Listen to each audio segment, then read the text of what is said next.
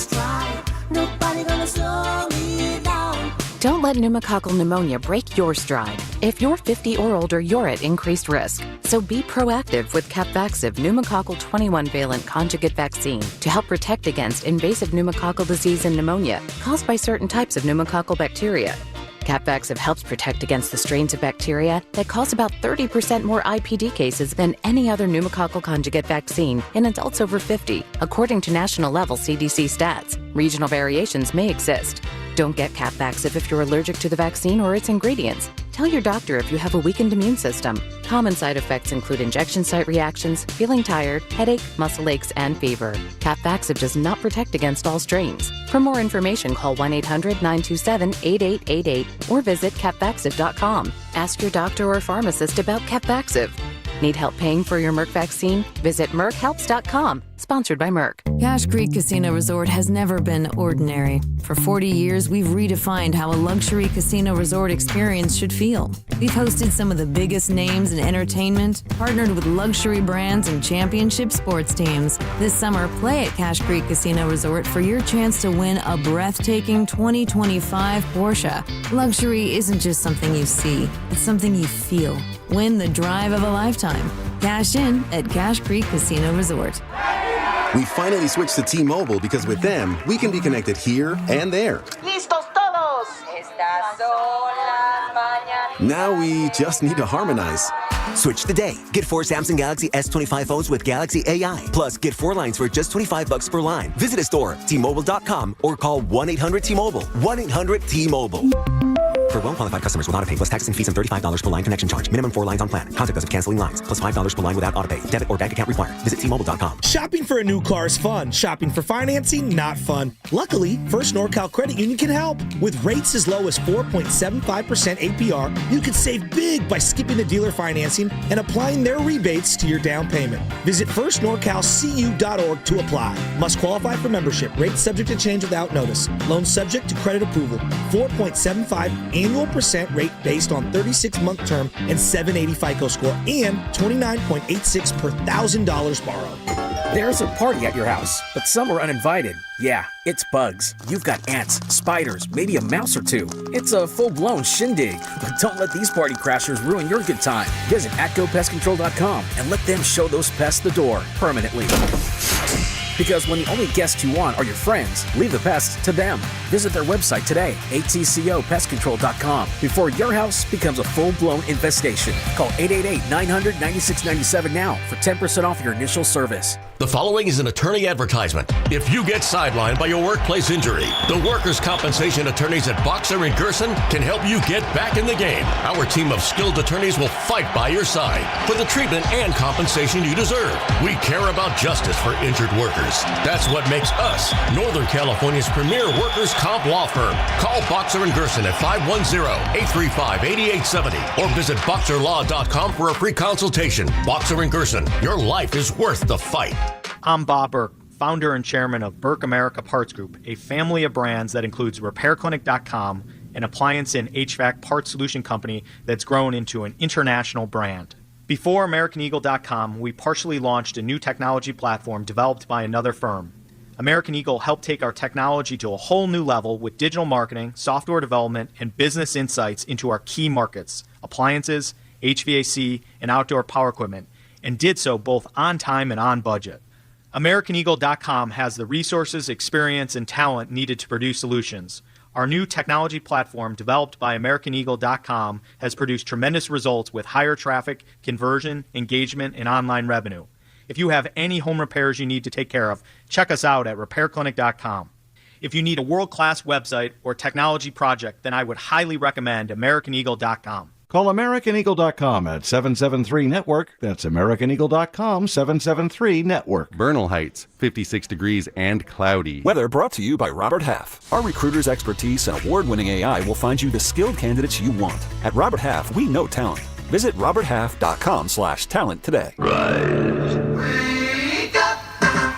It's time to wake on up. Wake up, wake up, wake up. With a nice cup of Joe. What's up, Joe, bro? Featuring Joe Spadoni. He's an Italian. And Joe, the Butcher Boy Shasky. I am slippery. Oh! The best part of waking up It's morning roast in your cup.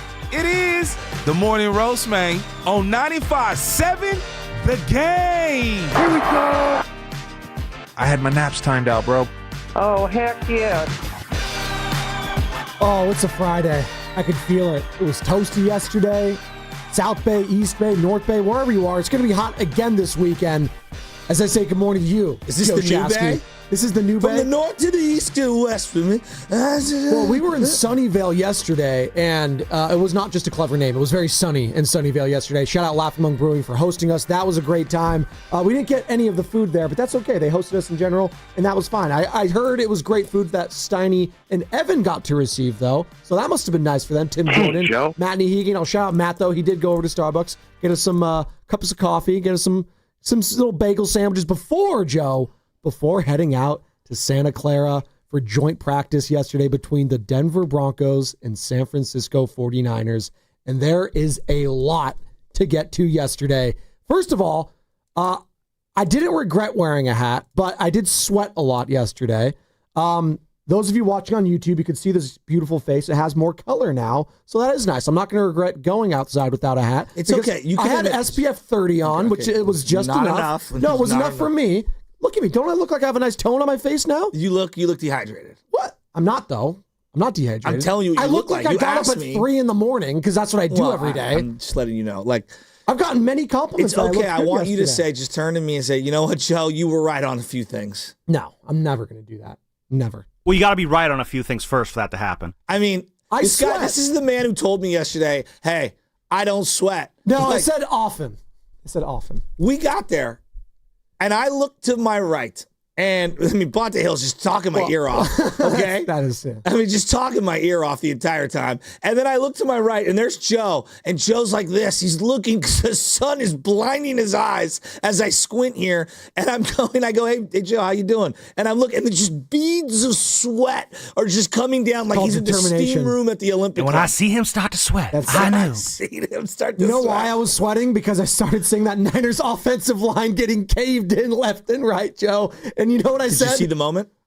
What was the moment? What was the moment? There was a moment when Mike Shanahan. Oh no! When Purdy missed Kyle Juszczyk on this wheel route over the middle, high, and it was just a bad throw, just high and over the. Mike Shanahan threw his hands up, was like, "I'm done watching the offense," and paced on over, not Kyle, Mike, and paced on over to the defensive side. And Mike loves him some Brock Purdy. Remember, by all accounts, that was the guy. Bill Romanowski was on our airwaves talking about it. He was talking up Mac Jones. Well, Mac Jones looked good yesterday, and that's going to be part of the conversations. Now, it's against the twos. This is joint practice. I know we love to have our overreaction Mondays. Well, we're going to have an overreaction Friday today for you, and we would love your participation. You know the number, 888-957-9570. It's the number to call or text the Boxer and Gerson Work Injury Attorneys text line. I think I want to start right here at the top. There's a couple of things. And I watched Mark Willard's video yesterday about, why can't people here like,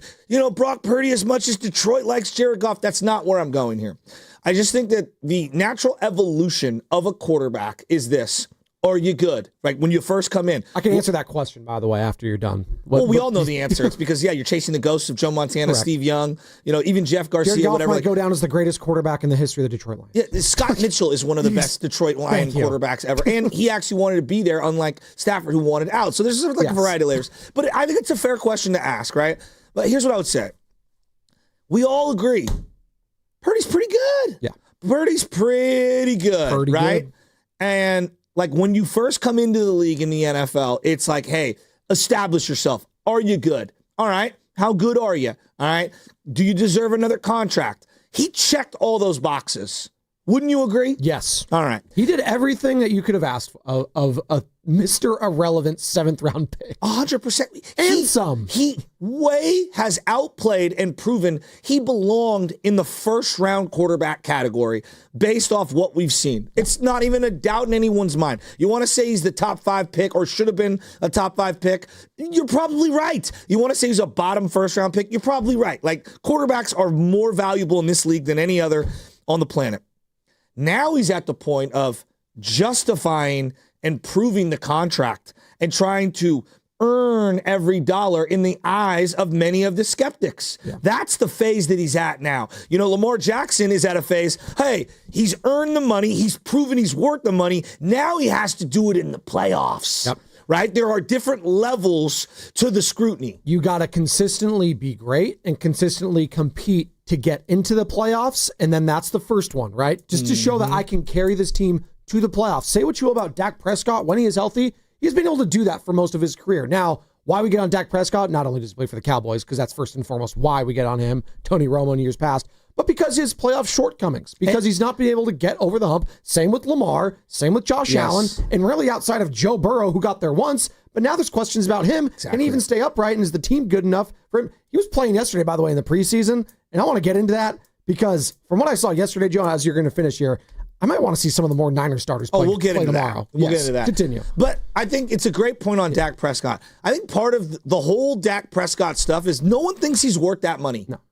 They think he's good. Like, I think most people, if you stripped away all the money, is he good? Yeah, he's a good player. Is he good enough to earn the amount of money that he's earned? I think that's where people start having these conversations. So I get back to Brock and I say this. Look, practice is not going to make or break Brock Purdy. It's not about that. I've already passed the he's good stage. We know he's good. Now this year is about going out and proving you're worth the money that they've invested into you. And time will tell. We will see, how much of the money we feel he's earned as a fan base, as a community, as a country of football fans. Well, we know he's been good. He's been great. He's been MVP caliber. He was solid last year. I wouldn't say he had a good season. He had a solid season last year, considering everything else that went around him. Can he be good with this team as currently constructed this season? That's a major question mark after yesterday for me. I don't know if he could be good or great because of everything else around him. Now you're back to where, like, a little bit where I was. So that's where I want to go. Like, I don't know where this season's going to go. All right, when it comes to Brock Purdy. And I think there's going to be a lot of people ready to burn down the fences on all of his performances if the team falls short. I'm letting everyone know.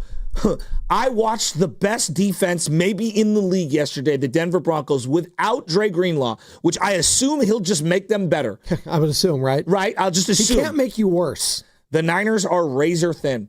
And to think that any guy, whether it is Lamar or Josh Allen or Brady in his prime, is going to carry a team by themselves in the sport of football is an asinine thought. You need weapons. And they've got George Kittle, and he looks phenomenal. Seeing him yesterday at practice, he looks phenomenal. Yep.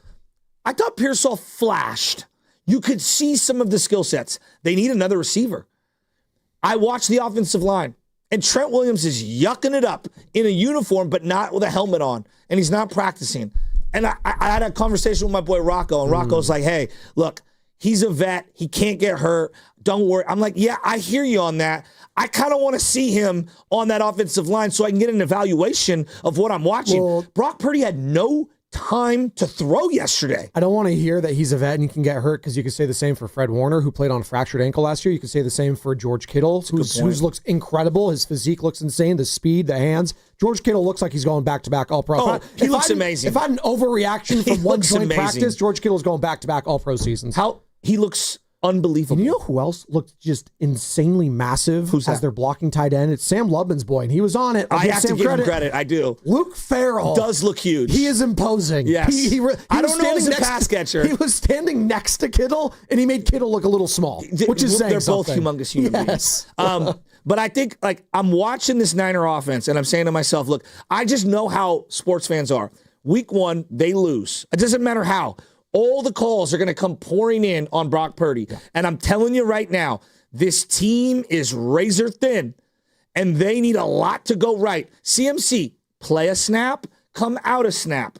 Play a snap, come out a couple snaps. Yeah. They clearly have this guy on a pitch count. Tough to tell. What did you think of CMC? Tough to tell if he's CMC or not. Well, Exactly. And because, there's breakaway runs, they don't really break away. Like they call plays early. They don't call plays dead early. Like there's so much to be said and made about joint practices, but also it's practice at the end of the day. So they're not trying to get hurt. And that's the one thing I came away from yesterday. We'll get into the good, the bad, the ugly of the joint practice yesterday, Joe. And I want to hear from the people. 888-957-9570. And shout out to those watching on YouTube right now. Brought to you by First NorCal Credit Union. For a low rate auto loan, apply online or just ask for First NorCal financing at the dealer.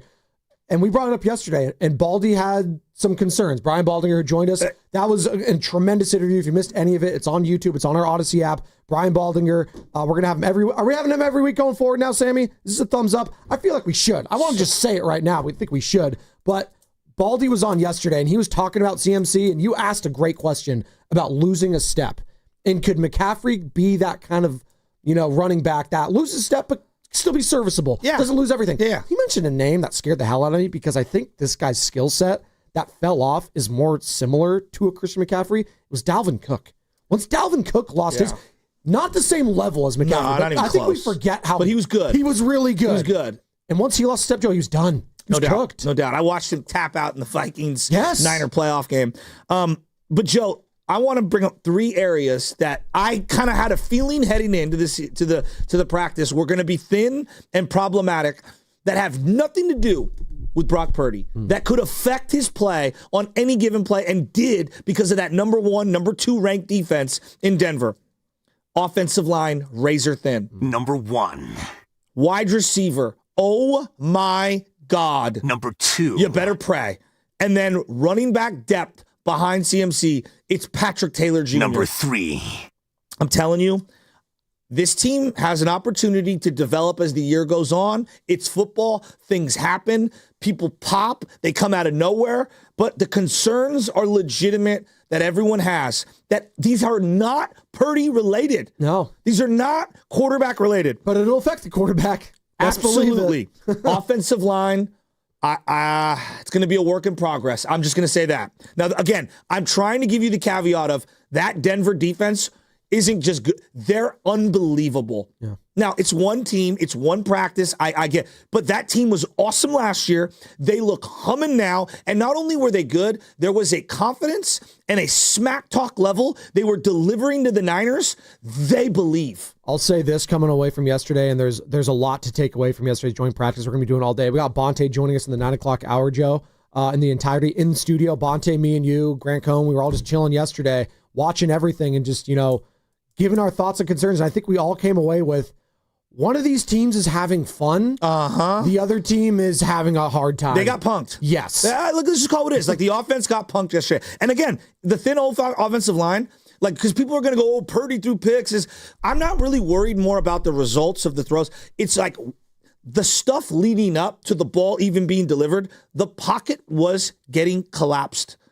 Purdy last year was forced to move over and over and over and over again. Same thing's going to happen this year. And thank God he can move. Yeah. Matt can't move very well. I'm just comparing it to the guy behind him. And he was going up against the twos. So that makes a big difference. The second team defense is not as good for Denver as that first team. That first team is unbelievable. That pocket gets collapsed. There's not a lot of places to throw. Patrick Surtain had our wide receivers in Alcatraz. I don't know how you could be underrated as a DPOY, but somehow Patrick Surtain is. He's so good. He made a play. Oh my God, he made a play yesterday on DeMarcus Robinson in the corner of the end zone when they were doing the 2-minute offense, 2-minute drill, Joe. And he just, not even close. And then the swagger and little dance move he did after it, it felt like all the Denver Broncos players were dancing to the Kendrick Lamar album that was playing the entire practice. By the way, your question was answered. You're wondering what music was going to be played? It was Nirvana, it was crazy. AC/DC, and Kendrick Lamar. Yeah, it was pretty incredible. And I love seeing Bonte Hill kind of jam out to the Nirvana. He had that to his repertoire. No, he was like, is this Metallica? No, Bonte saying he Shazam 20 songs was the funniest part of yesterday. It's like, people still use Shazam? They can just ask Siri and she'll tell you that. But Patrick Surtain came away from just jaw drop. He's just so intelligent. It just, the talent alone was incredible. Now, look, as practice went on, Denver was subbing out different guys with that first unit. I thought the Niners offense started to look significantly better when they got into they call it the move the ball drill, but it's like a 2-minute drill. Yeah. They just look way more rhythmic. And I thought that Purdy started to get a rhythm and they started to look better. No, were there some nice throws? Absolutely, there were some nice throws. It's nice stuff. But again, I'm looking big picture at the season and I'm saying, like, all right, I had questions about offensive line. Those questions are still there. And I think there's going to still be there throughout the year. That's every team in the league probably right now. You know, I'm watching on the other field, Mike McGlinchey getting body bagged by Nick Bosa. Mike McGlinchey got $50 million in free agency a couple years ago, and Nick Bosa was throwing him around like a sack of potatoes. And that's the one thing that could potentially hold Denver back from moving is their right tackle situation. Exactly. Yeah. Now, in that division. With Trent not practicing, we'll get into him, but with Trent not practicing, I just thought it was bad, and it was a bad look, more so than it was for the offense as a whole. And then I get to wide receiver. And we know, but outside of running back, outside of CMC, it is drop-off, cliffhanger. I mean, it is a cliffhanger, Sylvester Stallone, as I go guru on you. But wide receiver, I'm watching Brandon Ayuk on the sidelines, and I don't know where he's at. How can anyone know when he might return? I don't know. He looks so frustrated by the circumstance. I can tell he wants to compete. I can tell he wants to get out there. Boy, they miss him. I mean, my God, do they miss him. Wouldn't you have loved to see Surtain via Ayuk? God, that would have been awesome. But I don't even know what version of Ayuk is there anymore. Exactly. Yeah.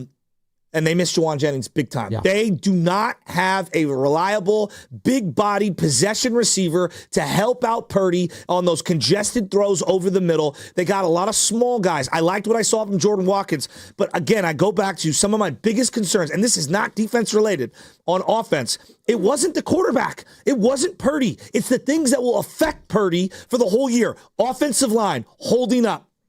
Wide receiver, do you got bodies? Right now, they don't.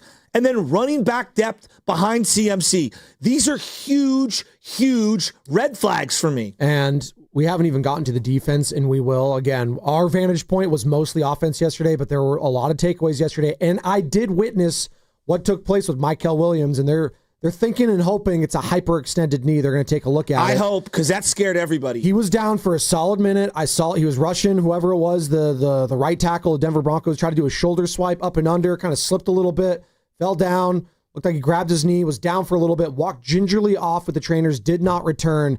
But apparently it sounds like they avoided any serious injury. But again, this is a guy that needs all the reps he can get, kind of like Ricky Pearsall last year. Like, preseason game 1 is tomorrow. I would have liked to see my number 1 overall pick, right? Like, I would have loved to see the first round pick, Mykel Williams. We need to see him. I think he needs the work. Yes. I think he needs the work. That's look, there were some positives. There's a lot of positives. I'm just saying, like, big picture, yesterday, it wasn't about one practice. To me, it's like, all right, what are our flaws? What are our flaws heading into the year? You know what our strengths are? We know that. Fred Warner, Nick Bosa, George Kittle, Purdy, right? What are our flaws? Look, dude, offensive line. And look, I will say this about the offensive line. Kyle Shanahan somehow, some way, seems to always make it work with the O-line. So I'm going to give him some benefit of the doubt through play calling, through scheme, through being able to shift at the offensive line level, you know, where they slide protections.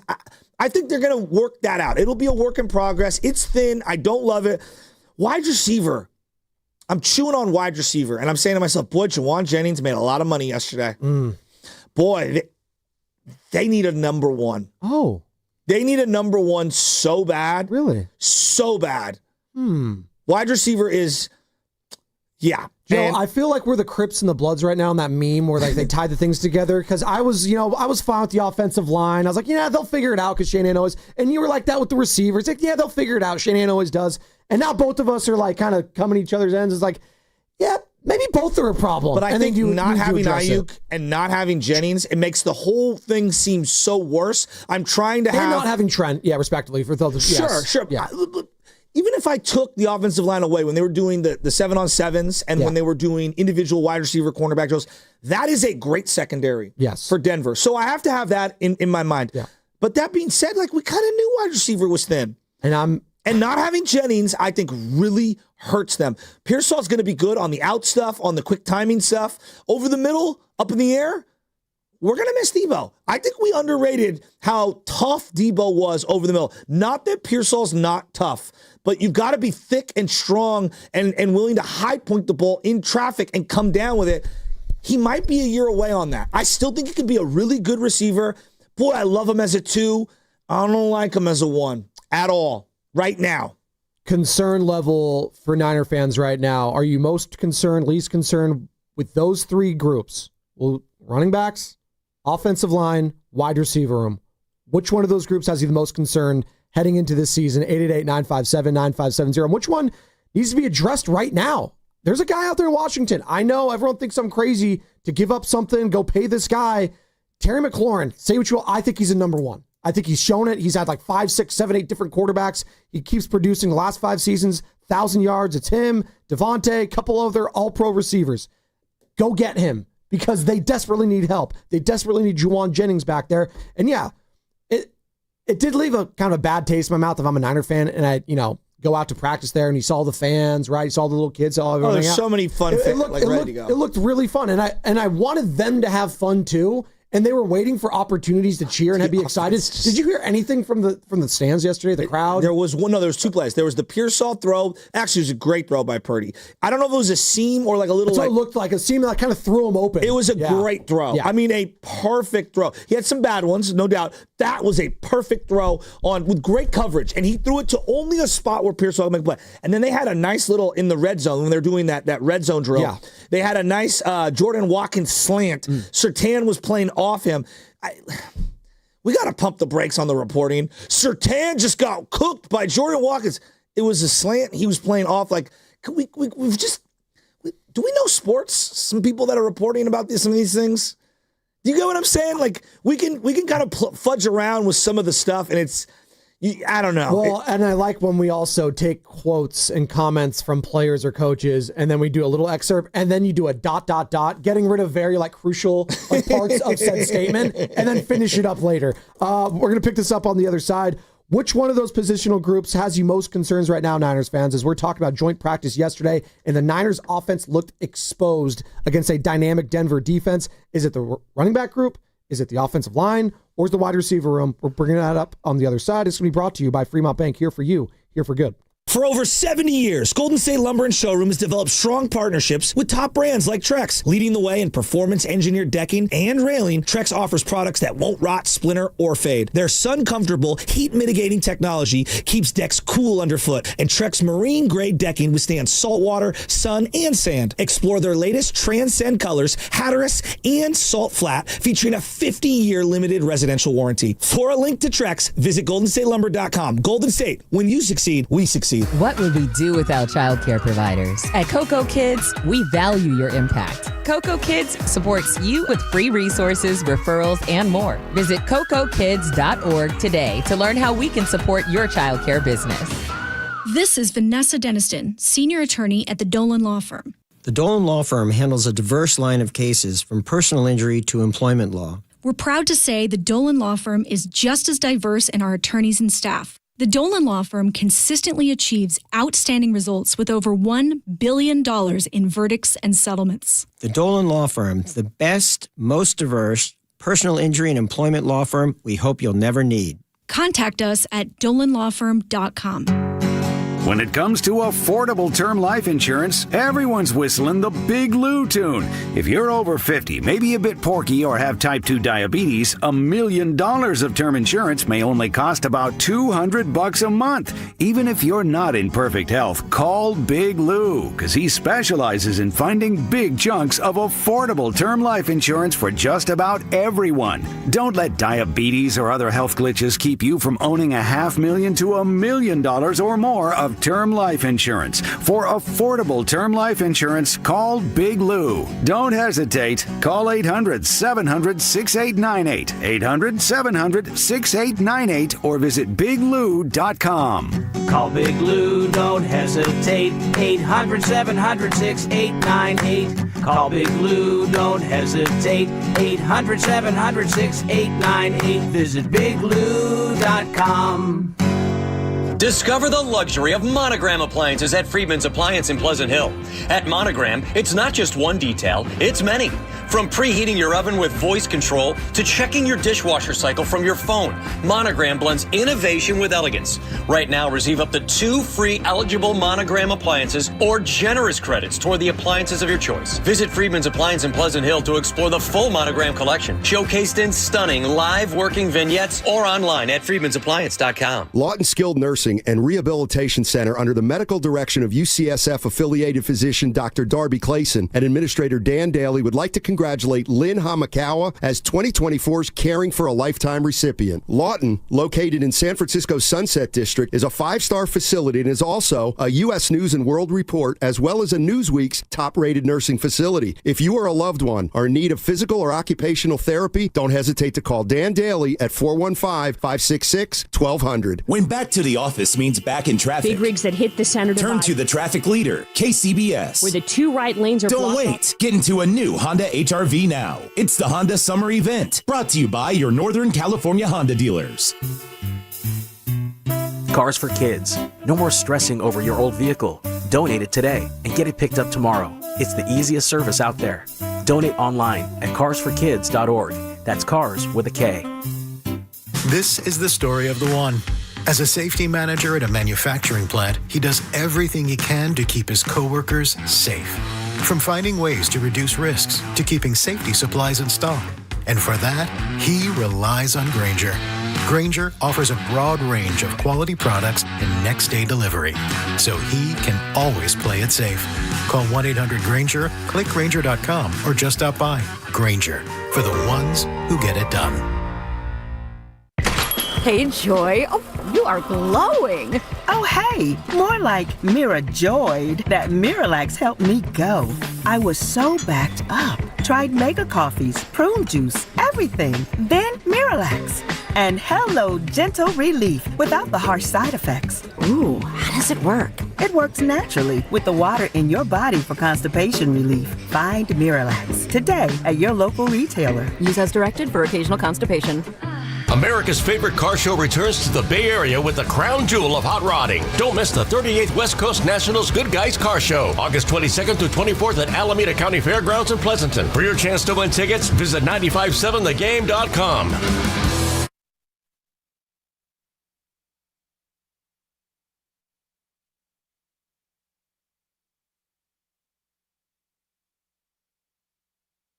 What's up, Joe, bro? I don't know. This is Oreo Cookie from Oakland, California, and it's plain to see you can't change me because I'm going to be a roaster for life. You know why I love practice? We in here talking about practice, not a game. Not a game. So I love practice because it tells you a lot about where your team is at today. That doesn't mean that's what you're going to be by the end of the year. How many times have I walked off a field coaching going, all right, we suck at first and third situations, right? I'm just going baseball here. But by the end of the year, we're going to fix this flaw that we have, and we're actually going to master it, both offensively and defensively. And I know Kyle's great at this. I mean, he's not good. He's great at this. There's very few guys in the league that you want running your team more than Kyle. Is there personnel stuff that's going to be really difficult to upgrade? Absolutely. But they've got some stuff they got to work on. And it's one big practice against a stellar test in the Denver Broncos. And I think seeing their flaws exposed so dramatically yesterday will force them into fixing or trying to fix, whether that be through personnel changes or just through working on it, or schematic stuff or whatever. Like, they're going to have to really work on some of these things that got exposed yesterday. I mean, people are probably wondering if we're trying to fearmonger, trying to say the Niners are cooked. Tell me what we saw. No, this is important for the team. They need to see this before the season starts. Agreed. This is the whole point of the joint practice, to kind of gauge where you are. Now, conversely, next week you're going to be in Vegas for joint practice. What if you look great and the offense looks amazing and it's the Raiders defense? And exactly. You never know, right? Because they have Max Crosby over there. They have Malcolm. It's about matchups. Exactly. It's always going to be about matchups. This was a bad matchup. Well, and it's about tape too, putting it all on the tape so they could review it, fix it, and go forward. That's the case with any walk of life, whether it's in radio. Oh, we listen back to this segment. This didn't work. Let's fix this. We'll do that going forward. Mm-hmm. It's anything, football related, life related. It does not matter. And you know the number, 888-957-9570 is the number. By the way, Joe, did you know this? We got 30 days, 30 until the start of the San Francisco 49ers regular season. George Odom days. 30. Donald Strickland days. God, you're amazing with numbers. You and Bonte yesterday, you guys, I don't know how you do it. Maybe that's why I sucked at math growing up. I just can never be a numbers guy when it comes to jersey numbers. Yeah. I'm saying I just can't do it. It's like unless you're like one of the all-time greats, I just don't know the numbers. I don't. So I'd have the sheet. I had to have the depth chart in front of me. I had to be that guy. I'd be like, oh, who's that? Well, if we're going cross sports. Numbers are numbers, and numbers are numbers. Yeah, Steph's obviously number 30. Thank you. We know that Orlando Cepeda's number 30. You know, there are some good 30s in Bay Area sports. Well, in honor of that, I'm going to do the 30 things I like. No, not like. I love about football, Joe. Do you like that? You know how there's like 25 days of Christmas, right? On the first day of Christmas, my true love gave to me. No, on the 30 days of NFL season, my true love gave to me what? Preseason overreactions. That's number 30 of what I love about football. We have preseason overreactions. Yesterday, we had not one, not two, but 3 NFL preseason games, Joe. And the overreactions I got immediately. My brother, massive Raiders fan. They played at 7 o'clock yesterday. Pete Carroll coming back in to Lumen Field up in Seattle. It was great. Marshawn Lynch is a photographer, apparently. He's out there like... stiff arming dudes. He's stiff arming Who would you have as your wedding photographer? Randy Johnson or Marshawn Lynch? Marshawn. Or Ken Griffey Jr. does it too, I think. Does he do it too? Still picking Marshawn. But it was fun to see that yesterday. But I'm going to Can you all stand near each other? I'm going to pull up the text I got from my brother Ray Spadoni. If you're listening, I love you, buddy. Literally, he just texted. This is 30 minutes into the game, right? Ones are probably out already. Whatever happened, this team sucks. That's it. I respond, preseason. Then he responds, that's just an excuse. Start the tank. Better to start it in 1 quarter into preseason than too late. He's not kidding, by the way. He thinks they're cooked because of 1 preseason, 1 quarter in it. That's why I love the NFL, Joe. That's why I love football. Arch Manning. Because exactly, Arch Manning. Or people are probably freaking out yesterday. If you're an Indianapolis Colts fan, you saw Daniel Jones potentially look god-awful replacing Anthony Richardson, who got absolutely blasted against the Ravens yesterday. Dislocated pinky. And now he's going to be on the shelf for God knows how long. Good luck, Shane Steichen, in the Indianapolis Colts. Oh, what was that? A little whistle? I like that. That's called the injury report. That's called the injury report. Oh, that is, you know what? I remember my first day on the show, too. It's all good. Well, I've been getting the injury report and the Fast Five confused. So maybe you're right, Joe. Maybe I did get too much sun yesterday. Hey, be careful. Sam behind the glass, dude. I have a new nickname for him. He's Thumper. He's Thumper? From Bambi, yeah. He's just quick with it. Another thing I missed, and I saw it yesterday, and it was not in favor of the 49ers, actually a good thing for the Broncos, but it's the smack talk and the shimmies and the dancing. I love that. And that's not just NFL exclusive and football exclusive, but football players, there's something about the 350-pound defensive tackle dancing and celebrating and yelling and say, that's a sack, that's a sack, that's a sack. Like he's 12 years old playing Call of Duty in the chat on Xbox. DJ Jones yesterday might as well have been a 12-year-old the way he was talking smack and just laughing. At one point, he said to the sidelines, I don't even know who it was to. At one point, he said, they still trying to replace me. Still trying to replace him. He's not wrong. Is he wrong? No. No. And that's why. He's the one that got away. DJ Jones was a very good player for the Niners. And that's why, as we're talking offensive, like the depth and the thinness of said offense, is the Ozempic Niners on 95.7 the game. Defense too, man. With Michael Williams going down, Alfred Collins, is he going to step up? Or some of these, I saw Nick Bosa. He was getting held a bunch. He was getting home. He looks fine. I have zero worries about Nick Bosa. Oh, my God. But as we're talking about the 30 things I love about football, as the Niners season is 30 days away, the regular season that is, it's preseason overreactions, it's the smack talking, it's the shimmying, it's the dancing. Reasons 30 and 29 for me right now. We're going to do so much more leading up to Sunday, Joe, but do you like the preseason overreactions? Did you used to be that guy? Like when you watched preseason, you saw the ones for a series, you're like, oh, we might be cooked. Were you that guy when you were younger? Well, I think there's like things you can take away. It's not the end all be all. I've been proven wrong. Does it bother you? Harbaugh went 0-4 in the preseason. They went on to win the division and be, Ahmed Bradshaw fumble away from winning the Super Bowl. Don't lie. Or getting to the Super Bowl. If the Niners go 0-4, or it's not 0-4 anymore, but 0-3 in preseason, are you going to be like a little concerned? No, no, because no one's playing. People are though, and that's why I love football. Wow. People like legit like look at that and say, "Oh my God, We just need to win one for the mentals of the team. Really? Well, at least 20 years ago they anyone? played. Well, So it's very different. Like right now, no one plays in the preseason, so the results are they're less than irrelevant. You say that, but I saw something yesterday that got me scratch my head a little bit on why the Niners shouldn't be doing this potentially tomorrow after they just got punked in joint practice yesterday. I saw Joe Burrow out there balling. I saw Jamar Chase out there balling. Yeah, you'd say they're pretty valuable to their franchises. Those are probably the two most valuable players on said team. Yes.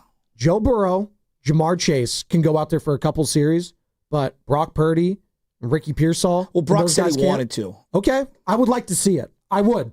I don't know if Kyle Shanahan's going to let him. I would also like to see Christian McCaffrey get out there just to see it, just to see if maybe he could break a tackle here or there. Maybe he could go all the way. Like, wouldn't you like to see? Wouldn't that calm some of your nerves, Joe, yesterday, if you saw McCaffrey for a series or two, just get tackled, get back up, get breaks them through? McCaffrey, maybe. Yeah, Okay. maybe. But I also understand, like, dude, he's only got so many hits left in his body at this point, too, right? So you want to minimize those. Like, I honestly am not really worried about Purdy just overall. He's a gamer. Like, practice, he doesn't really excel in, especially when there's not real hitting on the quarterback. Like, he's more of an impromptu guy than we give him credit for. But I do think there's something to be made, and Mac Jones is going to get a bulk of it, obviously. Carter Bradley, right? Oh, people are going to lose their minds because Mac's going to play well on Saturday. But I can feel it. I want to build that chemistry, though, kind of like I saw with Burrow and Chase. I'm not saying this is going to be the equivalent of that, but Purdy and Pearsall. Well, they're off. Yesterday, that was, if I was pinpointing one area that clearly didn't work, it was yesterday was, for the most part, Pearsall and Purdy. They were just off, but also Surtain was all over him. He was. We're going to pick this conversation up on the other side. We got the good, the bad, the ugly on the other side. We're going to get mine. We're going to get yours. And we want to get the people's. 888-957-9570. That's what's coming up next. It's going to be brought to you by Fremont Bank, which is here for you, and it's here for good. Losing weight shouldn't be a struggle, and with Jumpstart MD, it doesn't have to be. Right now, your first month is free when you join our medically supervised weight loss program. Our licensed clinicians create personalized plans, including GLP-1 medications, to help you see real results. No insurance? No problem. We have options to meet your individual needs. With 13 Bay Area locations and online visits, expert support is always within reach. This first month free offer ends soon, so call 855-JUMPSTART or visit jumpstartmd.com to start transforming your health today. Welcome to Dugout Radio, the undisputed home of Boomtown Baseball. The Wi-Fi is booming with Xfinity, baby.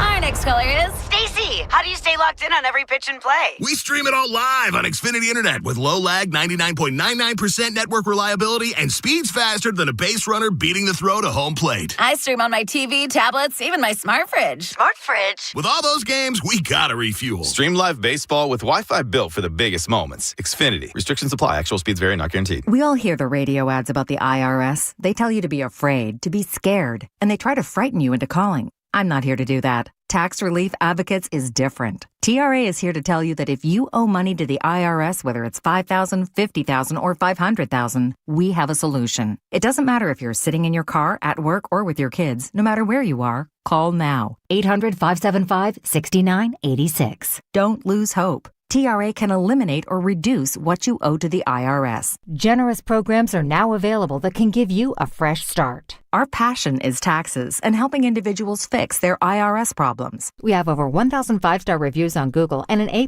with the Better Business Bureau. You don't need to be afraid of the IRS any longer. End your tax nightmare today by visiting us online at TRA.com or call 800-575-6986. That's 800-575-6986. Tax Relief Advocates. Real solutions for real people. Is your house more trouble than it's worth? Dealing with endless repairs or difficult tenants?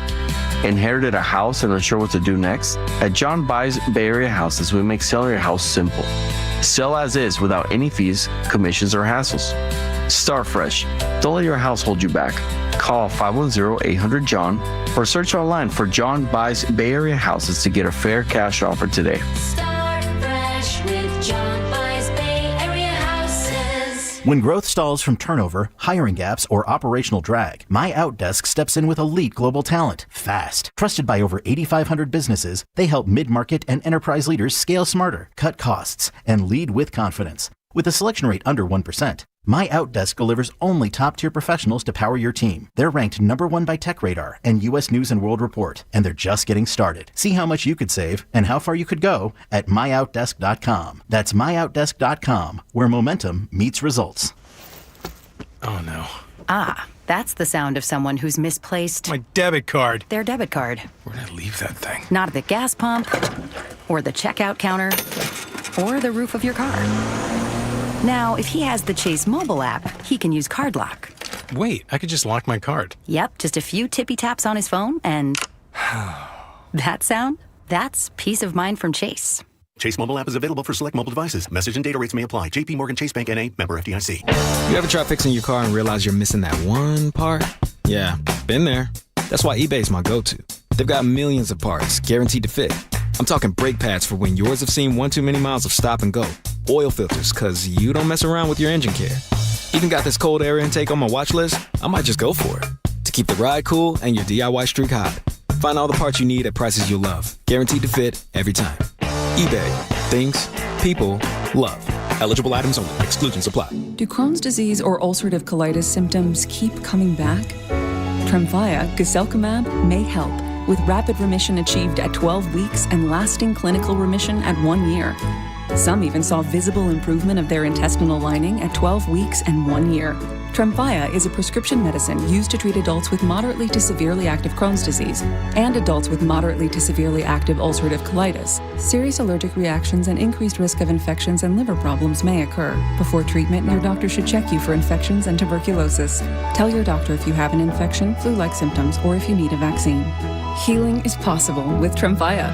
Approximately 3 out of 10 patients were in endoscopic remission at 1 year, based on areas visualized on colonoscopy, which may not represent the deeper bowel layer or entire GI tract. Individual results may vary. Ask your doctor about Tremfya today.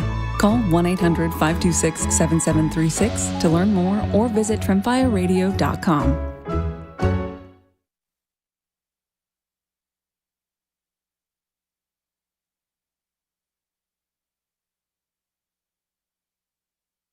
I'm the unreasonable one. Sure. Oh, yeah. Roasters, what's happening? It's Chewy Gomez from 102 Jams. I got you covered every afternoon from 3 to 7. And you know my boys Joe Spadoni and Joe Shasky. Well, they got you all morning long right here on the Morning Roast. Take it away, Spadoni. It bothers me. Let's go, Chewy. I was just thinking of Andre Nicotina songs when I hear just the word Chewy. But Chewy Gomez, obviously, Q102. Ballin'. Spadoni, Shasky, we're rolling here. It's a Friday. We feel great. We feel great. I don't feel great about the Niners and some of their skill positions, but you know what? They got time to fix it, Joe. They got time. That's the point of joint practices, people. As they had one yesterday with the Denver Broncos. Shasky and I were there. We're breaking it down. We're going to have our good, the bad, and the ugly of what we saw in about 10 minutes. 888-957-9570. Your concern level, Niner fans, with some of these positional groups. Offensive line. Wide receiver, running back, quarterback. Is it a concern for you? I'm not concerned with Brock. I'm concerned what's going on around Brock. And that's what we're talking about it right now, because you're only as good as the people blocking for you. Ask Patrick Mahomes in the Super Bowl. Not once, but twice, by the way, either against Tampa or against Philly. That guy has caused heartbreak twice for you, but you know what? At the end of the day, you didn't get him down on the field enough if you were the San Francisco 49ers. That's going to be tested again this season when it comes to their defensive line. We'll get to it. It's Nick Bosa and who? Well, you would hope it would have been Michael Williams, your first-round pick out of Georgia, but he walked off the field yesterday, and he's not going to play in the preseason game tomorrow, which are going to be valuable reps for a guy like that, a guy that's trying to establish himself, and quite frankly, a guy the Niners are going to have to need this year because they really haven't had a running mate for Nick Bosa in God knows how long, Joe. So yesterday, they've got all these different drills going across the multiple giant fields, and we're all kind of walking around. And I know, I go rogue. You know me. I'm kind of in my own world. We huddled at times, but we also shifted because we wanted to check out everything, right? Yeah. And something that is catching your eye might not be catching mine, vice versa. Exactly. I think we're looking at at one point you were looking at the drills with Purdy, with Pearsall, with all those guys, and I was on the other side looking at the defensive line as they were getting into it before they told us to put away our cameras. Can't record anything. Oh my God. All the secrets that are going to be out there. But we honored it. We were good. But yeah, you kind of, it could be overwhelming, but you just got to pinpoint You got to focus what you're looking for, Correct. yes, and specific things. And you try to do your best to see as much as you can, right? And so at one point, I walked over to the defensive line, right? And they're going up against the Broncos offensive line. Mm-hmm. Look, I'm a diehard sports fan. I can't name a couple Bronco linemen. Right. Can you? No. I get on Mike McGlinchey. There you go. Yeah, because he played for the Niners. Well, but again, there you go. Like, it's such a nuance. Unless you're, again, Rashawn Slater, yikes, by the way, patellar tendon, out for the season. Chargers are going to charge her. That sucks. Oh, no. There's a handful of names. But there's a handful of names. Exactly, right? Trent Williams is one of those names Yes. that is known. I'm sure if you ask Broncos fans, they don't know who the hell's on the Niners offensive line. No. Well, I'm sure if you ask some Niner fans, too, they probably don't know either. But that's a conversation for another time. But to your point is well taken, Joe. So I walk over and I'm looking at, like, I just want to see what do our guys look like against them. Like that. Again, not even knowing if the Bronco O-line is great, good, awful, whatever. I just know Sean Payton does a good job protecting his quarterbacks. There's a reason why, Bo Nix took every snap last year for the Broncos. And for almost, 17 years, Drew Brees at that size stayed in the pocket and found a way to be healthy. Is that Brees? Is that play calling? I'm sure it's both. So I think highly of Sean Payton in terms of offense. So I'm over there and I'm watching the drills and I'm like, all right, let's see Mykel Williams. He's lined up kind of over the center and the guard. Right? And just for those that are watching, like, you can line up on the outside, you can line up kind of on the inside. They have him lined up on the inside. And if you've been paying attention to the reports of everything, I'm like, all right, this is what everyone says he excels in. And boom, right away, he's really low. He splits between the guard and the center, and he gets great pressure. And you can see the center is like grabbing him like a hold. I thought it would have been called the hold. Right. And he still is able to penetrate and get through. And then he goes to the back of the drill, and then he comes back around, and he does it again. And again, the guard this time is the one holding him, and he's getting great penetration. And I'm like, wow, he really reminds me of DeForest Buckner right there. Right. And I'm not saying he is him. I'm just saying, like, he's so big and tall and lean but strong. You're like, yeah, I kind of see where he's going with that. And then eventually he comes back around and he rotates. Now he's on the edge. And I'm like, all right, let's see. Everyone's been saying he's not that great on the edge. Let me see for myself.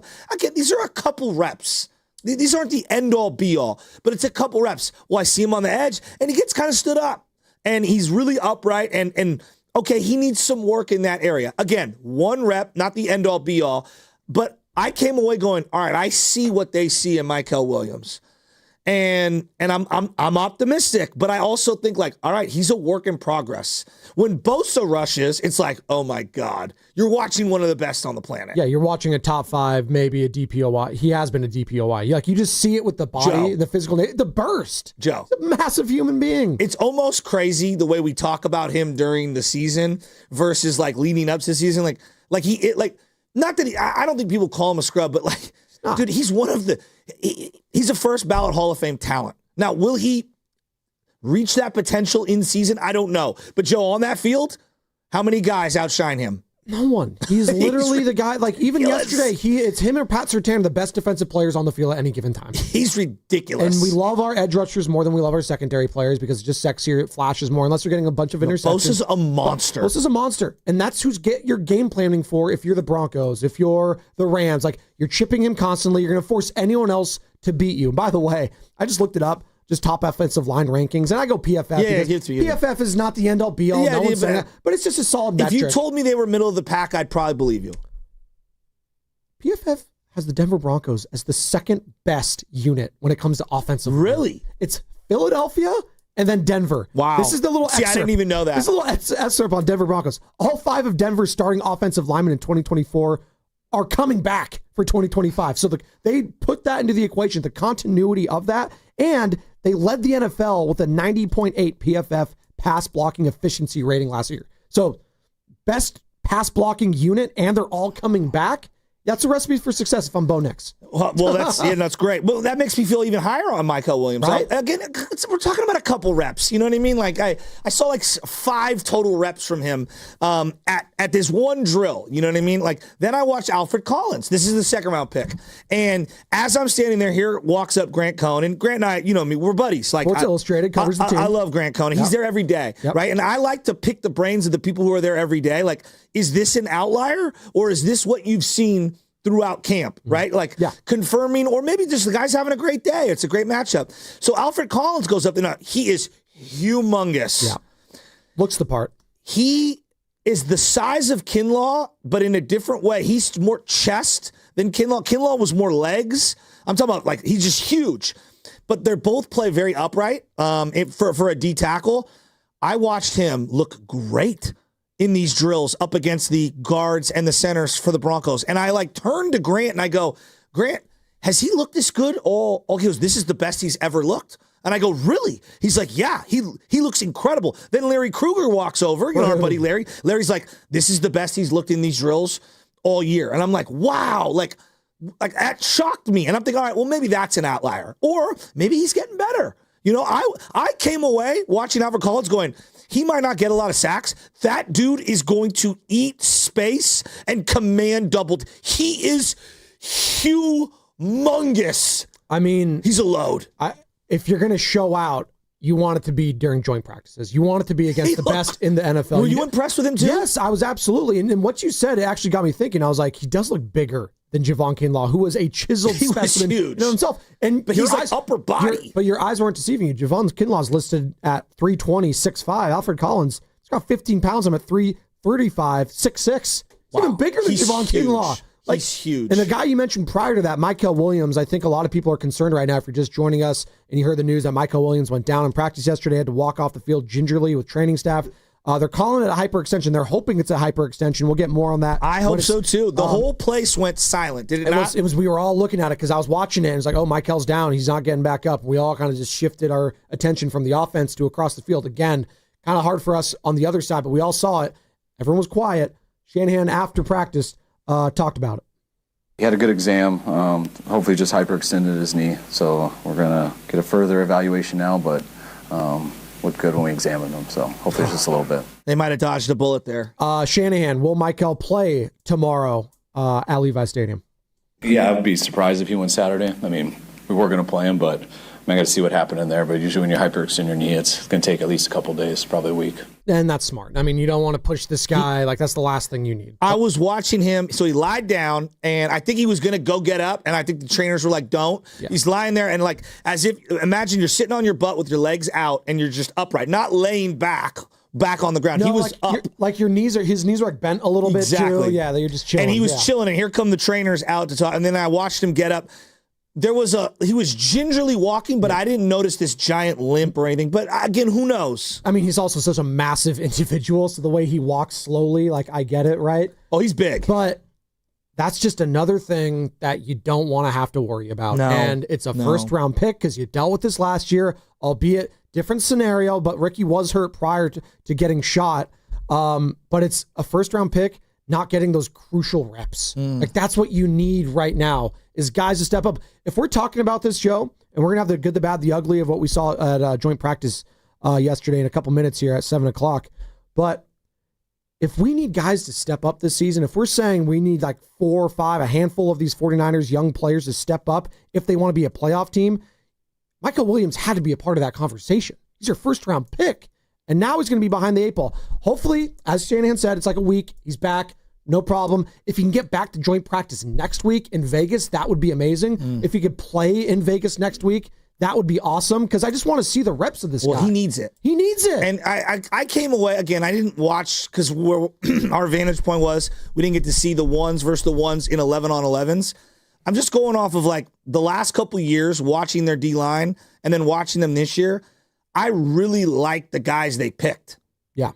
I think there's something there. Yeah. Now, are they ready to go? That's a whole separate conversation. It's a work in progress. I bet you, though, by the end of the year, we're talking about CJ West, Alfred Collins, this guy Valdez that Bonte's raving about, 55, who I only saw take one rep and looked really fast, bursting around the edge, wearing that D Ford number. He's thicker than D Ford, wears bigger pads, Right. but he was fast, really fast off the edge. Like him.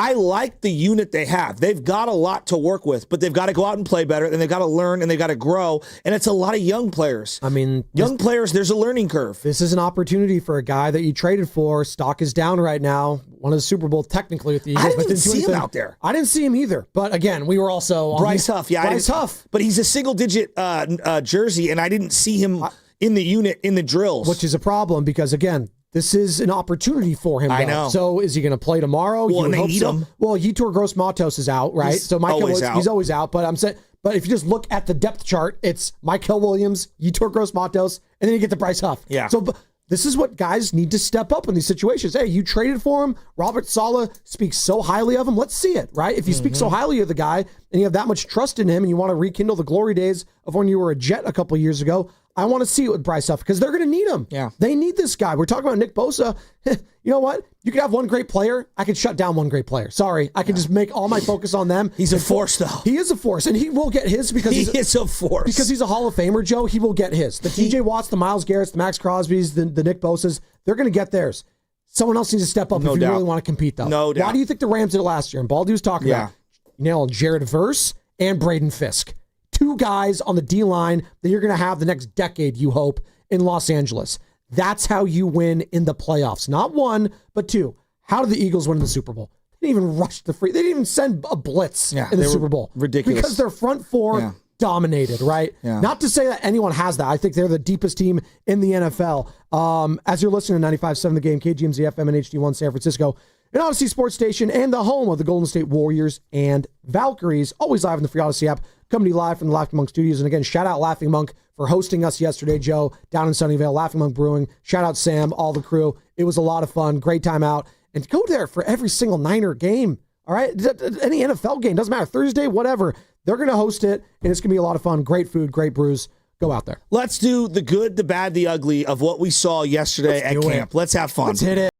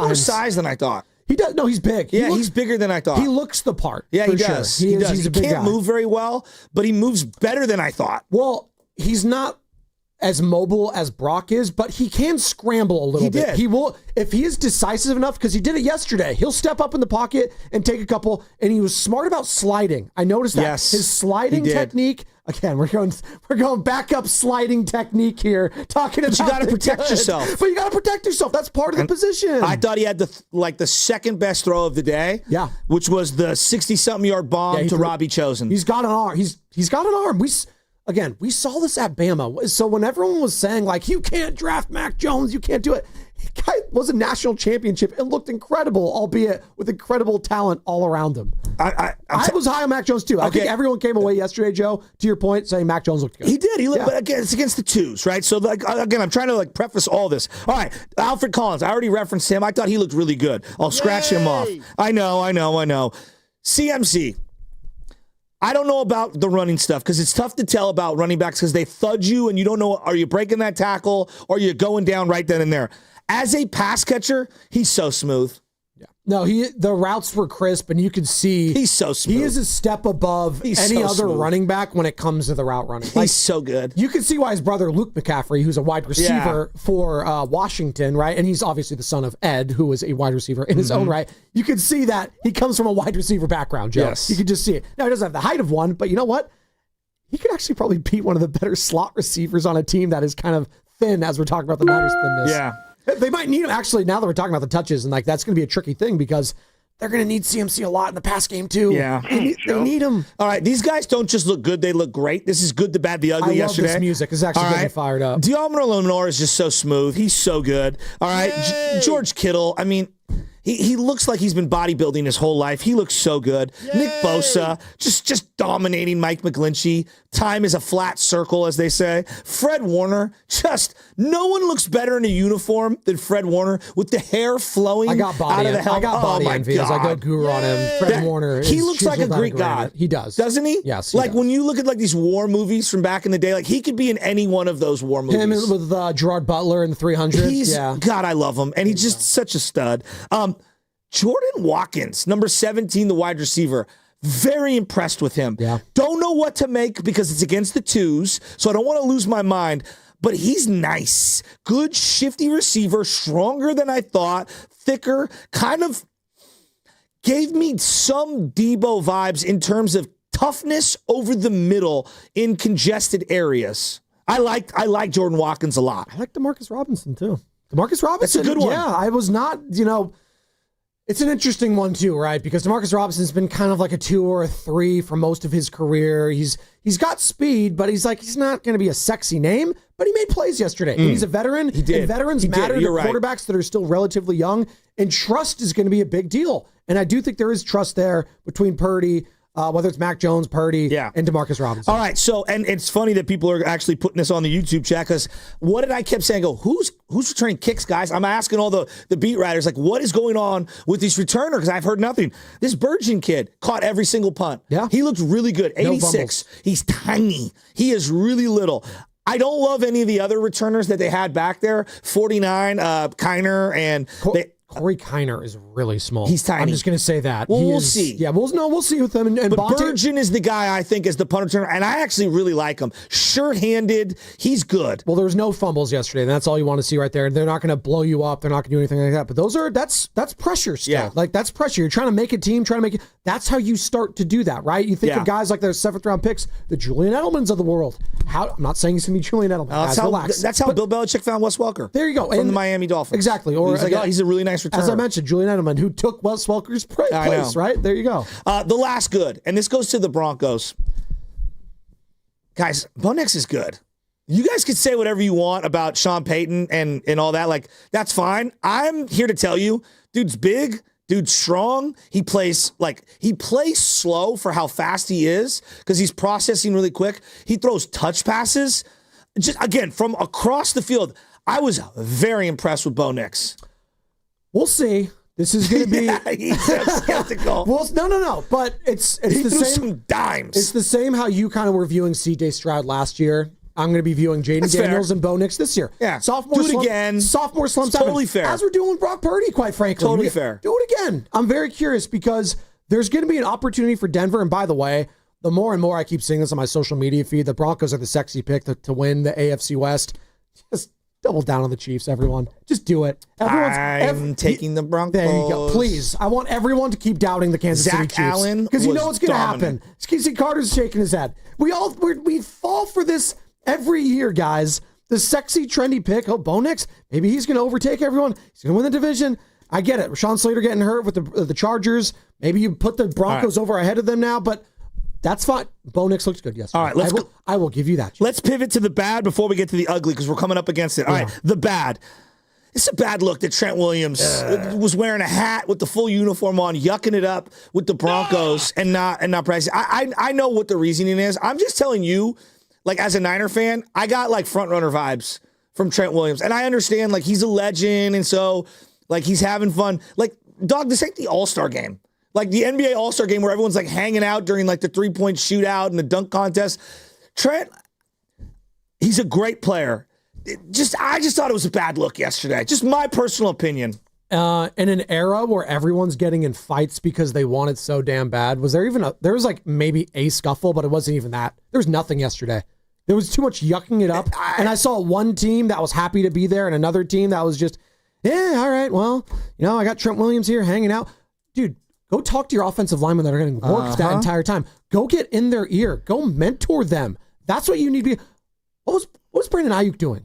Oh, he was laser focused, so frustrated that he couldn't be on the field.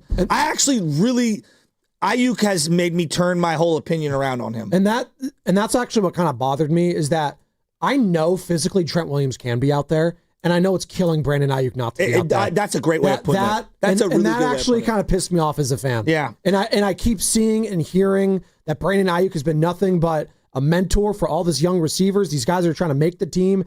He has been nothing but a team player from this point on. And then my guy, my future Hall of Famer, and I get it. It's during practice. And Trent, if he shows up, he's going to be walking into the Hall of Fame. He's still one of the best in the league. I just want you to be mentoring these guys. I wanted to see that. Let's go back to that really quickly. Niners secondary, bad. Purdy's pocket to throw all day, bad. No! 75 and 74. You just not very good. I don't know who you are. Not good. Backup running back, bad. And then the defensive line, I thought was biting a lot on the stretch play action from Sean Payton and the Broncos. So that's something they're going to have to work on. Pick the one that you want to talk about. Let's tease the ugly for the other side, Joe, because we're up against it. So we've gotten the good, we've gotten the bad, and Joe Shasky's the ugliest thing he saw yesterday outside of my sweaty head. That's going to be on the other side. Oh, no. And it's going to be brought to you by the American Cancer Society. We are the American Cancer Society, making strides against breast cancer. Are you ready to join the #1 breast cancer movement in the country? Sign up today at makingstrideswalk.org. We finally switched to T-Mobile because with them, we can be connected here and there. Let's watch a movie. And we have Netflix included to enjoy our favorite shows and movies. ¿Qué tal esta?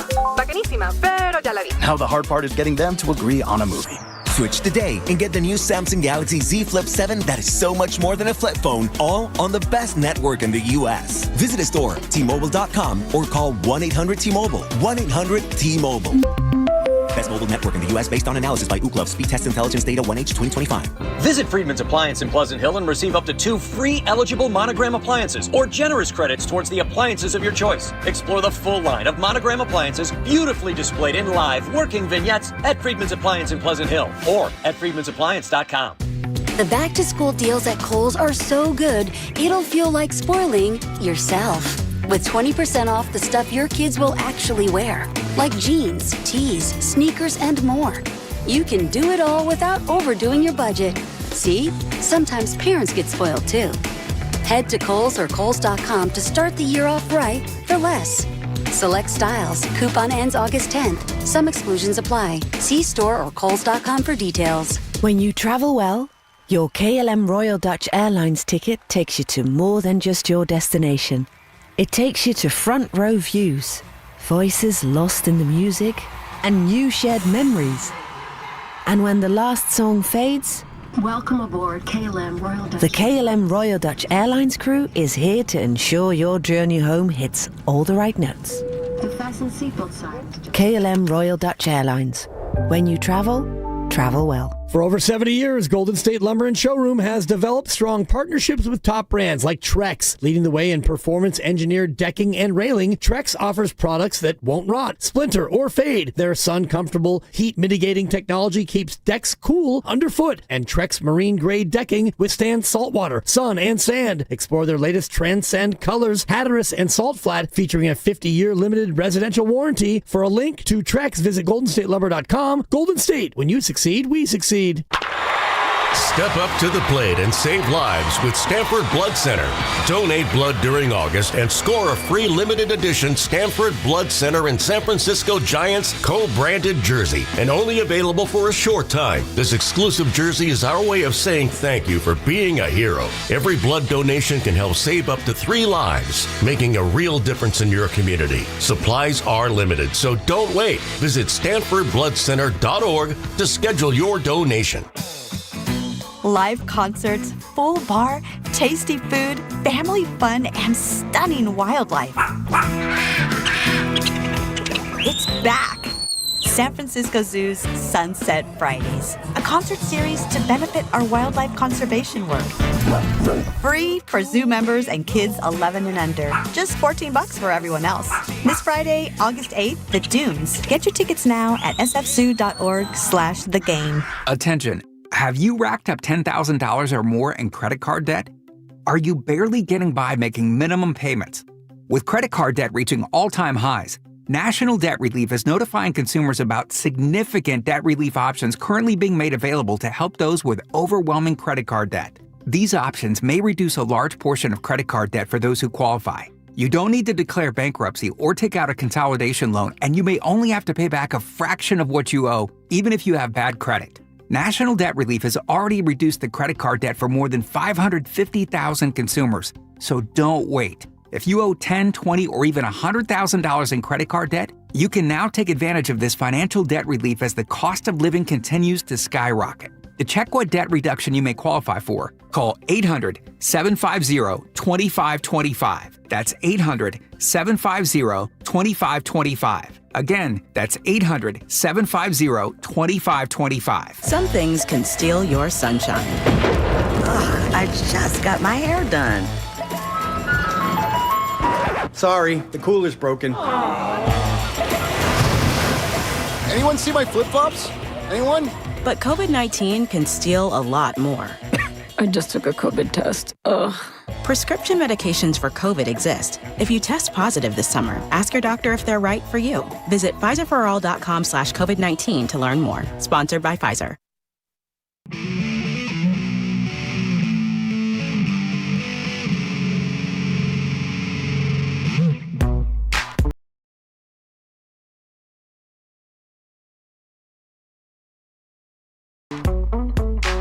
This is a certified hood classic. It ain't nothing you can do about it.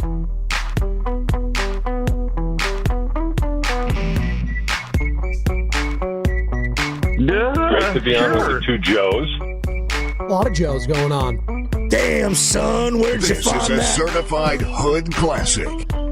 Oh, man, we're having a great time. Joint practice was yesterday. We got Niners preseason game 1 tomorrow, Levi's. You're not going to be there, right? You said you gave away your tickets? Yeah, I gave them away. Well, we're going down to, probably going to Santa Cruz with Rocco and the girls. Oh, nice. Yeah, we were going to go up to the Boardwalk. cabin, but some stuff, yeah, so. Nice. Well, I always contend, I think the Santa Cruz Beach Boardwalk, it could be family related, it could be out. I think it's a perfect first date spot because you'll learn a lot about someone when you go to the Santa Cruz Beach Boardwalk. First Are off, you a carny? That was a joke. That's a joke. Bothers me. Do you enjoy rides? Some people either do or don't. Do you enjoy playing the carnival games? Uh-huh. Are you competitive in that regard? Do you like going to the beach at all? Can you walk around, the physical nature of walking around at the boardwalk? Because it's going to be toasty this weekend, Joe. You have your hats ready, by the way? Are you like Trump doing the fitness test here? What is going on? He approached me. I didn't. You, Saquon, I can't confirm nor Bosa. deny. Well, I think Tua and Saquon said no, right? Bosa said yes. That's how. Of course, Bosa said yes. Well, I mean, not mad at him. Guys, if the president not is mad at him. asking you and you can make a little money on the side, you say yes. Is he how much money? Well, Bosa's not on that, is he? Yeah, absolutely he is. I thought it was Kachuk, Wayne Gretzky, and Bryson DeChambeau. I think Bosa accepted it. Get on that, Carter, in the back. I will. This is hard-pressing stuff. Do we need to see Nick Bosa tomorrow in the preseason? I say no. I don't think so. But I do think there are some players that have some cobwebs that need to be untangled, if you will. I think Christian McCaffrey, Joe, needs to get some reps in some games, whether it be against 2s or 3s. I don't really care. I want to see him go through some tackles. I want to see that. They'll probably, this is just a speculation, but they'll probably do a series or two with the full unit for the most part. Right, and maybe not even, maybe it's not tomorrow, maybe it's next week. Like sometimes that's what happens. I don't know. I just saw Joe Burrow and Jamar Chase yesterday with the Bengals, and if either of those guys go down, their season might just be over, especially Burrow, obviously. But even Jamar Chase, he means that much to that offense. Like, they're willing to go out there for a couple series and go put up those numbers. Why can't Brock? Why can't CMC? Well, why can't Pearson? We don't know if they did joint practices. I don't. I know that Lamar was talking about how they did the joint practices yesterday in their preseason game, and Lamar was like, yeah, we got great work in those joint practices. We treated them like games. Jamar Chase or Lamar Jackson? Sorry. Lamar Jackson. Okay, got it. Did I say Jamar? I meant Lamar Jackson. No, you're good. You're good. Because that game was on the NFL Network. Correct. And I was watching it, and I was like saying to myself, oh, well, that's interesting. Like, Lamar is basically telling you what everyone else has been saying, which is these joint practices tend to be a little more game-specific than the preseason games. By the way, Anthony Richardson, he's just, it's done. It's over. I'm calling it. I'm calling it a career. It sucks to say. It's a dislocated pinky. But this guy, it's a walking medical. As we're talking about Garendo having so many injuries, Anthony Richardson, he was a project heading into it. They didn't want to stick with him knowing he was a project. But the body, like the arm, I mean, everything, right? Remember when he said, I'm too tired to play? That was... oh, yeah, I do remember that. He said, hey, I got to come out. Do we want to finish up our ugly? So we had the good, the bad, the ugly. We had the good, we had the bad from Shasky at joint practice. There's one thing. There's nothing in sports. This is the most ugly thing I saw yesterday. Oh, my God. There's nothing in sports more humiliating than when the other team is clowning you. I don't care what it is. I don't care if it's practice. I don't care if it's in the backyard. I don't care if it's in the Little League World Series. I don't care if it's at the college championship BCS game or if it's in pros or it's at joint practice. The way the Broncos defense was not just dominating the Niners, to me, it was the clowning of the Niners. Like, they knew what was coming. Like, they could not be slowed down. That part was tough to see and tough to swallow. Of all the ugly things I saw yesterday, it's coupled with that and then Trent probably yucking it up with them as they're dominating. But DJ Jones in particular, how he looked being a former 49er and your failure to address said position basically since then. Yeah, you have Eric Armstead, and he was fine. Like, he was good, but you really haven't recovered since DeForest Buckner at the defensive tackle position. And DJ Jones is really good in his own right there. And you feel like, God, why can't we have kept that guy? And he was kind of letting you know about it yesterday. And that's the worst part. When someone leaves you, Joe, and gets better. We could try to say, hey, I want the best for you. I want all this. But then when they're doing it and then just letting you know about it and they still feel some type of way, how could you not be like, okay, yeah, I got to eat that one. And the Niners ate it yesterday. They had to eat. Absolutely. They ate a humble sandwich yesterday. It might be the best thing for them. It doesn't mean their season's over. It doesn't mean they suck. It doesn't mean they're going to win 7 games, 6 games. It's just, hey, this is what happened on this given day. And it's about matchups and, everything's a work in progress. But the part that really bugged me, and I hope it sticks with the players, and I think it will, because I saw Christian McCaffrey behind everyone. They're all in a line behind the play, right? And when CMC would come out, he would stand almost back farther than everyone else. He was chomping at the bit, not just to play, but I think to shut up the Broncos. You could just see that guy. Look, I will never doubt Christian McCaffrey's competitive fire. That guy wants it. Bad. Well, that's the thing. I know CMC wants it. I know Brandon Ayuk wants it. I know Brandon Ayuk, even on the sideline. I got the sense from Brandon Ayuk, he was not happy that he couldn't participate. God, and it just shows yesterday with the wide receiver room how desperately they miss Brandon Ayuk because him just would have, if he was out there, hell, they missed Juwan Jennings. Big time, missed Jennings. They missed a big body guy who can come down with a catch in traffic. And talking about winners and losers, this is good about the ugly, but if you do like a winners and losers, I think Juwan Jennings not being there turned into a winner for him in his negotiations, Joe. Are you kidding me? Not a doubt in my mind. Now all of a sudden, I am kind of with the conspiracy that, yeah, maybe he was like him and his agent. Wow, this Broncos defense is really good. Maybe if I miss this joint practice, I'm not reporting anything. This is just speculation. It's all speculation. Just, hey, you know what? Maybe if I miss this, and it highlights just how thin they are at that position, maybe we can get the ball rolling here sooner rather than later on this contract extension. Give me a couple more million, guys. I'll be out there. Calm the waters. Because Purdy needs him. Absolutely, he needs him. Oh, no doubt. He was number 1 last year. No doubt. I mean, look, if he's legitimately injured, Juwan Jennings, like that's concerning in its own right because they're super thin at receiver. They're injured everywhere, too. Like, that's another rat on the table right now. The injury report, they're all going to be 49ers related. Juwan, Ayuk, Garendo, Cowing. Now you got Jordan James out for a few weeks because he broke his finger, right? Like, Michael Williams, hyperextended knee. The list goes on and on and on. And that's the one thing. That's the only way because they didn't lose yesterday. Like, it was a practice, right? And they're only going to get better. Again, I came away encouraged in a lot of areas. The only way they lose is when you lose players. When people get hurt. Well, that's why Michael Williams was a big blow. Like the Chargers, and they're lucky they dodged the bullet. The Chargers took a massive step back. They lost their left tackle yesterday, Rashawn Slater. He's out for the season. I mean, that's a loss. They're in trouble. They're in trouble. When big boys and big name players and players you are counting on all season long go down in either training camp or a preseason game, that's the only way you lose before a season starts, is that way. And that is what you don't want. And that is why that's the argument against playing some of these guys and playing your starters in these preseason games. I understand the Sean McVays of the world, but I do think the Niners are in a position right now where they need all the reps they can get. Some of these guys do, right? I think Pearsall needs to keep getting reps and reps and reps. I think I would like to see, when he does come out there, the Michael Williams, obviously. If it's just a hyperextension, he comes back next week. Bryce Huff needs all these reps. I want to see more of Bryce Huff. But the young guys that you drafted to, the Alfred Collins of the world, right, Joe? The CJ Wests of the world. Can they flash tomorrow against the Broncos? I don't care if it's against the 2s or the 3s.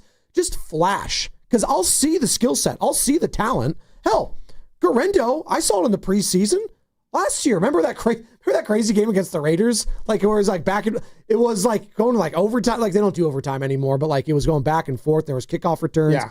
Like, this, no one could stop anyone. And when it came to special teams, but like I even saw some flashes from Garendo then. I was like, oh, okay, maybe this Rook's got something.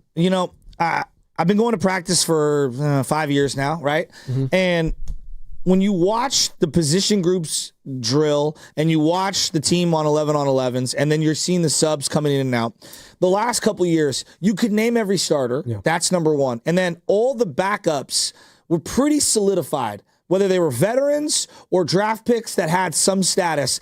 And then all the extra guys that were on the fringe of getting cut, you were like, oh, well, that guy will be an NFL player somewhere. What really stuck out to me yesterday is that this Niner team, different from years past, there are a lot of jobs up for grabs, which is the first time in 5-6 years. I haven't seen this many jobs up for grabs in a long time. And then B, when they make all their cuts, I'm not sure how many of those guys that get cut are actually going to get picked up by other NFL teams. They're thinner after the first 6 guys than they've been in a long time. Now, they have a lot of young guys who can go in either direction. They can develop, and then they can be a part of that depth that they're so missing right now and be impact starters. Or, they don't pan out. Time will tell. But they're really thin. And I look at running back and the unknown of CMC. What really scares me, Patrick Taylor Jr. getting second-team reps. Corey Kiner getting third-string reps. And this is what Brian Baldinger told us yesterday about how important the running game is. Obviously, it's important. Saquon Barkley, and you look at what Christian McCaffrey did just a couple years ago with these 49ers. But Baldy breaks it down better than anyone else, talking about the best teams being running offenses.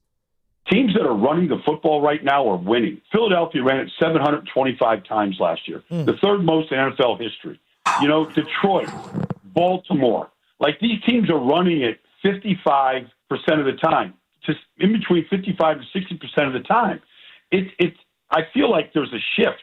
And so the 49ers can be involved in that because they have been able to run it. And that's why your first question, Joe, about, Christian McCaffrey is so important. Being able to finish games running it, finishing on third, completing third downs, finishing it in the red zone, finishing it from the 2-yard line. That's why the Eagles, with this tush-push, was so important. They held on to the ball. They finished drives. They finished, they score rushing touchdowns. Like these defenses are so good right now and so talented that in these matchup zones that teams are doing, like these windows are small, like they're sitting on top of these routes. Like, you better find a way to run the football right now. And that's why I think there's going to be a retooling, not a reinvention per se, but Kyle Shanahan's going to have to get creative this year when it comes to the offense because of all the depth or lack thereof at the positions and the skill positions, Joe, whether it's wide receiver, whether it's running back. Like, you got to get Pearsall in motion. That's something I came away with yesterday. Both you and I were discussing that. You got to get Pearsall in motion because he's not just this physical specimen. He's not this Randy Moss. You can't line him up on the line of scrimmage. You can't. That's not his game. And they play press and expect him to win right away all the time. No, and you got to get him in motion. You got to get creative here. You got to get Christian McCaffrey moving a little bit more, right, in the passing game. So, we always talk about the run setting up the pass. Well, sometimes you got to use kind of like the pass as a makeshift run game for you at times. That's why they looked so good in the 2-minute drill yesterday. Yeah. I actually thought that was Purdy. He looked so rhythmic in that. He's really started to feel himself. And where did Kittle and Pearsall make a lot of their money? On those short out routes. And the biggest completion, too, is right in the middle of the field. I think it was to Kittle as well, right? Just dead center. Yeah. That's where Brock lives, and this throwing offense has worked, whether it's Jimmy Garoppolo in the past, whether it's Trey Lance, right? He was a little off early. I thought he was holding because again the O-line wasn't good yesterday. They got dominated, and I just thought that he had to hold the ball a lot longer than he wanted to, and his throws were a little behind, guys. Right. Well, it's still early in practice. Still even scared me when he was throwing to the middle of the field, but it was a nice throw. It was a nice catch from Kittle, but you looked hesitant at times. And that's Kittle the is thing. a beast. Kittle's just that was your good. That was the great for me. The great he is about it. So good. I'm calling it right now. He's going all pro this season. He stays healthy. He will be all pro again. There's no doubt in my mind. George Kittle, for my money, best tight end in football. He's so good. Travis Kelce, sorry, see you later. Doesn't mean I'm taking him first overall fantasy because, as we know, fantasy's PPR most of the time, points per reception. I don't think he's going to get the most targets. Although, if we're talking about the lack of receiver depth, wide receiver depth, lack of tight end, just make this guy your number one. Make him the focal point of the offense. Why not? Right? Like, does that sound insane? Just feature him more. I mean, Joe, I know it sounds redundant. We say this every year. Can we see more of George Kittle? Can we see, Baldy talks about it all the time. Can we see more of this guy? Well, if you paid Luke Farrell to be that blocking guy, is that going to open up more things for Kittle in the passing game going forward? You would hope. There's one element, I just think Juice plays way too much. Well, I would play Farrell more. I think it gives him a little more formation creativity, and I just don't fear Juice in the passing game. Farrell's a monster. I think they think higher of Juice in the passing game than I do, and I don't know. I think the shift should be to more 2 tight end sets. Yes. I'm interested to see it. One thing that we're never going to get is how are they really going to call plays in the regular season? They did a one end around yesterday with Ricky Pearsall. Yeah. That is one thing Ayuk's not good at, the end around stuff. Debo was great at that. Yeah. I think Pearsall does have some, not gadgetry, but he's got more juice and wiggle on those types of plays. I think he can be an important player in that aspect. I think they're going to do fun stuff with him. Well, you mentioned Pearsall right there. This is what Shanahan had shallow crossers. Yeah, Shanahan had talked about it yesterday after the joint practice with Denver, talking about the second-year wide receiver out of Florida. Ricky's such a good football player, and he works so the right way, and he's got such natural hands, such natural route running ability, and the game's not too big for him. So Ricky's biggest thing is just being out there and trying to stack days. He got off to a late start because of his hamstring, but he's been able to stack days here over these last couple of weeks, and when he does that, he just gets better and better, and really helps us out on offense. And again, probably see him tomorrow, hopefully, against the Denver Broncos. And speaking of, the big storyline yesterday wasn't so much Brock Purdy. It was Mac Jones in the 2s, right? No one's saying there's a quarterback controversy. No, he's just way better than their backups the last couple of years. He looked good yesterday against the 2s. What do you want to tell me? In a day where the 49ers are getting punked left and right, I'm looking for positivity. Mac Jones looked good yesterday. Shanahan saw. I'm actually really happy for him. Yeah, me too. Shanahan talked about it. Yeah, Mac's doing a good job. We really liked what we've seen from him so far. We had an idea what we hoped he'd be like, and he's been exactly that. He's been playing real well, and hopefully he'll continue that. My favorite throw of the day from Mac, it wasn't the 60-yard bomb that everyone's going to point to.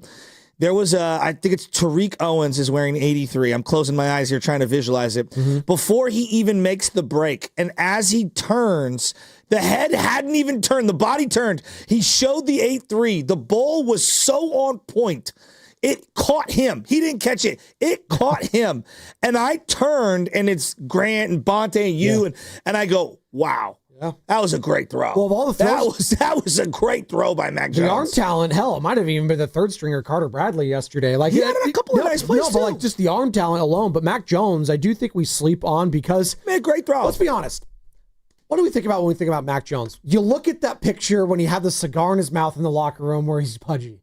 Come on. That's what we look at. Like, and that's what we think, oh, he's not chiseled out of granite. He doesn't look like Josh Allen. He doesn't look like Cam Newton. He doesn't look like Lamar Jackson. He kind of looks like you or I with our shirts off, Joe. Yeah. But he's actually pretty big. He's like 6'3", 6'4". He's a big guy. He's way bigger than I thought. And I think that it showcases itself in the pocket.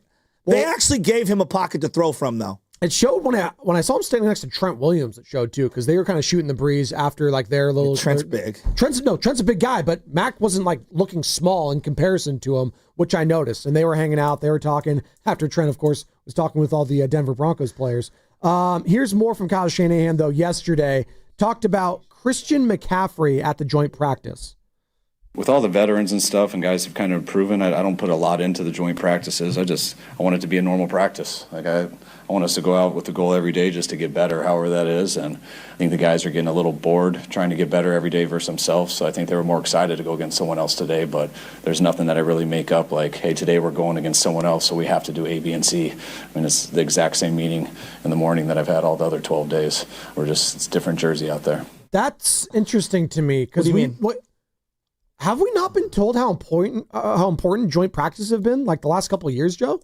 Like, he said it. Well, I'm talking about Shanahan himself has been the one to say it, who's been emphasizing that the joint practices are more important than the preseason games. And now he's telling me they don't matter?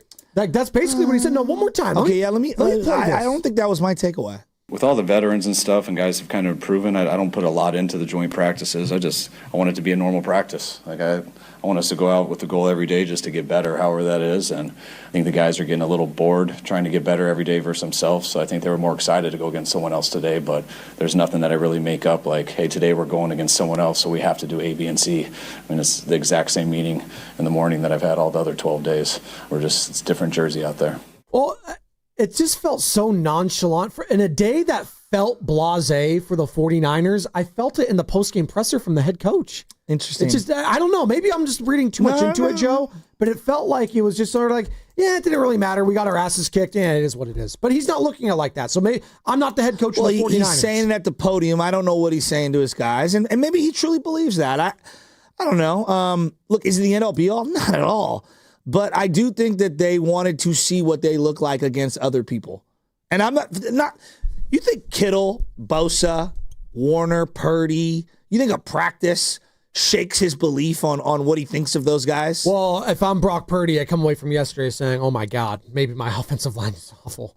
Like, maybe I'm screwed this year. I'm talking about Kyle's view of those guys individually. Well, he's Kittle, Warner, Bosa. Like, there are made men on this team who, he's right, practice is not swaying your opinion on them. But I'm sure like for these other positions like Jason Pinnock and Grant and all these guys in the secondary, I do think that practice is more important for those guys, no doubt. You don't think the George Kittles of the world, because I saw the Denver secondary talking smack to Kittle. I saw Kittle them has get personal in his face. pride. No, but I would like to see a lot of personal pride from all of our ends here. I know Nick Bosa is going to give it his all, and he's going to get pissed going up against the opposition. Sure. That I could understand. I know I saw Brandon Ayuk yesterday, not even playing, can't even participate, laser focused, pissed off he couldn't be out there to go up against the Pat Surtains of the world. I know they're taking it seriously. I don't like hearing they get bored sometimes. It shouldn't be boring. You should be going out there to prove yourself. You got your asses kicked last year. That was a dumpster fire of a season. They need to all be laser focused and pissed off for greatness, Joe. But Shanahan's never been the let me rail on my team at the podium guy. So I'm personally not taking a lot out of that. No, I just felt like it didn't really make me feel good if I was a Niner fan listening to that. Okay. Is that fair enough? Yeah. I didn't feel good about it. I didn't feel about Kyle Shanahan saying, hey, you know what? The guys were bored. It's nice to see another team out there, and then they can kind of get a feel for it. It just changes it up. But it's really the same thing as the last 12 days. It really is. Really? Is it? Well, Baldy seems to think it's very important. The coaches can control the amount of, the tempo, the contact. It's going to be contact, unique contact. You can't evaluate offensive linemen or running backs without assimilated real game conditions. Because you got to see if running backs have any vision. Offensive linemen, you got to see if they can move big bodies, if they have anything, and defensive linemen as well. And so it's really important for the trenches and for running backs, I believe, to go out there and compete and show what you can do against other players. And you got to do it with your pads and your helmet and the whole thing. You got to simulate game. So it's really important, these practices. And then, oh, look at that. And then we just cut him off. Great cutting.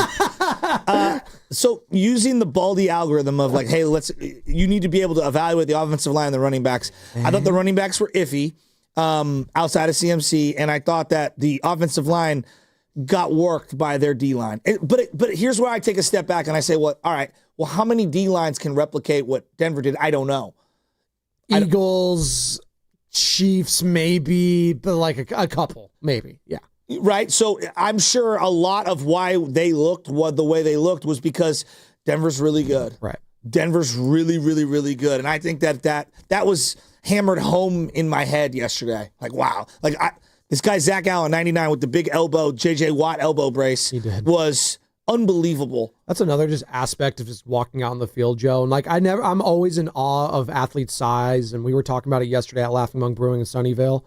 You know, just the sheer width of some of these guys, they are like the biggest human beings you'll ever see. Zach Allen is humongous. I saw like just Nick Zakel, the backup offensive lineman that looked like Thor, dude. Yeah, he looked just massive individuals. Yeah, Zach Allen, right? Trent Williams, even though he was like barely like in his like top shoulder pads and just regular pants on, just massive. How about St. Brown? You walk onto the field, we see all the wide receivers. He's huge. I understand why they keep cutting him and bringing him back. He's so like, big. Because whenever he comes back, it's like, wow, that guy's really big. Maybe he is good. And then he gets on the field, it's like, oh, he's not. Skinny legs and ankles. Yes. Zero, like, juice, though. No, but then you wonder why, like, and it's, you always look at these bodies, like, and you see it at the combine. It's like, I understand why they picked them. I understand why you get enamored with certain people. Sense. But then you get the busts, right? But when it comes together, you get the Calvin Johnsons of the world. You get the Julio Jones of the world. And it's magic. It's awesome to see. Now, the Niners don't have a guy like that on this roster when it comes to just the physical prowess. Even when Juwan does come back, he's a taller guy. He's not a burner. He's not going to run past you. He'll try to high top and get on top of you and use his body. But he's not some like physical freak. I'm obsessed with like the draft, right? I love it too. I can't get enough of it. And like, I love being like a year out on what my team needs. And it is so obvious. And I knew this like heading into last year's draft, but it's like, it's so obvious. Running back, wide receiver 1, because you don't know where Ayuk is at, and swing tackle. I'm talking about offensively. Yeah. Like swing tackle, they need absolutely. Like they are so razor thin at tackle. Wide receiver 1, a legit 6'3", 6'4", big body guy who can play on the line and beat presses. And then they clearly need another running back. Like, these are just so obvious to me. They didn't have enough picks to fill all the needs that they had this year. Talking about overreaction, and like I was telling them the top 30 things I love, Joe, about the NFL, and I had preseason overreactions. You mentioned the wide receiver, or the running back depth. Ashton Genty made his debut yesterday, the top 5 pick for the Raiders, right? And I didn't see any of it. He had negative yards in total, and everyone's saying we can't draft this guy the first round. He's horrible. I have more rushing yards than him. You and I. The real hot story, though, did you see, is that he changed his stance. That he used. I was on this a month ago. Chip Kelly made him change his stance. Oh, Chip Kelly. Because who. When I think of excellence in the NFL for long term, I think of Chip Kelly and his coaching. Let's not. I mean, give me a break. Let's not fool ourselves. We were all drinking the Chip Kelly Kool-Aid this past year at Ohio State. That's college. They're national champions. That's college. Hey, they have a receiver who could go into the draft right now and be a top 5 guy. Everyone was telling me Chip Kelly was this next hot shot to be the offensive coordinator of the NFL now. He was highly sought after. I watched Chip Kelly run the same slow developing read zone play on 4th and 1 over and over and over and over and over and over and over again. He was insistent on telling me that Jeremy Curley was a number 1. Jeremy Curley, my man. That's a force. Wrong Curley.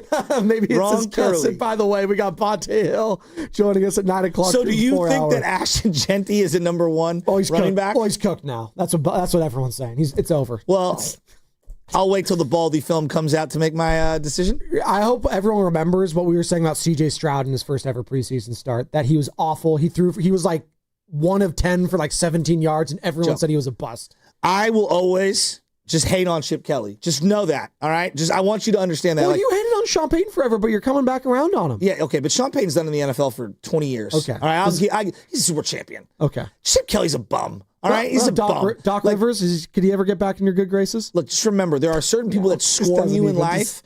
Chip is a bum to me, all right? And I don't care what success he has in college or whatever. He's a bum to me. He will always be a bum to me, all right? That's just some guys rub me wrong. When he said to Lowell Cone, Lowell Cone said, you'll never use the fullback. And I'll never forget this. And he said, yeah, I don't use the fullback. He goes, so if I gave you Jim Brown or Mike Allstott in their prime, you couldn't find a way to use them? And he said, nope, we don't use the fullback. I was like, well, you're an idiot.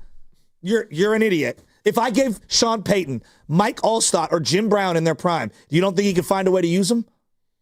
I think they would. That's pretty stubborn. Maybe. That's pretty stubborn by Chip. He got ran out of UCLA as a head coach. All right, I don't even want to hear about Chip. But then he wanted Ohio State, so it all worked out for him. As an assistant. I mean, that was so disappointing, him at UCLA. It just went back, like all this fanfare, and then just an absolute burnout down there. Sean Foster had never coached again. They're like, upgrade. All right, Tom Sula or Chip Kelly? Who's on the bigger hierarchy? Tom Sula actually won 5 games. I can't believe I'm saying this. Tom Sula, Jimmy T, Fartgate.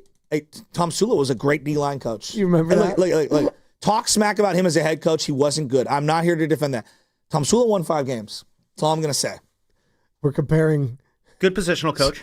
Which gives Chip Kelly lost to Johnny Manziel. We're giving perspective here. There was Kyle Shanahan's Johnny Manziel, too. Look at that. Offensive coordinator for the Cleveland Browns. They went, this is my favorite. They were going to Chicago playing in a frozen tundra game. They stayed somewhere on the East Coast where it was super humid. And the Niners social media team put out a video, and it was Chip Kelly, like with the special teams, preparing for the snow. And they were pouring a water bottle over a football. I was like, we're so cooked. What are we? We're in 100-degree heat. Was that Matt Barkley?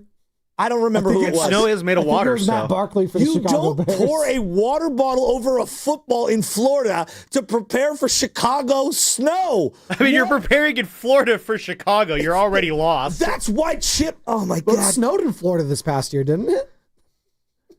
Chip Kelly. Well, it's always snowing there. If you guys catch my out drift, on Chip Kelly. I just moved past him. He's just always going to be a guy. That was 2016. Yeah, it was Matt Barkley. I remember that game. Matt Barkley and Kaepernick. Come on. Oh, the times have changed. I mean, like, honestly, I could hate on Sean Payton as like a joke. Sean Payton's he has been the architect of an incredible offense for so long. For so long. Chip Kelly? Guy had 5 seconds with the Eagles. We're reinventing football. They did make the playoffs. The dream team. Nick Foles had 7 touchdowns at the Coliseum. I saw it. I was there. Riley Cooper.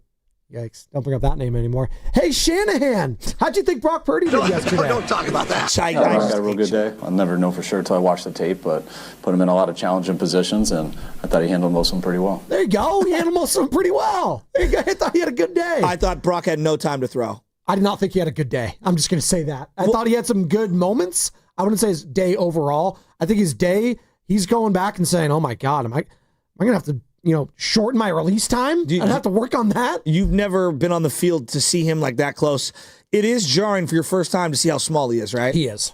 Like he's got to move. Like he's got to move around. It felt like you or I were in the pocket at times because like just the size. Because he's only like an inch or two taller than us. Yeah. So even then, like no, he's bigger. He's got the lower body. He's got big legs. But he's a movement guy, and so I think it's really hard to replicate the way he plays in games in practice. So that's why I'm like I take a lot of the Purdy stuff from yesterday. He wasn't great.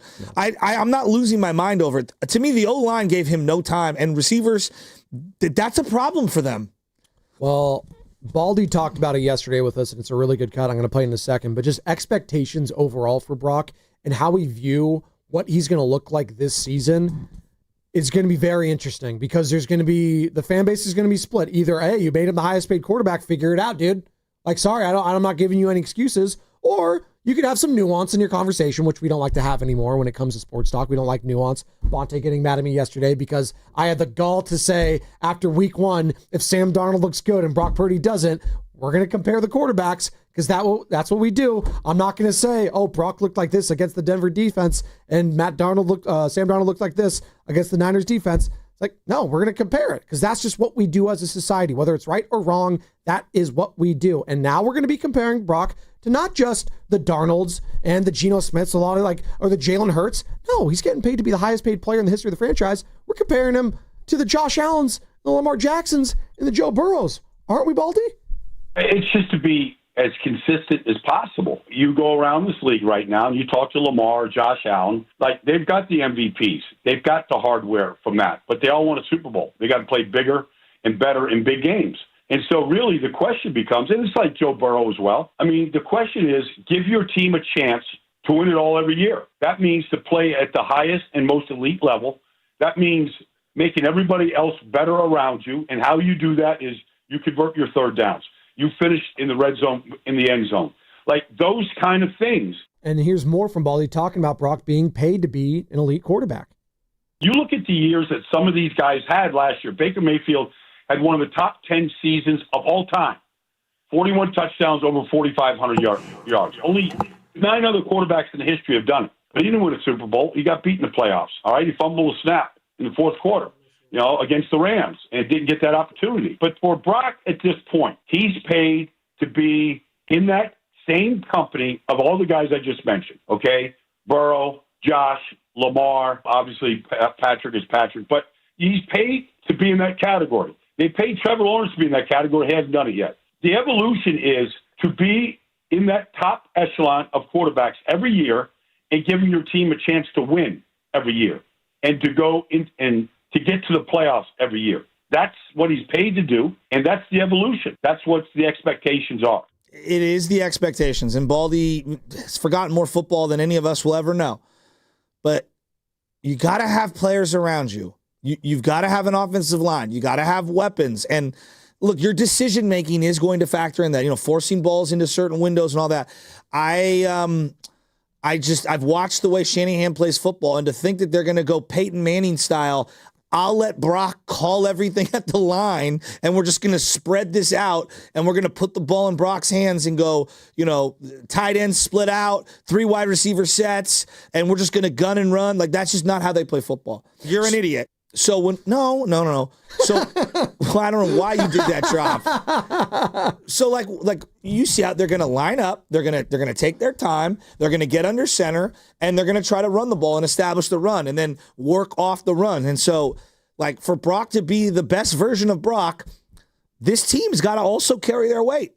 And if Brock takes a step back this year, I'm telling you, it's going to be not just on Brock. It's going to be because of the things we're identifying now, which is, hey, this O-line's got it. They got to protect him. Hey, Shanahan, your play calling can't be predictable.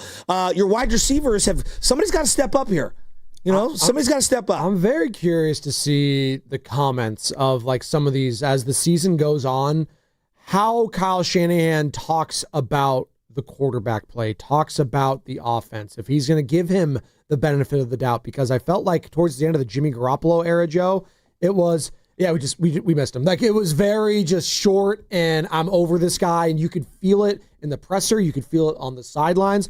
If they start hitting some bumps in the road this season, and the quarterback play is not great, and Brock is missing, and it's probably going to be for a variety of reasons. Yeah, but people don't want to hear that. But people don't want to hear that. I will grant you that. I'm just going to say, like, you could tell me all you want, like, well, the offensive line, always is like, yeah, but we're paying this guy to be the dude. It'd be one thing if it was Mac Jones, right, is my backup, and we're looking like this. Like, okay, well, paid him $6 million, whatever, I could draft the quarterback. No. It's Brock Purdy, and we're set in stone with this guy for the next couple of years. So that's it. Nick is in Berkeley, wants to join the conversation. Nick, what's up, man? Hey, man, like Harbaugh said yesterday or a couple of days ago, I think somebody said, he made a comment, he said the offensive line is the tip of the spear and we got to get after him. Harbaugh. Be aggressive. And I'm like, man, if we don't keep Brock upright, it's going to be big problems, man, because he's shifty, he can juke you, he can sidestep you, he can step up in the pocket. He's very good manipulating the pocket, but when he gets out there in the open field and tries to run, man, it's like Garoppolo all over again, man. I've seen him get hurt a couple times. He took some hard hits, man, his first couple of years. I mean, he got smashed. Really, really nice. And as we know, he got knocked out in the playoffs. I'm just like, we cannot have that. That's why we got to have a really good backup, and we're doing that. But, like, Brock As long as we have our offensive line protected him and our run game keeps him off balance and Shanahan doesn't go into a crevasse and lose his mind, you know what I'm saying, and disappear for a bit, then we'll be all right. But other than that, I'm worried about the wide receiving core. But I think with Salah back in our defense, we're going to get plenty of chances on offense, and that's going to balance it out. That's Nick in Berkeley. His feet weren't really on display yesterday, Purdy's. He is so good at escaping trouble in the pocket, which negates this porous offensive line conversation. But I think there's like a line of demarcation.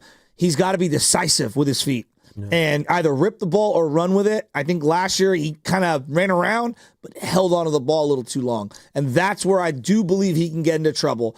And they got to get him on the move more. I want to see Shanahan moving the platform for him when their O-line's getting caved in like that. And maybe try something new out in preseason, right? Maybe move him around. I don't know. Like, do you want to see Brock Purdy play tomorrow? Who on the Niners right now who needs the reps for preseason game 1 tomorrow? Let's get into it. 888-957-9570. You can call or text in. Who on the Niners needs the most reps tomorrow for preseason? 888-957-9570. But that leads us to the injury report.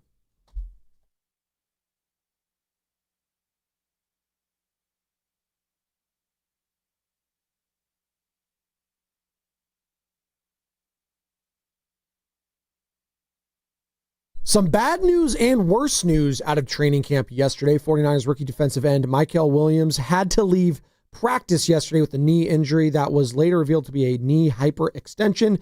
Despite avoiding serious injury, Williams is still expected to miss a week of practice.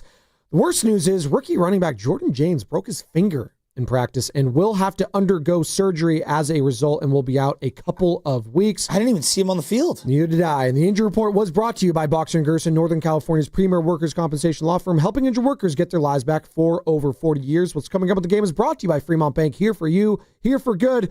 Who needs the reps tomorrow? Preseason game 1 at Levi Stadium between the Broncos and the Niners. Do you want to see CMC? Do you want to see Brock? And who do you not want to see out there? 888-957-9570. Plus, Bonte Hill, 9 o'clock hour in studio on 95.7 The Game. Comcast Business High Five Hotline. What's the state of your excitement? I signed my business up for the 5-year price lock guarantee, and I can't stop high-fiving people. High five! Okay, deep breath. High five. You're in a good place. You signed your business up for 5 years of gig speed internet and advanced security, all on our ultra-reliable network. Gig speeds and advanced security? I'm so stoked. Yep, and you get it at a great rate that's locked in for 5 years. Woo! The high five is just your body's way of saying, I'm winning. So this is natural. High-fiving everyone you see in a state of business savings enthusiasm? Totally natural. Sweet! Thank you! Thank you! High five, everybody! High five! The Comcast Business 5-year price lock guarantee is back, but only for a limited time, so sign your business up today. High five! Comcast Business, powering possibilities. Ends 9/21/25 for new customers with qualifying bundle. Current customers may be eligible depending on services and area. Guaranteed rate applies to monthly service charge, excluding taxes and fees. Other restrictions apply. And we're back, live during a Flex Alert. Dialed in on the thermostat. Oh, we're pre-cooling before 4 p.m., folks. And that's the end of the third. Time to set it back to 78 from 4 to 9 p.m. Clutch move by the home team. What's the game plan from here on out? Laundry? Not today. Dishwasher? Sidelined. What a performance by Team California. The power truly is ours. During a Flex Alert, pre-cool, power down, and let's beat the heat together. Something special for your outdoor living is on sale now at Dolan's. It's fiber-on decking for easy, carefree living. Why choose this durable composite? There's an amazing choice of colors. The rich look of multi-chromatic exotic hardwood. It resists splintering, rotting, and cracking with really low maintenance. See the colors and learn more at dolanlumber.com. Fiber-on decking. On sale at Dolan's Home Improvement Centers. Boxer & Gerson, Northern California's premier workers' compensation law firm, helping injured workers get their lives back for over 40 years. 1-877 Cards for Kids. KARS Cards for Kids. 1-877 Cards for Kids. Donate your card today. 1-877 Cars for Kids. KARS Cars for Kids. 1-877 Cars for Kids. Donate your car today. Ready to get rid of that old car? Donate it to Cars for Kids. Call 1-877 Cars for Kids to reach a friendly live agent. Donation's super easy, and your car can be picked up as soon as tomorrow. Call us now, 1-877 Cars for Kids. That's Cars with a K to donate your car today. 1-877 Cars for Kids. Donate your car today. Did you know you can donate real estate too? Go to carsforkids.org. That's carsforkids.org. There's nothing like when you get that part from eBay and it just fits. Yeah, the first time. So you can do less of this and get right back to more of this. At eBay, you'll find all the parts you need, guaranteed to fit, at prices you'll love. Sounds good, doesn't it? eBay. Things people love. Eligible items only. Exclusions apply. This is the story of the one. As a lineman, he does whatever it takes to keep the power on in his community. And he wants a partner like Grainger who does the same. Grainger offers the professional-grade products he needs, from voltage detectors to harnesses to hard hats, plus fast, dependable delivery, so he can rise to every challenge. Call 1-800-GRAINGER, click Grainger.com, or just stop by. Grainger, for the ones who get it done. Febreze. It's a classic odor tale. You fried fish for dinner, cleaned up, but the smell is still in the house. And the neighbors are coming over for game night. They're on their way. And then you spray Febreze Air Mist. Febreze Air starts working instantly to fight even your toughest odors, so you go from fish to fresh like that. Now all you have to worry about is Pam cheating at charades. Breathe happy, Febreze, la la la la la. This is the story of the one.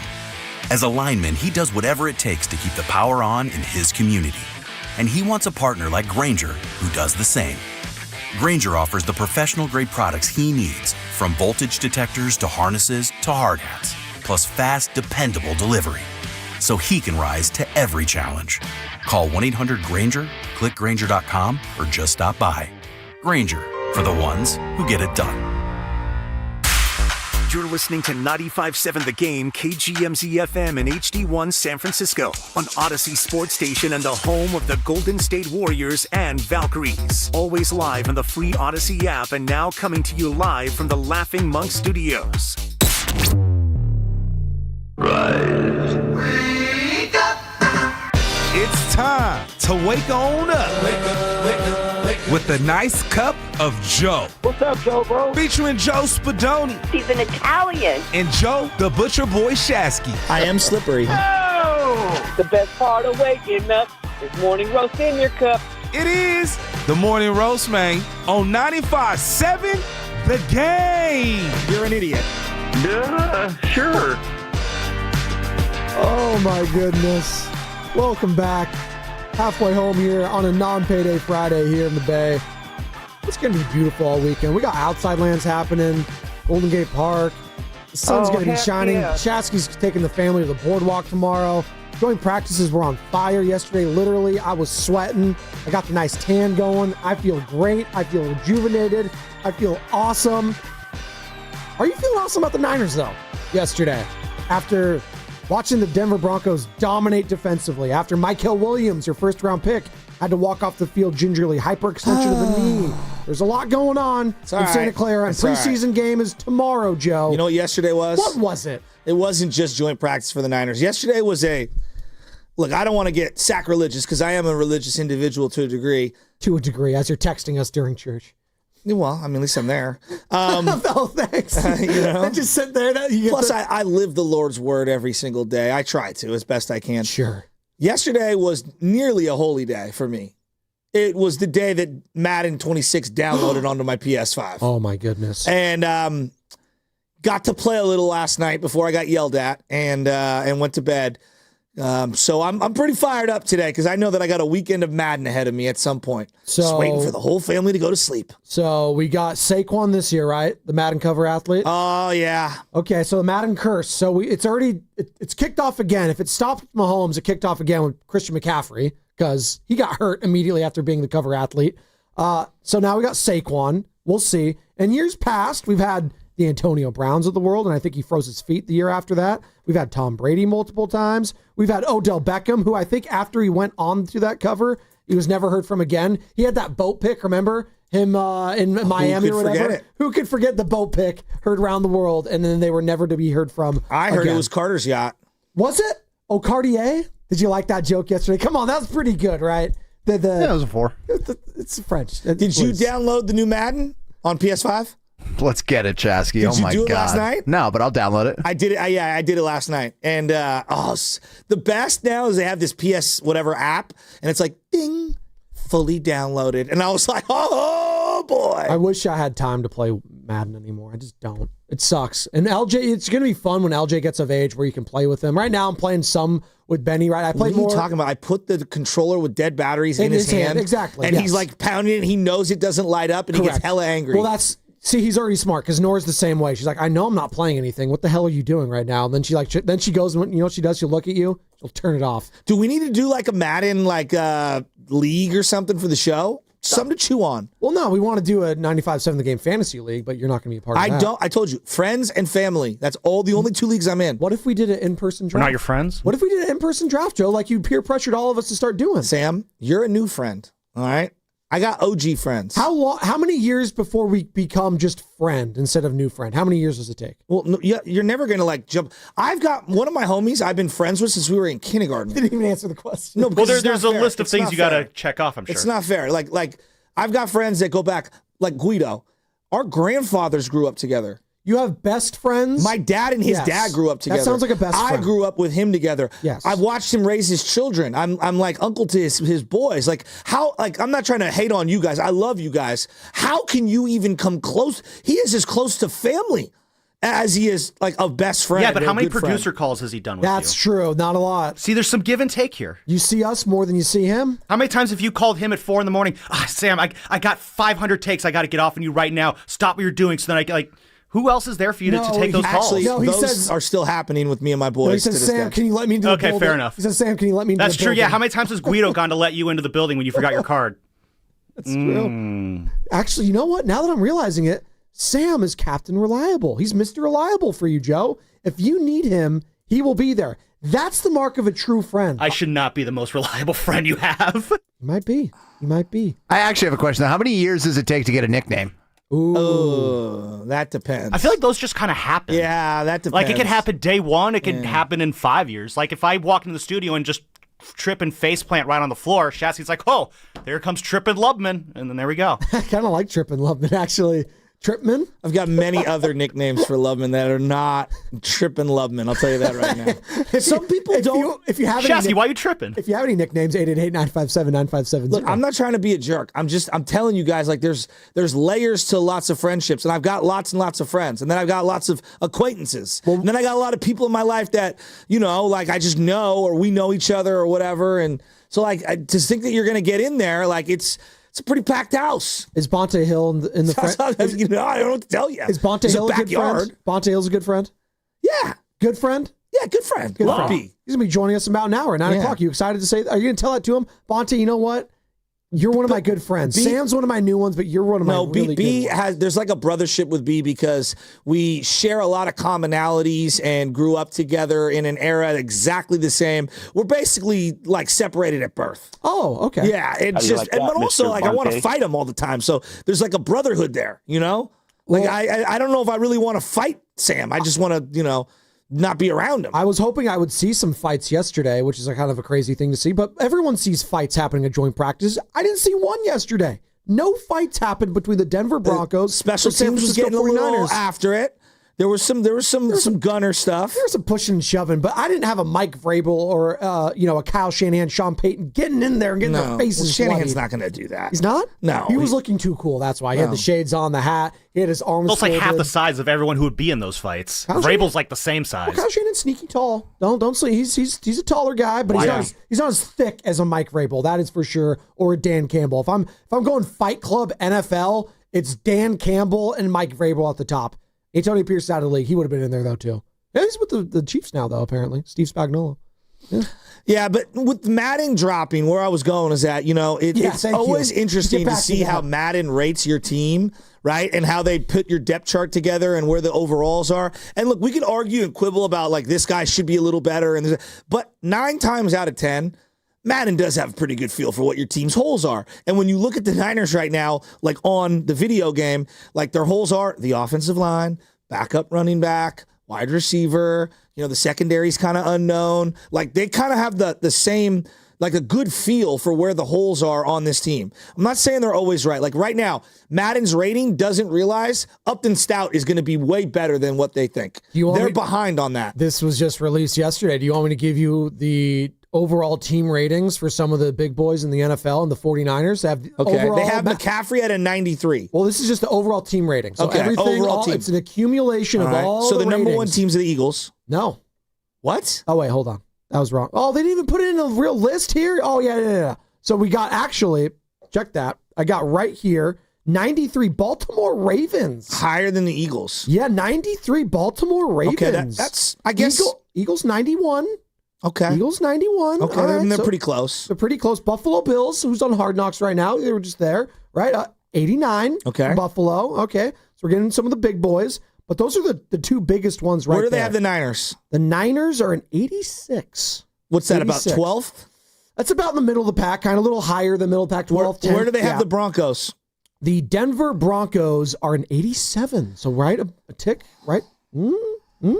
Arizona Cardinals, 81. So just go within the division. Arizona Cardinals there. Los Angeles Rams, right? A lot of people saying, it's going to be the Rams. 84. So they have their overall accumulation below the San Francisco 49ers. The Niners have some elite players at the top, and then there's like a lot of unknowns. Mm-hmm. And going back to the Madden thing, like you got your Kittles in the 90s, your Warners, your CMCs, your Trents. They're all going to be rated very, very high.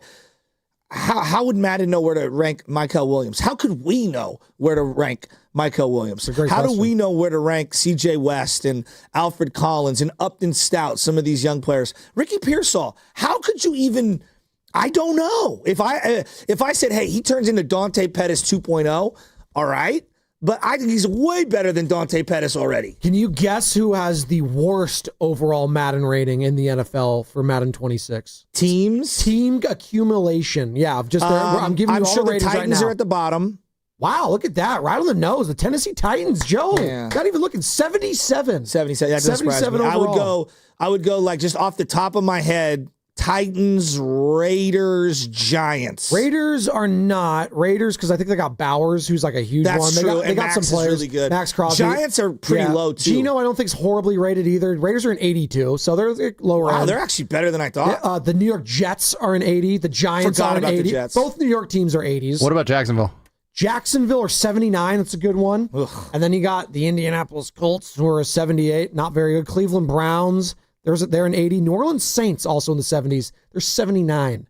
Let's schedule some joint practice against those teams. Right? Well, feel real better about ourselves. I think you will against the Raiders next week. But I think where I'm going at is, again, yesterday they played a very good team in Denver. I actually think their rating will be significantly higher in week 5, week 6 on Madden than it is today. Their schedule, the Niners, is not a great schedule in terms of the teams you're playing aren't this gauntlet of great teams. So that does play into their favor. But it's a week-to-week, matchup-to-matchup thing. And we're going to recalibrate every week like Madden does with the ratings. We're going to recalibrate every week like, okay, this guy's a little better than we thought, and this guy's a little worse than what we thought. And so yesterday was just a calibration of, all right, the O-line is still a work in progress. All right, wide receiver, boy, we got to get Jennings back. He's really important. Defensive line, I don't know, boys. I don't know. Like, we'll see. Work in progress. Right. Quarterback, I think the quarterback's going to be fine. But the O-line factors into the quarterback play. And the wide receiver not being there factors into the quarterback play. And then CMC playing one snap coming off, that factors into the quarterback play. This team has a lot of question marks, and I'm really excited to see a full game on Saturday night because there are so many unknowns, and I want to see them all. And who do you want to see play tomorrow, Niner fans? 888-957-9570. Who needs the reps for the 49ers tomorrow outside of the guys you know are already? You know the rookies are going to be playing. You know the backups are going to be playing. Which one of the people that is starting week 1 do you want to see tomorrow?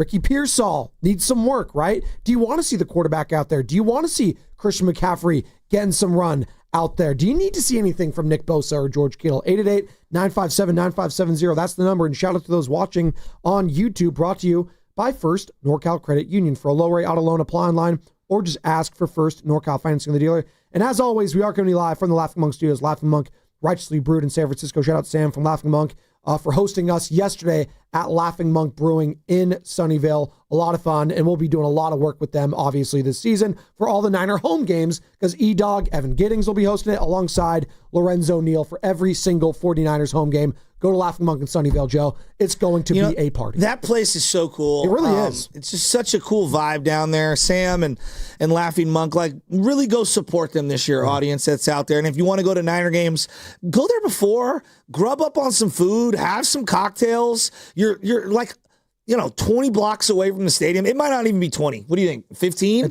Dude, it took us like 5 minutes to get there. If that. Yeah. And we're waiting at red lights, you know what I mean, for the majority of that. Such a cool location, such a cool spot, such a great atmosphere. TVs everywhere. Just, they're so good to us. I want everyone to be good to them, so please support Laughing Monk. And let's be good to Brandon SF, who's been waiting on hold patiently. Brandon, what's up, man? You're on the Morning Roast. Good morning, guys. How we doing? Yeah, what's up? Hey, so I'm excited to be at the game tomorrow night. I'm not so worried about the joint practices because it's the first time they're going against another team this season. Michael should be doing well. As for tomorrow, I definitely want to see some of the rookies in. I'd like to see Brock and CMC and Kittle and Bosa run through at least one series, just, shake the cobwebs off, have the fans in the stand, and have everybody cheering for them, and then get some rest, and let's see what the backups can do. But Sean Payton is a good coach. He's the Broncos are going to be a well-coached team, and I think even though it's preseason, it doesn't matter for much, but with Shanahan being the coaching guru that everyone wants and believes he's going to bring this year, going up against a well-coached team early in the preseason is good for them because they're going to see some good fourth down looks. They're going to see some fake punts. Special teams was a problem last year for a lot of reasons. This is a very good first start. Get the guys in, get them out, and let's see what the rookies and the backups can do. One thing that I come away with, having been a fan for so long and now being on the media side of things, even though I don't do journalism per se, I do feel like the NFL, it's so funny. The fervor for NFL product and content is through the roof. Oh, it's massive. Right? If you're a Niner fan, you're living vicariously through the reports of David Lombardi, of Nick Wagner, of Grant Cohn, of 95.7 The Game, of KMBR, of all the different outlets where you get your 49er coverage. And you want to make your own evaluations. You want to see it yourself. And it does suck to me that the Packers have on their YouTube all these scrimmages and they will live stream a lot of practices, not all of them, but a lot of practices.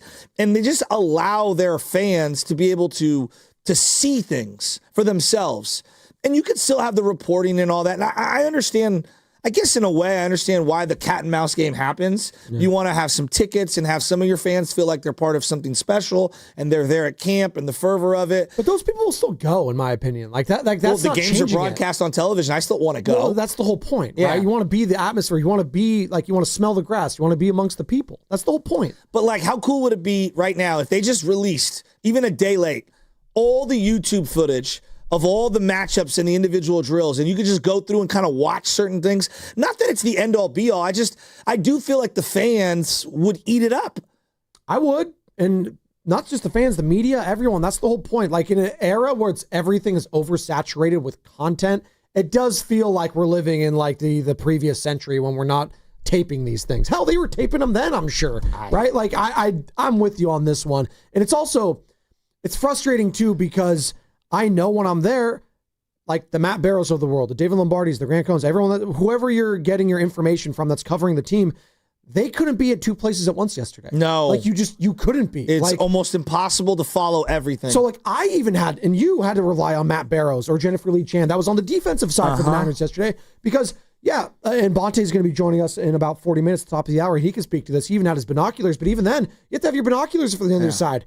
And what if someone walks in front of you or what? Like, you can't get the angles are tough. You can't catch it in 4K. Is what I'm saying, and it's going to be very difficult for anyone. You know, Carter, Bonte, the tall guys have a huge advantage at practice. There was everyone of all shapes and sizes yesterday. We saw Bobby Fitzgerald there yesterday. Oh, it was yeah, good. Bob's doing the He was telling me to move out of the way a little. Not move out of the way. He's just like, I gotta stand next to Zach Green, our producer here, who's a little on the spectrum of the Bob Fitzgerald size. But he's like, I had to move out of the way. I'm only like 5'11". I'm not even that tall. I had to move out of the way, Joe. There's not a lot of room to watch stuff, and you got to stay up against the fence. Stay on the turf. Stay on the turf. Get in trouble. But I just think that if they released all the little drill stuff and everything, I mean, they'd have millions upon millions of hits on YouTube. I know they don't even need it. The NFL's making so much money, but it's just feed into the fan base a little. I'm not mad at that. I have no rebuttal or anything to add on to that. But plus, I also think it would be good for, like, if you're a coach of a high school level or college level, just to be able to have something to reference and look at. I think it's cool. I think for young athletes, that's something that's really cool. You know, like Steph Curry's put out all these training videos on how he kind of does his pregame routine. I mean, diehard basketball players eat that stuff up. George Kittle spoke to something that you just mentioned, Joe, about the schedule and how people view it and how fans are viewing it, right? Yeah. So as much as we're talking about the joint practice, it's like, maybe we're a little more skeptical on the Ozempic Niners, talking about the thinning at some of these positions, right?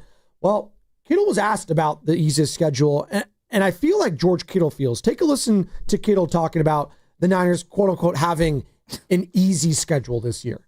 Well, that's what's crazy. It's like the Niners have the easiest strength of schedule this year. It's like, it's the NFL. It's hard regardless. Like, sure, we're not going up against the number ones from every single conference or division, but still, it's an NFL game. Like, you still have to go out there and perform at an incredibly high level because every team is doing that same shit. So it's just like, what are you talking about easiest schedule? Like, relax. I still have to go out there and play for 60 minutes and find a way to get a dub. And find a way to get a find a way. A motivated and hungry team. Exactly. Especially all the teams that are at the bottom of the division, no one likes to lose. No. Usually the teams that didn't play well last year are usually the most hungry to go out there and do it again anyway. So you're getting the most hungry damn teams every single year. And obviously that was Richard Sherman, Niner legend, alongside George Kittle. I think it's Belichick. So if I'm misquoting it, I apologize. But I think Belichick was the one who said, you know, the other team drives big cars to the stadium too. They live in big houses too. Yeah. Their coaches make lots of money too. Yeah. We're not the only ones. Well, I always hate this narrative of easy schedule because we play this game, and if you just look at the Niners schedule, right, it's like, oh, well, Seahawks, well, that's Sam Darnold. We'll see. And yeah, again, I have to see it with Sam Darnold. Did you see the Vikings winning 15 games last year? No, that's the whole point, right? Like, I didn't see that. Like, did you see the Commanders in the NFC Championship game? The Saints. Like, everyone's saying the Saints, and they might suck, right? They probably do. They're probably going to be awful. But you know what? Maybe Kellen Moore's a really good head coach, Joe. Yeah. Did you see the Niners going 6-11? No. I would not have bet that last year. I didn't think they were going to get back to a Super Bowl, but I did not think they were going to be as awful as they were last year. You got to go out and play the games, man. You got to. So, and again, maybe the Cardinals are going to be good this year. Everyone keeps saying, are the Cardinals going to take a step with Jonathan Gannon? Maybe Liam Cohen was what the Jaguars needed, and you see them in week. No, seriously, though. Maybe you see when you say his name, I always go back to it. I keep seeing the Travis Hunter thing, and he's saying, I'm going to dominate both sides of the ball. It's like, Well, it's just another note for the schedule. You look at a lot of the worst teams they play, the Browns, the Panthers, the Colts, the Titans, the Bears. You play all those teams at the end of the year, and most of these teams are going to be getting better as the year progresses, you would think. So, I mean, that just kind of takes away, I think, from the easiness of the schedule when you consider that. How do you think those teams are viewing the Niners, Joe? I asked you that. How do you think a team like the Saints are viewing the Niners in week 2? They're at home in New Orleans. Are they saying all of a sudden, it's like, you know what? Maybe we could beat the Niners. I don't think that the shine of excellence is still on them. I do believe, though, they see them as a very good team, but vulnerable, if that makes sense. What is the perspective of the Niners around the league? What do you guys think it is? 888-957-9570. I'll ask this to Bonte, too, because Baldy was on yesterday, and he still is pretty high on this team, but it's a team with a lot of questions right now, and this is where he had them just in the NFC West alone.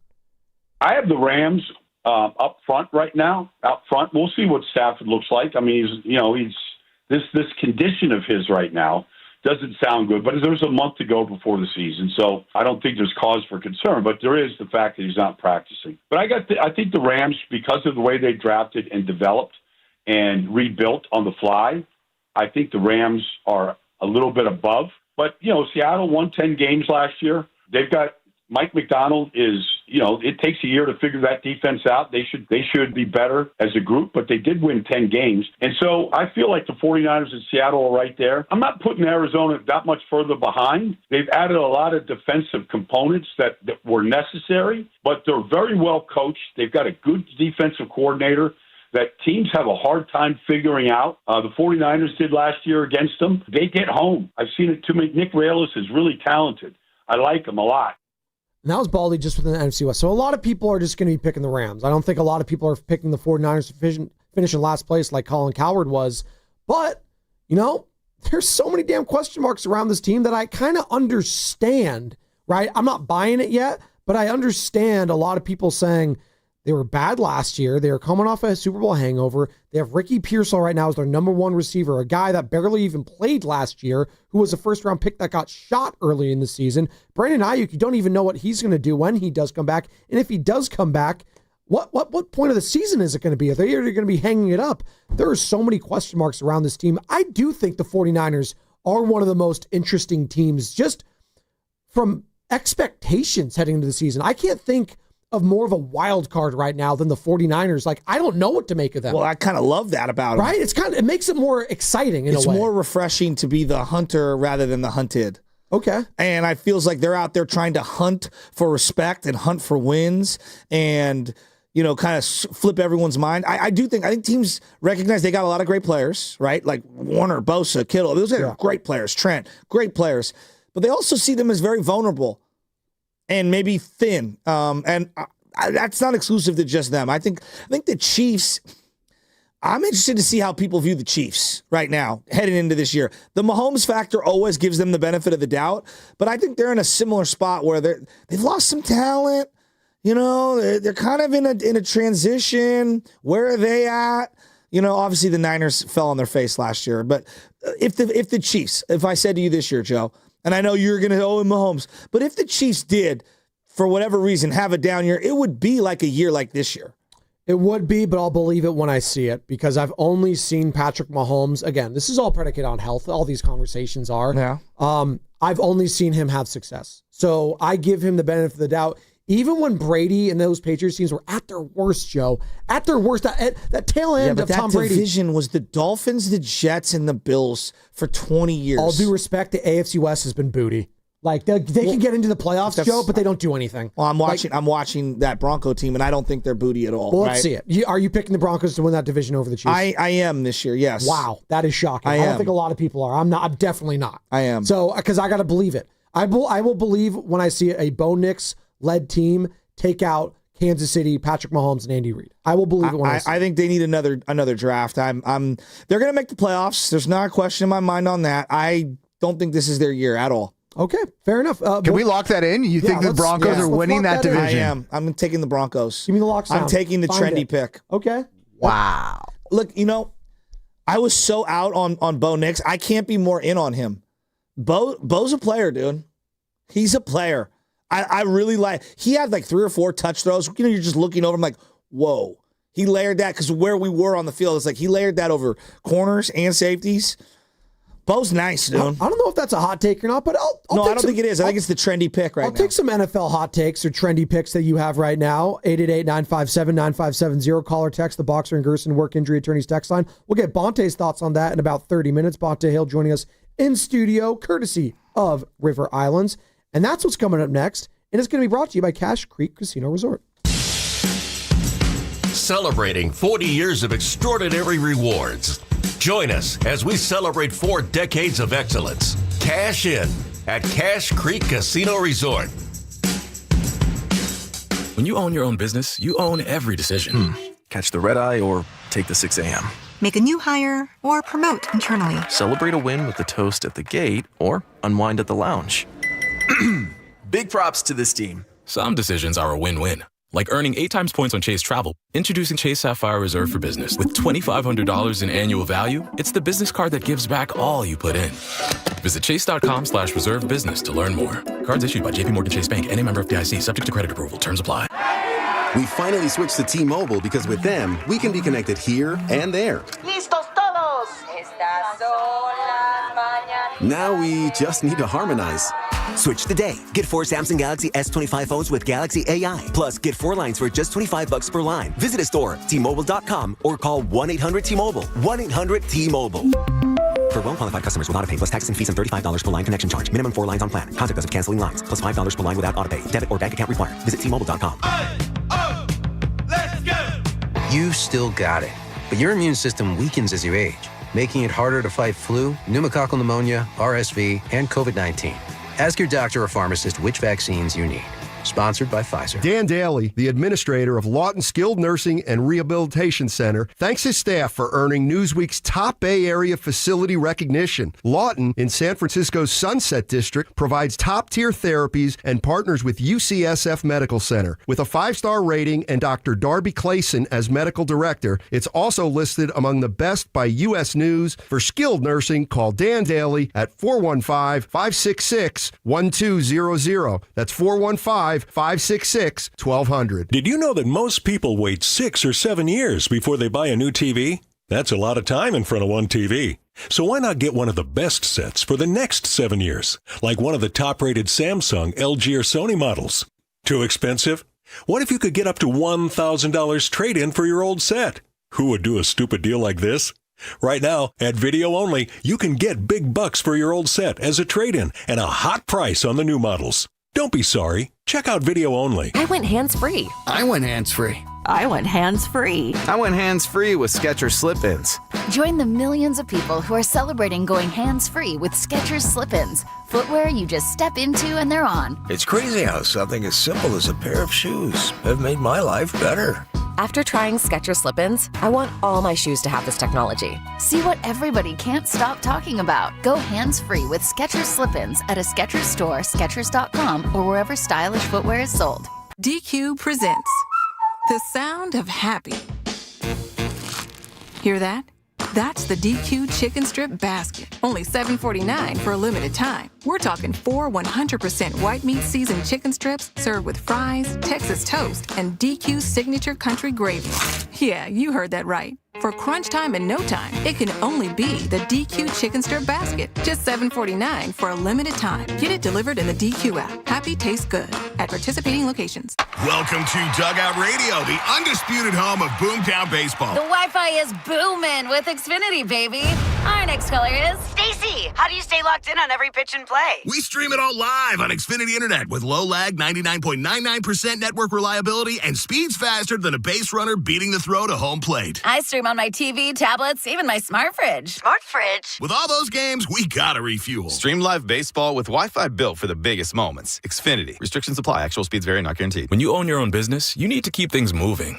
Need to book a last-minute flight? Earn a $300 travel credit to cover that. Need to take a meeting before takeoff? Do it from the comfort of the Chase Sapphire Lounge by the club. Need to catch your breath before you board? Done. With $2,500 in annual value, the new Chase Sapphire Reserve for Business is the card that gives back all you put in. Visit chase.com/reserve business to learn more. Cards issued by JPMorgan Chase Bank and a member of FDIC, subject to credit approval. Terms apply. Napa Valley Wine Train invites you on a breathtaking journey through Napa Valley aboard their elegant vintage train. Savor world-class wines and exquisite cuisine. For more info and to enter for a chance to win passes plus an overnight stay at the River Terrace Inn, visit 957thegame.com.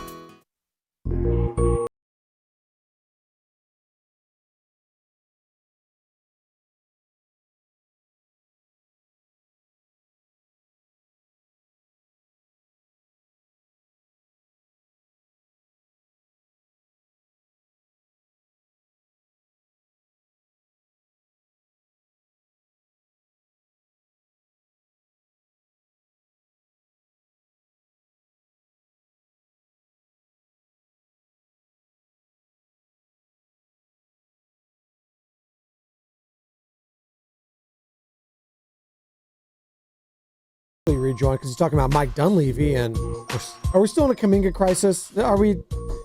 Just play it. Just play it, because this is going to lead us. Thank you.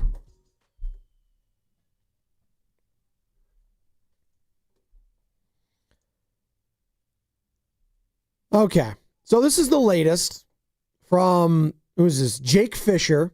All right, covers the league. Jake Fisher. Who? I thought that was an offensive tackle drafted in the top 5 by the Chiefs Kansas or the City Dolphins Chiefs, one year. alongside Luke Jokel, I believe, who was number 1 or number 2 overall to the Jacksonville Jaguars, I want to say. Look at our offensive tackle knowledge there, Joe. Okay, keep going. But Jake Fisher saying this, quote, I can report that there have been multiple teams that have reached out to Josh Giddey's representation about having interest in him. Golden State is one of them. Golden State would be interested, depending on how the machinations would go, in some kind of Josh Giddey, Jonathan Kuminga sign and trade, to my understanding. That was per Jake Fisher. Josh Giddey, in or out, Shasky, on a sign and trade pertaining to Jonathan Kuminga? I know he can't shoot, and so a lot of people are going to be so out on that. Awesome. That helps. I actually like his style of play fits. Fits who? The Warriors. He can't shoot. No, neither could Sean Livingston, but he had the turnaround, back down play. Like, I actually really like him off the bench. Does he help their perimeter defense? Not that much at all. If you're asking me in a vacuum, like Giddey, Pods, like let's say I can move Pods and put Giddey into that kind of a role, kind of like a de facto point guard. I actually really like him in that role. But like you have Pods, so they're kind of redundant. He did have a career high. I will say this. I don't know. He had a career high in 3-point attempts last year, Joe, at 4. And a career, no, hold on. Okay. But a career high shooting percentage at 37%, close to 38%. Right. Prior to that, he was 33, so 32. 1.5 or so to 2 per game. Improved every single time is what I'm saying. Yeah. So he will attempt some shots and he will knock them down. That being said, the overall shooting percentage at 46%. He'll run it. He's as tall and he is big, and he has caused fits in the past for the Golden State Warriors. I will say that. Now, that doesn't say much when it comes to the Golden State Warriors defense. And he's a ball handler, a passer, a playmaker in the half court. Like size. I like him. Like I really do. I do like the player. How much? What does it cost? Who do you have to say goodbye to? He's 22 too, as well. So for as many people are getting mad about moving off Jonathan Kuminga for an old guy, like he's a guy that you can still build around technically going forward. He's 22 years old, and if he can improve his shot and keep improving his shot, then he could be something. It's just, I do think a lot of people hear the name Josh Giddey and they go to the allegations that were a part of it. Oh, well, that's just keep it a buck, guys. I mean, like of course. That's what a lot of people they cringe when they hear that name, especially here in the Bay Area. So, Jonathan Kuminga, Josh Giddey, it could be a fresh start for both of these guys in different locations. I guess, sure. But it really... So that's what it would be? It would be Kuminga for Moody? Kuminga for Giddey? That's what straight up? That's what it made it sound like. It'd be a sign and trade for both of them. It'd be, again, the machinations, what are they? The CBA is just such a cluster, you know what? So I couldn't even go through that. But apparently, it could happen. If it was for Kuminga straight up, I mean, I guess. Would you be in on that? I mean, 888-957-9570. It doesn't move me. for Kuminga. It doesn't move me. Does it make you better? Do the Warriors get better? I think he's a better fit offensively, but they lose something in terms of athleticism and defense. And defense. He gets blown by way too much. There's a reason why the Oklahoma City Thunder, Joe, who just won the championship, were so, for lack of a better word, giddy to move off. And he him. was the lone shooter that got sagged off the entire time in that series, and they couldn't outsee it. People get exposed in the playoffs, and he was one of those that got exposed, and they moved him off for Alex Caruso, and they got infinitely better. If you could tell me right now, like, hey, for whatever reason, this team is just done with Kuminga, I don't know if that's the case, but I'm just saying, if that were the case, the locker room, the staff, whatever, they're just over it, then I'd probably do it.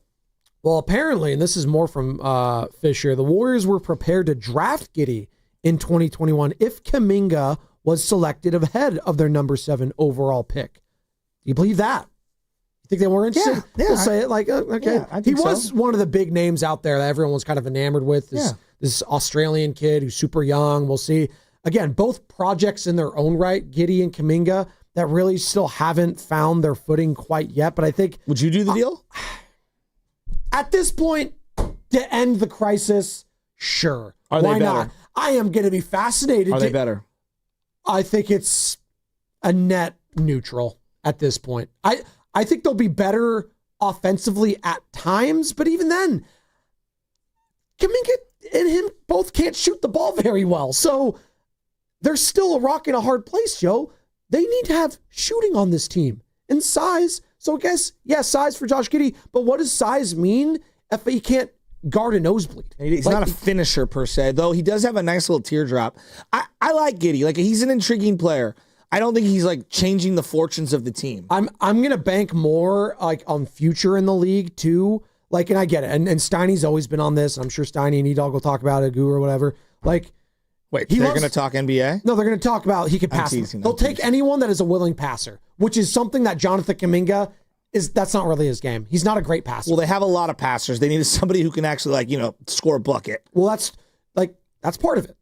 He can't shoot. So that's why I say it's a net neutral for me. I don't know what I'm getting. I guess we could ask Bonte in 20 minutes. I'm sure. Would you rather have Malik Monk straight up? I'd rather have Malik Giddey? Monk over any of those other guys. Okay. But in the Malik Monk deal, I believe you have to, because it's not a sign and trade. There's money you have to attach. You would have to lose Buddy or Moody. Are you willing to do that? With Moody, yes, I would keep Buddy Hield because he showed me enough in the playoffs. I think people would view it the other way. They'd rather move off of Buddy and keep Moody. I saw a lot from Buddy in those playoffs. So actually, if I had lost Buddy, I'd feel kind of like, I need a shooting. Boy, I know he's a knucklehead at times. I know. But, dude, I can't get over how awful Moody was at times. Now, was that the injury that he obviously corrected this offseason? Was that a lot? I don't even know what position he is. I was underwhelmed by Moody in the playoffs, and all that good faith that he built. But I know you're scoffing. All that good faith that he built in the regular season kind of wore off in the playoffs for me. Same with Pods. But that being said, Joe, that was their first full cup of coffee, if you will, in the playoffs. So I'm trying not to be too critical of them, but it's hard not to be when this is kind of like a 1 or 2 year gap now, or 1 or 2 year window that they have during Steph, Jimmy, and Draymond. These guys got to step up. And is Josh Giddey going to slide on in here and make them all that better? Probably not. Malik Monk, though, he's a veteran. 3 years ago, if I would have said, hey, you can have Malik Monk for Moody and Kuminga, Warrior fans' heads would have exploded. If I would have said 2 years ago, right when he got iced out in the playoffs, like Giddey for Kuminga, it's just wild how these things happen. How did you feel watching Malik Monk as he was a king playing against the Warriors in that playoff series? He was good and then bad and then good again. Exactly, but he's going to be an inconsistent player, but that can score. They just needed someone that can score. They just didn't get enough of it. After Steph went down, I was like, oh my God. Talking about being thin right now when it comes to the 49ers. What's thinner? The 49ers offense or the Warriors shooting? What's thinner right now between those two?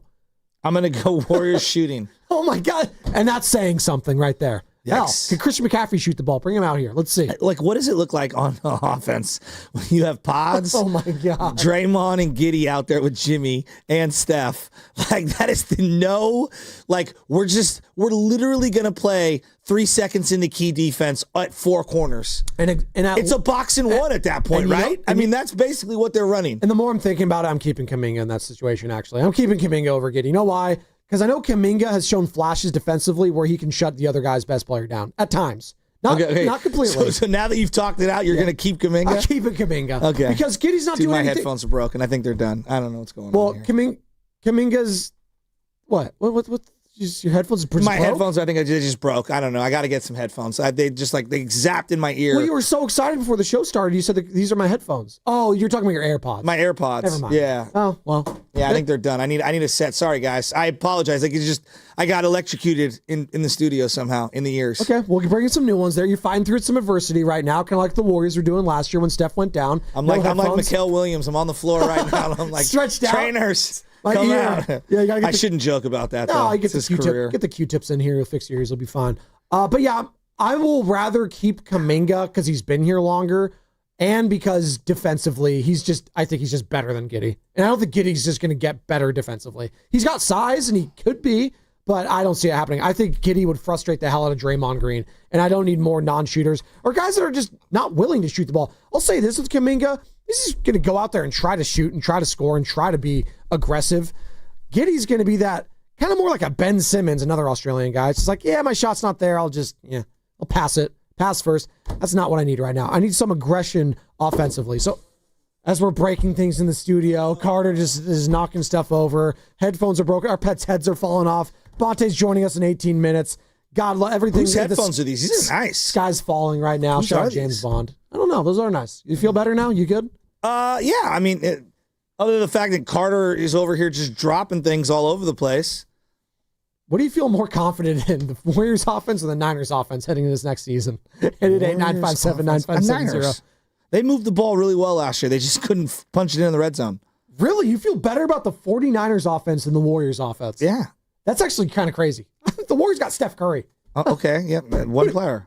Yes, one player that makes a big difference. And they got Jimmy Butler. I know what you will about him as a three-point shooter. He's going to get his mid-range game going. All right, this season he's going to have more time to gel with Draymond, with Steph. Well, there's Kuminga. Yeah, but I don't classify, even though he is a guy that will score points, I don't classify him as a scorer.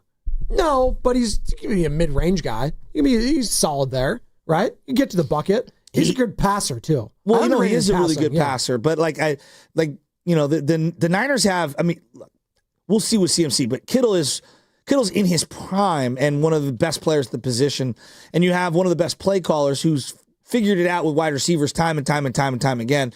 Jennings did have a top 15 receiving season last year in the league. Jennings even going to be there. He's got a calf injury. Well, I'm just, you're asking, and I'm laying it out. No, I'm not trying to be a smart ass about it. Warrior offense was. We were relying on Draymond Green to hit shots from the outside. For a moment, they were one of the best three-point shooting teams when you had Brandon Pajemski, one of the best three-point shooters for a stretch in the regular season. It all came... 8 games is... Yeah, but, that's 10th of the season. They were important games. He was balling out against the likes of the Los Angeles Lakers where they couldn't win. He was balling. No, seriously, he had like 20-plus points. Remember that first half? Yeah. The buzzer beater. Things are going great. Yeah. So I just don't think it's that crazy of a question to ask. So you think the Warrior offense is better than the Niner offense? I asked what confidence. Like, who do you have more confidence in? So you have more confidence in the Warrior offense? Because I got Steph Curry still. And you know what? I will go down with the Stephen Curry ship. And you know what? That might sound like a lazy argument, Joe, but it's just the truth right now. But their true shooting percentages, their three-point shooting, points per game, there's a lot of metrics that don't jive with what you're saying. That may be true. Well, from what I saw yesterday, Joe, and this is kind of this is a joint practice overreaction right now. I'm scared to death out of that offensive line for the 49ers, albeit without Trent Williams and that wide receiver depth. Remember this, Nick Mullins moved the ball with the Niners. CJ Beathard moved the ball with the Niners. As bad as it might look with turnovers and things like that, he has always been able to move the ball, Kyle Shanahan, with whatever is out there. So that's one thing I don't, yes, I worry about the O-line and keeping the quarterback healthy, because if the quarterback goes down, they're in big trouble. But they've still been able to move the ball. Offense is not, punching it in the red zone is a separate separate issue. I'm glad that you brought up Kyle Shanahan, because we've been kind of teetering with this thing when it came to Sean Payton, and he had that article out, those lines a couple days ago where he's like, yeah, I think this is a Super Bowl team with the Broncos. I don't say that lightly. I think this is a legit. I've only said that about 6 or 7 teams. He's been coaching for a long time, so you could say that. He's coached like the Drew Brees. So yeah, they were Super Bowl contenders for a very long time. That team believes. Yes, absolutely. That defense knows it's good. Sean Payton, who has won a Super Bowl, has belief in Bo Nix and this Denver Broncos team that they can win a Super Bowl this season. I wonder if you injected Kyle Shanahan with True Serum right now, what he would say about this 49ers teams when it comes to legit expectations. What do you think, Kyle Shanahan? If you injected him with True Serum right now, Joe, he has to tell the truth, nothing but the truth, his hands on the Bible and everything. Kyle Shanahan, how do you view this team heading into the season? If I was Kyle and I was being honest, I would be like, I've got some pillars that I really love that are great ball players. I got a lot of work to do, and my staff's got a lot of work to do to build this work in progress up. And I think by the end of the year, we think if things go right, we can be a 10-win team. So not a Super Bowl. No. Definitely not. He would not say, I think we can win a Super Bowl. You don't this go year. into a season, any team. I don't even care if you have Josh Allen in his prime. 8 spots in your starting 22 up for grabs. I don't think you can be considered a Super Bowl team with that many unknowns in your starting lineup. I don't know if it was that many holes, but the Rams were facing a lot of holes last year, and they hit on some of these first-round picks. Yeah, but did they view themselves a Super Bowl contender at the beginning of the year? I think Sean McVay looked at it as like, I've won a Super Bowl already with Matt Stafford. We're together. We got Kyron Williams. Like, Joe, had they lost the game to the Niners, they were going to start 0-3 and they were going to sell. They didn't have Aaron Donald. Oh, yeah. I'm aware. What I'm saying is the conversation leading into the Niner game was, if they lose this game, because they had no Puka and no Cooper Kupp, will they trade Cooper Kupp midseason? Will they just pack it in? I'm saying Kyle Shanahan's looking at what the Rams did last year and says, why can't that happen for us this year? Well, no, that's what I'm saying. Yes. Is like, I think he sees them as a team right now that's not a championship contender, but is a team like, if things go right, we can be a double-digit team, and by year's end, we think we can be a significantly better team that could make some noise. I think he could think, this is how he's going to view the team. And we're talking about, if you injected Kyle Shanahan with true serum, what would he really say about this team right now heading into the 2025 season? 888-957-9570. I think he thinks, if I get Mykel Williams to step up, if Ricky Pearsall steps up and is that first-round talent that we all think he could be, if Juwan Jennings, it's all going to be health-related. All these things are always going to be health-related, right? If we can stay healthy, if we could have, Kittle be an all-pro again, or Nick Bosa be an all-pro kind of a player. There's a lot of ifs here, but it's not unreasonable for these things to happen. Yeah, I'd like our chances, get us into the playoffs, and I know that we could win come January and February. I've done it. When I get into the playoff, we win. At the very least, we'll get to a conference championship game. Other teams don't want to play us come playoff time. If you're the Lions, you've lost to us, right? Hell, if you're Washington Commanders, you've just been there, right? If you're the Dallas Cowboys, we've beaten you. Yeah, I just don't think in football you think of it that way. Like in the NBA, you're like, we're going to get to the playoffs. We're going to do this. Like there's a relaxation, not a relaxation, but there's just like there's a knowing of like, if you have the best roster, you can kind of weather the storm, barring certain injuries, and you can pick and choose your spots. In the NFL, it's like, we think we're this team right now. And then as you go through the gauntlet of the year, so many things change. Like, look at Tampa. Tampa started off very optimistic. Then they got hurt, and it was like we're hanging on for dear life. Then they got hot, and then boom, Baker's fumbling in the playoffs. They think that they could have knocked some teams around in the playoffs, right? They felt really good about it. But there were points in the season where we could be done right here. I just think football is viewed it's week to week and what we have. I think right now, they don't. Last year they went in like, hey, we have a Super Bowl roster because we just lost in the Super Bowl, and we're bringing back just about every single player. We have no spots up for grabs when it comes to starters. This year, we got 8 spots up for grabs. We're relying on a lot of unknown young player commodities. We're smarter than this. We've been doing this a long time. We know even if Mykel Williams is a really, really good player, he might be a spot player for me early on, or Alfred Collins might look good against this team and bad against these other ones. I think that they're sophisticated enough to know that, like, we got to kind of take this in chunks throughout the season and see where we're at come December. I'll say this. I still love them in the division because of Kyle Shanahan's overall record in said division. He does well against these teams. Albeit last year, Joe, I know you're scoffing, dude. I know you are. 1-5. They were. Everyone was hurt. Last year was a dumpster fire. I'm sorry. I'm giving this team more of a fresh start than I was last year. Last year, there was I was the only one saying it. This is a Super Bowl hangover. They're not winning a Super Bowl this year, guys. No one wanted to just come out and say it. You don't win Super Bowls when you lose like that and you have all the drama in the offseason. There was just no chance they were winning a Super Bowl last year or competing for one. I'm just flat out.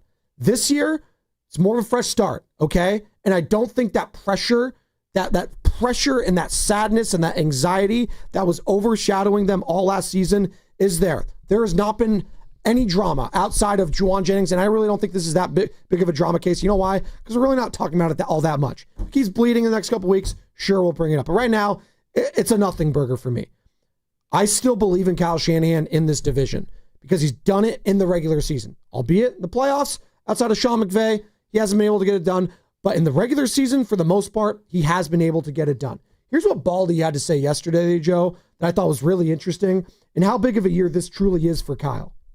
I think it's big. Look, this offense that he runs, it's not like it's new. It's not like people don't understand the motions and the shifts and the creativity that we once gave Kyle a ton of credit for because it was innovative. But, you know, what they're doing now, a lot of teams are doing, and a lot of teams have copied it, and they're putting their spin on it. And so I don't think you could count on just, okay, great play calling, great scheme to get guys open, to move the football. Like, you need more than that in this business right now. That's why the running game is so important and leaning on the run game. And it's not just wide zone. It's just everything. This is a massive year for him. And in the league in general, like, not that everyone's caught up, but there are so many different variations of the zone running scheme now when it comes to the Shanahan, McVay, the coaching trees, right? You see it with Kevin O'Connell. You're going to see it in Seattle a little bit with the Kubiaks. Feels like it's kind of sprinkled around everywhere. And is that, kind of like what we saw with the Warriors, right? Where they were the next big thing and everything was awesome with the Warriors. Everyone kind of copied them and the 3-and-D kind of thing. And then the league caught up to the Warriors. And we saw it last year and the last couple of years, Joe. Like, do you think the league's just catching up overall to Shanahan's offense? And does he have to, again, reinvent himself a little bit this year? Or is that too much? I mean, the red zone is the area where they really stalled out last year. Yards per game, they did a great job. It was turnovers in red zone. They missed having CMC out there in the red zone, and it really screwed up their red zone efficiency. So you're saying the yardage was fine. There's nothing wrong with this offense. Well, they did move the ball. They moved the ball really well last year. They couldn't punch it in. Like, for the life of them, they could not punch it in. And when you go from number 1, number 2, number 3, the last 4 or 5 years prior, red zone, to 16, like, that's a big drop off. So that's what they did last year. They were still one of the top teams in terms of yards per game, and their efficiency was there.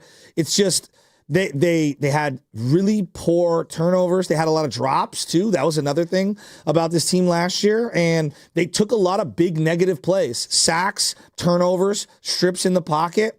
And when your special teams is wobbly, that doesn't cost you a game. That could have cost them 4 or 5 games. He's not going to be on the hot seat this year, Shanahan. That's, again, unless something like awful happens and there's like fights in the locker room and he's lost. I don't see that happening. But if he goes back to back and they don't make the playoffs, there's going to be conversations heading into next year for sure. When it comes to him, when it comes to John Lynch, when it comes to the young players on this team. But it did get me thinking a little bit as we're talking truth serum around the NFL and when it comes to Kyle Shanahan. I'm looking around the NFL right now and teams that legit have the hot seat. As Bonta Hill's going to be joining us in about 5 minutes in studio, get his thoughts on joint preseason practice, preseason game tomorrow, what he's looking for. Sam came in and was just like, who do you think's truly on the hot seat heading into this season? Like, who's going to be fired after this year for sure? Shanahan's not on the list. I think a lot of people want it to be. I hope it's not as DC again. Well, that's a good one. Robert Saleh. I doubt it. That's a good one. I doubt Robert Saleh too. I doubt it. Right? Kubiak is a Clay Kubiak. What are they doing with Kyler Murray? He's on the hot seat in Arizona. Oh, Jonathan Gannon? No, Kyler. Not the head coach? No. I mean, they're committed to Kyler, are they not? I think Kyler's up in the air. This is 3rd straight season. Jonathan Gannon had an opportunity probably to move off this guy if he wanted to. Well, they gave him a lot of guaranteed money. I look at Kyler as someone who I think is up in the air. I think Bryce Young is up in the air. Oh, interesting. So you're going players, not coaches. Sales going coaches. Okay, but you go players. I was really happy for Bryce Young at the end of last year, but he's got a long way to go. Who's kind of this is the make or break season for them going forward? Yeah. That's how I view the hot seat. Like, come on, Brian Daboll. I just don't care about Brian Daboll and the New York Giants. He's gone. Yeah, he's gone. He's done. We'll see. Jackson Dart was the most desperation pick I've ever seen in my life. Like, and maybe it works out. I mean, he got Danny Dimes to a playoffs. That's true. They beat Kevin O'Connell. They did. They did. Everything went. They did have, Saquon, did they not? Oh, yeah, no, Saquon was amazing. Yeah. But Danny Dimes, whatever, with his 16 touchdown passes. Well, he ran for like 800 yards. He ran for a bunch of yards in that one, too. And that Vikings team. Shane Steichen, if you're asking head coaches, is on the hot seat. Thank you. Okay. I think Jonathan Gannon is, too. Where are we at with McDermott? Let's see what happens with the Buffalo Bills. How many times are you going to lose in the playoffs? McDermott, Tomlin. This is a very un-Steelers-like season, like in regards to the offseason where they just DK Metcalf. They made a bunch of big trades running Aaron Rodgers. George Pickens no longer there. George Pickens isn't there anymore. But I think Dak's on the hot seat. Dak, yeah. Well, is Schottenheimer going to be one and done in Dallas? I don't know. Are they going to try to go poach, I don't know, a big college name? Nick Saban's of the world. They're going to try to get Bill Belichick. I don't know what they're going to do there. Jerry Jones. Can they even get Micah Parsons signed? Are they even going to do that? Can they do that first and foremost? Yeah, it'll happen in 2 weeks. We'll see, right? And then you got a couple other names like, here we go. He's not going to be on the hot seat. How's Dan Campbell going to look this year? I'm very curious to see how Dan Campbell, the Detroit Lions, are going to look in that division. Matt LaFleur, he's been good. He's gotten to the playoffs. He's gotten there, to the NFC Championship when he had Aaron Rodgers. He's come up short a lot in that division. And it's going to be Ben Johnson. How is he going to look in his first year? These are going to be interesting things. The NFL, just the storylines in general, there's just so many. You can take every single team and have 4 or 5 different conversations on them. That's why it is king, and why you say why we could talk about NFL ad nauseum. I could take a team like the Jacksonville Jaguars and just break them apart. The talking point today around the NFL is Travis Hunter and his comments. Like he's not phased at all. He's like, I could dominate both sides of the ball. You got the naysayers out there. Could Trevor Lawrence live up to the hype, right? Like Baldy brought that up with us yesterday. When these guys get paid, things get heightened. Conversations start happening. Can Trevor Lawrence now, on his 3rd NFL head coach, show out? I have conversations there. I was really high on Trevor when he came in. He had one really good season. He had that one incredible comeback in the playoffs. I don't know. And there's a lot of conversations around just young quarterbacks in general when they get paid and whether they step up or not. And Trevor's going to be there, and now Brock Purdy's going to be that guy.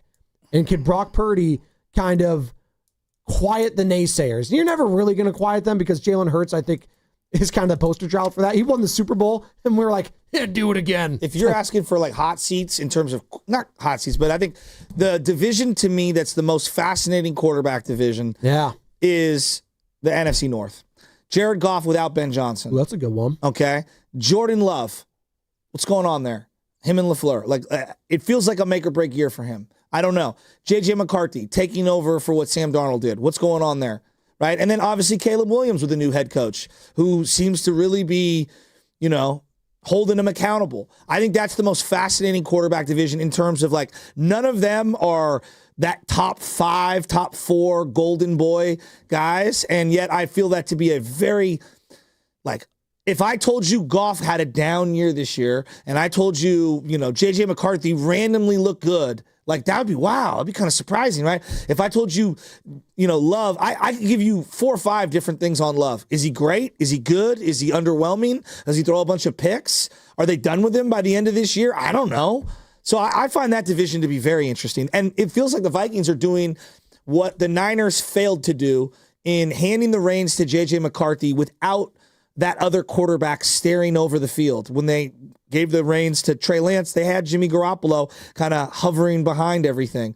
JJ doesn't have anyone behind him right now. It does feel like the NFC, when it comes to quarterback play, as you're alluding to right now, Joe, is wide open. It really is. Like whenever we talk about quarterbacks, we just mention all the AFC guys. And rightfully so. Yeah. I mean, they're so damn good, right? But that's why the NFC, and that's why I'm viewing the Niners, is such an interesting season. It feels wide open. I know Jalen's there. I know the Eagles they're the team to beat. In the NFC, AFC, they're the team to beat. I get that. I'm going to leave them to the side.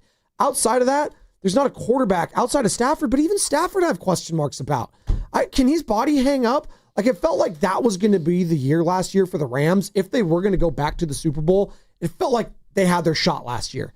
Everything was going for them. But I didn't think that as the season was progressing. No, you didn't, but until the playoffs started and Stafford was looking good and they were making that drive and they got hot, right? Yeah. And he did stay healthy for the most part last season. That's the thing. Can he do that again this year? His back's already messed up. I don't know. He's 37 years old. A lot of question marks there. You mentioned the NFC North.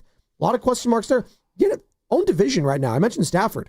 What's Darnold going to look like? What's Kyler going to look like? You mentioned Kyler, hot seat guy. I have no idea. I don't know. And then you go like the NFC South. The NFC South is what it is. But Baker Mayfield, Baldy told us he had a top 10 regular season for a quarterback in NFL history. If you look at some of the numbers, pretty incredible. Without multiple tackles out Godwin there, with was no out for a little receivers. bit. Yeah, he's throwing to a bunch of guys nobody had heard of in fantasy. And I came away last year thinking so highly of Baker Mayfield. Right, and I think everyone's shooing in like Jaden Daniels as that guy, the next heir apparent. Rightfully so. He was incredible last year. I loved what I saw from Jaden Daniels. It's going to be what it always is. Can he do it again, right? As you're listening to 95.7 The Game, KGMZ FM and HD1 San Francisco and Odyssey Sports Station, and the home of the Golden State Warriors and Valkyries, always live on the free Odyssey app.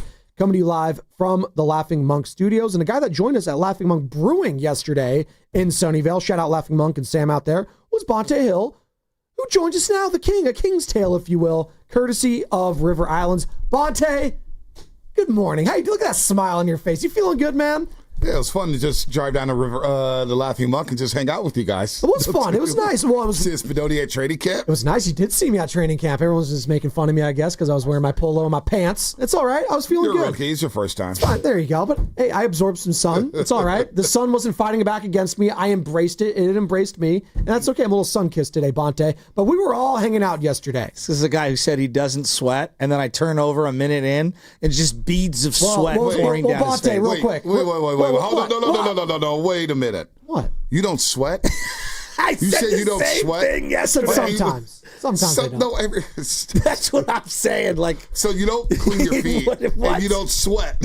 Well, if his feet don't sweat, I guess they don't get dirty. You know what, Sam? Thank you for that. I don't need to. You know why I was sweating yesterday? You know why I was sweating yesterday? It wasn't the sun.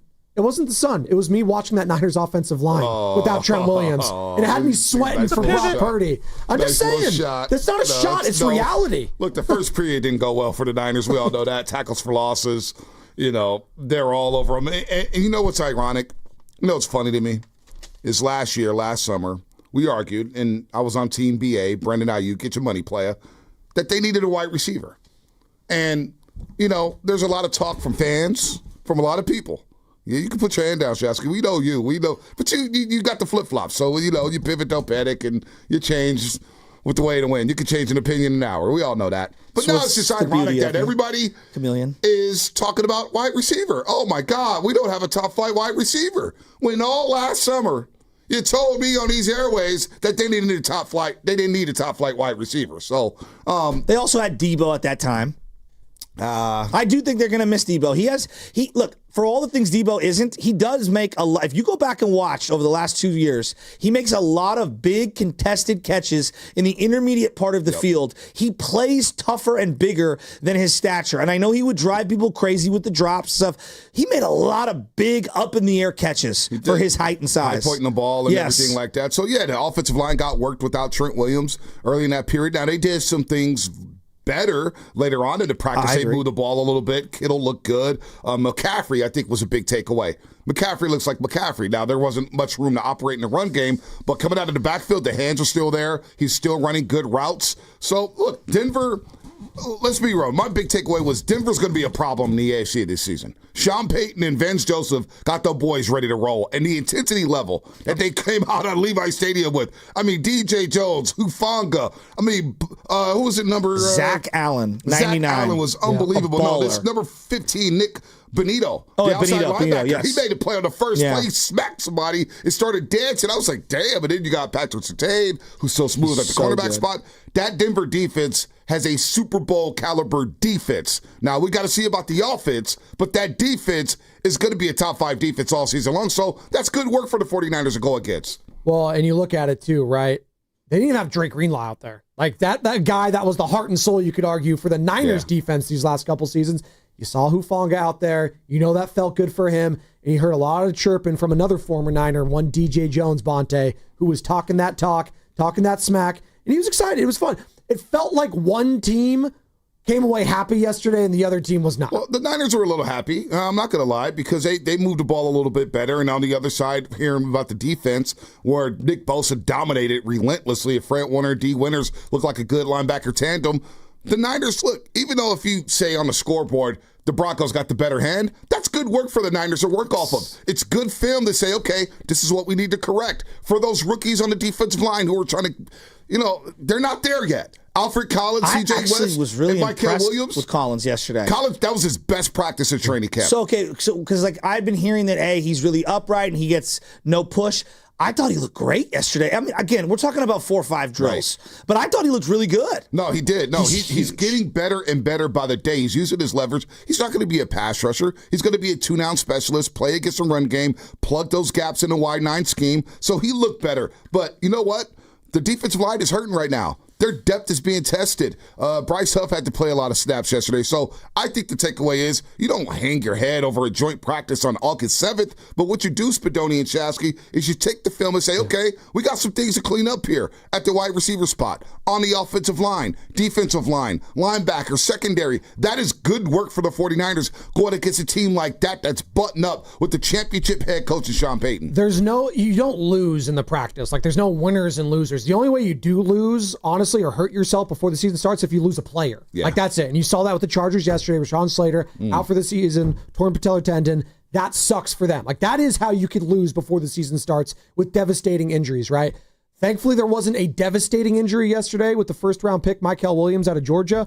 But he did get hurt, and that sucks that he's going to miss the first preseason game tomorrow. But again, they're calling it a week. Hopefully he can come back next week, Bonte. Another joint practice with the Raiders out in Nevada, and he could play in that preseason game too, because that's what you don't want. That's what sucked about, and obviously Ricky Pearsall's one was so damn unique because he got shot. But the fact that he missed all that time and he had to play catch up when he did come back, like, that's what I don't want with some of these rookies, right? Getting hurt. You saw Jordan James break his finger, right? And get surgery on. He's going to be out for a couple weeks. Like, that's what you don't want. It's the only thing you can't come away with is a couple weeks. But they're injuries, right? Like, that happens. It's football, right? But the Niners have been one of the most injured teams over the last 6 years. When you look at the stats here, they miss guys. Guys get hurt. I mean, I get it. It's a physical game, and they play a physical brand of football here. So Mykel Williams, we all watched it. It looked like a non-contact injury. I grabbed the binoculars. I was like, yo, who's down over there? And it happened to be Mykel Williams. Shanahan said after the practice, hyperextended knee. The exam looked good. He's going to miss a week, but he needs to work. Jordan James, to me, is the most disappointing rookie right now because everybody had high hopes for this guy out of Oregon. And you hear people tweeting left and right when there was no shoulder pads. Oh, Jordan James this and Jordan James that. Well, he comes up with a knee injury, and he misses about a week or two. And then he comes back. A few practices later, he breaks a finger. Now he's going to be out another few weeks. That's the Garendo zone. The Garendo zone. So Garendo's had a bunch of injuries. So the running back depth, to me, is a lot more concerning right now than the defensive line depth, because I think the defensive line will come together. Sam Okuanu will be back in a couple weeks. I think Mykel will be back in a week and a half. They'll play it slow. Again, it's August 8th right now. You don't need to rush them back. You want them to get the reps. You want them to go against some other teams like the Broncos, like the Raiders, like the Chargers a little bit later in the preseason. But it is alarming. These injuries are starting to mount up here. And at wide receiver, they're mounting up. At running back, they're mounting up, and on the defensive line. So you need to clean that up here moving forward. So we were doing like the good, the bad, the ugly, right? And just like layering some of the stuff. And I had way more good than I did bad or ugly, even though, Denver was suffocating yesterday. Yep. Jordan Watkins is an interesting player. Oh, yeah. He plays stronger than his body type. I like him. He's very shifty. Not as quick as Pearsall, but a little, I don't want to say tougher. He's just stronger over the middle on some of that stuff. Do you think he's a guy in this game on Saturday that's going to really impress fans? I think so. I like this film coming out of Ole Miss. I'm not going to lie to you. Really? I think he hasn't been talked about enough, Jordan Watkins. And he's made plays, and he's gotten better as training camp has come along. And the thing about Lane Kiffin at Ole Miss, Shasky, is that he runs a pro-style system. And he's a great scout, like a recruiter. He's a great recruiter. He knows talent. It's why Lane Kiffin was sought after in the NFL for so many years and why he's bounced around in college.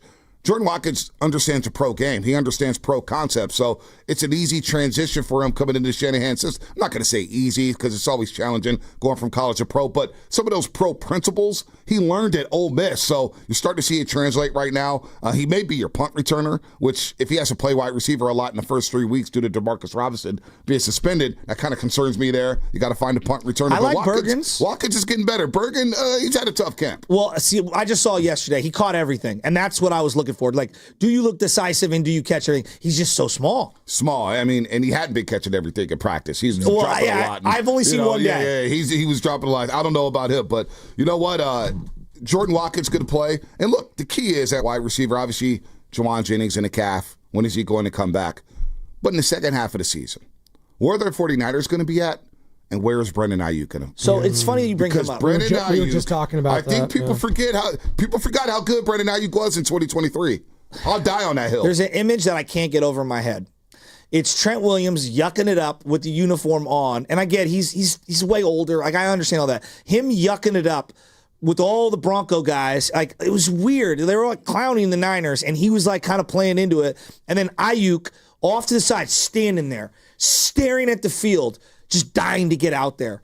And I was like, damn, dude, like, I underrated the compete level on someone like Brandon Ayuk. On the last few training camps before the holdout last year, he wasn't just good. He was the best player on the field. Yeah. He was the best player on the field. They miss him so much. Which is why the rhetoric and the dialogue about Brandon Ayuk last summer was just nasty. It was nasty work by a lot of people.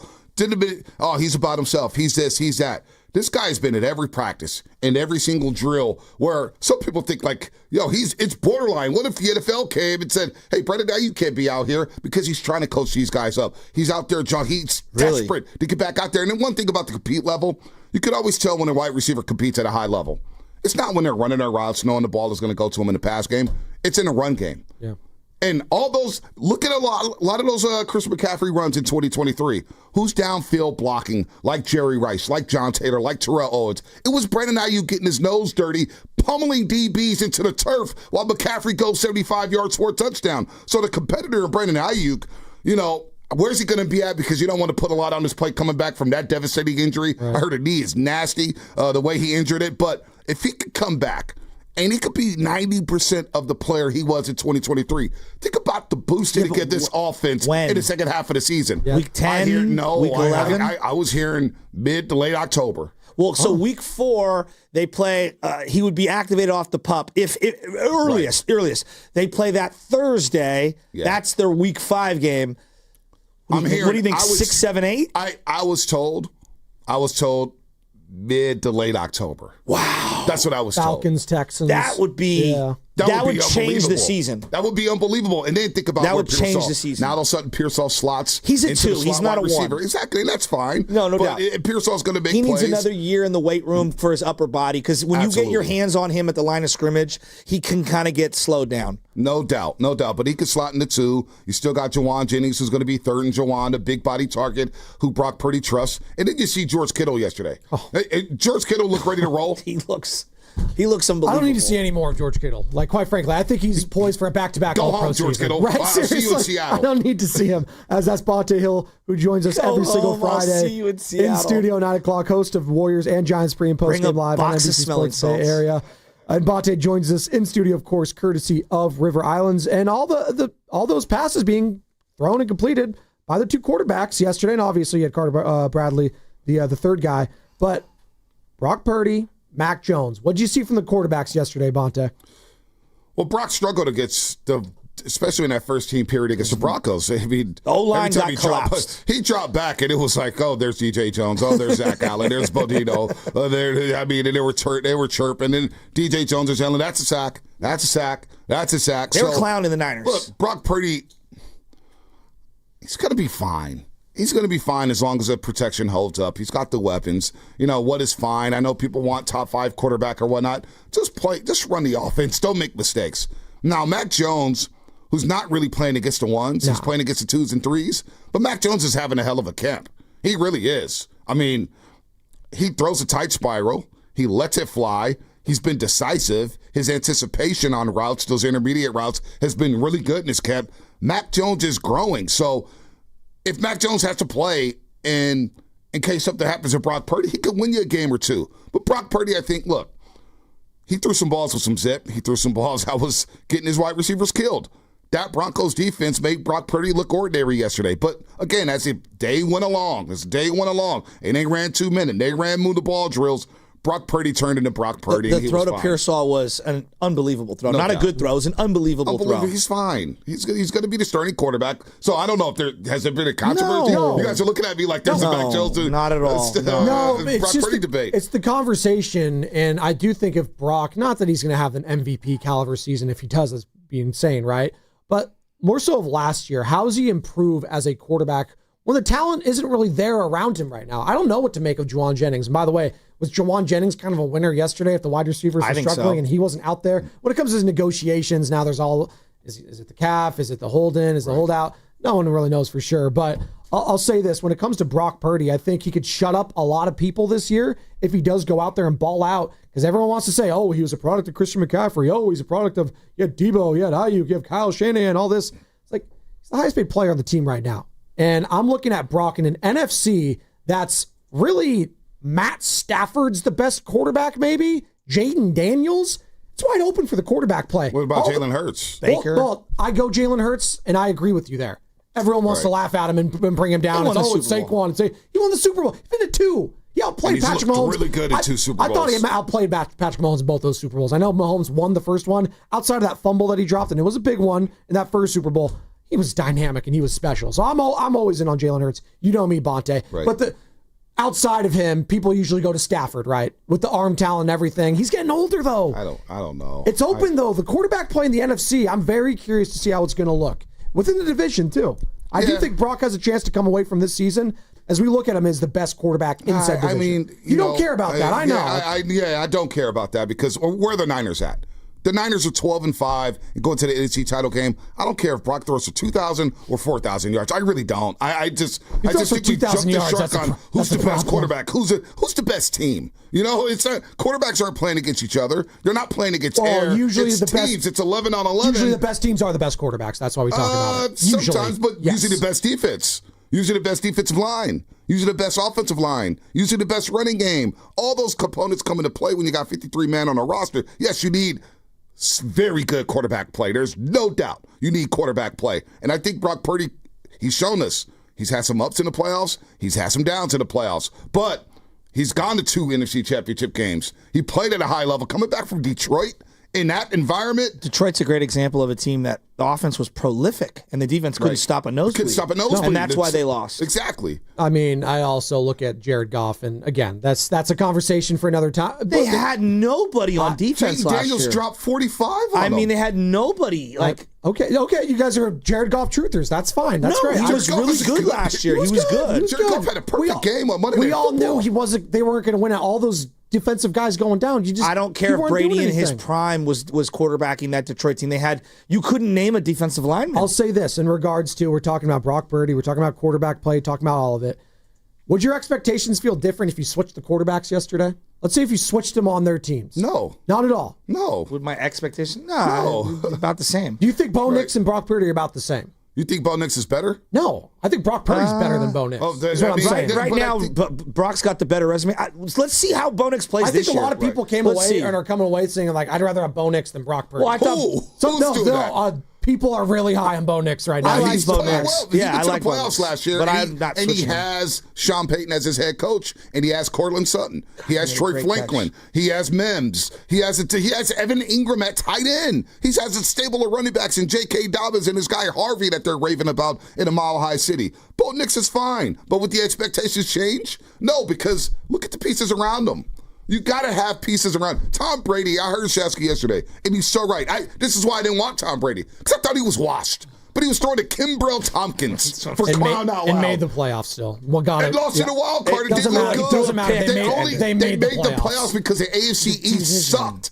It sucked.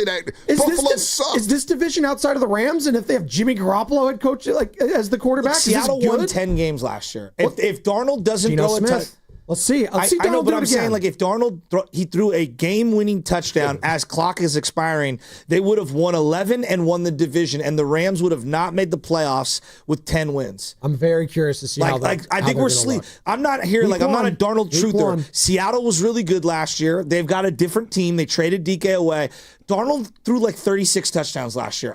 Again, I'm not a Darnold truther. He had a great year. He did.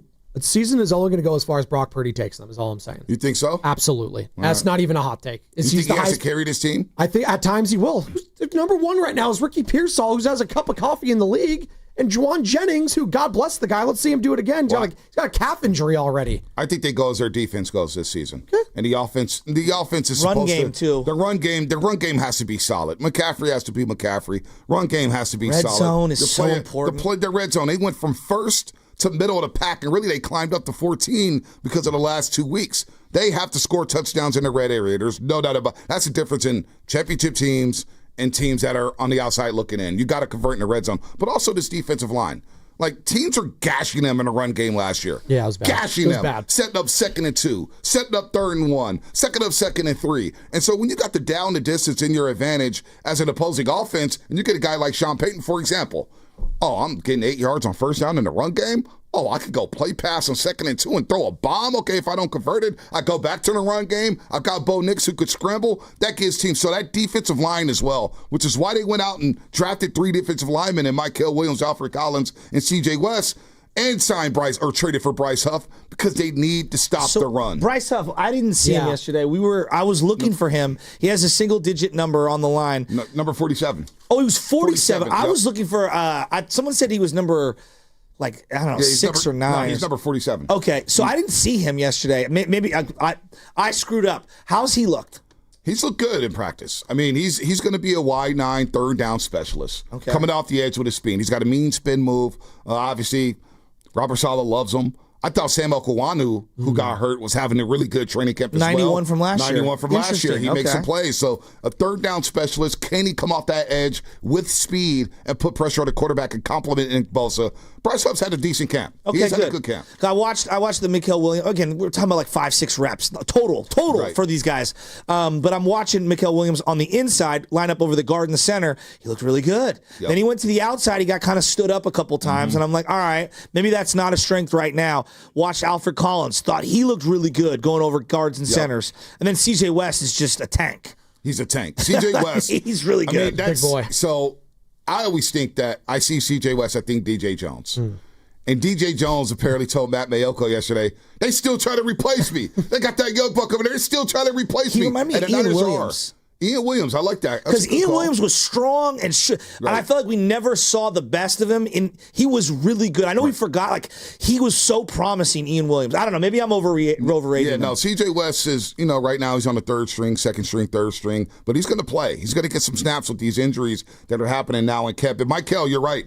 On third down, if you go Huff, Bosa on the outside. You slide Michael in on third down. And then that other defensive tackle spot is wide open on who could rush the passer on third Givens? down. Could be Givens. Who just Jordan Elliott? Who just somebody just went down with a torn pec. I think that was Givens who went down with a torn pec. Did he go down with a I forgot. I got to double check. I had a guy 93 that I had wrote down I thought looked okay in those drills, but I didn't have my roster in front of me. But 93 I thought was making some plays. No, so the defensive line's got to be solid. But I think one thing that Niner fans could breathe easy about is D. Winters is having a fantastic camp. So everyone D. Winters is going to start, but keep your eye on Nick Martin, your rookie out of Oklahoma State. He's fast, man. He gets sideline to sideline fab. Who's 45? One day I was looking, who the hell is that? Not Demetrius Flanagan Fowles. Or definitely not Oren Burks. Oh, my God. Watch back the first 5 games. DFF just falls in space. Just falls. I never got the hype. By the way, was it Demetrius or was it Dominic Flanagan? Yeah, Givens with the pec injury. So Givens is going to be Givens. out for a while. But you mentioned all that, and obviously the given is Nick Bosa, right? And the expectations for a guy like that and what he could be. If he's a DPOY kind of candidate again this year, Bonte, because that's the potential we're talking about. That's how we view guys like Nick Bosa, guys like TJ Watt, guys like Myles Garrett. DPOY or nothing every single season. That's the expectation for these guys. As you saw the DPOY yesterday, albeit in the secondary, Pat Surtain, who looked the swag personified yesterday. He was feeling himself. He's very good.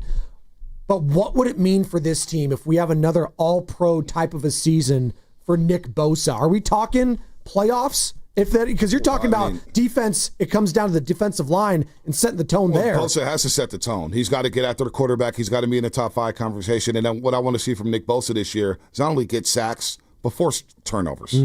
Strip sack fumbles. Yeah. Go get that ball, Bosa. And he did that. He did that his rookie year. He did that really well. I thought 2021, he came back and was very, very solid in his DPOY year. So, yes, Nick Bosa, the Niners need Nick Bosa to be really, really good. I forgot how good he looked before he hurt both obliques. He did look really good week 2 against the Vikings. Yep. Darnold made plays with his legs. He did. And Stafford as well made plays with their legs. And I had misremembered how good he actually was in those games, though he didn't come through with big sacks. I thought he was relentless. No, and every time I looked up at the defense yesterday with the binoculars, number 97, so I asked Jennifer Lee Chen, who was watching the defense from NBC Sports Bay Area, how's Bosa? She goes, he was in the backfield all day long. All day long. All day. Yeah, Mike McGlinchey was trying to block him. But all day long. YouTube chat also talk about Sebastian Valdez. Remember I was telling you about Sebastian 55. Valdez? 55. Montana I'm eager to State. see him on Saturday. Montana State, right? Yeah, I'm eager to see him on Saturday night. There we go. We're going to see him tomorrow. I'm curious who else Bonte wants to see tomorrow. Maybe he wants to see some of these starters are going to start week 1 tomorrow. So, I'm going to tell you why on the other side, Bonte. I saw some starters yesterday for the Cincinnati Bengals that were getting at it. One Joe Burrow and one Jamar Chase were balling. So why can't some of these Niner players do that? We'll get his thoughts on that on the other side. Plus, maybe we'll get his thoughts on Josh Giddey and Jonathan Kuminga. Maybe we'll do that on the other side. It's going to be coming to you by Cars for Kids. That's Cars with a K. 95.7 The Game congratulates Cars for Kids on 30 years of turning car donations into supporting children. Cars for Kids has helped more than 100,000 kids nationwide. Donate your used car today at carsforkids.org and join over 1 million proud donors making a real difference. The broken coffee maker? That one's still on you, which means you'll save hundreds for your business and get the fastest mobile service with 5G cellular and Wi-Fi hotspots on us. But hurry, this deal won't last long. Get a mobile plan and free up the budget to maybe, I don't know, fix that coffee maker? Get mobile on us for 1 year, you guessed it, on us.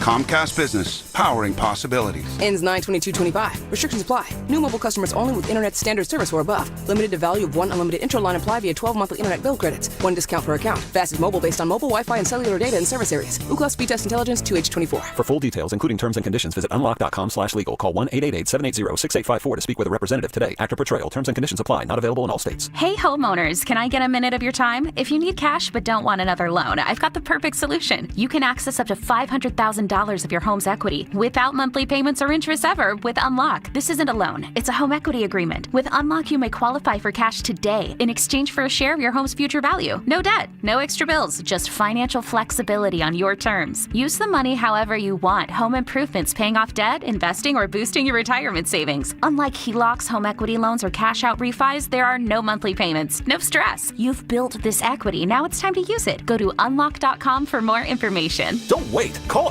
888-780-6854 to unlock the equity in your home and get up to $500,000 in cash with no monthly payments and no interest ever. Call 888-780-6854, 888-780-6854, or visit unlock.com. That's unlock.com for more information. Injured at work? Don't wait. Every moment counts. You may be entitled to medical care and financial compensation, but time matters. The attorneys at Boxer & Gerson are here to protect your rights and fight for the treatment and support you need. Boxer & Gerson have helped thousands of people across Northern California who were hurt on the job. Don't wait, don't guess. Get answers. Call Boxer & Gerson today at 510-835-8870 or visit boxerlaw.com for a free consultation. Boxer & Gerson, your life is worth the fight. A strong heart, a steady stride, a life full of milestones. El Camino Health is here for you. From advanced heart and vascular care that keeps you on beat, to expert orthopedic treatments that keep you moving, and innovative cancer care that fights alongside you, with expert care for women, men, and new moms, supporting you through every chapter of your health, because every life we touch is built on trust and compassion. El Camino Health, our strength, your health. From carriage house to glass aluminum doors, R&S Doors has a full line of commercial and residential garage doors and gates to suit anyone's taste and budget. Visit rsdoors.com. R&S Doors. Look for the red truck. For all contest rules, go to 957thegame.com/rules. This is the story of the one. As a safety manager at a manufacturing plant, he does everything he can to keep his coworkers safe. From finding ways to reduce risks to keeping safety supplies in stock. And for that, he relies on Grainger. Grainger offers a broad range of quality products and next-day delivery, so he can always play it safe. Call 1-800-GRAINGER, click Grainger.com, or just stop by. Grainger, for the ones who get it done. Hey, listen to this. All I needed was a new starter. Got a great deal on eBay. Did it myself. Yeah, that's cool. But how about the soft purr of an upgraded exhaust when it fits just right? For me, it's the little things, like these new windshield wipers from eBay I installed. From small fixes to big upgrades, eBay has all the parts you need at prices you'll love, guaranteed to fit every time. eBay, things people love. Eligible items only. Exclusions apply. Oh, could this vintage store be any cuter? Right? And the best part? They accept Discover. Accept Discover? In a little place like this? I don't think so, Jennifer. Oh, yeah, huh? Discover's accepted where I like to shop. Come on, baby, get with the times. Right, so we shouldn't get the parachute pants? These are making a comeback. I think. Discover is accepted at 99% of places that take credit cards nationwide. Based on the February 2025 Nielsen report.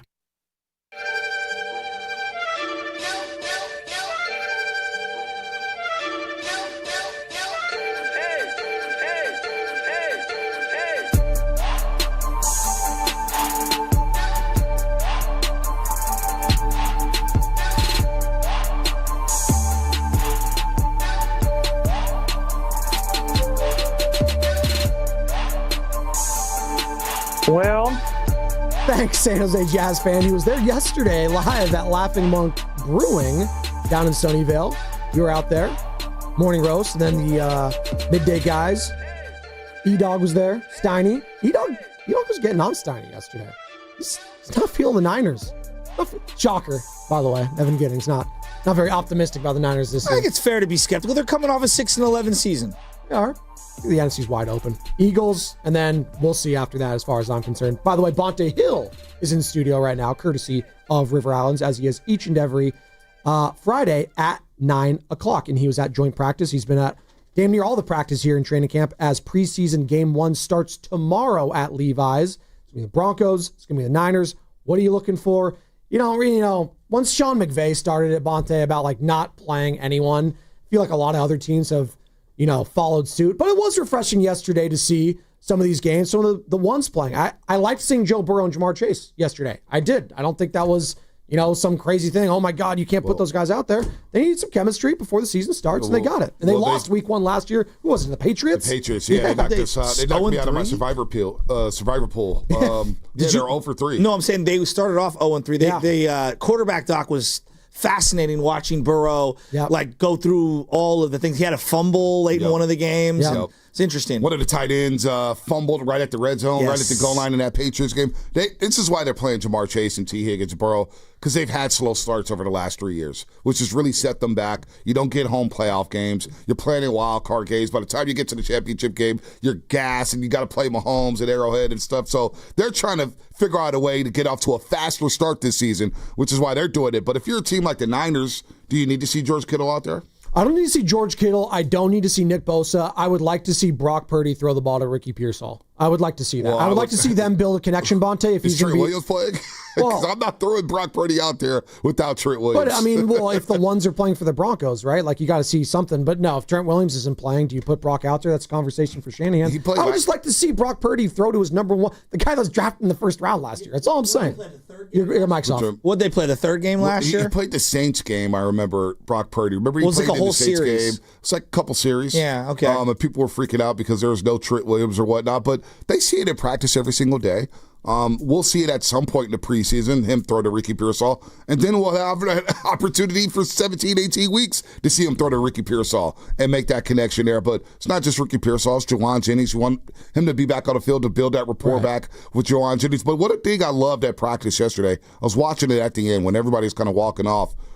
Multiple times I saw Pearsall and Purdy get together, kind of discussing what was going on. They weren't on the same page, but the communication was there, play in and play out between those two. Just talking, okay, this is what I saw here, this is what I saw. And I put the binoculars on, I'm trying to lip read a little bit and see what's going on. Yeah, can't really make out what they were saying. Media, Bonte Hill over here. I'm just saying maybe they're going to take that shit. Binoculars are a thing for him, though. He's always brought the binoculars. He's always brought. He brings them to the games. That's his thing. That's my thing. And you know what, though? He has poor vision, and he needs it, amplified. So I get it. That happens. That's okay. As someone that wears contacts had glasses since they were in second grade, I get it. Well, there you go. Maybe we could get Dr. Craig Bindi back in the LASIK eye surgery, because I remember I did a commercial for him. I got sponsored. I said, well, you really don't need LASIK. You got 20/10 in your left and 20/20 in the right. I was like, damn, I got good vision. What's the best vision? I think it's 20/10. Isn't it 20/20? I don't know. Isn't that the whole point? 20/20? Hindsight's 20/20? No, I found out in class that 20/20. I think it was, what class was that? Where we talk about It's 2010. 2010. I was going to say, I don't even, 2010 in the left eye, 20/20 in the right eye. Yeah, their 2010 vision is considered superior to 2020 vision. It represents the sharpest possible eyesight without the aid of corrective lenses. Is that what Jameis Winston got? Remember that? Where he said, I couldn't see, so he had to get the corrective surgery. Dan Uggla did the same thing. Remember that? Remember when Dan Uggla did that? Dude, he was here for a cup of coffee. He was here for a cup of coffee, struck out like damn near every single at bat. Was that before or after the Braves? Oh, that was after, wasn't it? It may have been after. Oh, Dan Uggla, man. He had power, though. He did. Right, he had power, by the way. He had power. I'd be remiss if I didn't ask you just a simple question. Josh Giddey for Jonathan Kuminga, your thoughts? Teased it. Yeah. Who's Jake Fisher. That? Jake Fisher? I don't know. Sure, why not? That's basically what I said. Listen, at this point, sure, why not? Why not? Well, the Warriors are trading Kuminga for Josh Giddey. Report from everyone in the building. Sure, why not? Well, we think about the Kuminga dialogue all summer. do you guys really want to go through this again if he comes back? I think I wouldn't mind Kuminga coming back because I think he could be a really good player. But for some reason, it's insane to me. He goes out there, plays his ass off against Minnesota. Okay, they don't win a game. And yet everybody wants to say, well, he didn't play winning basketball. They lost every single game. So he just got to get his. But we're not going to focus on the people who struggled in that series and break down why they didn't win that series and really dive deeper into why Minnesota won 4 straight. Okay, fine, whatever. That's fine. I just don't want him to come back, and then everybody's going to be hyper-focused, and it's going to bleed into these airways. It's going to bleed on television. Oh, man, he walked by Steph and didn't high-five him. Oh, my God, he looked at the missed screen right here. And you know how these fans they start screenshotting every single possession like they understand what he's supposed to do. And, oh, you know what? He didn't go to the rim here. Oh, wait, he didn't grab that rebound. Look at the lack of hustle here. So I personally, from a personal standpoint, don't want to talk about it anymore. Just let's move on. Let's move on. What about Josh Giddey, the player? Hey, he's all right. I mean, he can't shoot. This is why he got traded from hey, he had a career year last year. Why did OKC stop playing Josh Giddey and trade him? He couldn't. Yeah, he became just ran off the floor. So great. Let's bring in another non-shooter. Yeah, that works. That works for spacing purposes, right? But he can handle the ball. He can do a little bit of things. I was joking around. I was like, I wonder what it looks like with Steph. And then you have Giddey, Draymond, Jimmy Butler, and Pods out there. Straight boxing one, right? I mean, that's what you want. I kind of saw the report and just kind of kept scrolling. I mean, at this point, it's all on JK. What's going to happen with JK? Is he going to take the qualifying offer? Is he going to... Since the season ended in May, what's going to happen with JK? It's August 8th right now. We got Benny going back to school on Monday. I still don't know. I don't know what the hell's going on with it. It is what... And I just had to ask you, hey... Warriors pre and post Bonte Hill NBC. I gotta ask the guy, Josh Giddey, his thoughts. I can't wait for the presser if he comes. That's all I'm gonna say. Same old Josh to me. Can't wait for the presser. No, it won't be same old Josh to me. Oh my God! Same old Josh to me. Yeah, same old Josh. There's a couple of jokes in there. I mean, and then you think about some of the best. Well, that's what I'm saying, dude. That's what I'm saying. Let me see Josh Giddey. He played in 70 games last year. 37% from beyond the arc. 14.5 points per game, 8 rebounds, 7 assists. So triple-double numbers. Not bad. Nah, I didn't watch a lot of Josh Giddey. The guy I want on Chicago is Kobe White. He attempted 4 threes a game. A 3.5. I love how we're in Kobe White reruns. Just always, anytime the Bulls are mentioned. No, but isn't it funny how everybody watched Kobe White when 2 years ago? 2 years ago, nobody knew who Kobe White was. I was like, I think I want Kobe White. People are like, what? And now 2 years later, we got to go get Kobe White. It's like, earth to everybody. Jerry's Reinsdorf's not trading Kobe White that team-friendly contract. We're just making $12 million a year. You gonna be at the preseason game tomorrow, Bonte? I think so. You gonna be there? Yeah, I think so. Do you take? Are you working? I'm taking the family. Okay. Yeah, this is a family. The preseason game was where you take the family, let baby Chaz get her football fix in, where you know you don't have to really pay attention. Baby Chaz get her football fix in, or Bonte Hill get his football fix in? No, Chaz is into it. She loves playing NCAA with me. The exhibition ones are fun. How many times has she beaten you? I mean, she plays with me, dynasty mode. Smart. There you go. She's helping the LSU Tigers. Preserves the record. So that means you just hand her a controller and you play. Hey, you could be Colton McKivitz. Hey, listen. There's no difference. If you handling the controller and him playing. The controller vibrates, which is what she likes. And, oh, man, this is cool. It's fun. It is fun. It's hitting going, look at you run the ball, But she's getting into it. She's asking, Papa, you going to training camp today?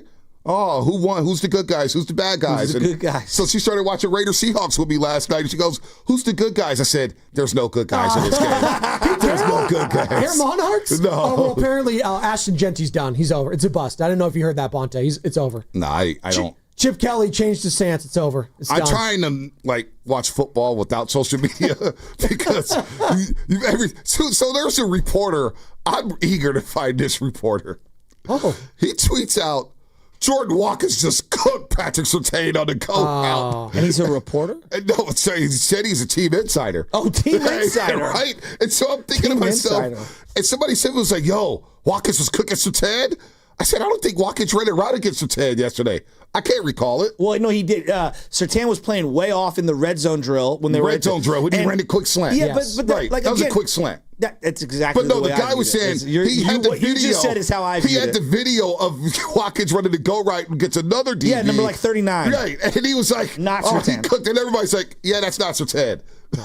So we got people out here lying about things. So, it's lying season, even for beat reporters. I came away yesterday quote unquote saying the joint practice, Pat Surtain is, again, if he was underrated, he cannot be more underrated after coming away from yesterday. He's so sick. But that's what we do. And I hate that that's what it's become for the DPOY conversation, much like the MVP, where it's only quarterbacks. Like, we only want to give it to edge players. And outside of Gilmore and Surtain, it's basically been that. But I'd love to see a middle linebacker, like a Fred Warner. Like, how much did we were talking about last year, Bonte? Fred Warner, guy we really haven't brought up a lot today. Like, he was a DPOY for like halfway through last season. Now he's playing on a fractured ankle, we found out, which was amazing, right? And he was an all-pro, first-team all-pro. He was incredible last year. But just think, had he not even fractured his ankle, how much better he could have been. So that's a guy I'm looking at, too.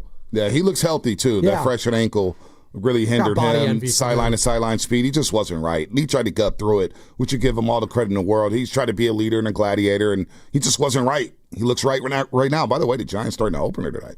Matt Gage. Not the guy. Wei-Ting. Yeah, not him. Tang will probably be the bulk guy. He was actually really good in AAA. I know that you're going to roll your eyes at that, but he was. I want to see the two Mets guys. On the Surtain thing, I just feel like the Niners just can't shake this 2021 draft. It's just, you look at that draft, and it's like everyone other than the guys that were taken at quarterback, it feels like all of them are good. I'm just going to go in order. Kyle Pitts, who's not good, but Jamar Chase, Jalen Waddle, Penei Sewell, J.C. Horn, Patrick Surtain, Devontae Smith, Then it goes Justin Fields, Micah, Rashawn Slater, who got hurt, Mac Jones, even Zaven Collins with Arizona has been a good player. Najee Harris later on down. Then you go to later on, Dickerson, the center for the Eagles. Mm-hmm. There's just so much talent, and all those quarterbacks are just it's frustrating. Trey Lance draft. Right. Matt Mayoko brought that up yesterday on the live stream. Like, they're still trying to catch up from that Trey Lance draft, and that whiff there. And then you follow it up with the prior season, or after 2019, the Javon Kinlaw pick hurts too. Oh, big time. Yep. The Drake Jackson second round pick. That hurts too. You spent a second round pick. Those are premier picks. Oh, Danny Gray. Well, conversely, we'll always have that go route. Well, we were talking about it yesterday. Preseason. We saw him in practice. I was like, this guy can't get off the line. Can't get off the line. Then he ready to go route against the power. We're like, oh, Danny Gray, that's the guy we've been waiting for. He can take the top off the defense. Don't forget, we took Trey Sermon in the third round of the Trey Lance draft. I thought he was good. You got to get those bonus running backs in there that do nothing. That's Kyle Shanahan special. But we were talking about yesterday with Baldy, like, conversely, you get a team like the Rams that just nail Verse and Fisk last year, and then they nailed their first couple of picks the year prior. Like, that's the difference between competing. And, like, we all want to laugh at Les Snead and the Rams when they say F them picks. Yeah, but the picks they do have, they've nailed it. They hadn't had a first round pick in whatever 7 years. Correct. It was crazy. And they wouldn't. But Cooper Kupp was a third round pick and Puka Nacua, fifth round pick. Like, they've done really well identifying talent. And that's where you look at guys like Michael Williams that needs to pop. I need a first rounder on defense to pop again, alongside a guy that did pop in Nick Bosa. Can they get these guys to contribute, Bond? That's why I was just pulling out my hair. So I was like, God, as we were watching him walk off the field gingerly, it's like, God, dude, we just need these guys to play. You know, with all that said, and I look at last season, the way, look, Arizona, I got something for Arizona's ass, because the way they ran up the score the last week of the season really bothers me. Down in the desert, they really ran up the score. Juwan Jennings, 47. Remember that? I want them to kick Arizona's ass this year twice, and I want them to run up the score against the Cardinals. That was out of pocket by Gannon. Now, what are you doing? All right, fine. You want to run up the score? Cool. It's kind of a whatever. But you look at the way the season ended, and look at some of these games. The Niners were really competitive in a lot of these football games. Just didn't have guys to take it over the top. Their fourth quarters are awful. Awful. And special teams was terrible. Special teams, I mean, oh my Lord. The special team staff probably should have been fired midway through the year. Mm-hmm. Maybe that's not Shanahan's style. He rides it out and whatnot, and everybody gets hurt. He's like, you know what, I'm going to ride it out. But they blew everybody out of the special teams room. So I expect special. And you know what, speaking of special teams, Jake Moody yesterday. I left before he kicked. I saw one that looked like a doink, Bonte, from my angle, like a 30-yarder. Okay, but it definitely was a dink. No, it hit off the post. One of them did. Well, he went 7 for 7 or something like that, and made a 53-yarder with 10 yards to spare. Wasn't bad. My setting is in. I know. He could hit every field goal from here until the beginning of week one. Week one comes around, game on the line. I have zero faith. Zero, none, zilch. He had an injury last year. Who was it that called in? Was like, injury. I look into his eyes and I know he can't hit a field goal. Was that BPA yesterday? No, it was someone else. Was that Nick and Berkeley? It might have been Nick and Berkeley. I look at his face and I know he can't hit one. It was such a guru thing. Did Lumen Field too with that crowd, the 12s? A light drizzle. That's for the quarterback too. A light drizzle, maybe a slight breeze even. Well, I want to see Brock Purdy. He's the highest paid quarterback. You better be able to throw in the rain, buddy. That's all I'm going to say. Let's just hope. Let's just hope when it is at Levi's Stadium this year, where there's no dome, that if Brock Purdy's in the Super Bowl, there's just no drizzle. All right, let's have fun. Let's do it. They don't do them anymore, but if they were going to do headlines the next day, what would the headlines be from the Niner game on Saturday? And I'll let you guys think about it. I think Mac Jones is going to look really good against the twos for Denver. And I think people are going to be talking about them finding a good backup quarterback. A good backup quarterback. We know what's going to happen after that. Fonte's so rooting for it. No, I'm not rooting for it. Happen? I just know how we think. I know how sports radio works. I know the business. I mastered the business. Got a PhD in this bad boy. You created the genre. Who are we kidding? Nick Mullins. Yeah, you know how to stir up quarterback controversy. Yeah, dude. They got to always be constantly thinking 3 weeks down the line. Plant the seed early. And then all of a sudden, I get the Joe Shaskin of the world just eating out the palm of my head saying, you know what? He may be giving the Niners the best chance to win.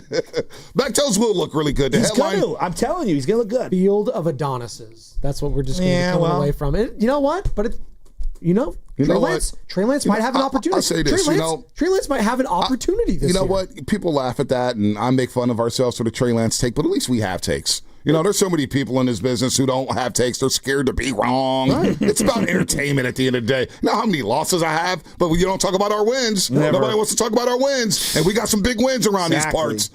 Like we got a begging lot for of them wins. to trade for a running back. Yeah. That entire they don't need a bell cow.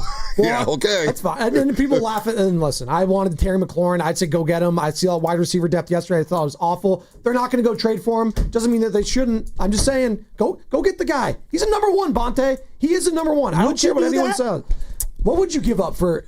Like, it would have to. If they did an Ayuk for McLaurin swap, knowing where Ayuk is with the injury, sure, I'd do it because McLaurin can be your number one. Would you attach a third-round pick? Probably. Okay.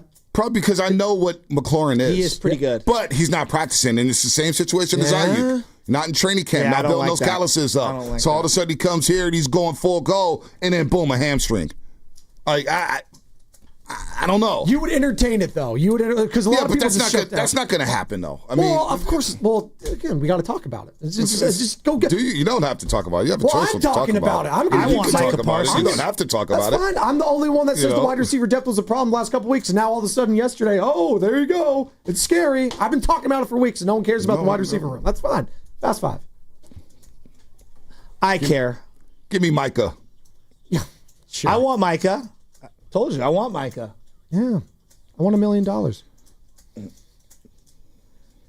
All right, final thoughts of the show. Joint practices yesterday. We got another joint practice next week. I think they'll look a lot better, by the way. Next my week. favorite part of yesterday. What was it? Was Mike Shanahan in the middle, okay? That white hair? In the middle. The lobster? I love Mike. I do put the binoculars on just to see what he's looking at. You know what? It makes me miss my dad. You know what I mean? Because I'm like sitting here, and my dad used to look over my shoulder at all my practices and all my games and like tell me what I was doing right, wrong. And just give me all his opinions. When Brock Purdy missed juice on like the wheel route over the middle, Mike threw his hands up and just stomped to the other side of the field. And I watched him and I was like a loving father. And Mike Shanahan, I love you. That's all I'm going to say. I love you. In fact, I love you so much. Just be on the field. Like, I want you on the field. No, he's in the suite behind me. I know. I want him with the headset on. Every time out, I look over to see what he's doing. I swear to God, I can't help myself. I'm like, Mike. What is Mike doing? What is he thinking about? And I'm always looking to see if he has a walkie-talkie or something. That's what I'm saying. Or a headset. Does he have a direct communication to Shanahan?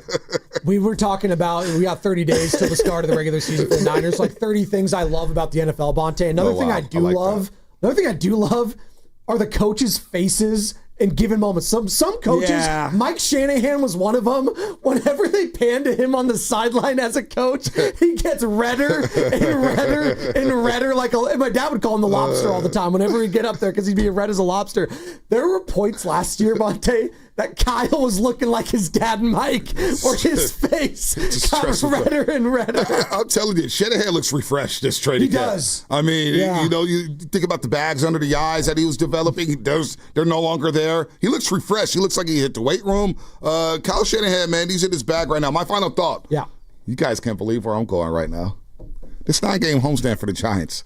This is the season. I'd rather be the White Sox. No, not right now. I'd rather be the Giants. How about Jung-Hoo Lee and Dominic Smith and the Dominus is going the other way? They can go 7-2. Just sell and just fire it. No. That was those are the Farhad Giants. I forgot about that one. The Farhad Giants. Give it one more time. I got it right here. Just sell and just fire it. There you go.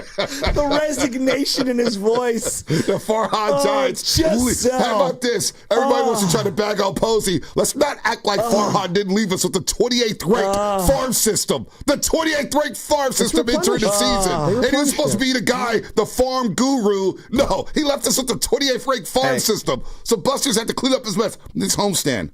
Come on. If they sweep the Padres. Dude, come on. Let's go 7-2. It ain't over yet. I'm with you. You got a little bit of a chance. Not a big chance, but you got a little bit of a chance So to make something happen. you're telling me there's a chance. Dog days of August. Let's go. If they sweep the Padres, yes. If they do that, Joe, I will say maybe they do have a chance. They got to do it, though. They got to do it. They just don't play well against their own division outside of the Rockies. They barely play their division anymore. That's part of it. It's tough. But now they are. But now they are these next 2 months. They are going to be playing their division. Yeah, that's one thing. Like, if I'm baseball, I don't like where they're at right now in terms of not playing the division as much. My final thought is they're not going to do it, but I'm going to still talk about it. I would like to see McCaffrey for a series tomorrow, just to get the wear and tear. Bonte, you're scared of it. I'm not scared of it. I think Chris McCaffrey would love to get out there. What's Chris McCaffrey have to prove in the preseason? Spinotti? Like, what? Come on. Can he get up from a tackle is what he has to prove. I don't know. Oh, man. He just got bilateral Achilles tendonitis. This guy. I'm scared. I got to go. That was fast 5. I want to know if Chris McCaffrey can still go. No, I think it's a fair point. Thank you. Brought to you by Xfinity. Introducing the 5-year price guarantee. One consistent internet price for the next 5 years. Guaranteed. Yeah, you're right. Christian McCaffrey's fine. He can get tackled. He's going to be okay this year. Matt Steinmetz, Daryl the Guru Johnson are next. Brought to you by Fremont Bank. Here for you. Here for good. Bay Area. You know there's nothing better than watching a game with a cold, righteously brewed beer in hand. That's why I always roll with Laughing Monk Brewing. Okay. Yeah, I mean, the beer is fire. Why are you talking like that? With locations in San Francisco, Sunnyvale, Scotts Valley. You can always count on top-notch craft beer, next-level food, and the best game day atmosphere in the Bay. Hold up, bro. Like, are you doing a commercial right now? Glad you asked, Jasky, because you can find Laughing Monk at the best bars and restaurants in the Bay, or pick up a 4-pack at many fine retailers like Whole Foods, Gus's, and New Leaf Markets. Dude, just pass the wings. Change is always happening. It's part of life. And when it comes to music, change is all around us. Songs are rewritten. Classics are remixed. Bands and artists come and go. Even our taste in music changes. Here at Xfinity, we know there's still good in keeping some things the same. That's why we want to do our part with a 5-year price guarantee on our internet. It means no matter what changes, you get 5 years of the most reliable Wi-Fi with our best equipment included for a price that stays exactly the same. Surprised? Life is full of them. One internet price, 5 years, guaranteed. Learn more at xfinity.com/deals. Restrictions apply. New residential customers only. Taxes and fees extra and subject to change. Most reliable Wi-Fi based on Open Signal Awards USA. Fixed Broadband Experience Report, August 2024. Express yourself with personalized cafe appliances at Friedman's Appliance in Pleasant Hill. You can select custom hardware in 4 finishes that let you uniquely accessorize your kitchen. Experience GE Cafe innovation with 6-burner Pro ranges, hot water dispensing refrigerators, and smart induction ranges. Plus, for a limited time, receive up to a $3,000 rebate with the purchase of select suite combinations. Uniquely style your kitchen at Friedman's Appliance in Pleasant Hill or at friedmansappliance.com.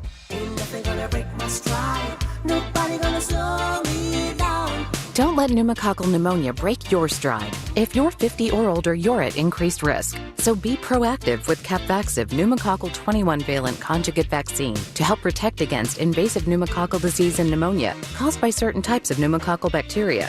Capvaxive helps protect against the strains of bacteria that cause about 30% more IPD cases than any other pneumococcal conjugate vaccine in adults over 50, according to national level CDC stats. Regional variations may exist.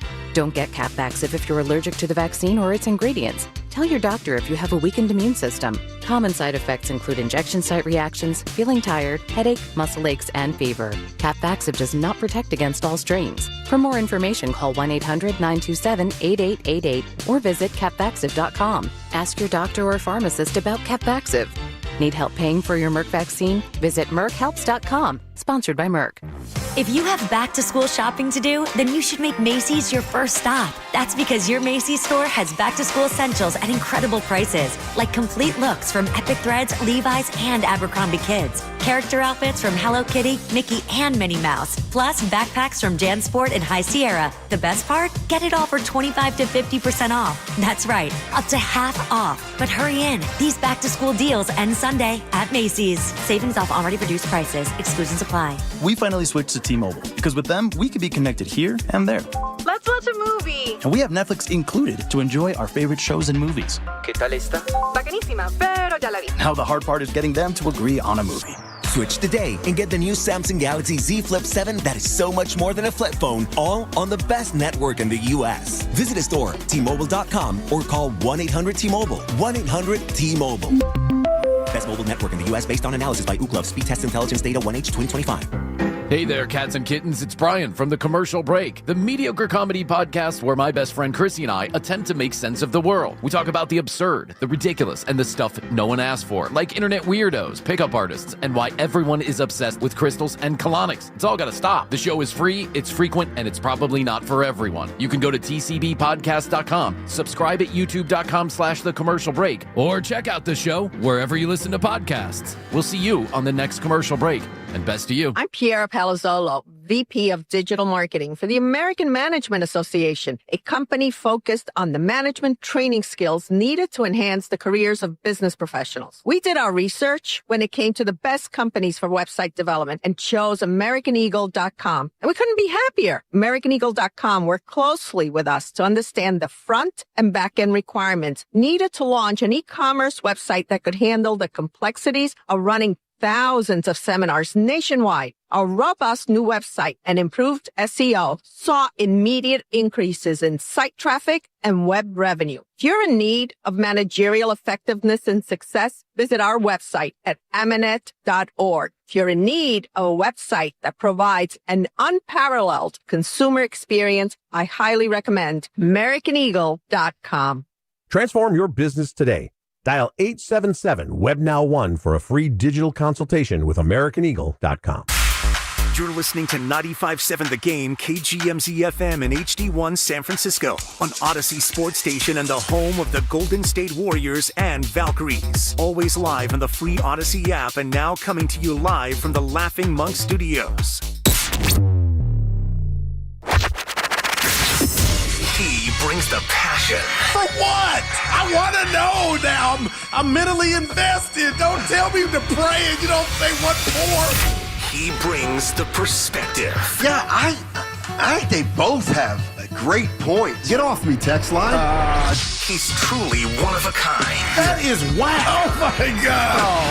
And he's doing a great job. I need you to man up and say what you really want to say. Diamond, you're doing a great job. Together, they're Steiny and Guru. Yeah. On 95.7 The Game. Oh, yeah, we are going to have some fun today. Steven Risotto, a.k.a. Pasta, on it early, Steiny. We are going to have some fun today. Lock in. What's up, man? I'm ready to go. I am ready to go. I'm in the beach chair. I like it. Evan's going to be running the show, but why would you say Risotto's on his game? He looked to be the same Risotto that I've come to know and grudgingly like a little bit. Well, he held us down yesterday. We were at Laughing Monk Brewing. It was an awesome time. You and I got to spend 4 hours together chopping it up about the Niners, joint practices, enjoyed a beverage, some hors d'oeuvres. It was a fantastic outing, and now we get to bring that energy that Steven Risotto sort of set the tone for into the day here on Friday, last day of the week. Yeah, I'm excited, Evan. You sound like it. And but I do have some concerns. About what? Okay, so, we got to get some 49er feedback here from the fans. Because I did a deep dive, after the joint workout yesterday. That's usually Dibley's job. Now, I didn't go back and look at the tape, but what I did was we had Joe Shasky on. Then I listened to David Lombardi. Then I listened to Matt Mayoko. Then I listened to Larry Kruger.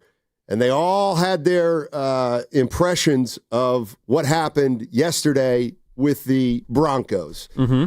And so after you compile everything and you take it all in, how you feeling about what happened yesterday? What do you think happened yesterday? How important is it? And I'll pull my first guru before you answer. I think they've got some issues. You just want to get out ahead of it? Well, I think that, Steiny, this is kind of what the year's going to be like. It's going to be up. It's going to be down. There's going to be inconsistent play. And a big reason for that is what we saw much of yesterday at joint practices. And I think what we're going to see a lot of tomorrow for their first preseason game, 5:30 kick, Levi's Stadium. We'll have your, I believe, post-game coverage with Mark Grandy on 95.7 The Game, so lock into that. You're going to see a lot of young players. And young players breed inconsistency. They just do. You know, there were reports that some of the young wide receivers look really nice. Jordan Watkins, their 4th-round pick, had maybe the catch of the day on a deep ball from Mac Jones. Ricky Pearsall had a contested touchdown. All those things are good.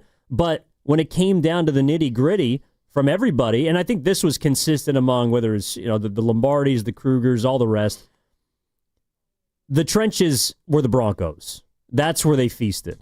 And I think that's where also the Niners, at least on the offensive side of the football, probably have the most question marks. And Trent Williams didn't practice, obviously. He was on the sideline. But first McCaffrey run, stuff. DJ Jones, talking mess.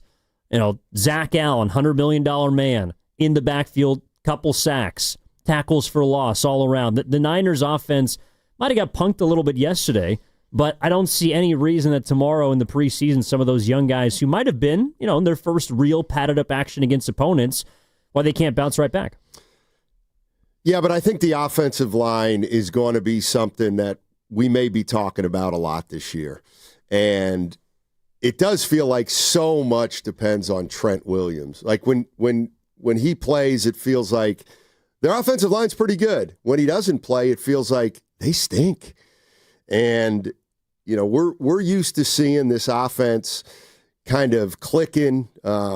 It can be very efficient, but I'm starting to think that that's going to be the biggest challenge for this team to overcome. And it's going to show up, obviously, in the opposing team's pass rush and the opposing team stopping the run. I think that's going to be, to me, that was the biggest red flag yesterday that I heard from everybody commentating, that the offensive line was dominated early in that practice. Now, the defensive line for the Broncos is a very good one. Supposedly. No, they are. Or at least they were last year. They brought people back. Okay, so if we're going to do that. They are. Okay. I'm just speaking objectively. Okay, well, then the 49ers schedule is easy. Well, they don't have to play the Broncos. It sounds like, thank God. No, what I'm saying is, people who say, 49ers schedule's easy this year. Oh, well, we don't know how they're going to be. We don't know how Jacksonville's going to be. Don't rob them of being good. Okay. And I'm just saying, yeah, last year the Broncos had a good defensive line. Mm-hmm. We don't know about this year. Well, they brought everyone back. Well, and in theory, you would think that they'd be pretty good. I'm glad you actually brought up the schedule because George Kittle said something yesterday that I'm trying to tell you, man, like, by the way, okay. You're welcome. Don't judge a book by its cover. Don't judge the 49ers because they got the easiest schedule in the league. In fact, we can go down the schedule, and I'll tell you which teams are not going to be as bad as the ones that everyone is making them out to be, like the worst group since 2015. Okay, you reminded me of something yesterday, and it was very frustrating. Was it me? No, it had to do with Willard. Oh. Maybe I'll use it for my What's Bugging You. Well, that's in 4 hours. I know. So do I want to waste it now? Well, I'm sure you could come up with something between now and then. Yeah, sometimes it's tough. Fridays are a harder day to come up with something that bugs you. Like, yesterday I got a bit flustered during the crossover, not going to lie. Went back, ran the tape, was correct. Neither here nor there. You can't get to me today. You want to bet? Yeah, I do. You can't. By the way, you think the Reds are going to make the playoffs? The Cincinnati Reds. Yeah, exactly. You're just like Guru. Shut up. You blurt stuff out, and then when you get called on it, you back off. I think the Reds have a better chance of making the playoffs than the Giants. How about that? Of course they do. Well, they're not that much further in front of them. Yeah, that's true. Unless the Mets continue to fall off a cliff. Our guy Dylan out back, the new account executive, doesn't seem too confident in them. What's his name? Dylan. You got to learn people's names, dude. It's how you Evan become a part of the community. Evan, don't do this. Wow, dude. I didn't know his first name, but I know his nickname. What's his nickname? His nickname, and this is a problem, he said was Steiny. His name's Steinberg. His last name, did you know that? Yeah, it's Dylan Steinberg. So his nickname is your nickname? But that was back east, and I told him that's done. That's all. It's like the Olympic hostages in 72. They're all gone now. His nicknames are all gone now. He's got to establish new ones on the West Coast. And you don't realize that that's an L for you? The only reason you remembered his nickname is because it's your nickname. Yeah, I know. But that requires zero effort. No. We all use clues to help remember people's names, I think. Don't you? No. You remember their names or you don't. Well, I have trouble remembering people's names, so then I give myself internal clues is what I do. So for the 49ers, yeah. when you're trying to remember Michael as opposed to Mikel or Michael, yeah, what's your mental cue? Well, he's become a name now. He's okay. If you look, he's a big boy. Yeah, if you look at all the 49ers rookies because this year, you have respect for him. Because he was a first-round pick. What about Okay, let me tell you what's going to happen with Upton Stout. Okay. By the way, John Lynch compared him to Rondé Barber. You know that name? I do know that name. He's a Hall of Former, let me see, either Buck or Giant, right? Well, Tiki, his brother, played for the Giants. And yeah, I know. Rondé, you're right, was on the Bucks. Yeah. Okay. What were we talking about? Michael Williams? He's hurt. He's hurt. Yeah, he did limp off the field. Although, I mean, based on some of the other guys that are dropping like flies around the league, Niners might have caught a break. How so? Well, yeah, with a positive test. Yes. They avoided. Yeah, he hyperextended his knee and is going to be out this week and is hopefully going to be back soon. But the 49ers, off of yesterday's joint practice and before tomorrow's preseason game, like what's kind of hitting you about the Niners? Is it the youth? Is it the offensive line like for Steiny? You know, when you're reading about the results of a joint practice with the Denver Broncos where it kind of sounds like the Niners got roughed up a bit, does that make you feel, you know, more cautious about them? Do you even care when you hear those kinds of results? 888-957-9570. Yeah, I heard the guys talking yesterday, and he's talking about, Purdy threw a couple interceptions, and, who cares? It's meaningless. I wouldn't say it's meaningless, but to me, after hearing everything yesterday, particularly from all the writers who've covered this team for, the last 10 years or so, it does seem apparent that they're not as good as the last 2 or 3 years in terms of their personnel on paper. And I think I don't think anybody really knows what to make of where they're at right now because it's been so long since they've been in this situation. But it's funny, what hit me yesterday, just listening to everything, and I'm not saying the 49ers are going to stink or anything like that. They should be fine. But it's kind of like watching the Giants after the Devers trade. It hits me that they've got some holes and they've got some things that are not going to be overcome in the first or second week of the season. They're a team that's resetting, and this is the year where we'll probably measure whether their young players are even good enough to become full-time starters in 2 or 3 years. So I think when I looked at and heard everything from yesterday, I think it hit me. Reality hit me that we are not talking about the 49ers of the last 2 or 3 years. And I want to take a look at last year's roster because I think you're spot on. There's a lot of holes or question marks about this team right now, to put it nicely. Who are they replacing? And I think we knew that last year there were question marks about players that are no longer here.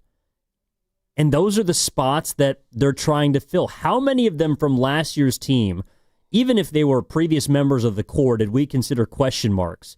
And how many of those guys are they trying to replace?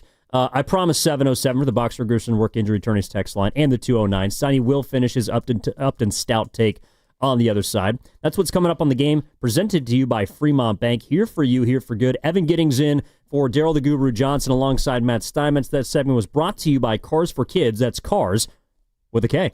95.7 The Game congratulates Cars for Kids on 30 years of changing lives. Over 1 million cars donated. More than 100,000 kids helped. Be part of the legacy. Donate your car today at carsforkids.org and join over 1 million satisfied donors. Losing weight shouldn't be a struggle, and with Jumpstart MD, it doesn't have to be. Right now, your first month is free when you join our medically supervised weight loss program. Our licensed clinicians create personalized plans, including GLP-1 medications, to help you see real results. No insurance? No problem. We have options to meet your individual needs. With 13 Bay Area locations and online visits, expert support is always within reach. This first month free offer ends soon, so call 855-JUMPSTART or visit jumpstartmd.com to start transforming your health today. Do you have 3 ex-wives and your current trophy wife wants a life insurance policy 3 times the size of the policies you had to purchase for your previous mistakes? If so, you need to call Big Lou at Term Provider, 800-700-6898. Big Lou is intimately familiar with your problems, and if you're 50 or 60 years old and in reasonably good health, a $1 million policy should only cost about $100 to $200 per month. Big Lou may have a solution for your previous policies as well. You may even save enough money to lighten the load on your new $1 million policy. Remember, call Big Lou. He's like you, except he's only on number 2. Call Term Provider at 800-700-6898. That's 800-700-6898. For $1 million in term life insurance that you can live with. Call Big Lou at 800-700-6898. 800-700-6898. Jack here. My bonus Jack combo starting at $4.49 comes with fries, a drink, and a burger with 1, 2, or 3 patties. It's a meal that'll actually make you happy. Starting at $4.49. Get so much more. Welcome to Jack in the Box. Plus tax, limited time only. Price and participation may vary. When back to the office means back in traffic. It's a crash blocking the 2 right lanes and traffic is starting to turn to the traffic leader, KCBS. Standing water in the roadway that's causing quite a bit of a Now is the time for a new Accord. Get a great deal during the Honda Summer Event. Brought to you by your Northern California Honda dealers. Shopping for a new car is fun. Shopping for financing, not fun. Luckily, First NorCal Credit Union can help. With rates as low as 4.75% APR, you could save big by skipping the dealer financing and applying their rebates to your down payment. Visit firstnorcalcu.org to apply. Must qualify for membership. Rates subject to change without notice. Loan subject to credit approval.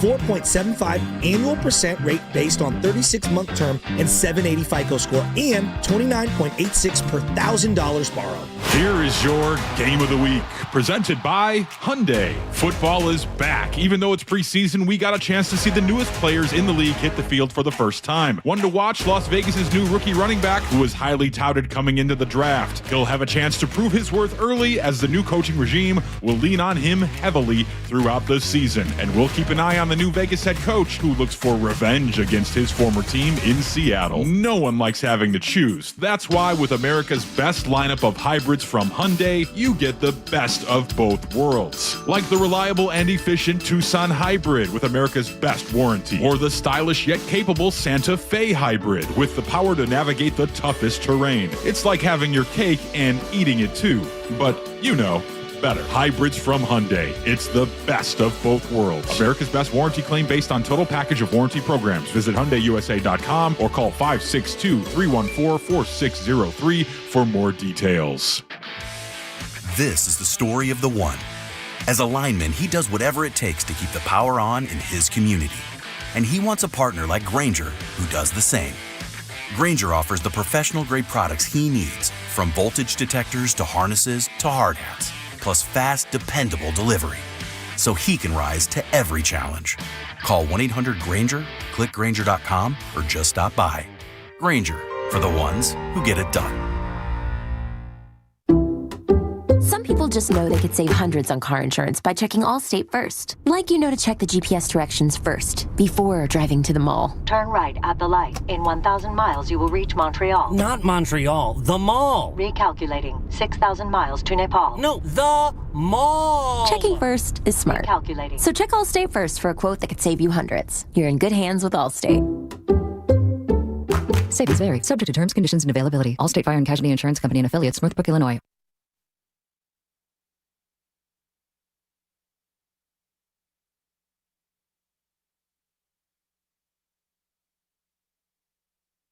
I'm a journalist with words. We need Thundercats. Now, back to Steiny and Guru on 95.7 The Game. All right, Guru's going to be back next week. Evan Giddings in for him. Matt Steinmetz in the B chair today. Thank you for graciously sliding over for me, Steiny. Mm-hmm. We're talking about the San Francisco 49ers on the heels of their joint practice yesterday, preseason game 1 tomorrow at 5:30. Going to have post-game reaction for you here on 95.7 The Game.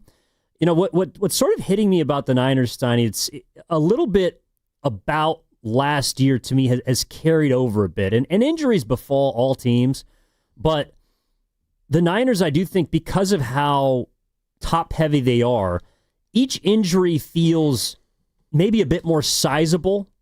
You know, and look, we obviously cover the team. We are far more knowledgeable about the perceived 53-man, 90-man roster right now. But, you know, when you see a Mykel Williams limp off the field, you start to go, all right, well, that's one defensive lineman. Kevin Givens is already out with a pectoral. Evan Anderson has an ankle. They signed a guy who was on their squad for a couple games from 3 seasons ago and had to make room by cutting Eli Apple. And it just feels like a team that has a lot of top talent, but they're still a bit thin. At least that's what kind of stood out to me listening to all the reaction from yesterday. Yes, it feels like they have more players who are capable of playing, but they don't know for sure how good these guys are going to be. And again, if they're going to have 6 to 8 first-time starters on defense, I just think it's almost like a fan mindset. And I just wonder, after the last 3 years, and we knew, last year obviously was profoundly disappointing, but at least for the last 3 years, 49er fans had every reason to believe that they were going to be a Super Bowl contender. I don't think you can come into this year thinking that the 49ers are going to be a Super Bowl contender. I think you can think about this team and say, they're a work in progress, and hopefully, maybe if they're going to have growing pains, it happens the first half of the year, and then they kind of get it going and they start peaking as the end of the regular season comes. But I guess what I'm saying is I don't understand, or I wouldn't look at this 49er team right now and confidently think they're going to win more than 10 games. I'm not saying they can't or they won't, but I don't think that can be an expectation this year. I think the expectation's got to be pretty simple, and that is, can we scratch and claw and make the playoffs? And can you see what you have in your young guys, especially on defense? But before the break, I talked about going through last year's roster because to me, it illustrates what they're trying to replace. Okay, so Deebo Samuel last year, would you have considered him a question mark for last year's team? Not really, no. See, I think with the way that he played... Yeah. I mean, do you mean before or after the season? No. Just last season, 2024. That's it. Okay. Deebo Samuel. He wasn't the player he was. Okay. But you want to go through these individually? Yeah, I mean, if you want, we could talk about Deebo. But that's somebody that they now have to replace. Exactly. And I know he wasn't great last year, but that's still a starting caliber wide receiver. No doubt. And when we were talking about who we think the 49ers are going to miss, I actually do think they're going to miss Deebo Samuel because for whatever reason, I know he didn't have a great year numbers-wise, but I do think that when he's on the field, he must be accounted for. And with him not on the field, it just takes one little extra weapon away from Kyle Shanahan. I always felt like Debo was kind of their wild card. They have McCaffrey, who's just a real good running back. They have Ayuk, a good receiver. They have Kittle, a solid tight end. And then they have this Swiss Army knife guy that they can run 5 times a game and maybe get 5 catches a game, and he gets 100 total yards. And it just kind of happens without you having to shoehorn him into the game plan. I guess what I'm saying is I think there may be a ramification from Debo not being on the field and not having to be accounted for, and it might manifest itself in them being a little more vanilla offensively. I also think it's someone that Brock Purdy has familiarity with. Whether he was good, bad, ugly last season, and there were times in which he was all three, Brock Purdy still knew and had a connection and a chemistry with Deebo Samuel. He just did. Now he's trying to build that, relatively speaking, on the fly with Ricky Pearsall, who played some last year, Jordan Watkins, who he's never thrown the ball to before, Robbie Chosen, like other receivers that are in and going to have to play significant snaps. Demarcus Robinson's a veteran, so I'm less worried about him, but obviously he's going to miss some games at the beginning of the season. But just not having Deebo Samuel out there also makes things a bit more difficult for your quarterback.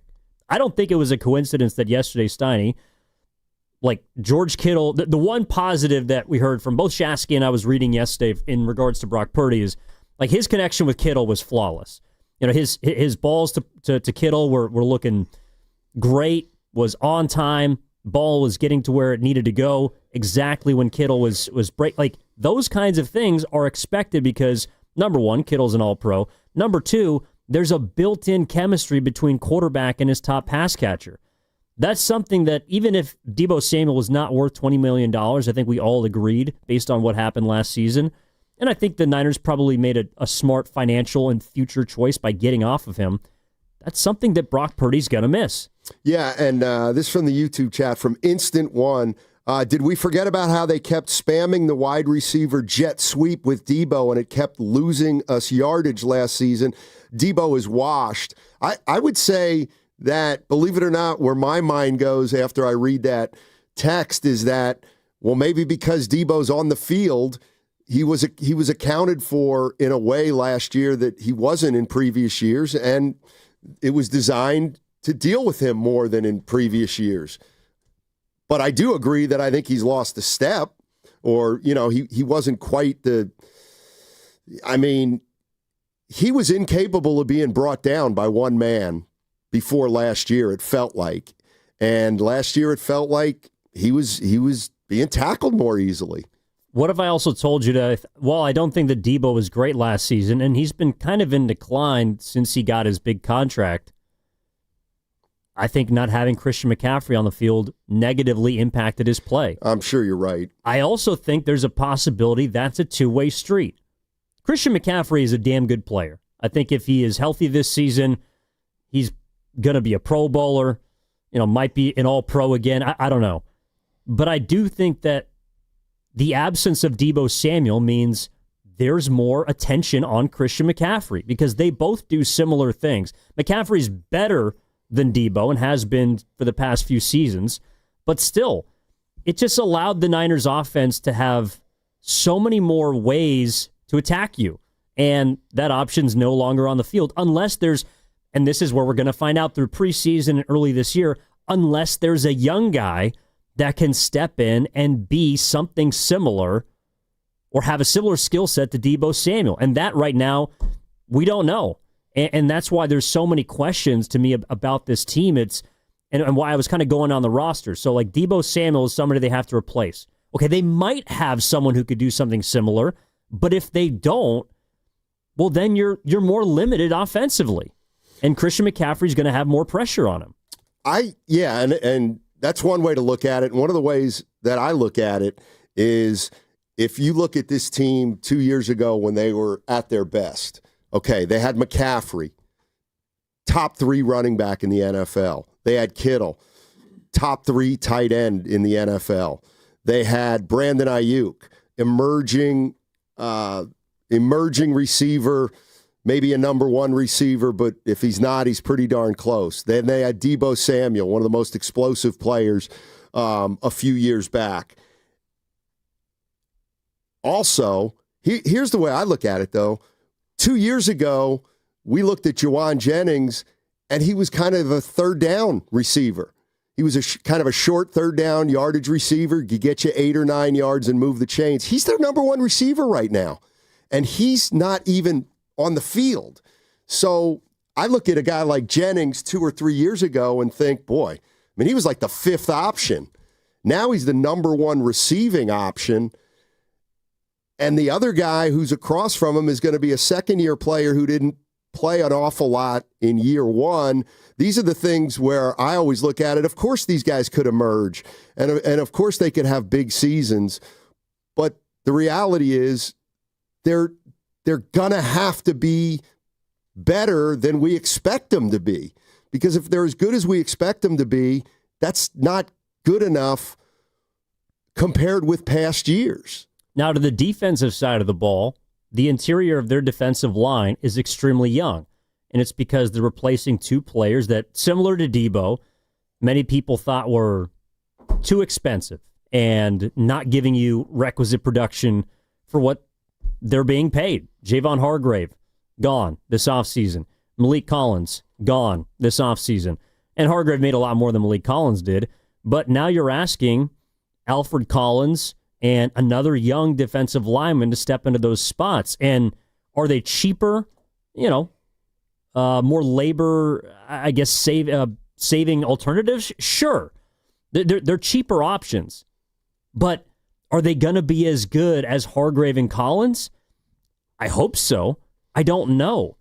And to me, they're a team that has a lot of youth at different positions that they're trying to fill.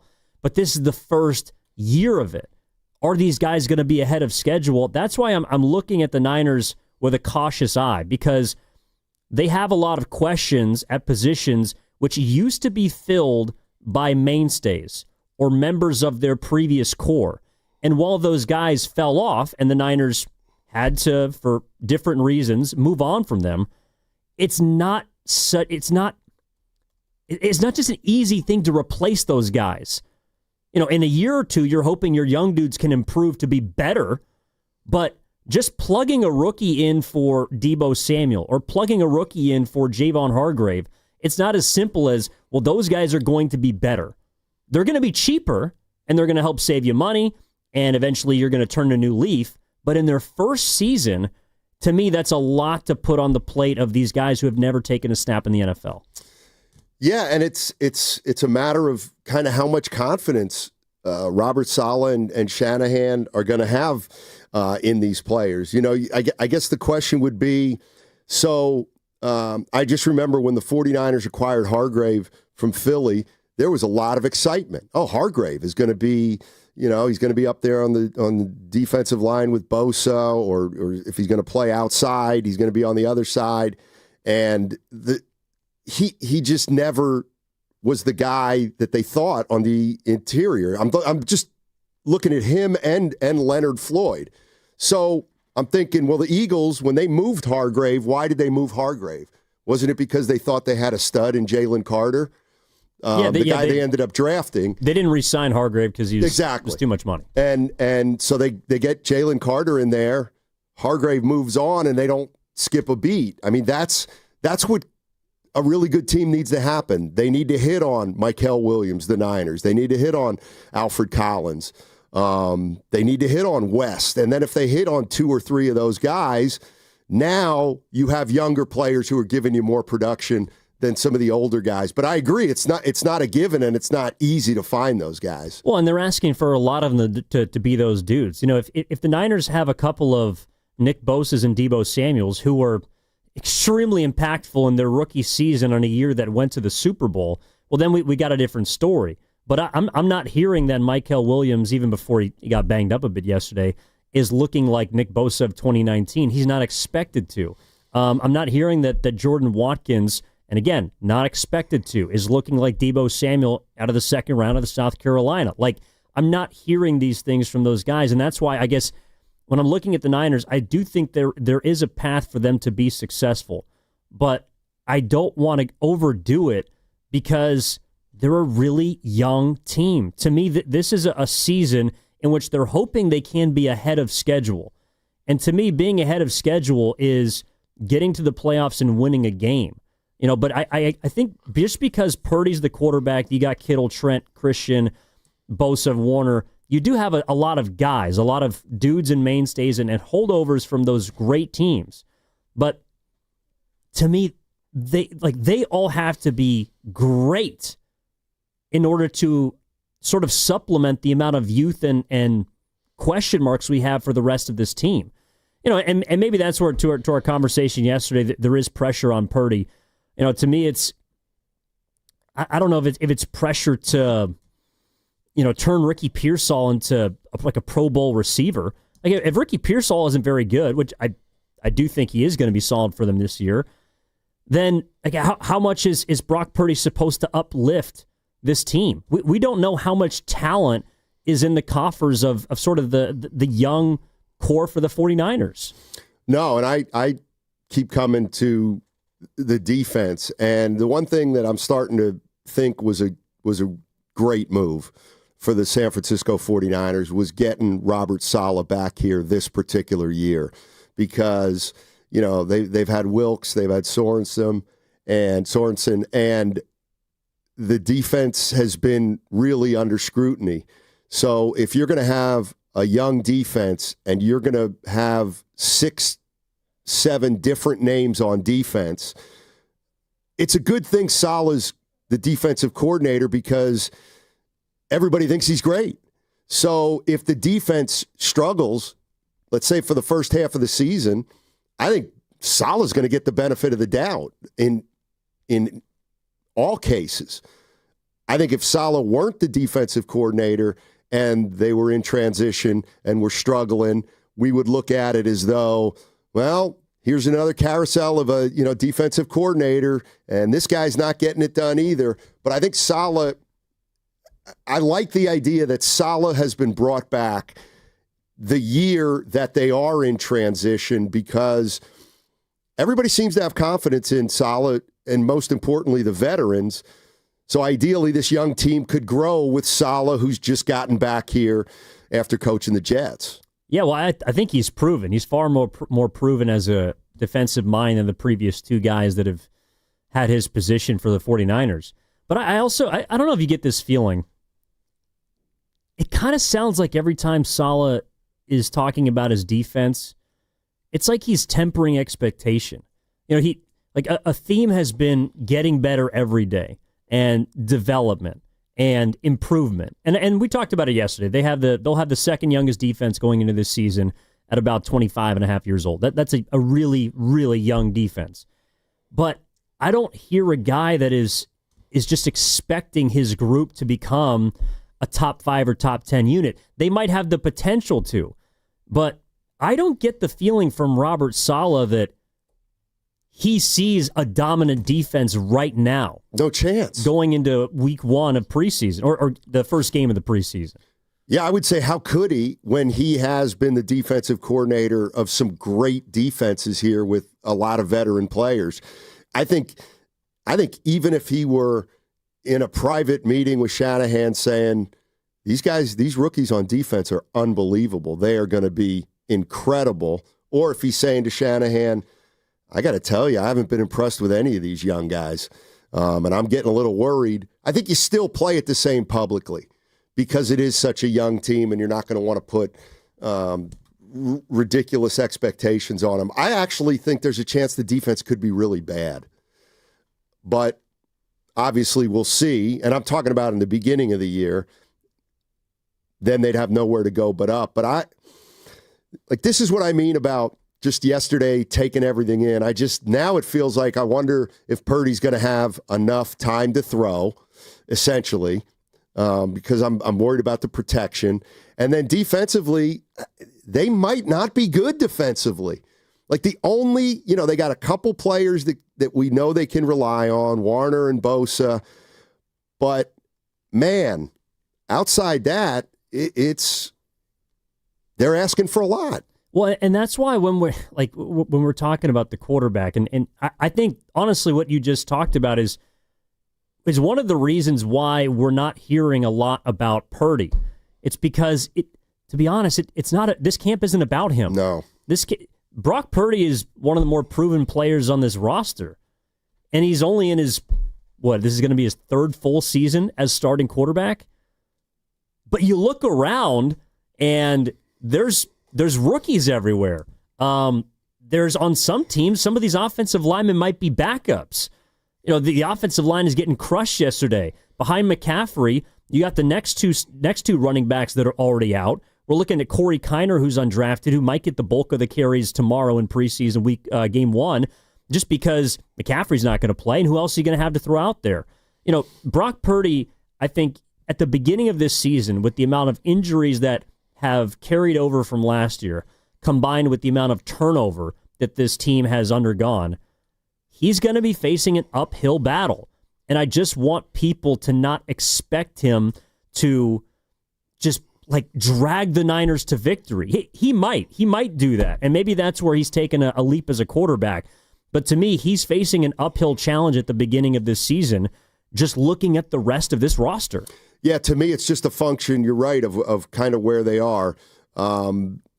He got paid, and I think if you're a fan, you either feel good about him being the quarterback for the next 5 years, or you might be somebody like me that says, it's a lot of money. It's a lot of money, but, I don't think he's terrible at all. I think he's, top 10, the 10th to 15th best quarterback in the NFL. The issue was that the 49ers had Super Bowl aspirations. So it was natural that the question and the bulk of them would be about Purdy, who was in his second or third year, just starting to come around, and he wasn't sought after in the draft either.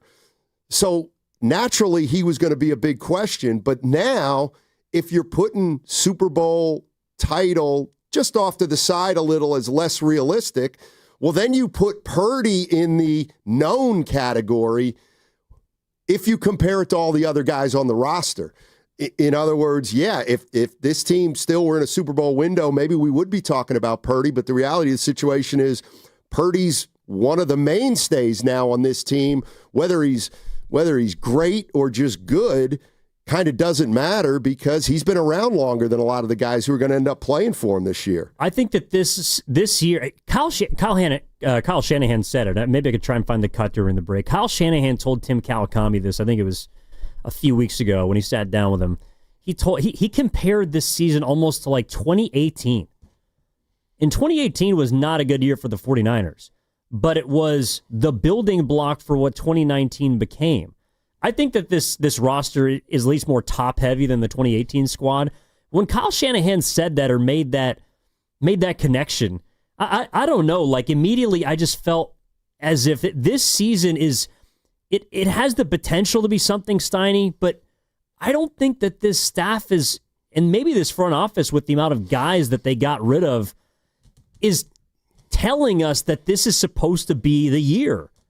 I mean, I don't disagree with that. How many teams in sports cut costs and get significantly better? Because that's what the Niners did. Yep. And last year was crippled by injury and a lot of different things that happened.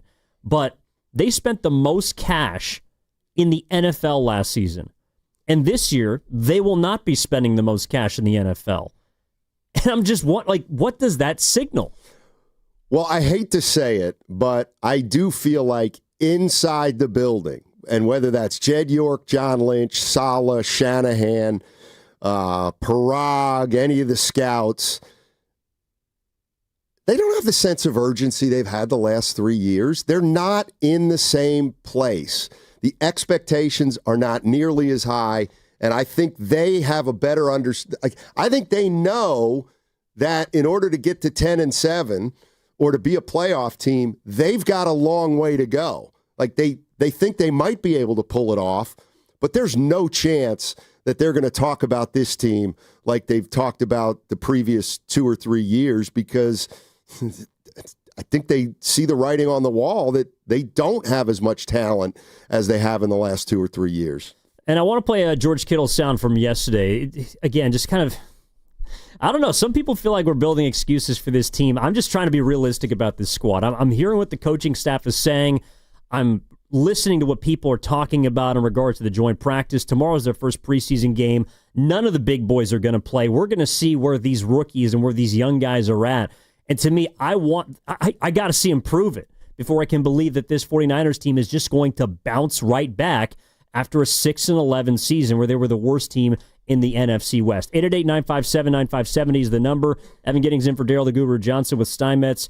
We're going to be back after this, all sponsored by Crystal Geyser Alpine Spring Water. What makes Crystal Geyser Alpine Spring Water different? We always bottle our Alpine Spring Water less than 1.5 miles from the spring source, and all our bottles are made with 50% recycled plastic from our own recycling plants. Crystal Geyser, bottled at the spring source. And we're back, live during a Flex Alert. Dialed in on the thermostat. Oh, we're pre-cooling before 4 p.m., folks. And that's the end of the third. Time to set it back to 78 from 4 to 9 p.m. Clutch move by the home team. What's the game plan from here on out? Laundry? Not today. Dishwasher? Sidelined.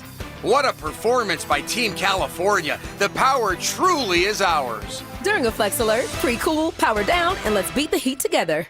If you have back-to-school shopping to do, then you should make Macy's your first stop. That's because your Macy's store has back-to-school essentials at incredible prices, like complete looks from Epic Threads, Levi's, and Abercrombie Kids. Character outfits from Hello Kitty, Mickey, and Minnie Mouse. Plus, backpacks from JanSport and High Sierra. The best part? Get it all for 25 to 50% off. That's right, up to half off. But hurry in. These back-to-school deals end Sunday at Macy's. Savings off already reduced prices. Exclusions apply. Are you curious about who offers the best deals on top-rated Samsung, LG, and Sony TVs? The answer is surprising. It's not online, and it's not the warehouse clubs. The best deals on top-rated TVs are at Video Only. Don't believe it? Then check out the trade-in deals at Video Only. How about $500 for your old TV? Try doing that online.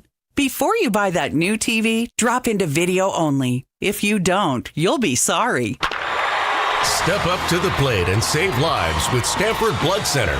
Donate blood during August and score a free limited edition Stanford Blood Center and San Francisco Giants co-branded jersey, and only available for a short time. This exclusive jersey is our way of saying thank you for being a hero. Every blood donation can help save up to 3 lives, making a real difference in your community. Supplies are limited, so don't wait. Visit StanfordBloodCenter.org to schedule your donation. Thinking of a fresh start but feel stuck with your house? At John Buys Bay Area Houses, selling your home is hassle-free. Just call us and you'll get a fair cash offer in minutes. Choose when you want to close, sign the deal, and get your cash. It's that easy. Start fresh. Don't let your house hold you back. Call 510-800-JOHN or search online for John Buys Bay Area Houses to get a fair cash offer today. Start fresh with John Buys Bay Area Houses. With the Pettinelli Financial Partners 10th Annual Tournament to Support Autism Society, San Francisco Bay Area, committed to providing resources and activities for local families touched by autism. Sponsored in part by Atco Pest Control. This year's event offers a chance to golf with 95.7 The Game favorites and local sports celebrities. Have your company co-sponsor the event or get details on how you can play. Search 10th Annual Pettinelli Golf at Harding Park. Foodies, it's time to treat your taste buds. Foodie Week is coming to Westfield Valley Fair, August 9th through 17th. Indulge in exclusive menus and limited time dishes at your favorite dining spots, including Italy, King's Fish House, Mastro's, and so much more. From gourmet creations to crave-worthy comfort food, this is your chance to explore a world of flavors in one place. Plus, enjoy special offers that make every bite even sweeter. Bring your family, your crew, and your appetite to Foodie Week at Westfield Valley Fair, August 9th through 17th. Visit today and savor the moment. Every week on the Moth Podcast, we share stories that are funny, strange, heartbreaking, and above all, true. I myself have been married for 56 years. Unfortunately to 4 different women. It turns out the people I was looking for all my life is what you people would call nerds. Follow and listen to The Moth on the free Odyssey app or wherever you get your podcasts. Hi, Zoe Saldana. Welcome to T-Mobile. Here's your new iPhone 16 on us. Thanks. And here's my old phone to trade in. You don't need a trade-in. When you switch to T-Mobile, we'll give you a new iPhone 16. Plus, we'll help you pay off your old phone up to $800, and you still get to keep it. There's always a trade-in. Not right now at T-Mobile. I feel like I have to give you something in return for karma. That's okay. I don't really have much in my purse. Oh, let's see. Juice box. I'm a mom. I'm good. Seriously. Let me check. Oh, hot sauce. Take it. Really, I'm fine. Oh, I have raisins, a balloon. Wait one sec. I've got cupcakes in the car. Switch to T-Mobile. Get a new iPhone 16 with Apple Intelligence on us. No trade-in needed. We'll even pay off your phone up to $800. With 24 monthly bill credits, new line, $100 per month on Experience Beyond. Finance agreement $829.99 and qualifying ported. For well-qualified plus tax and $10 connection charge. Pay out via virtual prepaid card. Allow 15 days. Credits end and balance due if you pay off early or cancel. See T-Mobile.com. America's favorite car show returns to the Bay Area with the crown jewel of hot rodding. Don't miss the 38th West Coast Nationals Good Guys Car Show, August 22nd through 24th at Alameda County Fairgrounds in Pleasanton. For your chance to win tickets, visit 957thegame.com.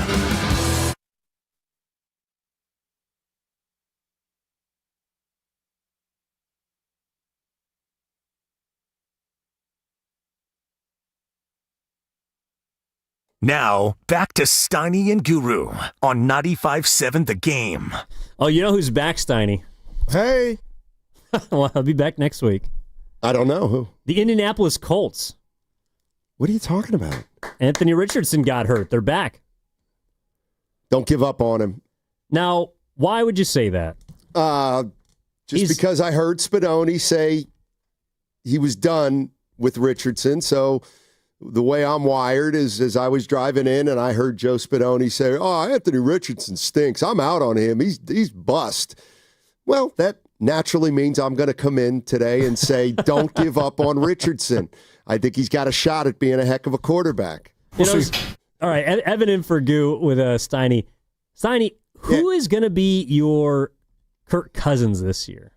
Like the quarterback that everybody is writing off. Because I think Cousins, he's out in Atlanta, right? Well, I don't know. He might start. Probably not, though. It's going to be Penix. Probably. Big Penix season. Who's my guy this year? Who's going to be your quarterback that everyone else is going to look at and say, he stinks, he's done? I have an idea, or I have a suggestion for you. Can I throw it at you? Sure. Because you generally like the wily vets. I think I know who you're going to say. The gunslingers. And this guy actually plays for a pretty decent team. Geno Smith? No, I don't think the Raiders are good enough. Actually, I have two suggestions. All right. One, Russell Wilson. No, I can't do that. Number two, Aaron Rodgers. Now, Rodgers is an interesting one. Everyone is out on A-Rod. I think you're in. I think I am too. And I have the same pattern with all athletes, or certain ones that fit the criteria, and they're good. I like them. Then I start to hate them. Then I can't stand them. Then I despise everything about them. They hit rock bottom in my mind, and then I start thinking, well, he's not that bad. And now Rodgers, in my mind, has hit rock bottom, and nobody likes him. And that means I've got to be a fan. If everybody's rooting against Aaron Rodgers, let's go Steelers. Well, I actually think that you're going to be in a good position to win this fight this year because the Steelers generally, it doesn't matter who they have at quarterback, they find a way to make the playoffs. Now, will they be able to win a playoff game? I don't know about that. But Rodgers he threw 28 touchdowns last year for a pretty poor Jets team. I think he could put up some numbers for Pittsburgh. He's got DK out there and a great defense and for my bet, one of the best head coaches in the league. I'll be rooting for him. Who else is it? Baltimore? I'm not crazy about Cincy? them. Don't like Harbaugh. Don't like any of the Harbaughs. Why? Okay. What? You know why. Why don't you like Harbaugh? Well, you said something to me. They've got a little bent to them that I don't like. A Bucky? A Bucky bent? A bent. Oh, okay. A bent, a leaning. By the way, and I know this has been puzzling you, and it's on the Boxer and Gerson work attorney's injury Boxer and text Gerson line. work injury attorney's text line. There it is. And so either you or I said something like, where are we at with the 49ers? With the 49ers. And this guy texts in, it's just where we are with the Niners. Don't say where we're at. Don't put at, a preposition, on the end of a sentence. Set a better example for the kids listening, please. Yeah, I'd like to tell you a little bit of a joke about this. It's, so in other words, where are the 49ers at? And you say, don't end a sentence with a preposition. Yeah, don't end the sentence with a preposition. Okay. So where are the 49ers at, moron?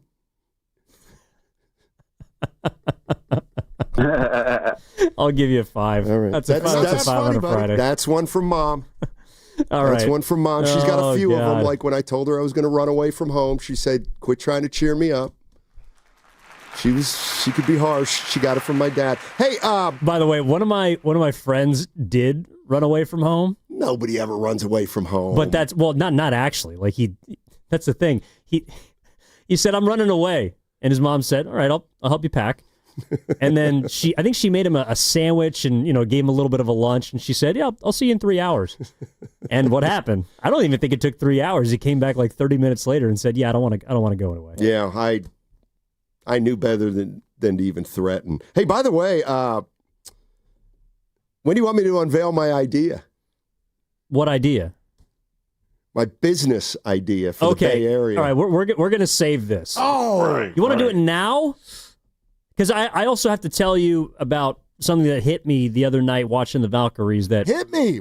Oh boy, are you going to make a bad joke about something that hit you at the Valkyries game? No. Why would you go there? Because it's so stupid. Your mind is in the gutter. I thought you were going there too. No, I'll take you up to that point, but I'm not going to lead you there.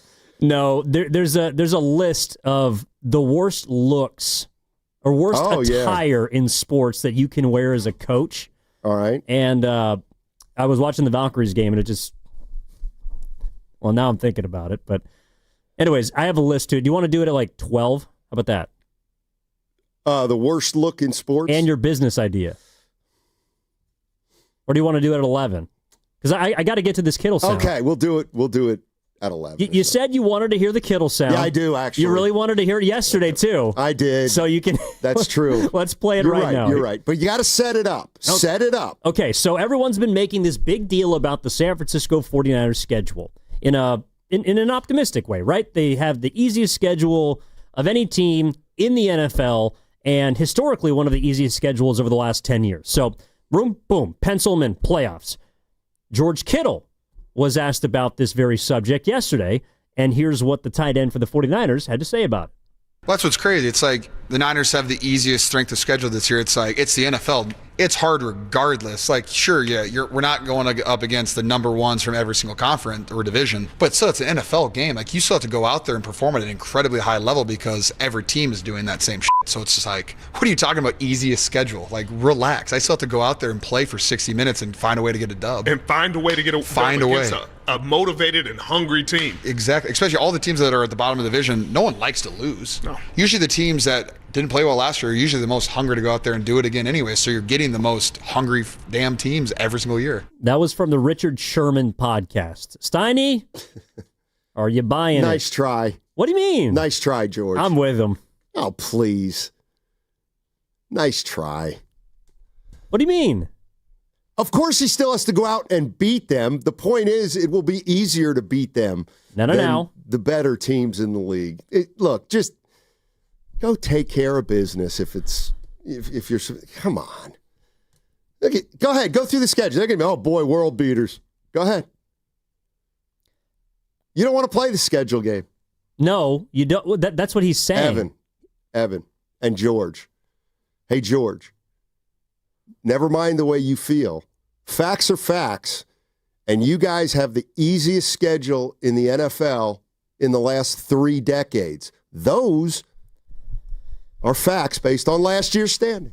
You know what I hear, Steiny? Excuses. Built-in excuses. Which, by the way, if you... I'm serious. Yeah. So Shanahan is talking about this season and connecting it to 2018. Robert Saleh is trying to temper expectations for the second youngest defense in the NFL. George Kittle is now saying there's no such thing as the easiest schedule in the NFL. They're all building in excuses. Are they not? They all are. I think they're trying to tell us something. Maybe I'm crazy, but some of the leaders on this football team are telling us, do not expect the San Francisco 49ers to be right back contending for a Super Bowl. Like, am I crazy? I'm hearing it from everybody. I don't think you're crazy. And in fact, this text from the Boxer and Gerson work injury attorneys text line, I really wonder how many fans feel this way. And it's a simple sentence from the 650. This year should be no excuses. Make the playoffs. Then why are we are we hearing excuses? That is an excuse. I'll play it one more time just so we all have a better understanding of George Kittle's latest excuse for the Niners on the Richard Sherman podcast. Well, that's what's crazy. It's like the Niners have the easiest strength of schedule this year. It's like, it's the NFL. It's hard regardless. Like, sure, yeah, we're not going up against the number ones from every single conference or division, but still, it's an NFL game. Like, you still have to go out there and perform at an incredibly high level because every team is doing that same shit. So it's just like, what are you talking about easiest schedule? Like, relax. I still have to go out there and play for 60 minutes and find a way to get a dub. And find a way to get a find a way. A motivated and hungry team. Exactly. Especially all the teams that are at the bottom of the division, no one likes to lose. No. Usually the teams that didn't play well last year are usually the most hungry to go out there and do it again anyway. So you're getting the most hungry damn teams every single year. Excuses. That's what they're telling us. And look, Sonny, what I think they're trying to set this season up to do is overachieve because they don't know who they are. They don't. I think Kittle knows he's a damn good player. I think Christian McCaffrey has faith in Brock Purdy, Trent Williams, all the big boys.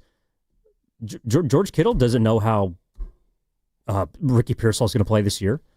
Doesn't know how maybe even Demarcus Robinson is going to bounce back. He doesn't know how potentially 3 starting defensive linemen as rookies are going to play on that side of the football. You know, we've been propping up Upton Stout. He looks like Rondé Barber. We don't know if he's going to be that guy when they step onto the field week 1 in Seattle. We don't know who the starting safeties are for this football team. So, again, yesterday when it sounded like excuses or I'm trying to relieve people of pressure, I'm reading the tea leaves from the leaders of this team, and they're trying to pump the brakes. That's what I'm getting. Well, let me ask you a question, and it's going to be I was going to say, why don't you do the legal, but you don't have to because it's your show. Are we close enough? And then I can really go on. You're listening to 95.7 The Game, KGMZ FM and HD1 San Francisco, an Odyssey sports station, and the home of the Golden State Warriors and Valkyries. Always live on the free Odyssey app, coming to you live from the Laughing Monk Studios. Laughing Monk, righteously brewed in San Francisco. I know this is counterintuitive because a bad team gets the easy schedule. But let's say the 49ers had the same team this year that they had last year. Or that we thought last year was solely because of injuries. And we expect that the 49ers will come back with, let's just say they had Greenlaw and Hufanga and all those guys. If they were in a better window, would George Kittle say anything different? Would he say, hey, you guys, man, you've been a Super Bowl contender for 2 years. Last year, you just get whacked by injuries, so it results in the easiest schedule in the league. I mean, how do you respond to that? I don't think he'd say, yeah, we got to take advantage of this schedule and win 14 games because we've got some fish on them. What I'm hearing Kittle say is just something out of respect for every opponent as opposed to I'm lowering expectations. Now, with Saleh, I agree. I mean, he isn't talking about this defense being a top 5 defense or anything like that. He's talking about getting better week to week. So, but I also think 49er fans are smart enough to know that things have changed, and now we've got to reassess this team this year, game by game by game, and see where they end up at the end of the year. And then I think what you hope is that what you end up at the end of the year is about what you think you are, so then you know where you have to go from there. But after last year's 6-11 season, I don't think they know who they are. They don't. Well, I think last year was a slap in the face. Combined with I think it would be different, Steiny, if it was a down year for the Niners. Guys got hurt. Tragedies befell them off the field. There were contract disputes. All that stuff happened. But you knew that Debo was coming back and he was still really good. You still had Charvarius Ward and he's going to be really good. You still had Greenlaw coming back and he wasn't coming off of a potentially catastrophic injury. If you had a bunch of guys coming back that you trust, that you've been in the trenches with, that you've gone to war with, and that you've achieved great things with, that's one thing.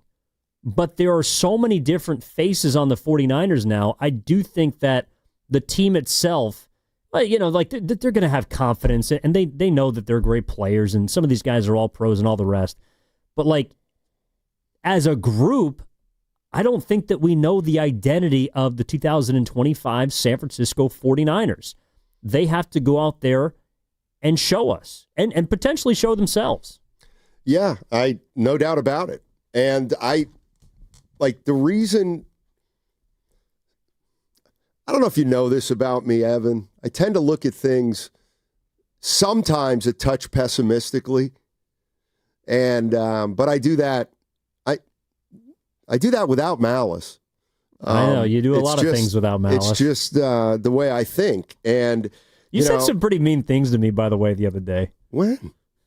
We'll talk about it off the air. Okay. This is the kind of way I look at it. All right. Christian McCaffrey. All right. He's not going to be, he's never going to, I don't think he's ever going to be the running back he was 2 or 3 years ago. I just don't. I think the age combined with the injuries sets up for him not to be the kind of running back he's been. So then there's 2 ways to look at that. Well, he was the best running back in football 2 years ago, so big deal, he'll be in the top 5 or whatever. I don't know. I allow for the fact that McCaffrey may not be the player that he's been. And if he's not the player he's been, that's trouble. And then I look at Trent Williams, and I feel the same way. I know he's great. Everybody tells me he's great. But he needs to have a really good year. And like Baldy was saying a couple days ago, sometimes it happens really fast. If Trent Williams is no longer playing at a level that we expect when he's out on the field, that's going to hurt. And I think the 49ers have Brandon Ayuk. He didn't have a great year, then he got hurt. When's he coming back, and how's he going to play? That's good. All those things are going to dictate this season, and I think it's fair to say, you know what? Some are going to go well probably, but some won't go well. All right. Well, that's probably not going to land you in the Super Bowl or in a deep playoff run. From the 510 on the Boxer and Gerson work injury attorneys text line, Evan and Matt, someone needs to tell Kittle strength of schedule is a mathematical equation, not an opinion. But if you want one, here's one. The Niners and the fans are in trouble this year. How's that? Well, we don't know if they're in trouble this year.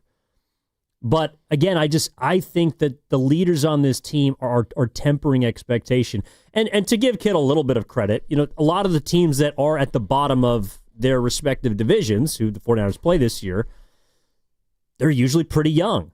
And that's why I think that the NFL is, we were talking about it during the break with Carter, who was in here, the NFL is a year-to-year league, but I think it applies more to teams that are, younger. And the Niners' defense is young, but I think they're kind of just starting.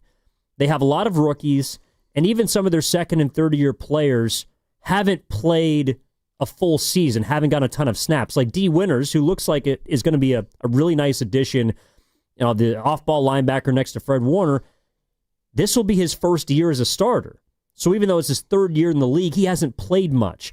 Because the Niners have had so many good guys in front of them, a lot of their youth, this is their first season. And so I know that D. Winters isn't a rookie, but I kind of look at him like he's a rookie. Some of their second-year players, they've gotten a full amount of snaps, but like Jair Brown hasn't started for an entire season. And if he has, if he's played, it's been because of injury, because guys haven't been productive. So they have a lot of dudes that are trying to establish themselves. And that's where I think that it's different for me looking at them as opposed to some of the teams on their schedule, like Atlanta, a team that's young, but they're... Evan. What? So... Tampa Bay is going to be good. I know you like them. But here's the thing. Houston is good. I'm not... Arizona is going to be better. Seattle's going to be better. In theory. Like they're all young teams. Like, here's the thing. Us saying they have the easiest schedule in football or their schedule is so easy, it's ridiculous. That's fair. And then the other side is, teams are going to be better than you think. Yeah, some of them might. But here's the thing. Their schedule is such a joke, okay? Like, yeah, one or two of these terrible teams may surprise a little bit. But, dude, week 12 on, it's a joke. No. Carolina. No. Don't you dare stop me. Carolina, the Browns, the Titans, the Colts, the Bears. Come on. Come on. That's just the last 5 of the last 6 games. I'm not even putting the Giants in there, the Falcons in there. Bryce Young's getting on track, Steiny. And I love this. Panthers won 2 or 3 to end the year. Here's what I do love, though. Everybody, it's especially during the Kingsbury years, but everybody laughs at the Cardinals when they play them. But before the season, Cardinals are going to be better. The Cardinals are going to be better. They could be good. Okay. Appreciate it. Steiny, the Niners went 1-5 in their division last year.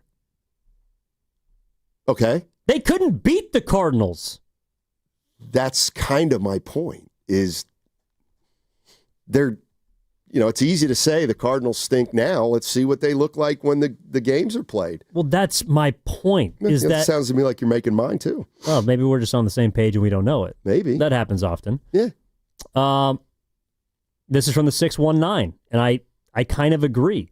Sounds like excuses for a Super Bowl and old tactic of under-promise and over-deliver, but they should have the season the Chargers did last year with an easier schedule and no wide receivers. I see what you're saying. The Chargers had a last-place schedule, won 11 games, didn't beat any of the good teams, but got into the postseason, got beat first game.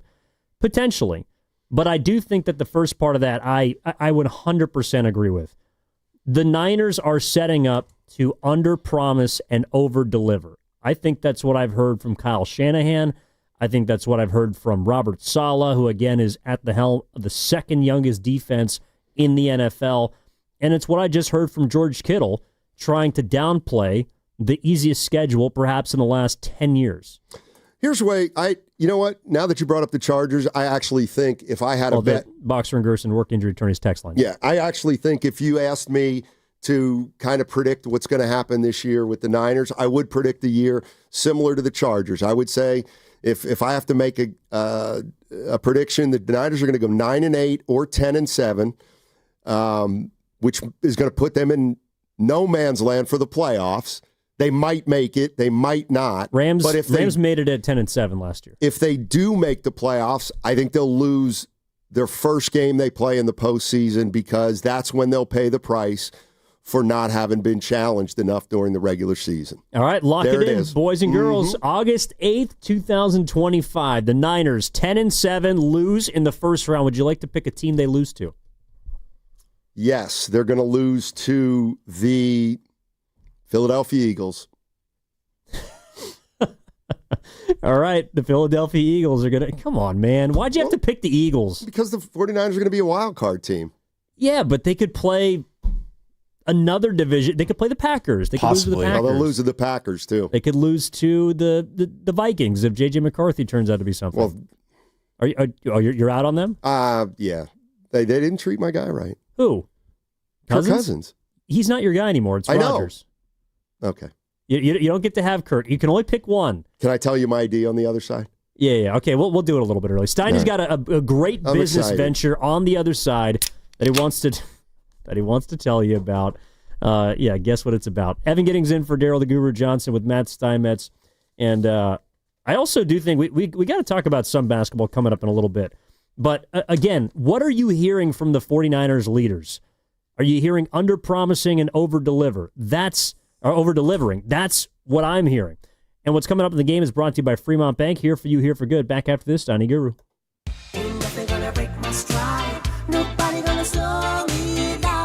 Don't let pneumococcal pneumonia break your stride. If you're 50 or older, you're at increased risk. So be proactive with Capvaxive pneumococcal 21-valent conjugate vaccine to help protect against invasive pneumococcal disease and pneumonia caused by certain types of pneumococcal bacteria. Capvaxive helps protect against the strains of bacteria that cause about 30% more IPD cases than any other pneumococcal conjugate vaccine in adults over 50, according to national-level CDC stats. Regional variations may exist. Don't get Capvaxive if you're allergic to the vaccine or its ingredients. Tell your doctor if you have a weakened immune system. Common side effects include injection site reactions, feeling tired, headache, muscle aches, and fever. Capvaxive does not protect against all strains. For more information, call 1-800-927-8888 or visit capvaxive.com. Ask your doctor or pharmacist about Capvaxive. Need help paying for your Merck vaccine? Visit merckhelps.com. Sponsored by Merck. Shopping for a new car is fun. Shopping for financing, not fun. Luckily, First NorCal Credit Union can help. With rates as low as 4.75% APR, you can save big by skipping the dealer financing and applying their rebates to your down payment. Visit firstnorcalcu.org to apply. Must qualify for membership. Rates subject to change without notice. Loan subject to credit approval. 4.75 annual percent rate based on 36-month term and 780 FICO score and 29.86 per $1,000 borrowed. This is the story of the one. As a safety manager at a manufacturing plant, he does everything he can to keep his coworkers safe. From finding ways to reduce risks to keeping safety supplies in stock. And for that, he relies on Grainger. Grainger offers a broad range of quality products and next-day delivery, so he can always play it safe. Call 1-800-GRAINGER, click Grainger.com, or just stop by. Grainger, for the ones who get it done. Texting terms at unlock.com/SMS. Privacy policy at unlock.com/privacy-policy. Texting enrolls for recurring automated text marketing messages. Message and data rates may apply. Reply stop to opt out. Terms and conditions apply. For full details, see unlock.com/legal after portrayal. Lisa, thanks for having me over. Your new kitchen is gorgeous. How'd you find the money to do it? We worked with this great company, Unlock. They help you unlock the future value of your home to get the cash you need today. So it's a home equity loan? No, it's not a loan at all. There's no monthly payments and no interest charges ever. And you can use the money however you want. We were able to redo our kitchen and pay off our credit card debt. Wow, Jack and I could really use this to finally pay off our old student loan debt. How do I get started? It's easy. Just go to their website. Text EQUITY to 865-865 to unlock the value in your home and get up to $500,000 in cash with no monthly payments and no interest ever. Pay off debt, improve your home, add to your retirement fund. It's up to you. Text EQUITY to 865-865. Text the word EQUITY to 865-865. Text EQUITY to 865-865 now. Spina bifida is a common birth defect, and everyone with spina bifida from childhood through adulthood deserves to flourish. The Spina Bifida Association is creating a future where this is more than just possible. It's inevitable. We're advancing clinical care and shaping innovative research. With your help, we'll build the future that people with spina bifida deserve. Join us at SBAA.org. That's SBAA.org. This message is sponsored by the Spina Bifida Association of America. Oh, hey. Hey, thanks for meeting me here. It's just, you're my only lawyer friend, and I need your professional opinion. Do you see that brand new Hyundai Tucson out there? That's all I paid for it.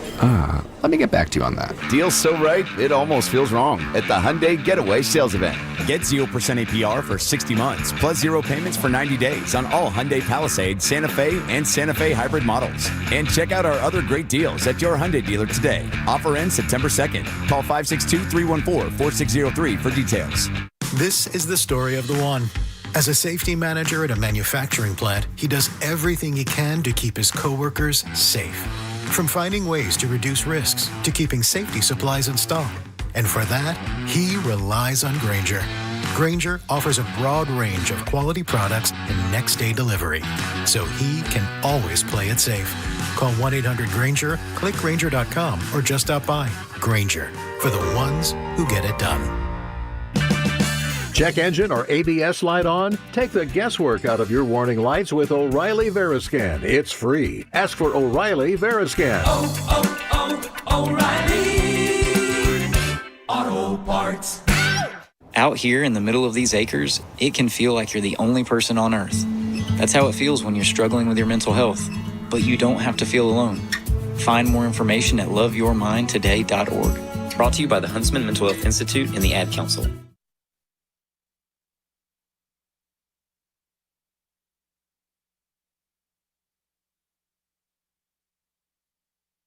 Because I also have to tell you about something that hit me the other night watching the Valkyries that kind of... Oh, boy. Are you going to make a bad joke about something that hit you at the Valkyries game? No. Why would you go there? Because it's so stupid. Your mind is in the gutter. I can't even believe you said that. Your mind is in the gutter. Now, back to Steiny and Guru on 95.7 The Game.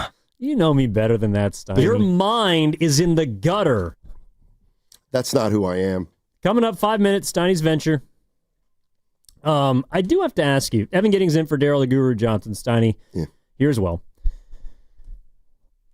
What is on your timeline? I'm listening to you this morning watch TikToks, Instagram Reels. There was like a blurting T-Pain song followed by maybe it was one of Guru's predictions for the Giants. Like, what is on your timeline? I don't know. I mean, that's why I go on my timeline to see what's on there. I don't. But some say it tells you a little bit about yourself and what your interests are. Okay. Because the internet is trying to... A lot of political stuff. Build... A lot of stuff about the Arctic. Something that you like. Yeah, Guru comes up because I work with him. Crime dramas come up, and isn't that called an algorithm? Yeah, I mean, I just thought it was interesting. I'm always fascinated by what pops up on your timeline. I don't know how to answer that. Okay, I got you. Sure. I got a guarantee for you this season, Steiny. Give it to me. George Kittle. Oh, God. What? Now, why would you start like that? I thought it was going to be something non-sports related. Well, in 3 minutes, you're going to tell people your brilliant business idea. This is sports related. It is your idea? Yes. It's business related, but it's... Sports business. Has to do with sports. Mm-hmm. Shout out to the USF School of Business, Sports Business. George Kittle will not only lead this team in receiving yards and touchdowns, he will have... He might break his 2018 record, in which he set the tight end single season receiving record for yards. Okay. It was a little over 1,300. I feel very confident that George Kittle is going to have maybe his most prolific year as a passer. It's a Giddings guarantee, Steiny. Okay. And I'll take it a step further. Because he's going to over-deliver. I'll take it a step further. If George Kittle leads the 49ers in receiving yards and touchdowns, they didn't have a good year. What? If George Kittle leads the Niners in receiving yards and touchdowns, they will not have had a good year. What's not a good year? They won't make the playoffs. So who needs to lead them in receiving and touchdowns?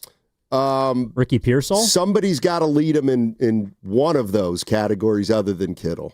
Well, I think that someone like McCaffrey could lead them maybe in receptions, although I think that spells trouble. Are you too. talking about number of catches or yards? No, I'm talking about yards and touchdowns because the receptions are kind of touchy for tight ends. Yeah, I got you.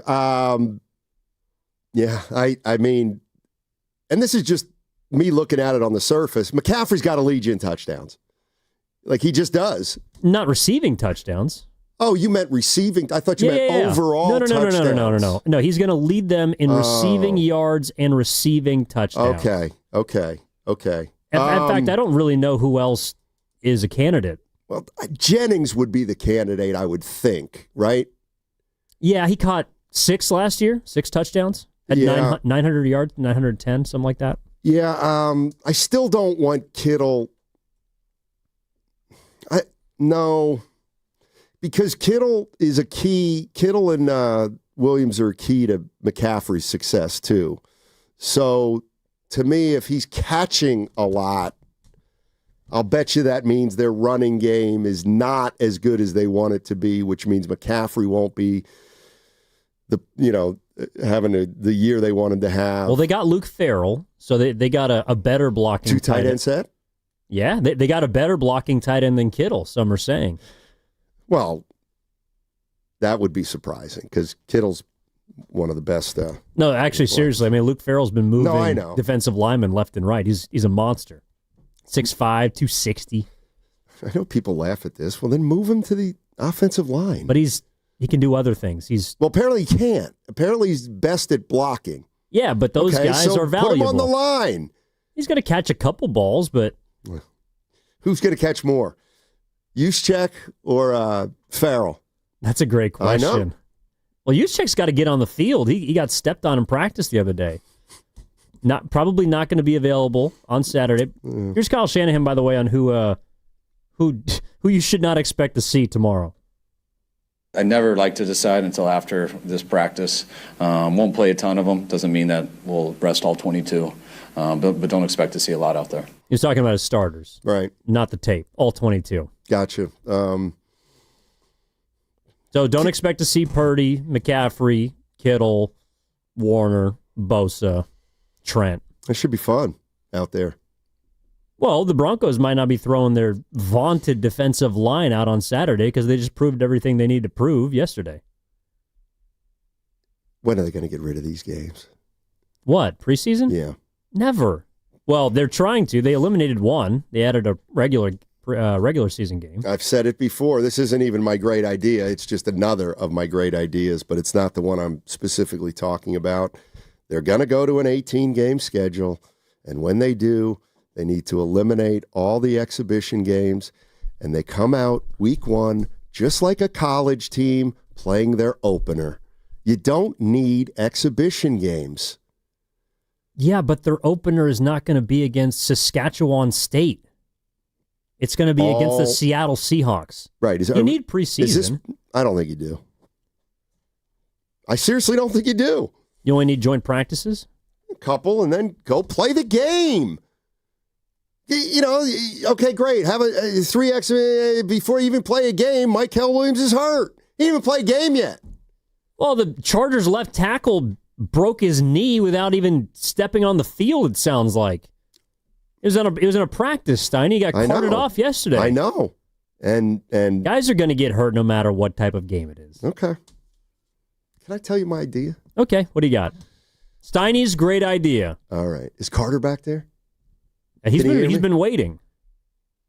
Okay. So here it is. Now I need you to really how do I want to set it up? Do you want to tell people where you came up with this, or it just hit you? It just kind of hit me. We were talking to... No. I'll do it my way. Sinatra. We'll do it live. Okay, so it was a few weeks back. Sometimes we throw a topic out there and it absolutely lands flat. And one of the topics recently that fell absolutely flat was we tried to compile a list of sports bars that you go to if you want to root for your hometown team.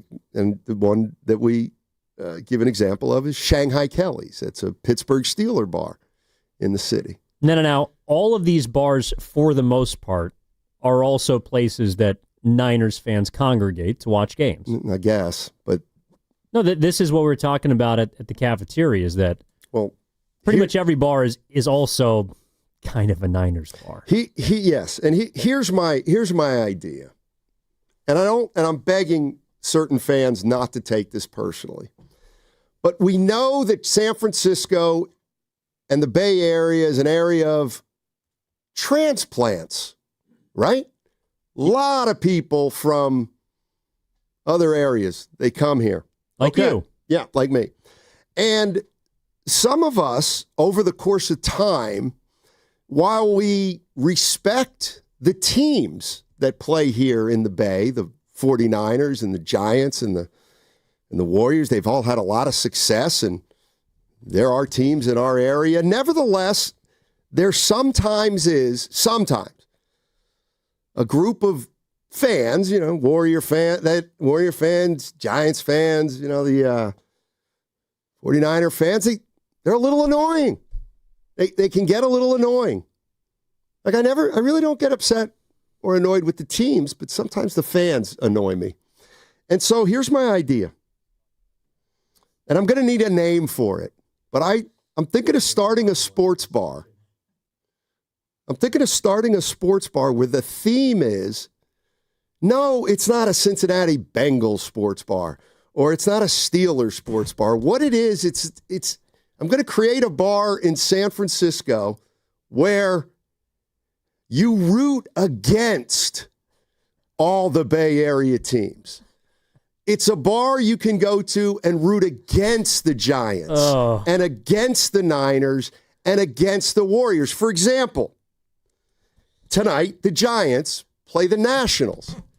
Now, here's why I think this could strike gold is, sure, you want to encourage Nationals fans to come to the bar and watch that game. All 7 of them. Yeah, but we're not going to limit it to them. You don't have to be a Washington Nationals fan. I know there are a lot of fans out there that just want the Nationals to win tonight. Why? Because they don't like the Giants and some of their fans. So that's my idea. To have a sports bar in the Bay where some transplants can go to root against the Bay Area teams. And that would be the theme. Mm-hmm. Yeah, that won't be vandalized. No, we'll put that steel, that steel garage door thing. Steel curtain. Now, I do need a name for it. So I need a name for it. We've already got a couple of suggestions. Mine, and I threw this out immediately when you were talking about the idea, antis. Just anti whatever Bay Area team is playing that night. We've seen the YouTube chat already throw a couple of names in. This is from No. Call it haters. It's in consideration. It's not bad. The 650 Boxer and Gerson work injury attorneys text line. The visitors section. Not bad. It's not bad. Road team rallies. 925. The Nay Area Bar and Grill. That's not bad. That's also not bad. What about this one? Okay. Golden Hate Tavern. Obviously, a play on. Oh, I like this one. Rebels. Golden Gate Tap Room. Rebels is pretty good. Shout out Ole Miss. Okay, so if you have a suggestion for Steiny, if you'd like to help him with his business venture, no, it will not be called anti-disestablishmentarianism, but antis could be a shorter version of it. And I guess this is the part that it just flummoxes me. Andis Brown on the YouTube chat, this is on brand for Steiny to see the negative side for his... What? Why would that be considered negative? Because you're encouraging people to root against all Bay Area teams. I'm not encouraging them. They already root against the Bay Area teams. They just need a place to unite. 707 saying, take my money. I mean, 888-957-9570. If you'd like to contribute to this idea, if you love it, if you hate it, please let us know. It's one of those ideas, because you're right. The original premise of this topic it fell pretty flat on its face. I'm not going to lie to you. It did not go well that day when we were trying to gather all the different bars for visiting teams in the Bay Area or just the San Francisco area.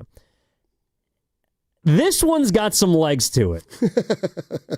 And we already got some people calling in that we're going to get to in just a moment. But I do think there's a ton more participation. And honestly, it's kind of taken off more than I thought it would. I do realize that maybe some people will not like the idea. I'll bet they're Bay Area hardcores. I got to believe Willard wouldn't be frequenting the place. From Theodore Rain on YouTube.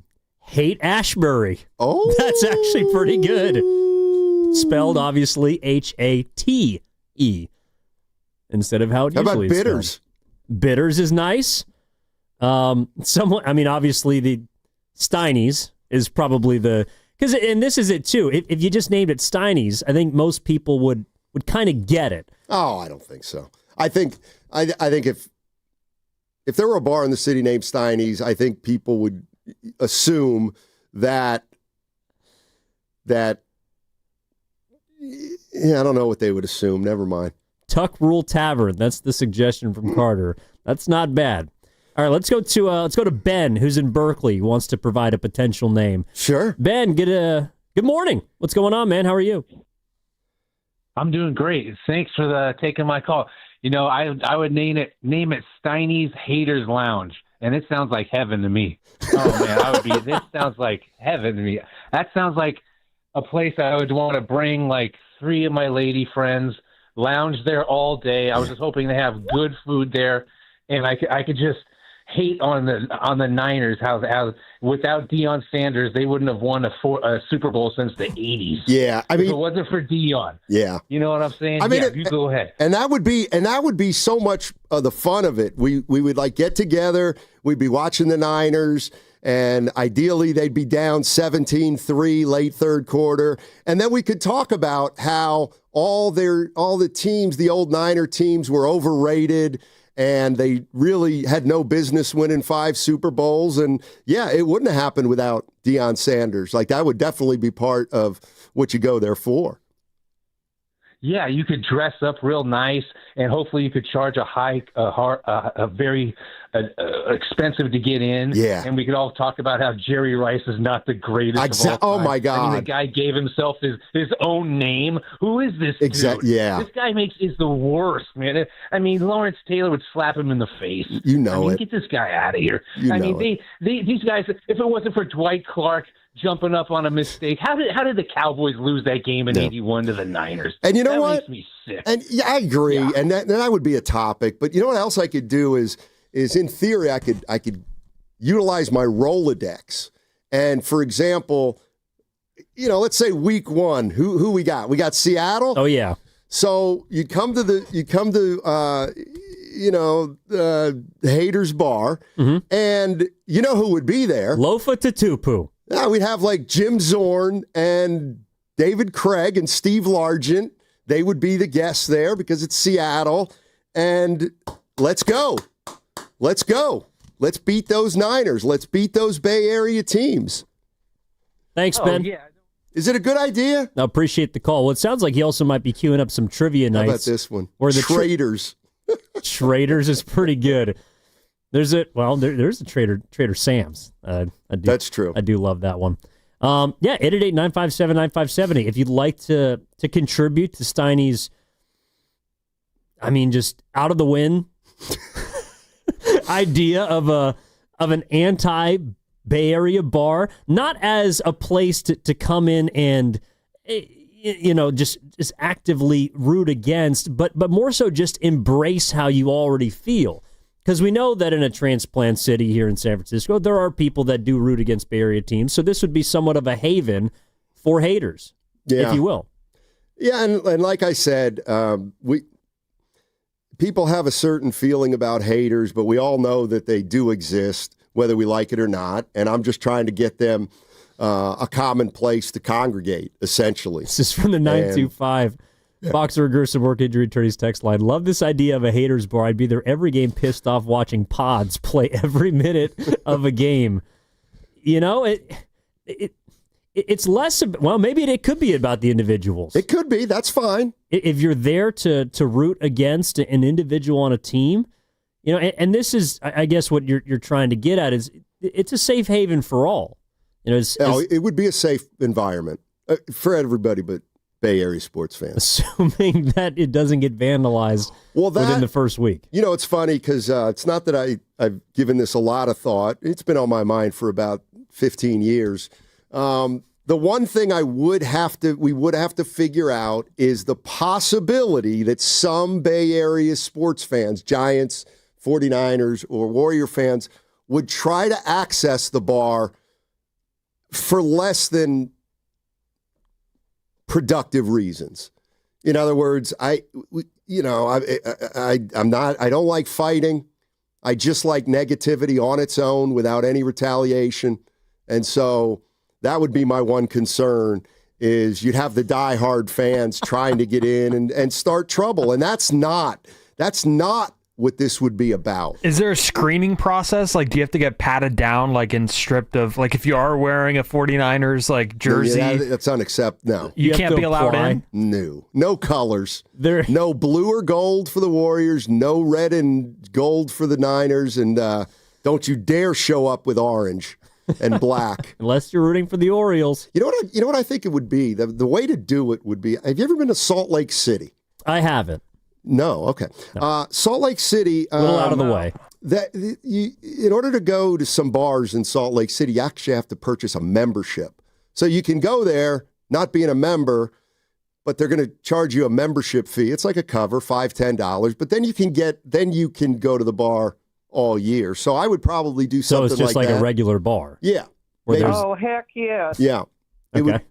That's what I would be thinking. Well, and we're getting some ideas from both Boxer Gerson work injury attorneys text line as well as the YouTube chat. Carlos Guido's got me thinking, Steiny, because usually there's a message right top of the bar. So let's say Steiny's bar, or haters, traders, whatever you want to call it.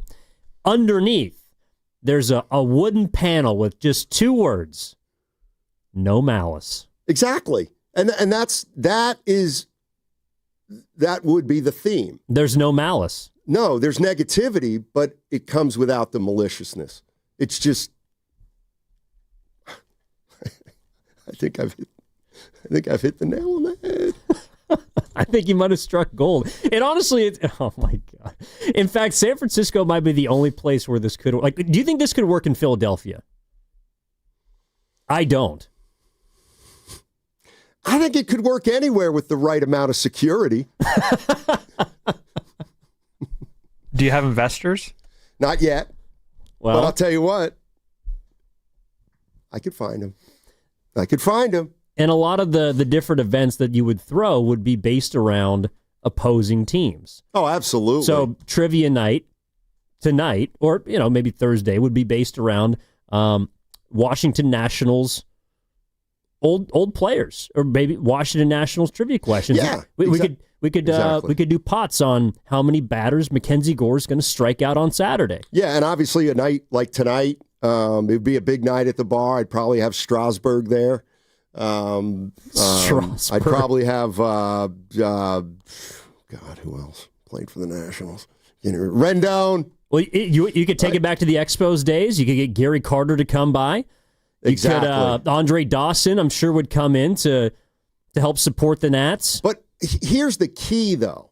The only way this is going to work is on a night like tonight, you can't just limit it to Nationals fans. Like Dodger fans, you're more than welcome to come in tonight. R.I.P. Gary Carter. And root against the Giants. That's the theme of the bar. How about call it the Ops? The Ops ain't That's bad. Not bad. Yeah, Pasta just lit me up. That's okay. That's not bad. Willie Mo Pena from the 415. We'll see if he's available. 888-957-9570. This is Steiny's brand new idea. If you have a name for a bar that is built around the transplants here in the city or the greater Bay Area coming in to root against Bay Area teams, I guess the phone lines are open. Could you imagine, it's a Saturday night and the Warriors are playing the Clippers and you have nothing to do and you just say, you know what, let's go to that bar and just rip Draymond Green the whole game, that dirty guy. Oh, let's come just on, man. go there. We root against Curry. We root against Draymond. Go Clippers, even though we don't have Norm Powell. Well, I'm sure there's somebody that a lot of fans are rooting against. You want to talk about him next? Sure. Jonathan Kuminga. All right, the latest on the other side. We also got a couple of things that I do want to get to. I have my list of the worst attire that a coach can wear in the history of sports. I got my top 5 coming up in about 30 minutes, maybe 40 minutes. On the other side, in the 12 o'clock hour, we're going to do that. But nice. If you have any suggestions for Steinmetz and his business venture, maybe an investor out there would like to get in on the action. 888-957-9570 is the number. Evan Giddings in for Daryl the Guru Johnson. Matt Steinmetz holding it down as always. And that segment was brought to you by LifeSource Water Systems. Do you really know what's in your tap water? LifeSource believes your water should support your health, not work against it. Upgrade your home with a LifeSource whole house system. Clean water from every tap. No salt, no hassle. Call 1-800-WATER-99 or visit lifesourcewater.com. Celebrating 40 years with extraordinary rewards. Since our humble beginnings, we've believed in setting the standard for luxury, entertainment, and hospitality. This year, we invite you to be part of a defining moment in our story. Join us as we celebrate 4 decades of excellence and experience the unparalleled luxury that has made us a legend. Indulge in the extraordinary. Be part of our legacy. Cash in at Cache Creek Casino Resort. Did you know that most people wait 6 or 7 years before they buy a new TV? That's a lot of time in front of one TV. So why not get one of the best sets for the next 7 years, like one of the top-rated Samsung, LG, or Sony models? Too expensive? What if you could get up to $1,000 trade-in for your old set? Who would do a stupid deal like this? Right now, at Video Only, you can get big bucks for your old set as a trade-in and a hot price on the new models. Don't be sorry. Check out Video Only. Bay Area, you know there's nothing better than watching a game with a cold, righteously brewed beer in hand. That's why I always roll with Laughing Monk Brewing. Okay, yeah, I mean, the beer is fire. Why are you talking like that? With locations in San Francisco, Sunnyvale, Scotts Valley, you can always count on top-notch craft beer, next-level food, and the best game day atmosphere in the Bay. Hold up, bro. Are you doing a commercial right now? Glad you asked, Jasky, because you can find Laughing Monk at the best bars and restaurants in the Bay, or pick up a 4-pack at many fine retailers like Whole Foods, Gus's, and New Leaf Markets. Dude, just pass the wings! Step back in time and honor the greatest generation at Spirit of 45 Living History Day and Swing Dance on August 16th at History Park in San Jose. This year we celebrate the 80th anniversary of the Allied defeat of the Axis powers with authentic 1940s fashion, music, dance, and historic exhibits, along with heartfelt tributes to our World War II heroes. Don't miss this unforgettable tribute to America's finest hour. Living History Day admission starts at $5. Visit historysanjose.org for tickets and information. Let's go! You're still glowing, flirting, grooving. You've still got it. But your immune system weakens as you age, making it harder to fight flu, pneumococcal pneumonia, RSV, and COVID-19. Vaccines are a key part of any health routine and help strengthen your immune response. Ask your doctor or pharmacist which vaccines you need. Schedule in minutes at vaxassist.com. Sponsored by Pfizer. All guests on 95.7 The Game appear on the River Islands guest line. Warriors head coach Steve Kerr now joining us on the River Islands guest line. Joining us right now on the River Islands guest line, none other than Steph Curry. River Islands in Lathrop is the best-selling master plan community in all of Northern California. With its lakes, parks, trails, and collection of new home neighborhoods, the good life can be your life. Isn't it time for you to discover the islands? I'm Bob Burke, founder and chairman of Burke America Parts Group, a family of brands that includes RepairClinic.com, an appliance and HVAC parts solution company that's grown into an international brand. Before AmericanEagle.com, we partially launched a new technology platform developed by another firm. American Eagle helped take our technology to a whole new level with digital marketing, software development, and business insights into our key markets, appliances, HVAC, and outdoor power equipment, and did so both on time and on budget. AmericanEagle.com has the resources, experience, and talent needed to produce solutions. Our new technology platform, developed by AmericanEagle.com, has produced tremendous results with higher traffic, conversion, engagement, and online revenue. If you have any home repairs you need to take care of, check us out at RepairClinic.com. If you need a world-class website or technology project, then I would highly recommend AmericanEagle.com. Call AmericanEagle.com at 773-NETWORK. That's AmericanEagle.com, 773-NETWORK. In North Beach, 56 degrees and cloudy. Weather brought to you by Robert Half. Our recruiters' expertise and award-winning AI will find you the skilled candidates you want. At Robert Half, we know talent. Visit roberthalf.com/talent today.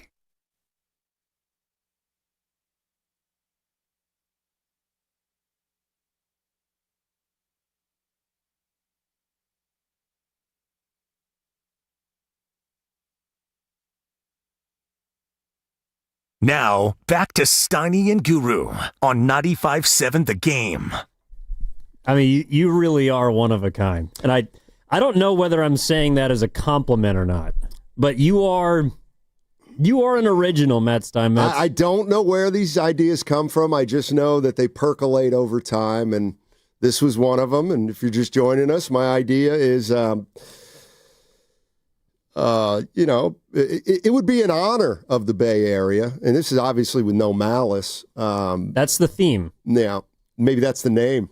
But no, it's what do you think about me starting a sports bar in the Bay where you go specifically to root against Bay Area teams? You would go there and root against the Giants and against the 49ers. We have a lot of transplants. That's the only reason I thought of it. It's no, as gurus say, no shade. But this is also a great one here on the 510 Boxer and Gershon Work Attorney Injuries text line.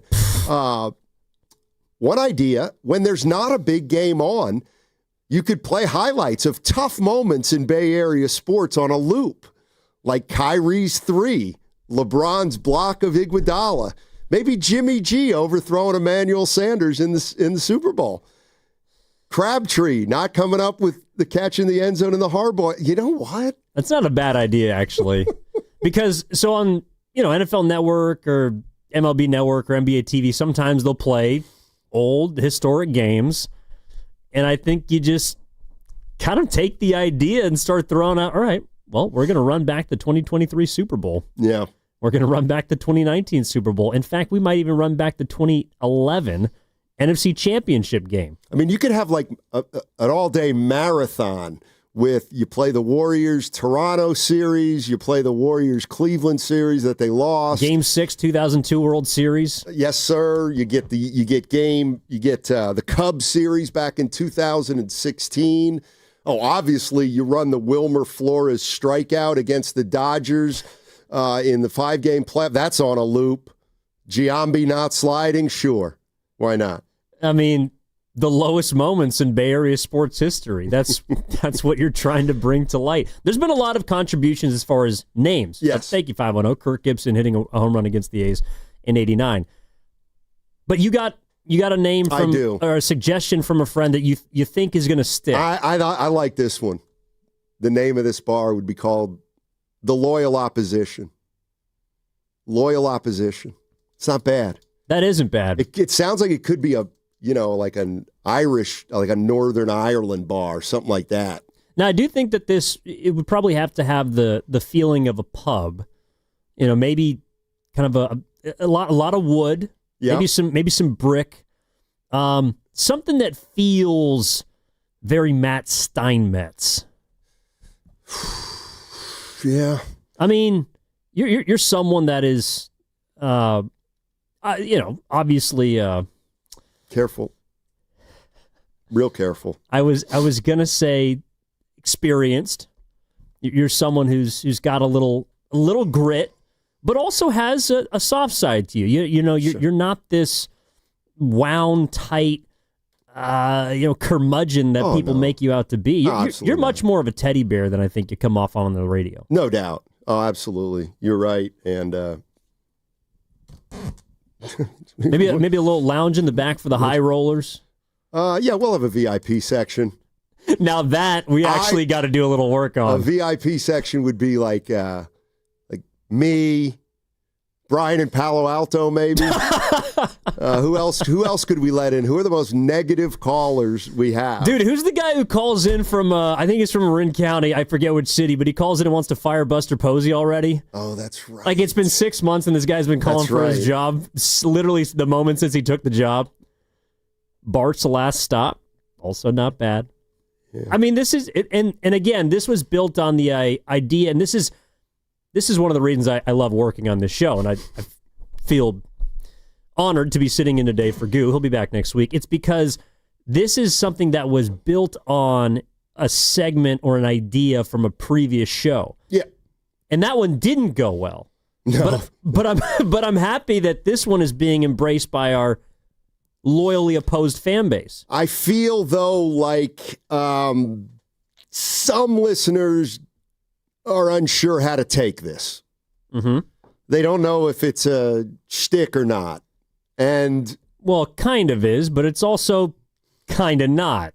It kind of is, but I'm wondering if it could work. Not just here, anywhere. Well, when you brought it up, I thought, oh, this is ridiculous. I mean, it's probably around the time we were watching the Little League World Series regionals together, right? Which you and I don't necessarily see eye to eye on.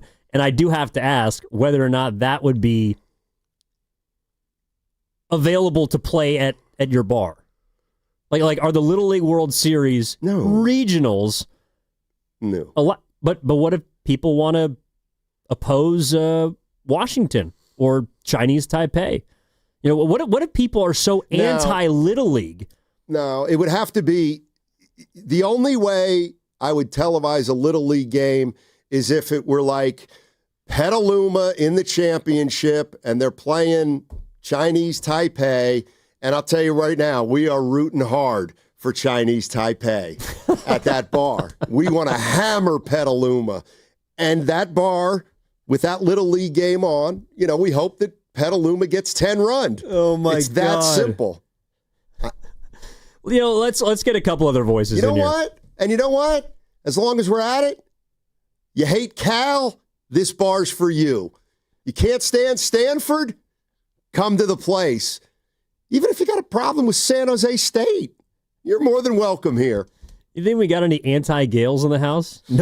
People don't like St. Mary's? Exactly. Bigger problem with the church. Let's go to Kay Bueno, who's in Oakland. Kay Bueno, what's up? What do you got? Afternoon. Happy Friday, fellas. Yeah. Yeah, just full transparency here. I'm a full-on Giants, Niners, Warriors fan, but I can appreciate the concept and I can appreciate the humor behind it. So, you know what? I want in and I want to kind of play along with this. That's cool. All right. What do you got? So I think, thinking expansion, you're talking about, other markets or other teams, and I think this is something you could take nationwide and call it Haterades Haven. And, you got your signature cocktails, or even for those who don't drink booze, you got your signature non-alcoholic drinks that have this special Haterade ingredient. And, that's just something to put on the menu. But I think Haterades Haven, where haters are welcome and embraced, and it's a haven for haters. I like the concept. And you know what? I do like the idea of, maybe he's right, not start this regionally here in the Bay, because I think that would send a negative message. Of course, that's not what I want to do. No malice. But if I started it just in San Francisco, then I think some people would say, wait, what's his gripe with San Francisco? So I would want to have one like in Chicago, San Francisco, Miami, New York, Boston, and D.C. So I could have them in those cities, yeah. Oh, Boston. Right. You start locally, of course. You want to start locally. Sure. You start somewhere, right? Yeah. But then, you want to, you start here and you expand it like any other franchise. Yes. And like you said, go to Chicago. That's where all the Packers fans are going to congregate. You want to, start one in L.A. That's where Giants fans can go. And then, et cetera, et cetera. You know where I'm going. Exactly. I love the idea. Also, just, it could be the kind of thing, and thanks for the call, where let's just say the Warriors one night are playing the Memphis Grizzlies. If you show up in a Fire Steve Kerr jersey, you get in free. Well, I was going to say, get a free drink. We have to identify, who the biggest locally opposed person is at all of these establishments. And that's why I think it has to be transplant cities. That's why I'm not sure. I mean, you know Philly better than I do, but it feels like Philly is a little more local than a place like San Francisco. Los Angeles absolutely could work. I think so. And I think it would spread like wildfire. You could move it to New York City, would be perfect. In fact, this could be a global operation. Maybe people don't like some of the teams in London. Let's send it over the pond. I mean, Paris got to have some haters. In fact, I know a lot of people here that they love going to Paris, but they're not huge fans of the French. Yeah, no, I think this could work. So if anybody wants to work there, what would be like the process in getting a job at this place? You'd have to pass a test. We'd ask you, for example, what are your top 5 moments in Bay Area history? And of course, they'd have to say, well, when Montana's leg got shattered by, Carl Banks or whoever it was from the Giants. Clearly, when the Angels beat the Rally Giants Monkey in the World Series, that would be a great one. Obviously, if you say the Monte Ellis moped accident, you're in. But you just have to. You just have to prove that you can't stand these teams. So Mark Willard might not be able to work there. Mark Willard. I don't think he's probably listening, and he's going to have something for Mark you later. Willard would be happy to know that he is banned from that bar that I own. There you go. JP's in Dublin. JP, welcome. How you doing? Hey guys. Doing well. Steiny, I think it's just for the Bay. I would call it 2 words. No way. But I think that's not enough, right? I mean, it's Steiny's. We got to get your persona in there. And I have a name for you that might work across the world. It's called the Central Jerk. Play on Central Jerk from France. Okay. And for investment advice, I think there's 4 people who you call today. They might just put their money, just transfer your money to you today. Yeah. Mike Singletary, John Harbaugh, Mark Jackson, and Colin Kaepernick. Call these 4, and you're along our way. Yeah. Thanks, JP. Appreciate it. Good call. Yeah, who are your... I mean, could be another question. Your top Bay Area coaches of all time. Well, what I would do is I'd have art on the wall, Bob like sports memorabilia. Obviously, front and center would be Jim Tomsula, clearly. Chip Kelly. Chip Kelly is absolutely there. Go. And I'll tell you right now. Eric Musselman? Yes. And let's not forget. Farhan? Yes. Farhan Zaidi. Gabe Kapler. He's high atop the walls here with art. We got, let's see who else. And of course, we could put the traditional people like, Kyrie Irving and Lonnie Walker. In fact, Chris Finch. You might be able to. You might be able to build kind of like a statue for some of these people out front. Some of the, just sort of a place of worship, if you will, for a few of these athletes that have made Bay Area fans' lives hell at different points. Yeah, and like the people that we never, Steve Kerr has no place in my bar. Neither does Bill Walsh and George Seifert. They can't come. Well, the whole they can't even be represented in the bar. The whole point is that they have other bars. I mean, at all the 49ers bars in the city and in the Bay Area, Bill Walsh is a god. Steve Young and Joe Montana, they are deities. But at this particular establishment, LeBron James might be the GOAT.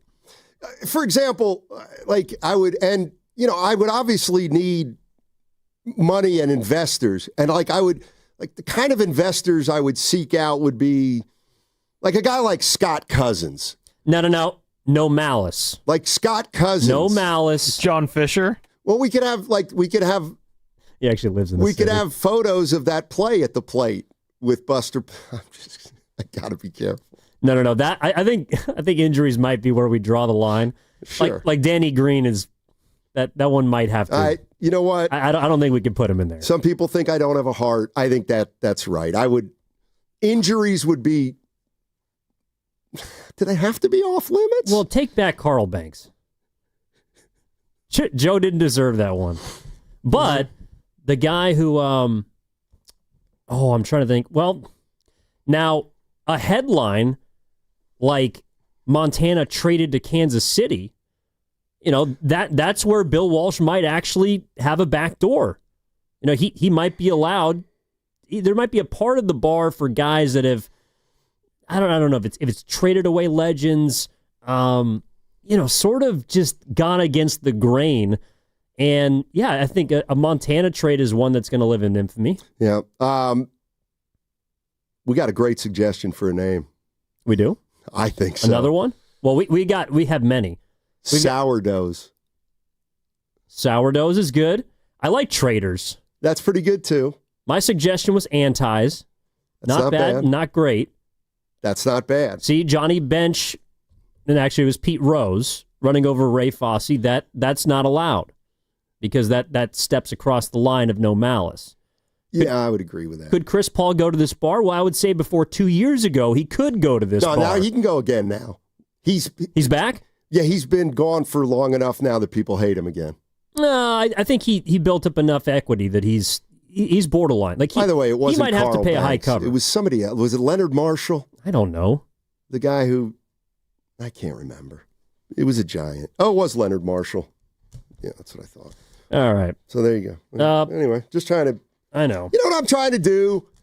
Put a smile on some people's face. Have a little fun. You got to be able to laugh at yourself, and you got to be able to laugh at your awful teams. Yeah. You're listening to 95.7 The Game, KGMZ FM and HD1 San Francisco, an Odyssey sports station, and the home of the Golden State Warriors and Valkyries. Always live in the free Odyssey app, coming to you live from the Laughing Monk Studios. Laughing Monk, righteously brewed in San Francisco, and maybe home to a future Steiny's. Yeah. We'd have, for example, when the Giants played the Marlins and got swept, we would have had, that would have been like Scott Cousins week at my bar. Or, who do they play? The Nationals. They have a history with the Nationals. Not really. But we're going to, as my buddy Dana would say, we're going to whiteboard it. Now we'll figure it out. 707 Boxer and Gerson work injury attorneys text line. This Devondre Campbell drinks for free. Oh, yes, absolutely. Oh, my God. Devondre Campbell drinks for free. He did the most heroic thing. He abandoned one of the teams. You know who else drinks for free? Kelly Oubre. Now, Steiny, this is where there's a very important person we have to decide who is allowed and who's not. Because you do have a relationship with them. Some might say a friendship, a kinship, if you will. Steph Curry. No, he can't go. My God, no. Why? Because, no, we can't have any representation of good cheer or success. Curry can't come. Come on now. Oh, you're throwing Curry out? I mean, he can't. I mean, he was part of the reason I came up with the idea in the first place. He needs to come. Eric Pascal's the bouncer. He can't play with him, so we'll throw him out. Let's go to that guy who's in San Francisco. He's got a couple ideas. That guy, what's going on? Hey, fellas, great show, great topic. I know it's all for fun, but I had a few ideas. You could call it. You could call it the OCC Club and Pub, and the OCC is the Oracle Candlestick Coliseum. All stadiums that the local teams left, and then. You know how when you walk into a bar or a sports bar and they have all the highlights and the greatest moments, Niners win 5 championships, on the walls you can have all the defeats, like, Roger Craig drops the ball, no 3-peat. Yeah. You can have all that stuff on the wall. A's leave for Sacramento, the headlines up plastered on the wall. And then you could have the drinks and the menu items as hated figures here. LeBron James taco salad and, all that stuff. Give me a Kyle Williams drop or, a Fisher drink. And all that would be on the menu. All the anti stuff that the Bay Area fans hate. I think that would be a great idea. I like it. And what I could also do is you have either a guest bartender or a guest bouncer. I could use Trey Lance, for example. Wearing he jerseys could bartend. of the other team. Yeah. Or yeah. They could wear like LeBron James jerseys, or those jerseys that we all hated. Yeah, cowboy jerseys. Yeah, no, good idea. Or we could have Armando Benitez night, something like that. I mean, you could have Pete Carroll be a guest speaker. Exactly. Come on down and bestow some wisdom. Good one from the 415. You know who would be welcome? Charles Barkley. Yes, he would. He's somebody that might sponsor this thing. I know. How about this one? Future customer, Jonathan Kuminga. Oh, my God. Oh, boy. Well, Yeah, A.J. Jenkins posters. Remember him? Wide receiver? No, I do. Brett Favre. Who else can we throw on there? Oh, geez. Yeah, Gibby's got to be on the list. Oh, people don't like this guy. He might actually be a good MC. Joe Buck. Oh, great call. I mean, Joe Buck is somebody that I do think a lot of Bay Area sports fans despise just because of his, I don't know, general lack of emotion, calling a big moment. Jordan Poole can come. He's more than welcome in the bar. Or Jordan Poole's got a seat. Yeah. He's got a seat named after him. The Jordan Poole fruit punch. That's not bad. That's not bad at all. All right, so there are some athletes that have played for teams, been known for great moments, and then sort of, I guess, crossed over into a rougher area. Like, how do we feel about Richard Sherman? Richard Sherman's connected to one of the worst moments in Niners playoff history, but he's also a 49er. Kind of. That's a tough one. Off the top of my head, and again, this is all just whiteboarding, I would probably have just photos and posters of Richard Sherman as a Seahawk. I like probably. That. Okay. Yeah, and hopefully some in-action shots from the end zone of the Super Bowl when he shut down Crabtree. Oh, thank you, 4-1. Yeah, Yasiel Puig, come on down. Oh, Yasiel Puig is a guest of honor. Absolutely. There's no doubt about it. I mean, Max Muncy is he's gonna drink for free there. Yes. There's no doubt. 925 Boxer and Gerson Work Injury Attorneys text line. Steiny has an idea for a bar, an establishment, a restaurant, a place of a hater's haven, if you will, for anyone who wants to basically go to a place and root against Bay Area teams to have a safe place to do so.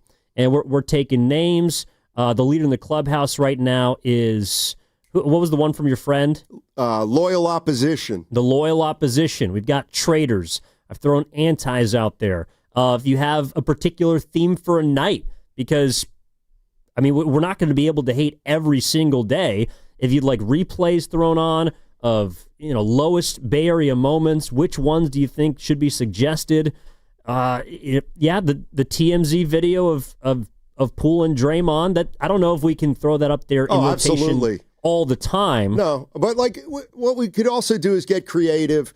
For example, we could have one of our editors on, how you the pictures that come up, maybe a little montage of maybe Brandon Ayuk signing a contract and then, dropping a couple passes after that.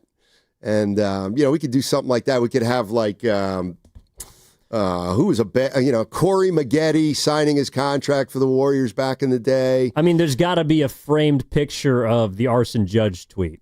Yeah, there's just got to be. That would work. Giancarlo Stanton, Bryce Harper. Oh, Ohtani. Actually, who's a full-time member of my staff? Who? This is a name from the past, but I remember everybody hated him. AJ Pierzynski. I still don't like that guy. Can you pour a drink? I got a job for you. I think he probably could. All right, let's go to Shane, who's in San Francisco. Shane, good afternoon. What's going on, man? How are you? Hey, what's up, guys? Hey. All right.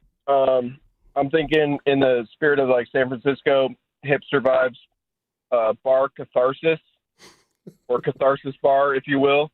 All right. Where despite all the success over the last decade plus, whatever, there's just like this temperamental frustration that happens with Bay Area teams to where we like internalize it. And my wife's the perfect example, born and raised in SF. Baseball's her sport.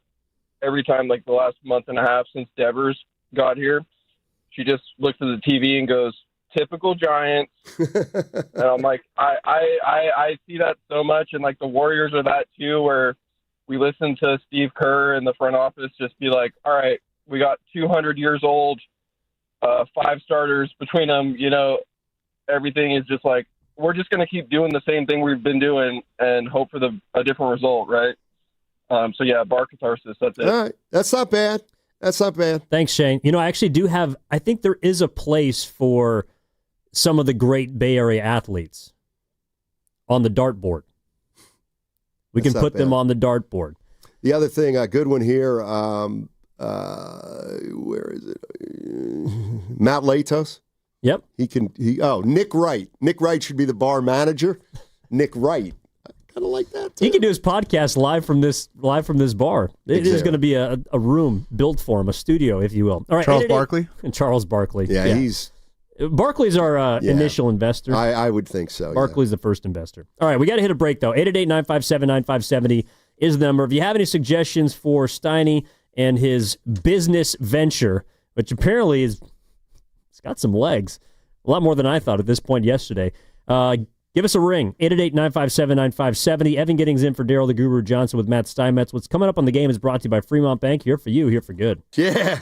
For over 70 years, Golden State Lumber and Showroom has developed strong partnerships with top brands like Trex. Leading the way in performance-engineered decking and railing, Trex offers products that won't rot, splinter, or fade. Their sun-comfortable, heat-mitigating technology keeps decks cool underfoot, and Trex marine-grade decking withstands salt water, sun, and sand. Explore their latest Transcend colors, Hatteras, and Salt Flat, featuring a 50-year limited residential warranty. For a link to Trex, visit GoldenStateLumber.com. Golden State, when you succeed, we succeed.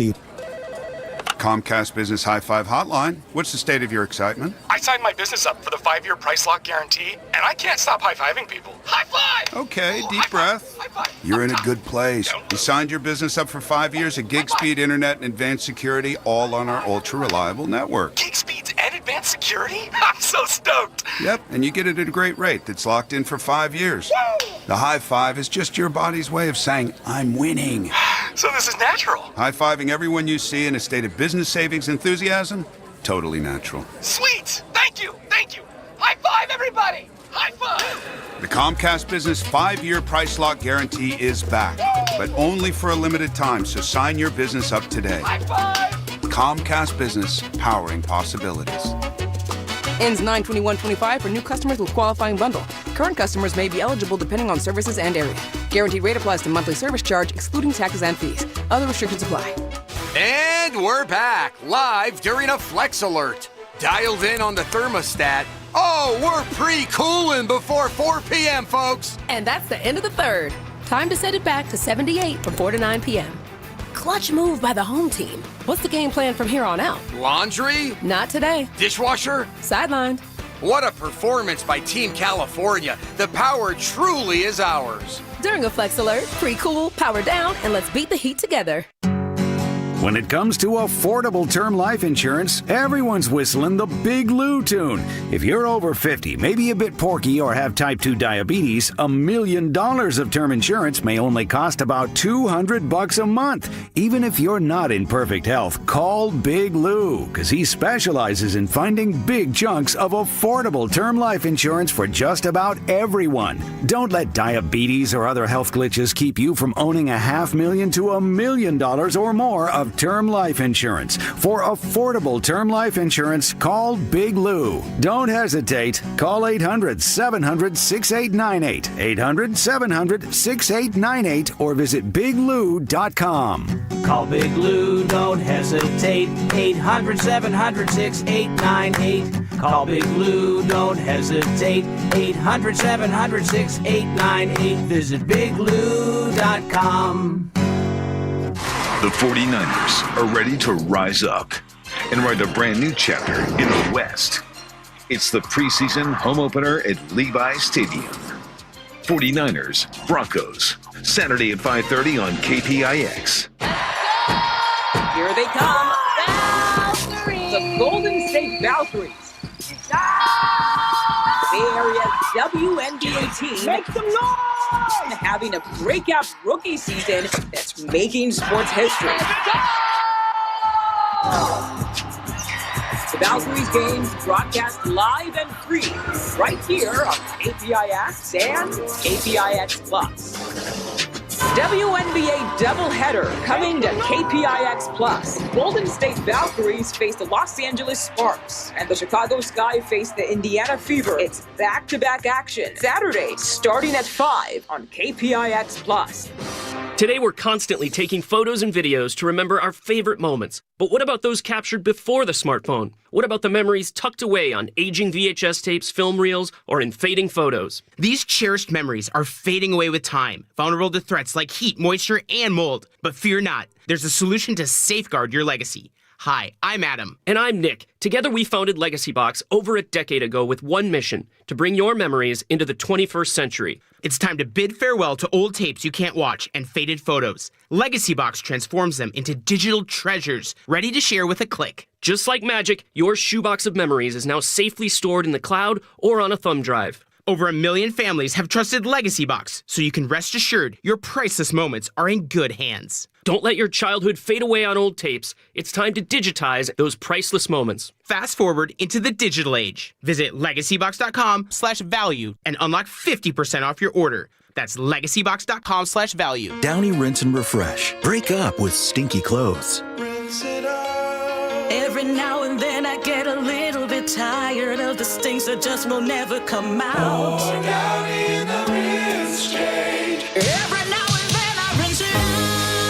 One wash and it delivers. One wash, it smells so clean. Downy Rinse and Refresh, it's a dream. Downy Rinse and Refresh. Fights odor in just one wash. Guaranteed.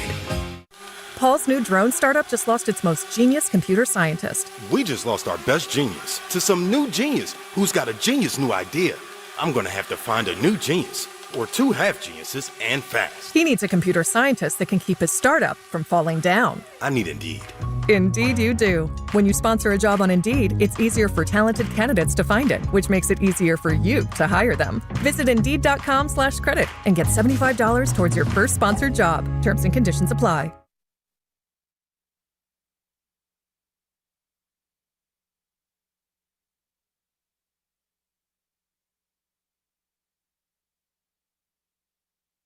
Happy Friday, fellas. Yeah. Now, back to Steiny and Guru on 95.7 The Game. All right, Giddings in for Guru with Steinmetz. I think we're on to something. I think you're on to something, Steiny. I mean, seriously, people have been flooding the Boxer and Gerson work injury attorneys text line, our YouTube chat for, a so to speak, haters haven of sorts for the Bay Area. Coming to a transplant town near you. There's no malice, only negativity. Yes, no malice. No malice. A couple other features that I'm working on. People were asking, and if you're just joining us, I'm just passing along it's just a business idea I have of starting a sports bar here in the Bay where rather than like another team's bar, like a Packers bar or a Steelers bar at Shanghai. Yeah, this Kelly's. is next level. Yeah, this would be a bar created for no other reason than to root against the Giants, the Warriors, the 49ers, and you can throw Cal and Stanford in there. And here was one idea I had. People say, what about music? Well, we wouldn't have music, but we'd have a lot of sound bites. Like, over the loudspeaker, it would be something like, David Stern or Adam Silver saying, with the number 2 pick in the 2021 NBA draft, the Golden State Warriors select James Wiseman, Memphis. And then you'd have Stern say, we have a trade to announce. The Golden State Warriors have traded Robert Parrish and the rights to Kevin McHale for Joe Barry Carroll. Stuff like that. Or we'd have like Mike Krukow saying unforgivable and believable when, Elliot Ramos makes his next base running gaffe. No! Yeah, exactly. Something like that. Well, we know that you're the owner. Charles Barkley, we're recruiting to be the majority investor. Nick Wright is our bar manager. Rob Parker may be the first bartender. Pete Carroll is emceeing trivia night. And on the not allowed list, and we're taking suggestions for all of these, Steve Kerr. No, he can't go. Bruce Bochy. Nope. Steph Curry. No. Bonds. Although he might be on the fence. So these are a couple people I think that could be on the fence here. Bonds is one of them. All right. Draymond Green. Wow. Because and this is where there's some blurred lines, because there are Bay Area fans who harbor some negativity towards Bay Area athletes. There's, for the Brock Purdy haters, there might be some people that show up and not necessarily are against the Niners, but just don't really like Purdy as their quarterback. Yeah. In fact, we heard from a lot of them yesterday. And, it's one thing to not be allowed in. Like Steph Curry obviously would not be allowed in. But there's a level worse than a guy like Steph Curry, who careful, who can't come in under any circumstances. And that would be if you weren't a great player, but you were actually a fan favorite. Then you have, if you're, Mo Spates cannot come into this place. He cannot come into this bar. For two reasons. He's not good enough, and he was a fan favorite. No. Sean Livingston's another one. Any athlete who's kind of revered here in the Bay Area, anybody who's a mentor, they can't come in. The Anquan Boldens, the Frank Gores. Well, in other words, if I'd have to make a list, Buster Posey, he couldn't get within a block of the place. You know what I'm saying? Well, we'd see him coming and he'd be shooed away. So this place is not for you. Exactly. And again, that's just for the greats. Yeah, or Dylan Brooks is more than welcome. The worst of you. That's a good one. Well, but see, this is where we do have to draw a line. I do think that those that have injured, I would like to keep them away. There has to be some sort of honor associated with this establishment. Again, I don't know if I'm letting Danny Green in.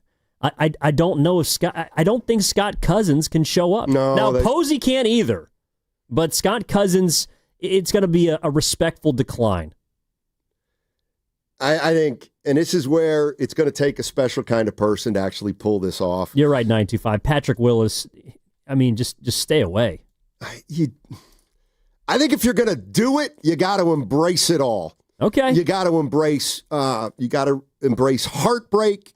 You've got to embrace losing World Series and NBA Finals. And I hate to say it, but yeah, you'd have to embrace injuries, particularly career-ending ones. Oh, my God. All right. Oh, boy. All right. Do we have a...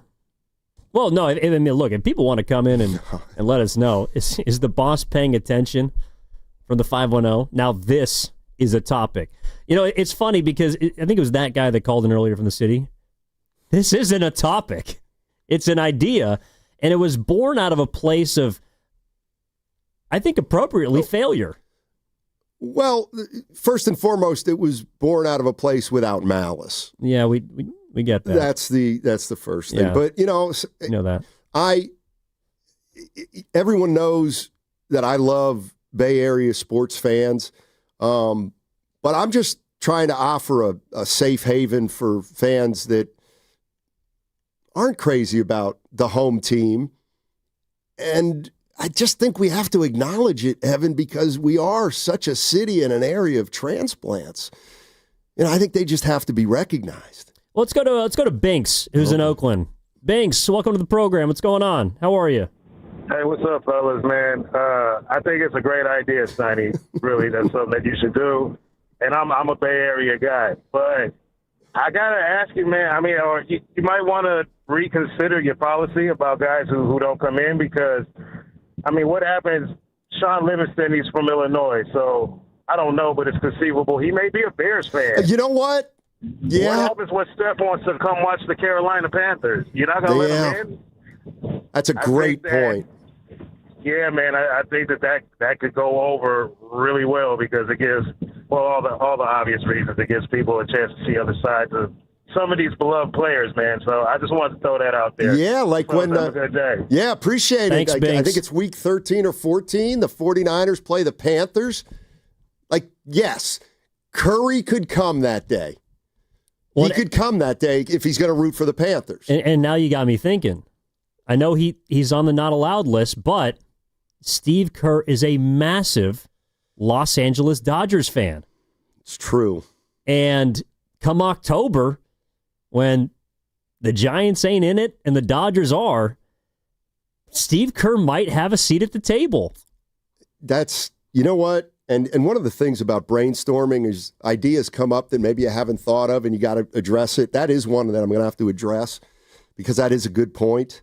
There's no doubt about it. Patrick Beverly, he's more than welcome. He's serving tables. There's no doubt about it. He might be the bar back. Yeah, I knew this name was going to come up. He's not welcome.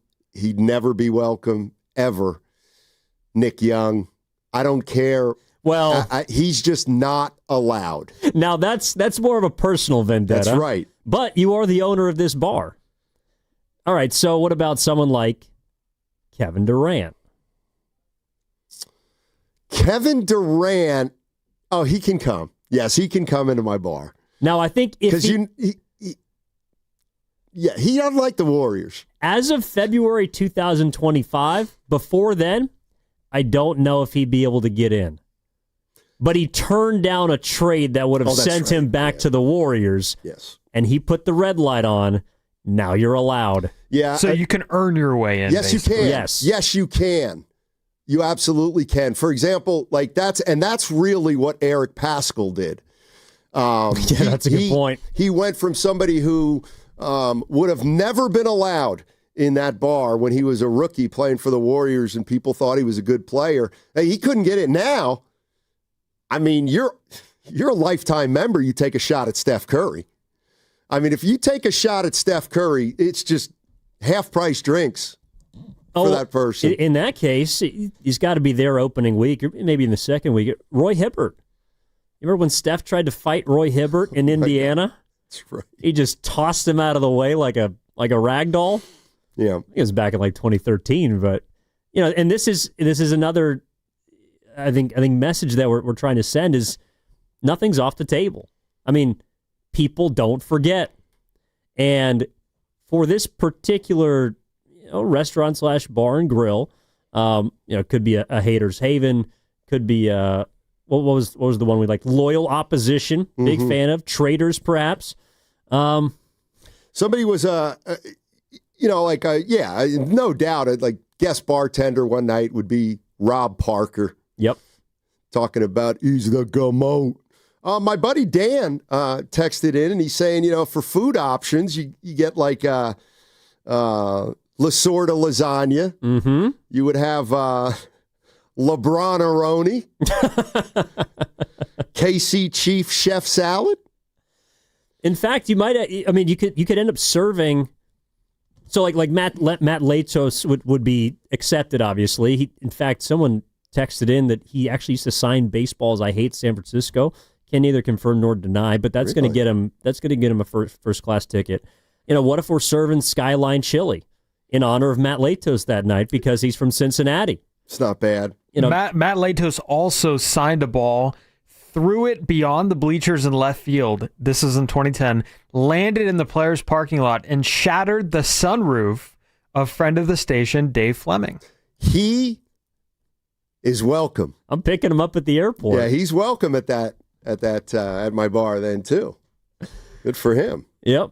All right. This is for those that are just coming in. I see a 510. So what we're talking about is, Steiny had an idea the other day for an establishment, a bar. There's a lot of bars around the city that host non-49ers fans or Giants fans or non-Warriors fans. Now, there's Bears bars, there's different college bars.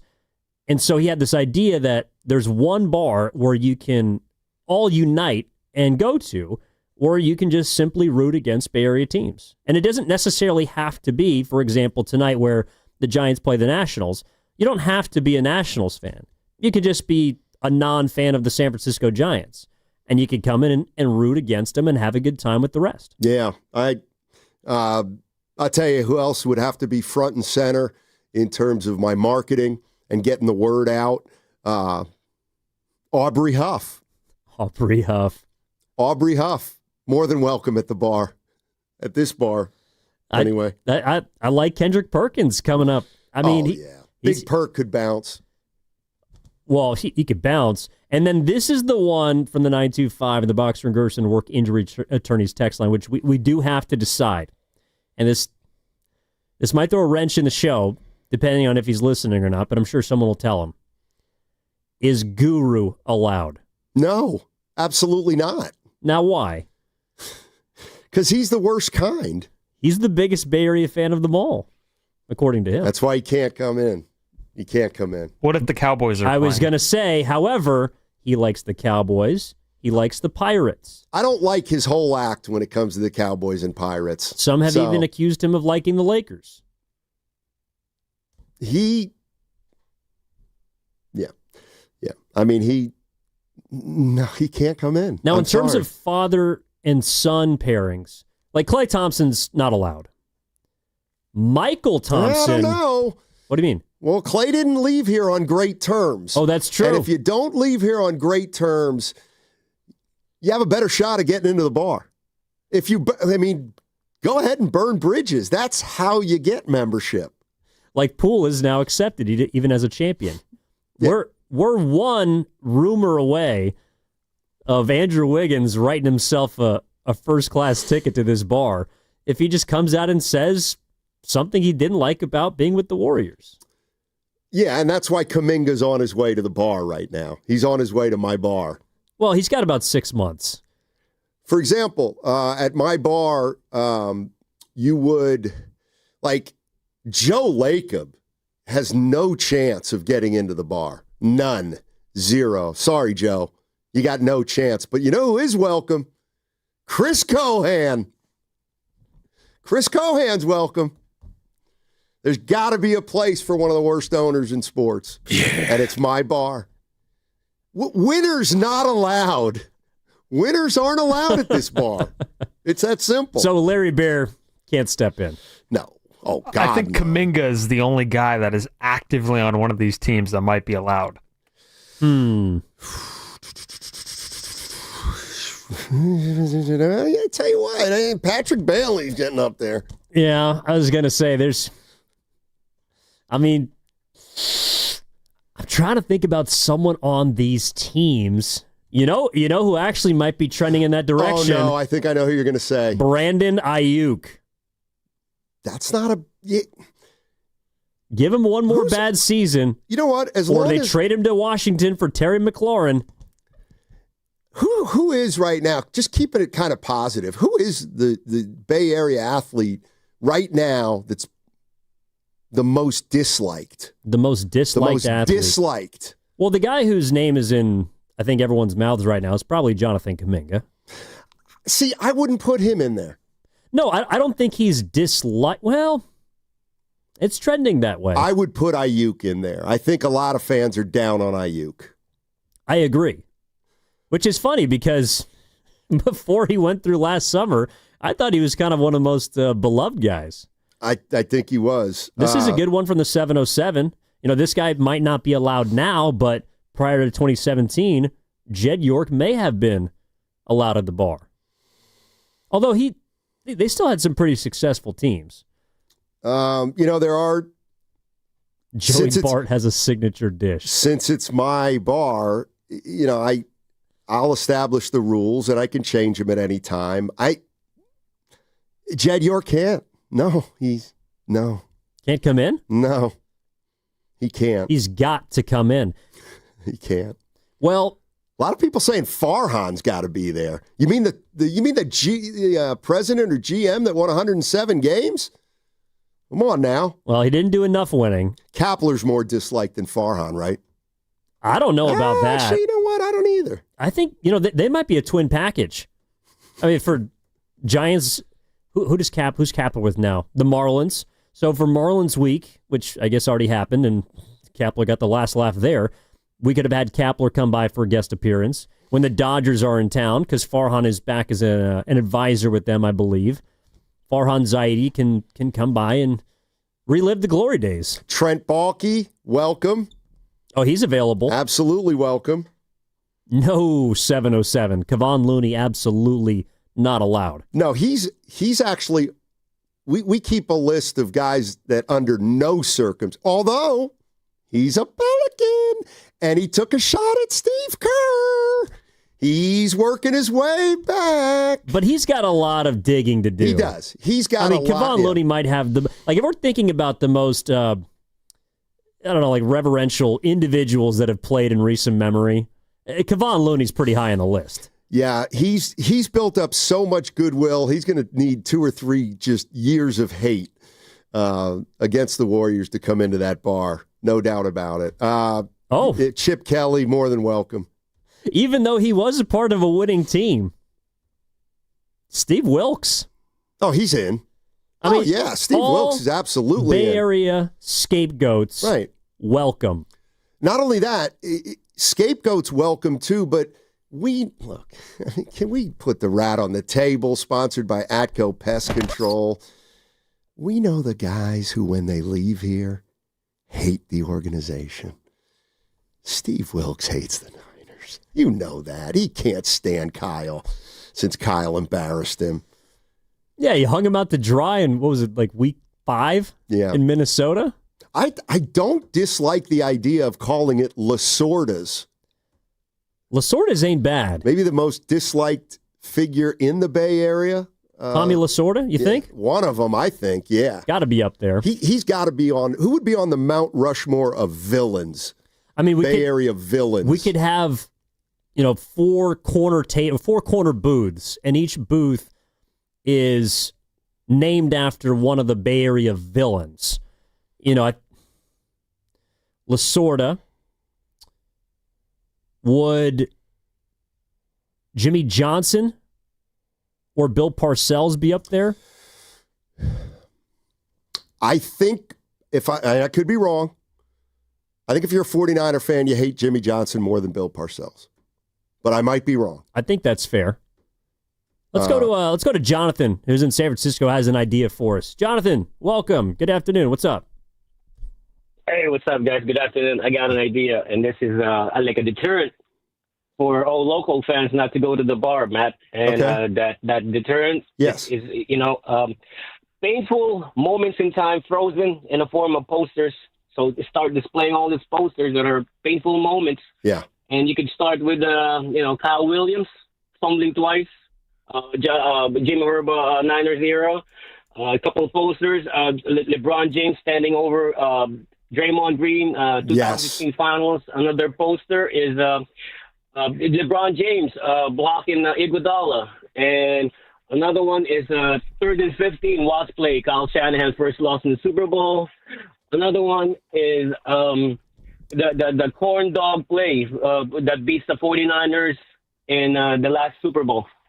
Yeah, you know what else I was just thinking too is, Richard Sherman was somebody we talked about, and he's gone back and forth, right? But for example, yes, we would have photos and posters of Richard Sherman like eating the Thanksgiving turkey on the 50-yard line that Thanksgiving that Seattle hammered the 49ers like that, or just that still shot of him tipping Kaepernick's pass back towards Earl Thomas. Yes. Or Bobby Wagner. I mean, there's no doubt about, Ray Ratto, absolutely, and absolutely on the welcome list. Ray Ratto, yes, Ray Ratto can absolutely attend. Pete Carroll's got a table. A lot of people have been asking about this individual from the YouTube chat, from the Boxer and Gerson work injury attorneys text line. This person is absolutely allowed. In fact, they may have to roll out the red carpet for Jimmy Garoppolo.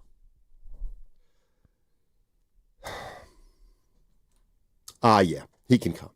He is someone, there might not be malice. Well, there might be, but there's certainly negativity, which is, again, what loyal opposition, this theoretical establishment, might be named. We're taking suggestions of names. We're taking suggestions for themes for nights. If you'd like to suggest someone we could hire as a bar manager, as a bartender, as a bar back, maybe a guest speaker, someone to galvanize a group of haters in this haven, so to speak. We're taking all suggestions. Our guy Zucci, this is an interesting one. I would absolutely allow this person to come into the bar because, to me, when I hear his name, I do think of hate, and that's Harrison Barnes. Harrison Barnes is welcome at the bar, and the reason is doesn't seem like anybody likes him here. Well, you know what, Harrison? You weren't allowed at Draymond Green's wedding, but you're allowed at loyal opposition. Absolutely. You're allowed at loyal opposition. That's the other thing. I mean, we could host wedding events and things like that there. Oh, now we're on to something. If you got a Mount Rushmore, we're taking suggestions for names for booths. If you'd like to name a particular seat after an athlete, a coach, someone who's associated with pain in the Bay Area sports landscape. This is what we're trying to really flush out today. Matt Steinmetz with the idea, and we're running with it. 888-957-9570. Evan Giddings in for Daryl the Guru Johnson. Matt Steinmetz with you, all on the other side. That segment brought to you by Safeway. Head to Safeway this week for this amazing deal and more for members. USDA Choice Boneless Beef Top Round London Broil. Just $4.97 per pound. Limit 2 packages. Visit Safeway.com for more details. See you in the aisles. We finally switched to T-Mobile because with them, we can be connected here and there. ¡Listos todos! Estas son las mañanas. Now we just need to harmonize. Switch today. Get 4 Samsung Galaxy S25 phones with Galaxy AI. Plus, get 4 lines for just $25 per line. Visit a store, T-Mobile.com, or call 1-800-T-Mobile. 1-800-T-Mobile. For well-qualified customers with autopay plus taxes and fees and $35 per line connection charge. Minimum 4 lines on plan. Contact us if canceling lines. Plus $5 per line without autopay. Debit or bank account required. Visit T-Mobile.com. If you have back-to-school shopping to do, then you should make Macy's your first stop. That's because your Macy's store has back-to-school essentials at incredible prices, like complete looks from Epic Threads, Levi's, and Abercrombie Kids. Character outfits from Hello Kitty, Mickey, and Minnie Mouse. Plus, backpacks from JanSport and High Sierra. The best part? Get it all for 25 to 50% off. That's right, up to half off. But hurry in. These back-to-school deals end Sunday at Macy's. Savings off already reduced prices. Exclusions apply. Discover the luxury of Monogram appliances at Friedman's Appliance in Pleasant Hill. At Monogram, it's not just one detail, it's many.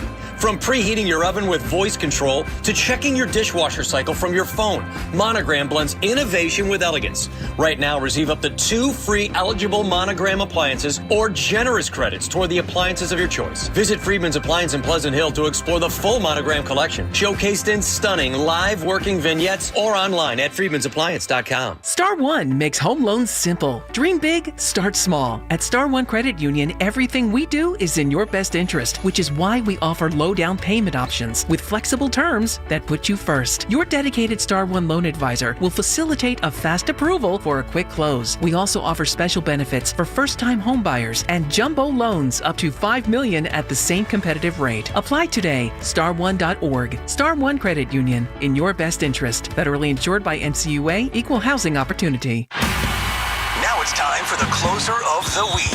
Presented by LiftMaster and RNS Doors. Turn your garage into the envy of the neighborhood. Visit rnsdoors.com. This week's closer comes from Monica from San Francisco. Excellent work by Alejandro and the rest of the guys. They did emergency repairs on our building garage door. They showed us how to manually open the door while we were waiting for parts on order. I highly recommend. Recently, my garage door opener was not working. I was in need of a closer. I was put in touch with RNS Doors and they hooked me up up with a brand new garage door opener from LiftMaster. With LiftMaster's MyQ connectivity, my garage door opener can be controlled right from my smartphone. You'll know when a door or gate has been left open and can close it with a tap, no matter where I am. Be one of the first 10 callers and receive 20% off a LiftMaster garage door opener. Call 1-800-FIX-A-DOOR. That's 800-FIX-A-DOOR. Or visit rsdoors.com. R&S Doors. Look for the red truck. A strong heart, a steady stride, a life full of milestones. El Camino Health is here for you. From advanced heart and vascular care that keeps you on beat, to expert orthopedic treatments that keep you moving, and innovative cancer care that fights alongside you. With expert care for women, men, and new moms, supporting you through every chapter of your health, because every life we touch is built on trust and compassion. El Camino Health. Our strength, your health. If Twisted Tea Hard Iced Tea was your best friend, it would be the kind of friend that starts an impromptu dance party in the supermarket aisle that turns into an all-day pool party rager at your place, and you don't even own a pool. Twisted Tea Hard Iced Tea turns any day into a legendary adventure. It's smooth and refreshing real iced tea with just the right kick of alcohol. Twisted Tea Hard Iced Tea. Keep it twisted. Twisted Tea Brewing Company, Cincinnati, Ohio. Please drink responsibly. Still getting around to that fix on your car? You got this. On eBay, you'll find millions of parts guaranteed to fit. Doesn't matter if it's a major engine repair or your first time swapping your windshield wipers. eBay has that part you need, ready to click perfectly into place for changes big and small. Loud or quiet. Find all the parts you need at prices you'll love. Guaranteed to fit every time. But you already know that. eBay. Things, people, love. Eligible items only. Exclusions apply. Napa Valley Wine Train invites you on a breathtaking journey through Napa Valley aboard their elegant vintage train. Savor world-class wines and exquisite cuisine. For more info and to enter for a chance to win passes plus an overnight stay at the River Terrace Inn, visit 957thegame.com.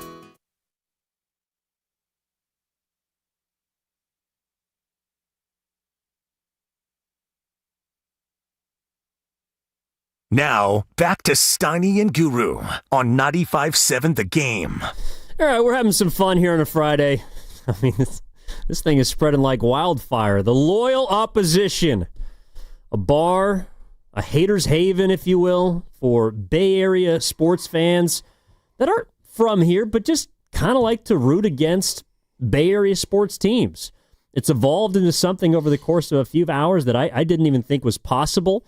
And I got to say, Matt Steinmetz, this might be one of your crowning achievements. Well, as you know, I've got a lot of love for fans of all ages and all teams, but there's always a small minority of fans who are a real turnoff. And sometimes that small minority of fans are such a turnoff that you find yourself rooting against the teams that they root for, meaning the Giants, the Warriors, and the 49ers. And so I figured maybe we or somebody could open up a sports bar that's dedicated to rooting against the Giants, Warriors, and 49ers. And obviously the one thing, and we're brainstorming here, but one of the things we would absolutely need, I'd like to have mascots there. So like Mr. Met could be there. The Philly Fanatic would obviously be there. The San Diego Chicken. No Lucille, obviously, cannot come in. What about Thunder? Thunder's out. Thunder's out, too. I'm sorry. And Sourdough Sam, no room at the inn. Crazy Crap? No. And also, too, and this is where I think there's levels to some of the athletes that we would invite.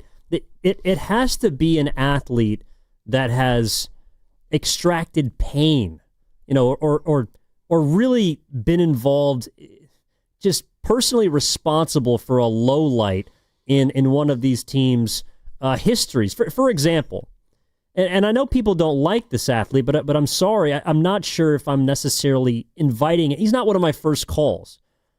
James Harden does not have enough success against the Warriors to be someone that I'm making one of the first calls to. Now, Kawhi Leonard, as someone who has beaten the Warriors in the finals, that's someone I am comfortable inviting.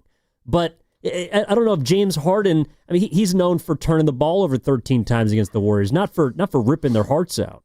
I would absolutely allow James Harden in, and I'd probably give him a corner table. Really? Yeah, because even though he really never got over on the Warriors, I think he's highly disliked.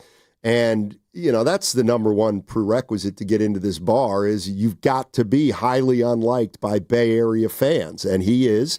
And so I would want him at my bar. And this is a level that we haven't broached yet, but I seriously think that Adam Silver's invited. Everyone hates Adam Silver for the way that the league is going. And you know who else is personally responsible, I think, in a lot of people's minds for the predicament the Warriors may find themselves in with a lot of large money contracts and not much room to pretty much do anything with? C.J. McCollum. He's the man who signed the new CBA contract. Oh, that's too nuanced. Well, that's too nuanced. Pull up, CJ, because he's kind of responsible. Yeah, Joe Buck is emceeing 916. He's in there. He's guest speaking a couple of these nights. Anyway, just having some fun with it. I know we are. Oh boy. See down. Where do we go from here? Somebody asked about the food selection, too. Would the food selection also be anti-Bay Area? No garlic fries, no seafood, no sourdough bread? No, none of that stuff. Mission style, got to be out. In fact, just because it's the Bay Area and, we have a lot of healthy people, it would have to be the most unhealthy menu we can come up with. Like buffalo wings for sure, macaroni and maybe cheese. Depending on the teams the teams that are in town, you go based off maybe the favorite of the city. Right, the special when the Lakers would be in town would be, LeBron-aroni and cheese. Well, and something like in that. honor of the Timberwolves, cheese curds are a Midwestern classic, so it's fatty. Yeah, pretty scrumptious, but I mean, like a signature item would be like the Philly cheesesteak. Yep. For sure. We definitely have New York style pizza. Skyline chili from Cincinnati. Absolutely. I mean, it's just a heinous type of order. I kind of want to talk about something else now. Okay. Well, this is your idea, so you can steer us wherever you want to go. I mean, I got some things that are written down, but LeBron James congratulated Luka Doncic on his new deal. Hey, I have this fool on my list too. Who? What is going on? What is he doing? Who? Luka or LeBron? Luka Doncic. Well, he's getting in shape. No. I mean, what? There's been a story on him for 14 straight days on the internet. Like he's doing a media tour. Basically. Why? Because he's the new face of the Lakers. He's invited. I don't know. I feel like this is more of a personal thing. It is. Yeah, you don't like Luka Doncic. No, I'm not a huge fan. Well, this year when he sticks it to you because he lost 50 pounds and he's got biceps that are bulging and is still going to score 32 points a game, I think you might change your mind. I'm in on him. I Steiny, in general, sincerely, but also kind of since we're having fun today. Yeah. I really do root for people that are trying to improve themselves. Why are you laughing at that? Since I do. I want you to improve yourself. I know Guru has been in the gym. I tell you guys every day, I want you guys to become better versions of yourselves. I like people who try to better themselves and keep their mouths shut about it. That's the kind of person I like. The kind of person who gets told, hey, you're looking good these days. You lose weight? Yes. I've lost 15 pounds. And you didn't hear me talk about it. I just did it. No, but Those you're are the kind people of I like. person that will gently suggest why you haven't asked why you've lost some weight. Yeah. The Dellavedova club sandwich. Oh, he's in. Dellavedova's in. For certain. So Sabonis is in too. Well, yeah, until he beats the Warriors again in a winner-take-all, or loses to the Warriors again, I should say, in a winner-take-all playoff game. So, Steiny, all right, what did you want to get into? Well, I'm trying to think. There's two things. Well, you know what? What the hell? Let's get nuts. You see the Warriors are interested in Josh Giddey. I did. Oof.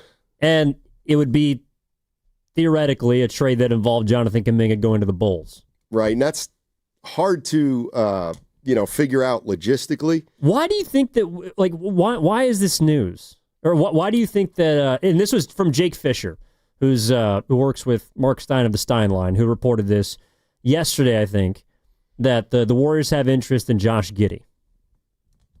I believe it. I would change the word interest to sniffing around. For example, I think there's players out there that the Warriors may not be totally all interested in, but they're at the point now where they've got to exhaust every resource. And if they don't think Jonathan Kuminga is going to be on the team, then they've got to get the best player available. I got news for you, though. I mean, Josh Giddey's better than Kuminga. I mean, he's better, and I think he's a better fit on the Warriors. Like, if you could tell me that, you're going to lose Kuminga, but you get Giddey, I think you'd have to do that if you're the Warriors, even if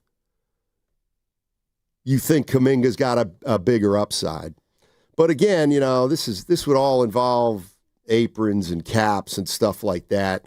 But I wouldn't dismiss it because there aren't a lot of players that are available and the restricted free agents are still in play. So why not find out what's going on with each of them? But that's why this piece of news, I think, is interesting, because last week the Warriors stripped all sign-and-trade options, supposedly. Like they said, we're not trading Jonathan Kuminga. They turned down the Kings deal. They've turned down the Suns deal, the two teams that were linked to him. And now this week, after supposedly shutting down all sign-and-trade possibilities, they're interested in Giddey. That's why I do not rule that off the table. Like, I don't think that it's just signed, sealed, delivered that Kuminga is going to be back on this team next year, because they're still trying to find ways to move him. I think that publicly they want to appear like they're playing hardball. They want to appear like they're digging in, and they're going to force this young man to take 2 for $45 with the team option on the back end, or say, hit the pike and sign that qualifying offer, which they don't believe he'll do.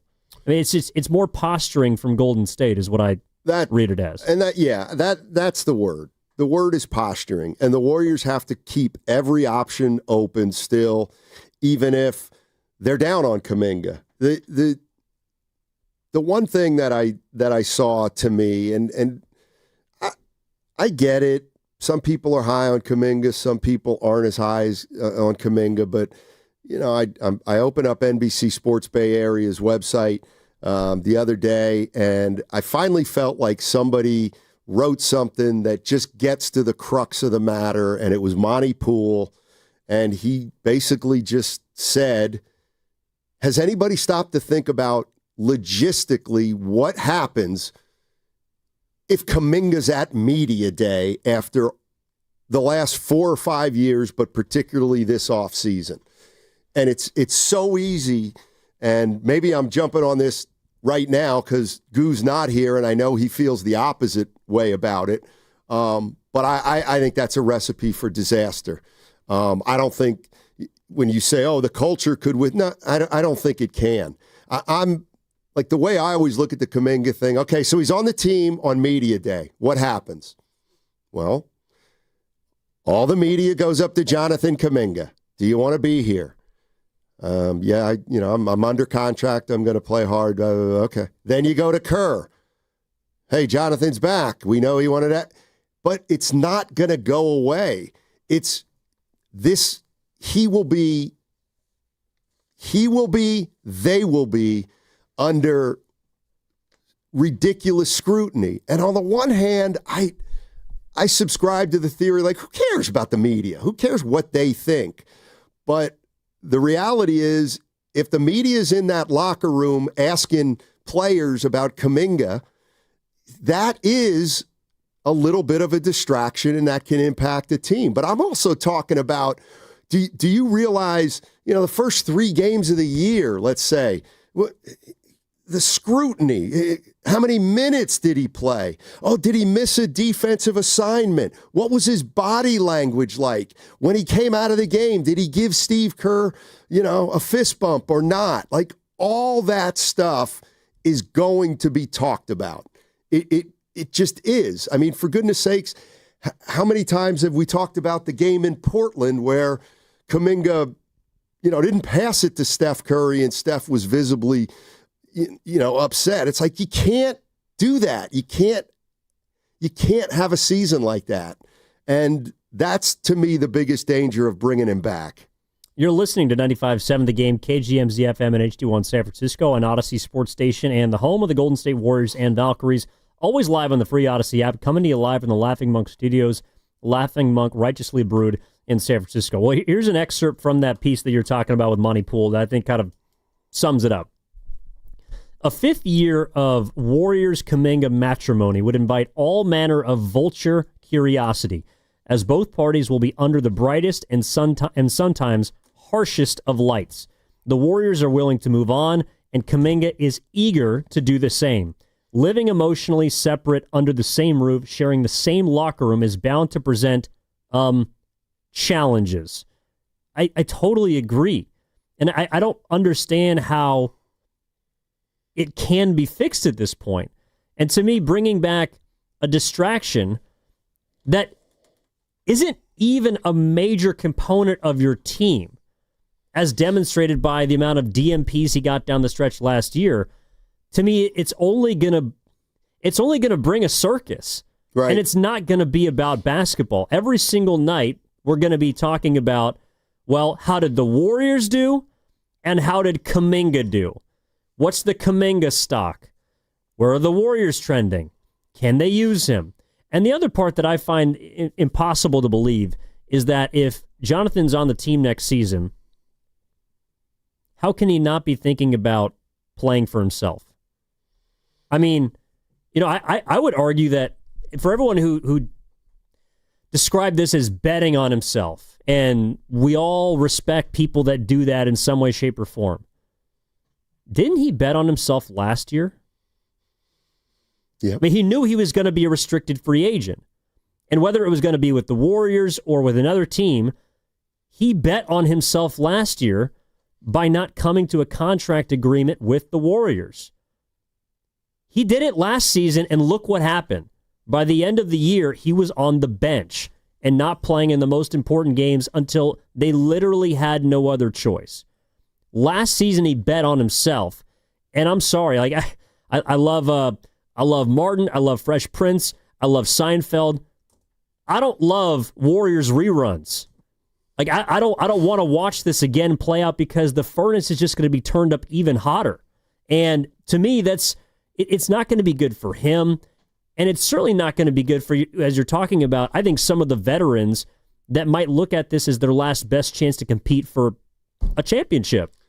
Yeah, and this is from Uncle Looney on the YouTube chat. How would Media Day be different than the last 3 Media Days, Steiny? And then every single player, every team has players that are upset. Steiny knows, upset with playing time. Steiny knows this. There's a big difference in both those, Uncle Looney. And that is, Jonathan Kuminga's first Media Day, everyone's finding out who he is. The second year, you talk about what his role's going to be or how much he wants to play. The third year is, well, this has got to be the year, right, Jonathan? Yes. Last year was about, you didn't get you didn't get a contract extension. What does that mean? And now this year it's going to be, we all know you don't want to be here, essentially. So it takes on a far greater magnitude. The other thing is, I know that other teams have players that don't like their playing time, but that's part of this issue is, Moses Moody wants more minutes too. He's been jerked around. He's handled it a certain way. and Kuminga has handled it another type of way. And I think, and I'm just telling you this, I think the way the Warriors view it is they look at Moody as, even when he's not getting his minutes, he's always staying ready. Do you think they believe that about Kuminga? Despite what he did against Minnesota, I'm talking about game after game after game. I don't think they trust Kuminga and his mindset like they trust Moody's and his. Well, and that's why, like, when Monty Poole asked this question, I think there's only one answer. Is there any doubt that one glaring mistake by Kuminga will intensify the scrutiny and raise the temperature of the marriage? No, there's no doubt. If there's anybody that doesn't feel like a bad game, God forbid, a mistake like the one he made against the Lakers, which cost them a game-winning basket against Austin Reeves.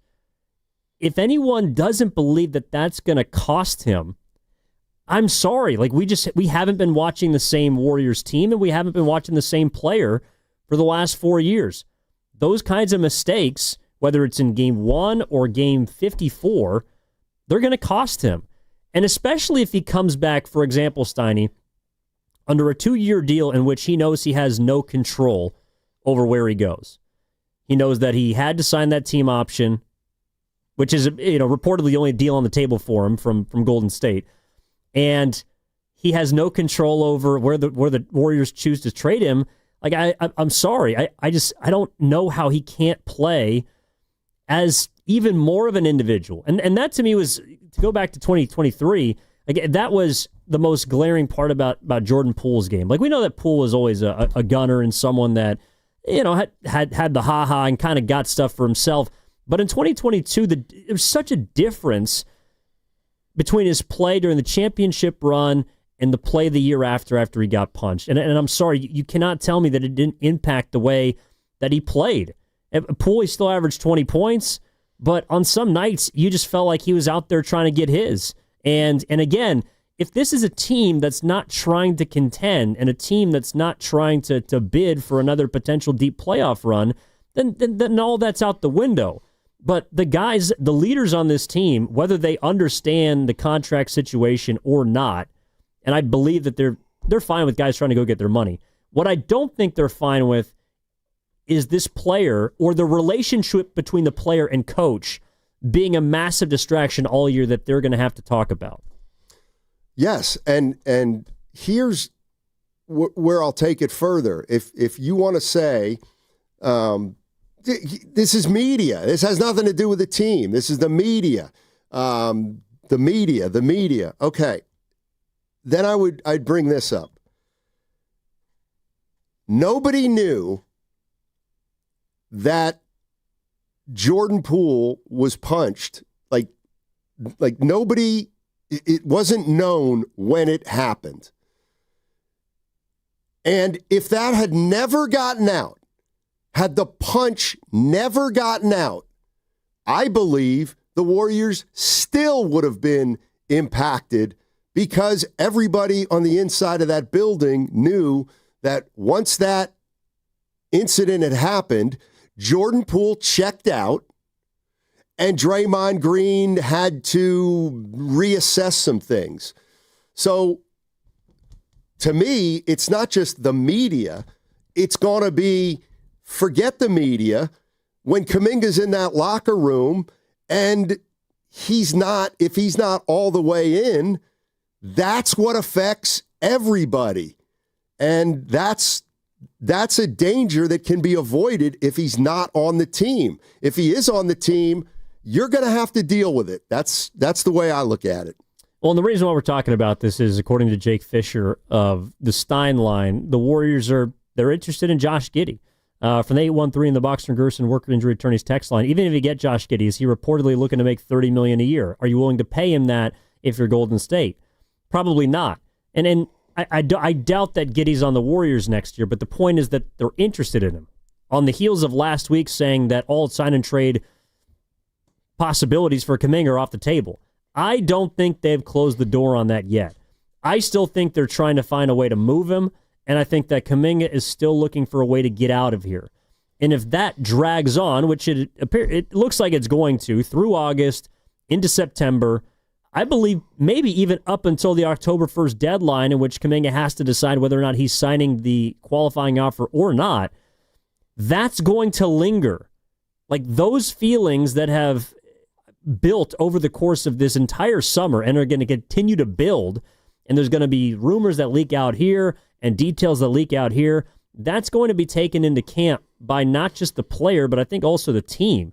And to me, that can't be where the season starts, is where it ended last year, which is, what are you doing with this player? It can't start where it left off.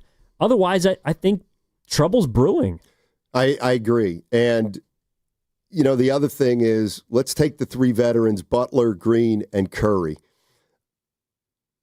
If they don't believe that Jonathan Kuminga has paid the price or has if they don't believe he's got a gripe, in other words, if they're looking at this situation saying, man, Jonathan, he wants to play more, but he's still not doing the things we need him to do, then they're going to grow exasperated when they constantly get asked about Kuminga, because deep down, I don't think they think he is a star and that they have to have him and that the future depends on it. So when writers come up to Curry and Draymond, Kuminga, this, that, and the other thing, I think over time they're going to be like, with all due respect, why are we spending so much time on a 22-year-old guy that's not good enough to be a starter?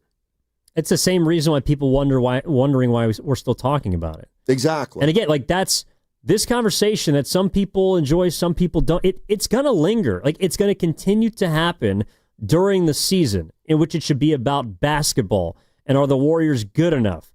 Do the players that they've acquired put them into a different category? How much does Curry has left? Does Jimmy Butler have the same sort of impact a year after he's been traded that he did for the final 35 games of the season? These are all questions that are legitimate that the Warriors have to answer. But no, they're going to be talked and they're going to be asked about, well, do you think you think he's got a place on this team? What do you think his role is? What do you think his future is? And eventually it's going to get to a point where one of these players, I don't know if it's Curry, I don't know if it's Jimmy, I don't know if it's Dre, someone's going to just be like, dude, I don't care.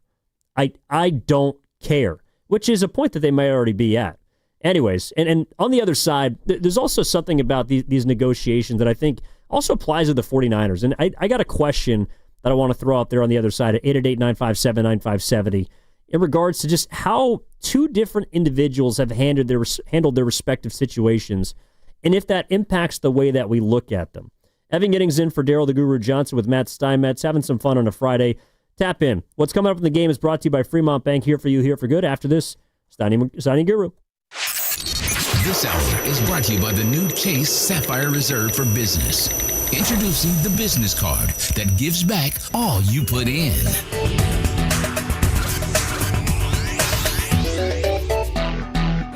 Citizens, since we each upgraded to Xfinity in our homes, the Wi-Fi has been booming. It's fair to say our town has officially become a boomtown. Mayor, will I be able to drop into multiplayer gaming battles with low lag? The lag won't be an issue, but your questionable skills, maybe. And what if I have hundreds of devices on the Wi-Fi? Purely hypothetical. Seems like a lot, but sure, hundreds of devices all booming together with the Xfinity Gateway. Yes, friends and neighbors, with Xfinity, the Wi-Fi is booming. The Wi-Fi isn't the only thing that's booming. Now get the most reliable Wi-Fi and our best-in-class equipment for one consistent price for 5 years guaranteed. All in. Plus, get unlimited data included and no annual contract. All with the 5-year price guarantee from Xfinity. Visit Xfinity.com, call 1-800-XFINITY, or visit a store today. Restrictions apply. Not available in all areas. New residential customers only. Select plans only. Xfinity Gateway with X5 Complete required for unlimited data except in certain areas. Most reliable Wi-Fi based on Open Signal Awards USA. Fixed Broadband Experience Report, August 2024. Actual speeds vary. For over 70 years, Golden State Lumber and Showroom has developed strong partnerships with top brands like Trex. Leading the way in performance-engineered decking and railing, Trex offers products that won't rot, splinter, or fade. Their sun-comfortable, heat-mitigating technology keeps decks cool underfoot, and Trex marine-grade decking withstands saltwater, sun, and sand. Explore their latest Transcend colors, Hatteras and Salt Flat, featuring a 50-year limited residential warranty. For a link to Trex, visit goldenstatelumber.com. Golden State, when you succeed, we succeed. Step up to the plate and save lives with Stanford Blood Center.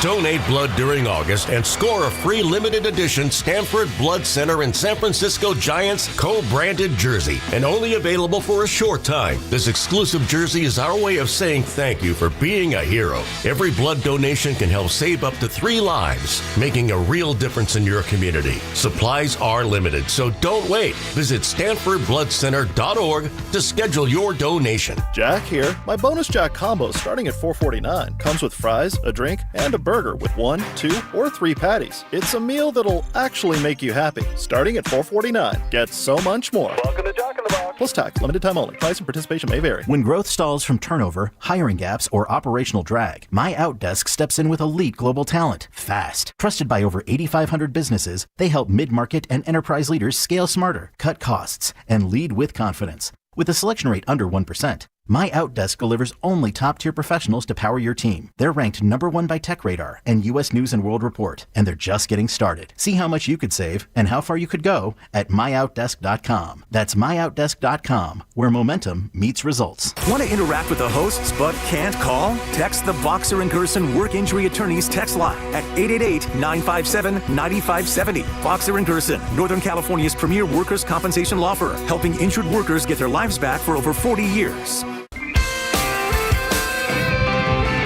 1-877 Cars for Kids. KARS Cars for Kids.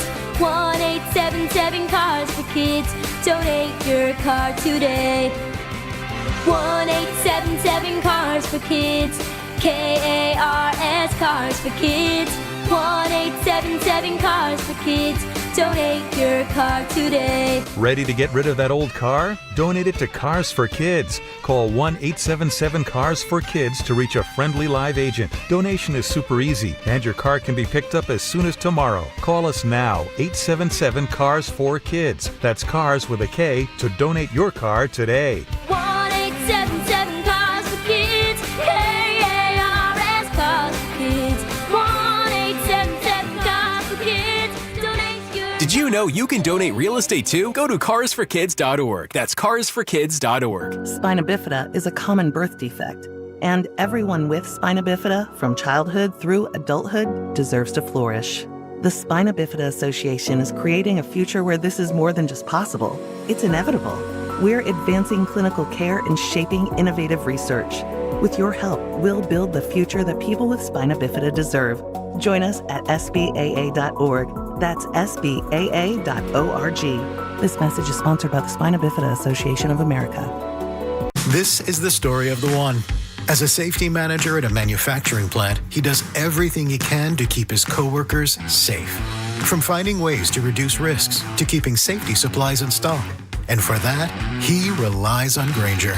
Grainger offers a broad range of quality products and next-day delivery, so he can always play it safe. Call 1-800-GRAINGER, click Grainger.com, or just stop by. Grainger, for the ones who get it done.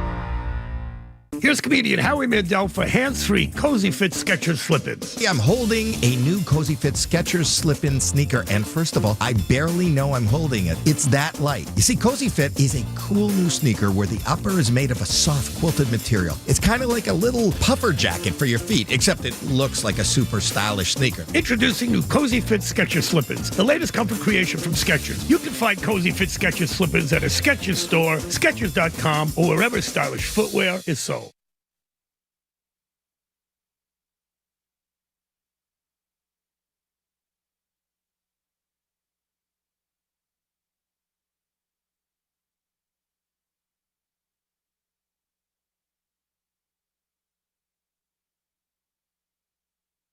Now, back to Steiny and Guru on 95.7 The Game. All right, Evan Giddings in for Daryl the Guru Johnson. Matt Steinman's with you here as well, about a half hour away from the crossover. We got What's Bugging You, brought to you by Atco Pest Control, coming up at 2 o'clock. I want you to help me with something if you can, Steiny. Sure. What do you need?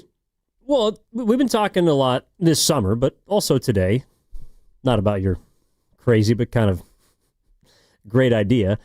We've been talking about the way that like negotiations are being handled, publicly, privately, how it makes people and fans, I think, mostly feel about these players and their places with their respective teams.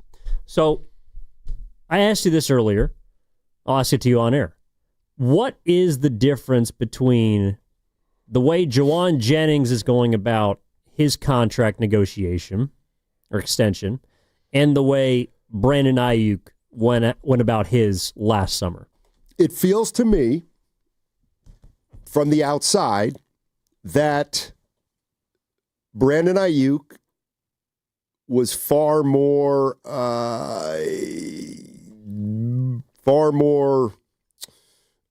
negative about the situation on social media.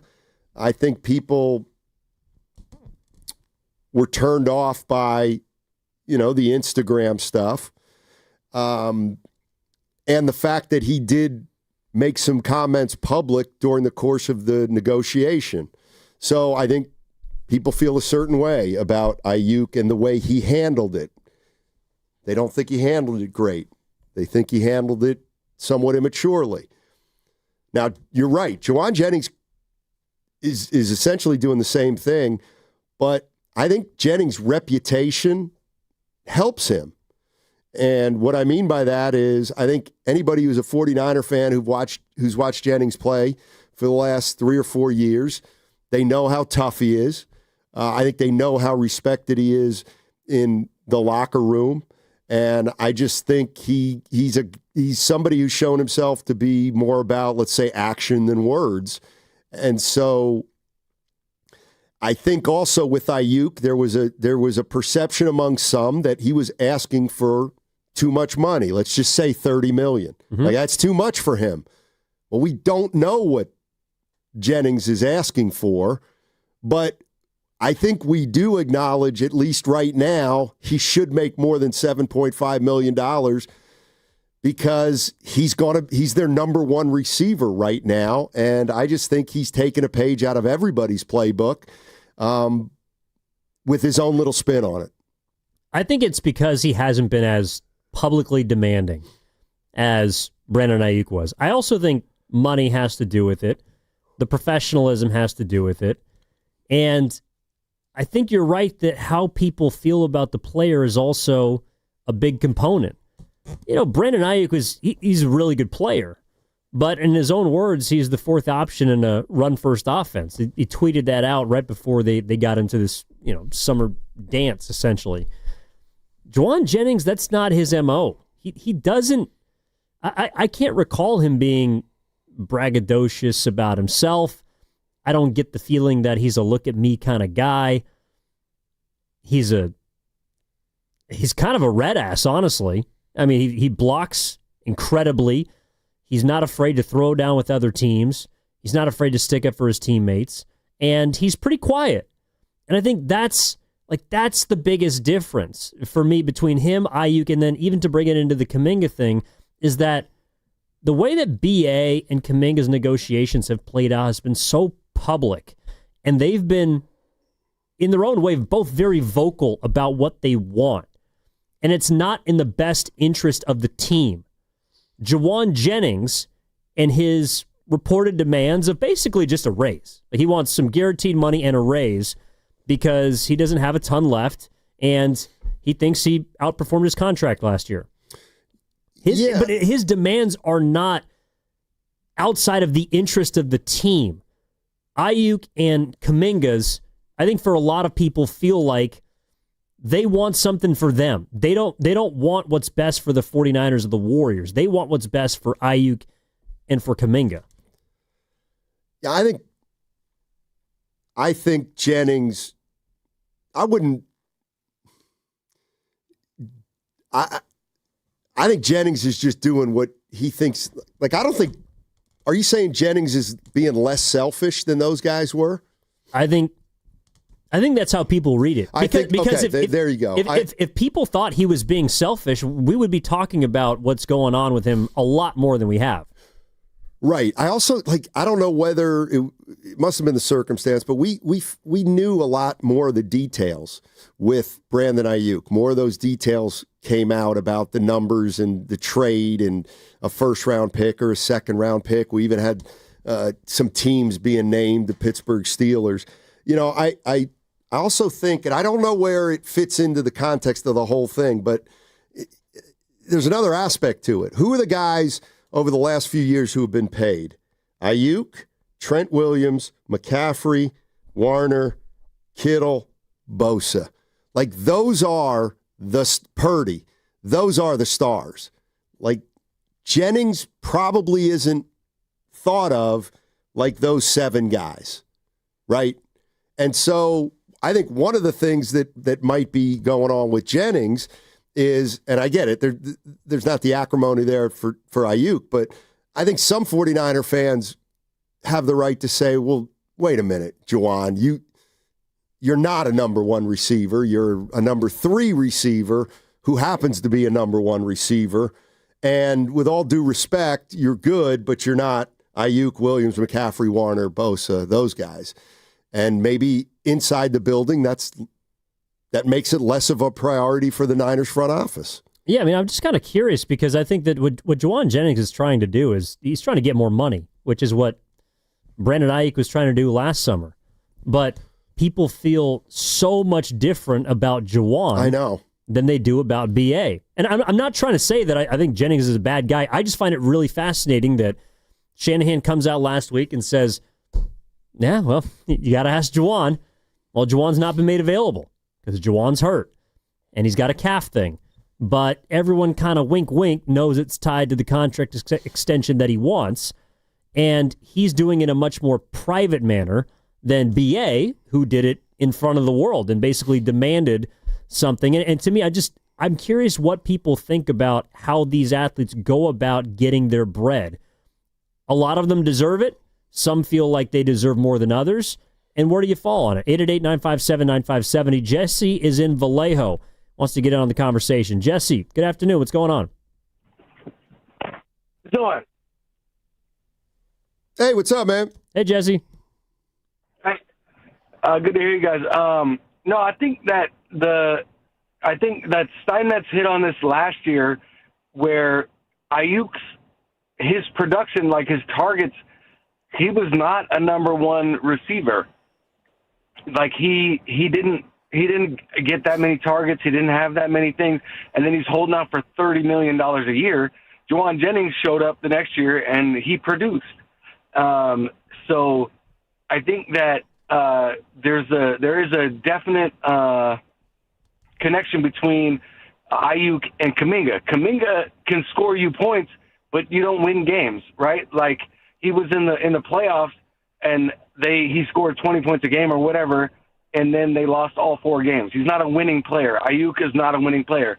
So for the Niners, you paid this guy $30 million a year, and then that hamstrung you, so now you can't, like, what is a 14, like if you split that between 2 players, when you have questions about your offensive line and your secondary, what does $14 million a year get you on the offensive line? What does that get you in your secondary? Mm-hmm. Like, these players, as an organization, you have to, like, and Steinmetz always says, like, just hold out. They're going to pay you. They're going to pay you. They always do. They always do.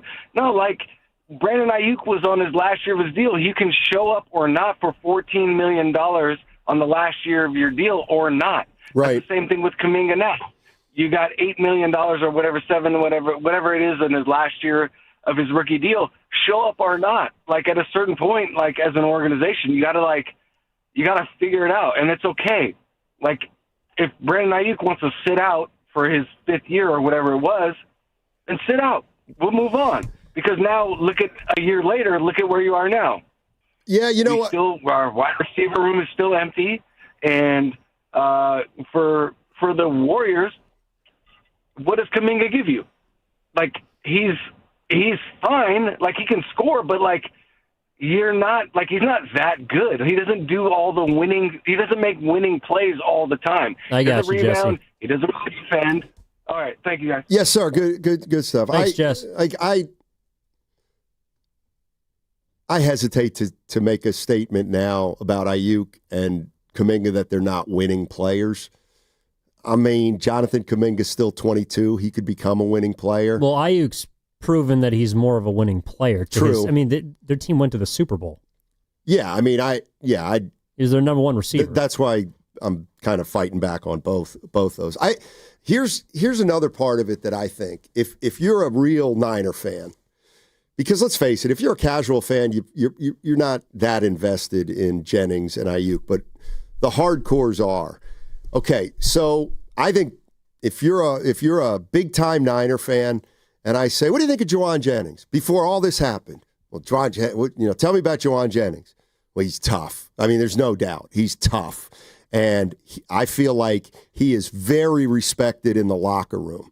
I feel like he's a legitimately physical receiver that's, about the contact. I think he's probably their best blocking receiver. Obviously, he's made some of his money on third down. I think just to boil it down, I think 49er fans say, Juwan Jennings is a pro. He's a pro. Brandon Ayuk's a diva. If I'd have to boil it down, I think that the perception is that Brandon Ayuk's a diva. He's a diva wide receiver, and we use that word for guys like him. Jennings is the opposite of that. It feels like. I'm not saying you're wrong, but I don't think that before his contract negotiation, we looked at Brandon Ayuk like a diva. No, I don't think we did either. Maybe I'm wrong, but that's why I think that a lot of these negotiations determine the way that we view these athletes and how they go about it. Their professionalism matters. I don't think Brandon Ayuk was very professional during his contract negotiation. Reportedly, goalposts kept getting moved. There was a difference between wanting the third or fourth year, and after they came to an agreement, when the agent went back and asked for more, Shanahan had to run up the office to prevent them from trading him. It was messy. And Juwan Jennings' contract negotiation hasn't gotten messy yet, but he's trying to accomplish the same thing. And I think the difference for me between the two is that I feel, and I could be wrong, I feel like Juwan Jennings is trying to get his, but also with thinking about what the team needs and his place in helping the team get better. I don't really think that Brandon Ayuk was concerned with how much better the 49ers were going to get. I think last summer he saw Trent Williams get a contract. I think he saw McCaffrey get an extension. He saw Bosa take them for all he could the year before. And he thought, with Brock Purdy coming up, I got to get mine. I got to get mine right now, otherwise it ain't going to be there. And that to me is the biggest difference, because if B.A. was making $20 million, I don't think we would look at him like this. If Brandon Ayuk, for some reason, if it dragged out longer and he signed a 4 for $80 million deal, I don't think people would look at him like he's a diva or he's a Malcolm. I don't know what word people use to describe him, but Juwan Jennings, he's just more of a 49er. And I think it's because of how he's gone about this calf injury, should we say? Yeah, I don't know. I'm not gonna say that Jennings has any more altruistic reasons for wanting more money than Ayuk. I do think we completely miss the boat when we connect at all a guy in a contract negotiation with his loyalty to his teammates, with how important he feels winning is to the team. I mean, we always use, the very, very, very rare example of a guy taking less money. Well, I'm telling you right now, you want to know what I think's going on with Juwan Jennings? And I get it. People will say, well, you don't know this, Steinmetz. You're right, I don't know this. But I'm putting myself in Juwan Jennings' position. And what happens? Well, the first thing that happens last year is they give, and I can't remember the order of it, but they draft Ricky Pearsall. Yeah. They draft a receiver. Okay, that's the first thing. I got to believe Pearsall's probably making more right now than Jennings. He might. Perhaps. Maybe. Okay, so they bring in Pearsall. Fine, he's a rookie. Then they break off $30 million to Ayuk. Fine. Okay, then they go through the season. Ayuk gets hurt. Pearsall has a subpar rookie season for a lot of different reasons.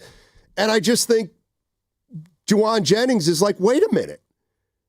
I'm the number one receiver on this team right now. Pearsall's making about a quarter of what Juwan's making. That's it? Okay. Yeah, I mean, it's his rookie deal because he's signed at the back end of the first round. But I do think that there's a thought in Juwan's head last year of like, all right, well, I came into the year as a third receiver because you still had a healthy Ayuk and Debo on the team at that point. Well, are you thinking about replacing me? I think that's part of it too. And now a year later, he realizes not only are they not replacing me, they need me. They have to have me. I think that's a big part of it too, is it didn't feel like last year, especially with the demands of someone like Brandon Ayuk, that team needed him. Now, we could have a debate about whether or not they needed him to win a Super Bowl, which is, I think, the whole reason why the Niners gave in and paid him in the first place. They paid to keep that Super Bowl core together because they thought they had action last year. And a year later, we're looking at the team and we're like, yeah, you actually don't need a $30 million receiver. You need like a $15 million receiver, which is what might be the range that Juwan Jennings is kind of looking at. Let's go to Keith, who's in San Jose. Keith, good afternoon, man. What's up? Hey guys, how's it going? Good. How are you?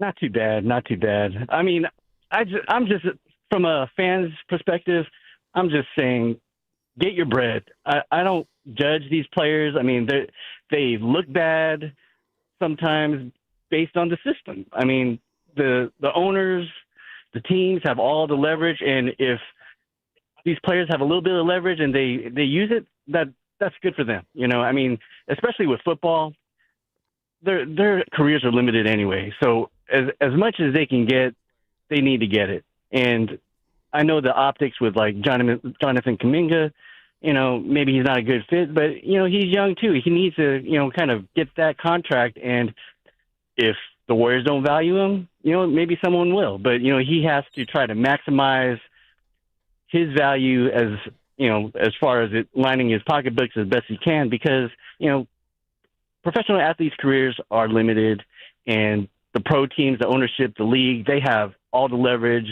They limit their ability to get this money, so they need to just fend for themselves and vouch for themselves to make that happen. And so I don't judge them. I mean, yeah. Yeah, no, thanks for the call. I got you, Keith. I forgot you were hosting. That's fine. You can cut off whoever you want. Here's what I was thinking, and I thanks, Keith. So you mentioned this to me yesterday. So Nick Bosa can opt out of his contract at the end of next year? No. There's an out in his contract. Yeah. Okay. For the team. Oh, it's a team option. Yes. Or a team. I believe. Well, all I'm saying is is this the standard operating procedure now, that if you have a year left in your contract, you essentially hold out? It just feels like the 49ers have mistakenly established a trend that they'll pay you if you make enough stink about it. And maybe they say, yeah, that's the case for our really good players. That those are the guys we do it for. But maybe they're going to maybe Juwan Jennings is the line in the sand. Because he's not on that level. I don't know. The more you talk about Ayuk, the more he's welcome at Steiny's bar. That's a 4 from the 925. I think it has to do with the importance of the player. No doubt. I can make an argument that Juwan Jennings is more important to this team than Brandon Ayuk was to last year's team. And obviously that's revisionist because we saw the season play out the way it did. But coming into last season, if they didn't have Brandon Ayuk, and all the stuff didn't happen and injuries and whatnot, you could make a case they would have been fine. I think that's why a lot of people at this time last year were saying, trade BA, get off him. You don't have to link yourself to a $30 million receiver who's not really a top 5 or maybe 7 guy. I don't know where you have him ranked. But Juwan Jennings, he's extremely valuable to this 49ers team because they don't have much in terms of receivers. It is Ricky Pearsall. It is eventually going to be Demarcus Robinson. It is Jordan Watkins. It's it's a lot of unprovens until Brandon Ayuk hopefully returns and is a former version of himself. I want to squeeze, if we can, I know we got a couple minutes here. Pasta, can we squeeze Larry in San Francisco in? Larry, what's up, man? How you doing? Hey, what's going on, guys? Man, I love your show. Oh, thanks. Hey, I just want to say, all these contract things, they're going to end up being the downfall of the NFL. It's like it is with the NBA. You sign a contract. You signed a contract. Man, play your game. Because you know what I like to see? I like to see owners and teams just man up and say, the contract's the contract, or this. You know what? What if he was balling out and the 49ers decided, we don't want to pay you anymore. We're not going to pay you until you re-sign a different contract. It just gets to be so old, after a while. Just the same diva players doing that. To be honest, yeah, he's a good player, but he's not a great player. He could be replaced by 2 or 3 other players, Yeah. Brandon Ayuk was my favorite wide receiver the 49ers had since Terrell Owens. And in the end, when you watch him against real competition, it's not that he's a difference maker. He's just a sure-handed catch. I hear you, Larry. Thanks, man. Appreciate the call. We're a little bit up against. Yeah, I think you hit the nail on the head, Stein. A lot of people think Brandon Ayuk is a diva now, and people don't look at Juwan that way. They look at Juwan like Kevon Looney. He's better. He is, but he's that kind of pro. Right now. He's the kind of guy that, Juwan Jennings will, on the way to the facility, if an old lady got a flat tire, he would help put a new one on, and he always has change for $1. He might. Does. Well, he can't right now. He has a calf injury, so he's on the shelf. We don't want him to work too hard. True. We're going to bring in Mark Willard and Dan Dibley on the other side, though. The crossover, and then What's Bugging You, coming up at 2 o'clock, presented by Atco Pest Control. That's all coming up on the game. Evan Giddings in for Daryl the Guru Johnson with Matt Steinmetz. Back after this on 95.7 The Game, all brought to you by the American Cancer Society. We are the American Cancer Society, making strides against breast cancer. Are you ready to join the #1 breast cancer movement in the country? Sign up today at makingstrideswalk.org. Now at Whole Foods Market, save on organic blackberries or raspberries with Prime. Get 2 half pints for $7 through August 12th. It's time for the best and juiciest of the season. While supplies last, shop in-store or online. Terms apply. When you travel well, your KLM Royal Dutch Airlines ticket takes you to more than just your destination. It takes you to winding streets, spontaneous detours, and the realization that neither of you is actually good with directions. Recalculating route. And when the final shortcut taken isn't exactly short, Welcome aboard KLM Royal Dutch. Our crew is here to give you a trip home that goes just as planned. KLM Royal Dutch Airlines. When you travel well.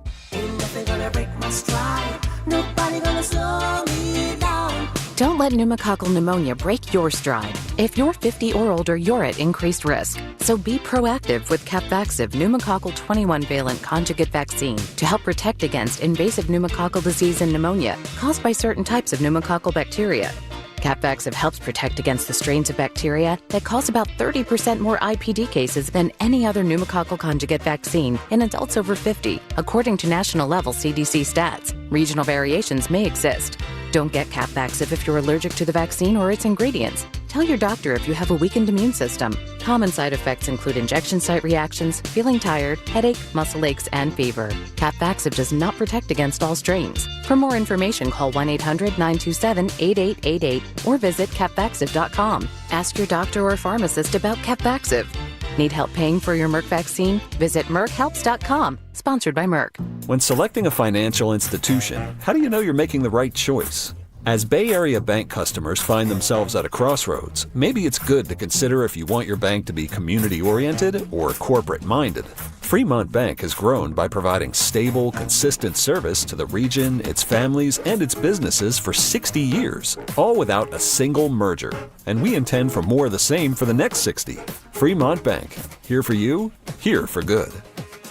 Losing weight shouldn't be a struggle, and with Jumpstart MD, it doesn't have to be. Right now, your first month is free when you join our medically supervised weight loss program. Our licensed clinicians create personalized plans, including GLP-1 medications, to help you see real results. No insurance? No problem. We have options to meet your individual needs. With 13 Bay Area locations and online visits, expert support is always within reach. This first month free offer ends soon, so call 855-JUMPSTART or visit jumpstartmd.com to start transforming your health today. Express yourself with personalized cafe appliances at Friedman's Appliance in Pleasant Hill. And for a limited time, receive up to a $3,000 rebate with a purchase of select suite combinations. Uniquely style your kitchen at Friedman's Appliance in Pleasant Hill or at friedmansappliance.com. When you're hiring, have you ever felt like you're missing out on meeting truly great candidates for your roles? It seems impossible to find them, but they have to be out there somewhere, right? Well, they're not hard to find when you know where to go, and that place is ZipRecruiter. And right now, you can try ZipRecruiter for free at ZipRecruiter.com/free. ZipRecruiter helps 10 million people with their job search every day. And because these people are actively looking for jobs just like yours, it's easy to find the right person right away. In fact, 4 out of 5 employers who post on ZipRecruiter get a quality candidate within the first day. But if you're not using ZipRecruiter, you're missing out. So see what it's like when the impossible is easy. When you go to ZipRecruiter.com/free right now to try ZipRecruiter for free. Once again, that's ZipRecruiter.com/free. ZipRecruiter.com/free. Never miss out on great candidates with ZipRecruiter. What's that sound? That's the sound of Downy Unstoppable scent beads going into your washing machine and giving your clothes freshness that lasts all day long. There it is again. It's like music to your ears, or more like music to your nose. That freshness is irresistible. Let's get a Downy Unstoppables bottle shake. And now a sniff solo. Nice. With Downy Unstoppables, you just toss, wash, wow, for all-day freshness.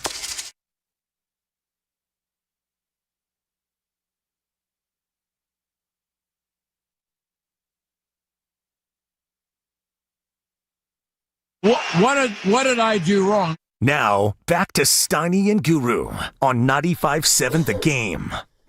All right, this is the crossover on a Friday, if you couldn't tell. Evan Giddings in for Daryl the Guru Johnson, Matt Steinmetz, Mark Willard, Dan Dibley. This is the crossover. What's up, boys? What's up, guys? I mean, wow. What a show. I wanted to...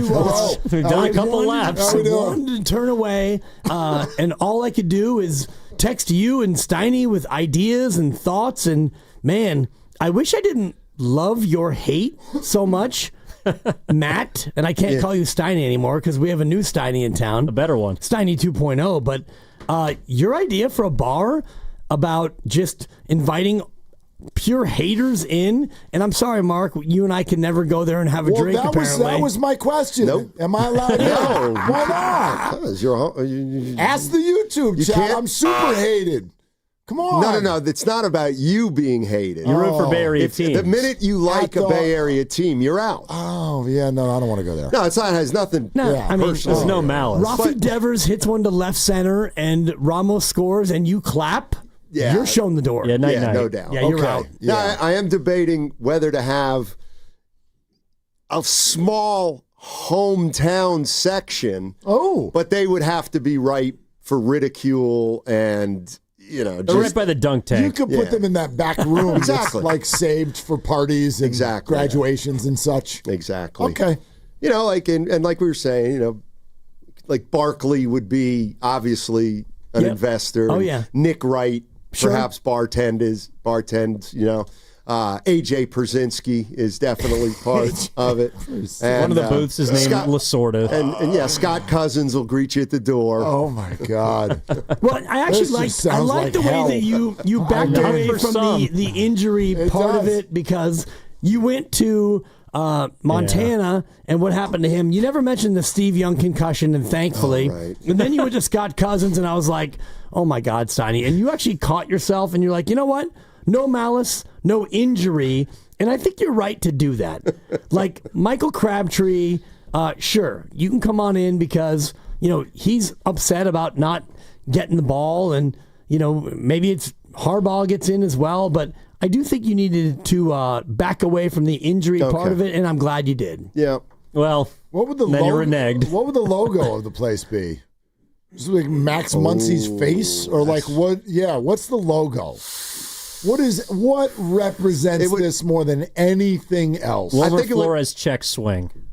I think it has to involve the Ghostbusters circle with the line through it.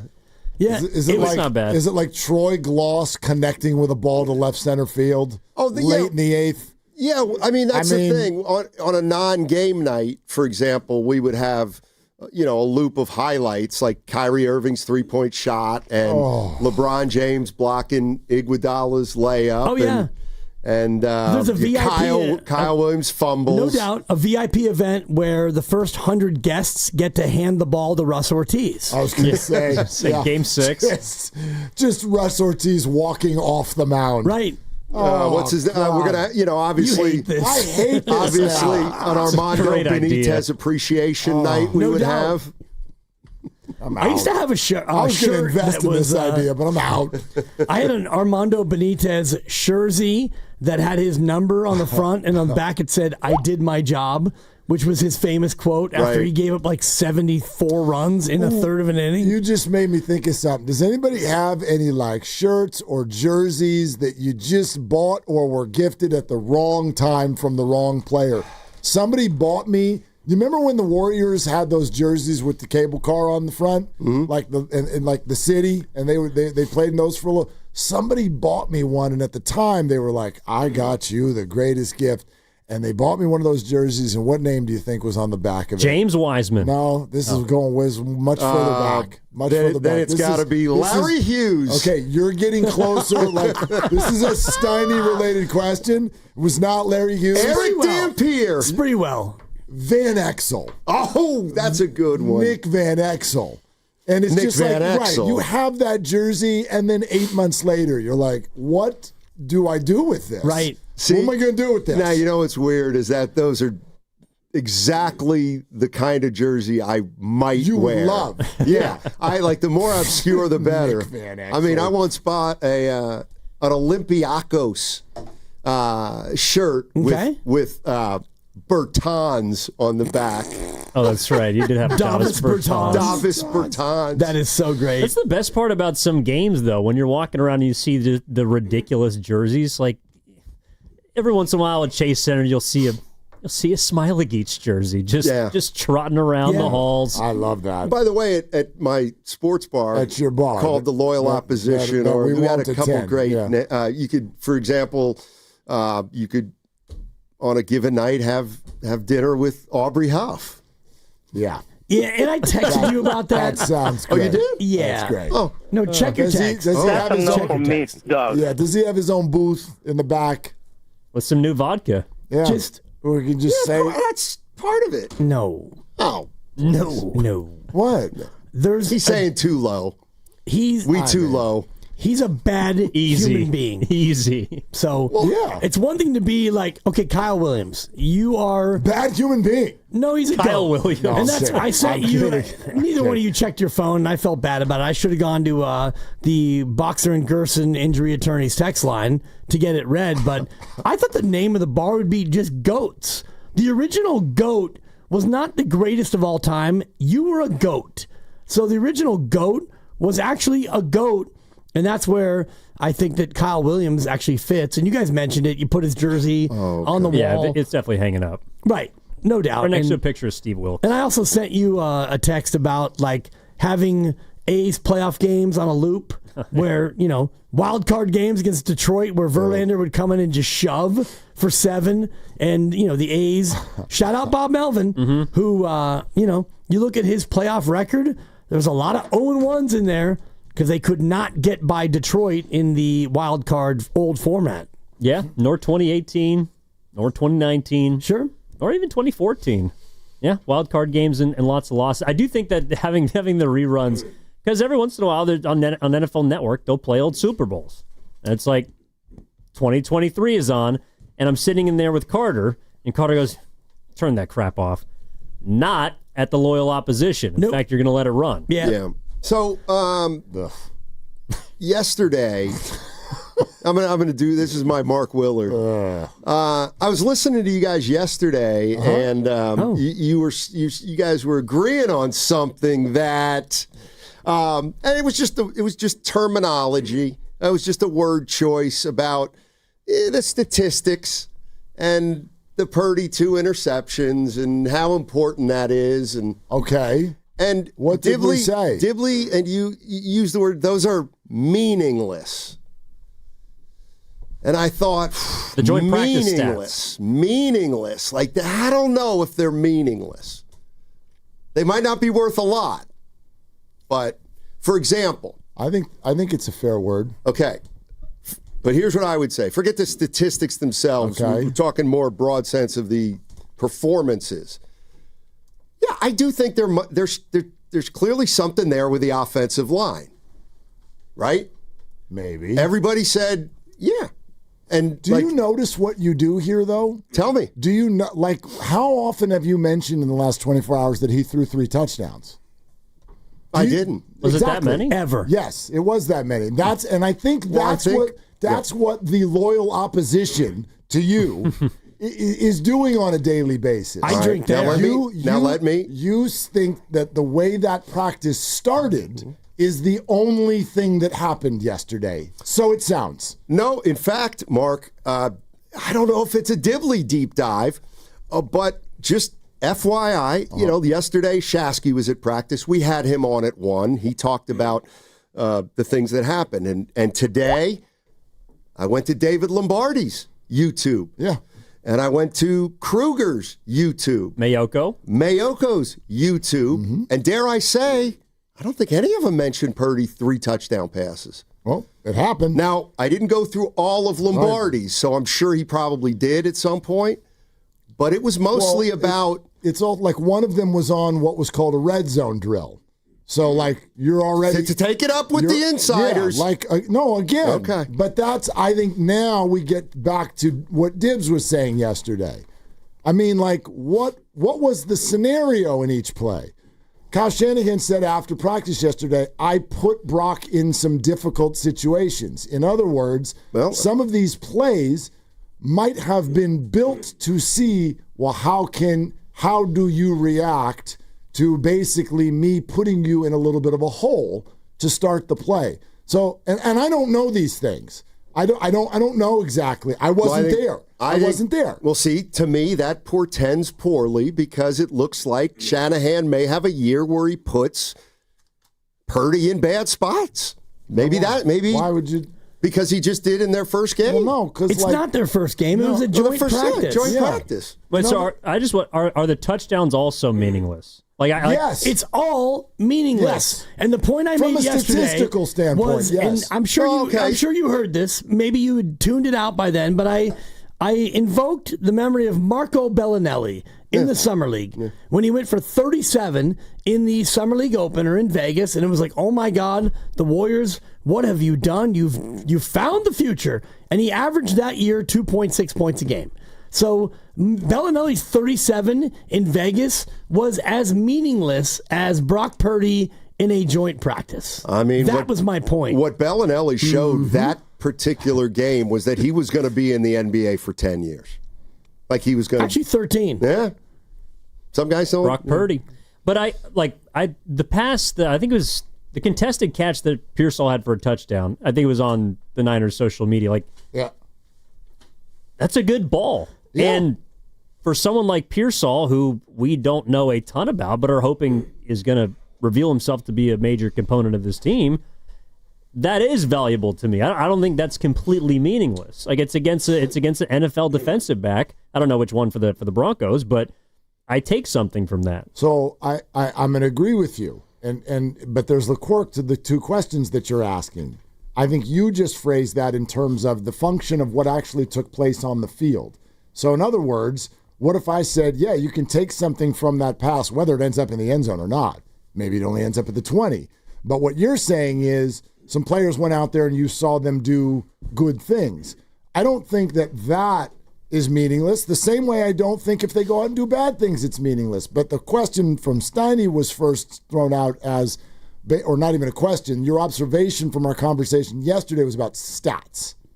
stats. And yes, I find them on Thursday, August 7th, to be wholly meaningless because both teams are sticking their teams in mock situations that may or may not have even actually existed in the flow of an actual game. Well, I mean, let's... Do you know what I... Like, it's a little bit splitting hairs, but do you see what I mean? Of course I do, but right. I'm saying, let's say that there's somebody on the 49ers that is charting all the stats. Yeah.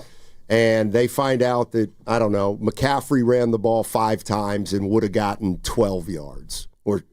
Or you know, I do think maybe the 5 for 12 could be meaningless, but hey, we may struggle to run the ball a little more this year.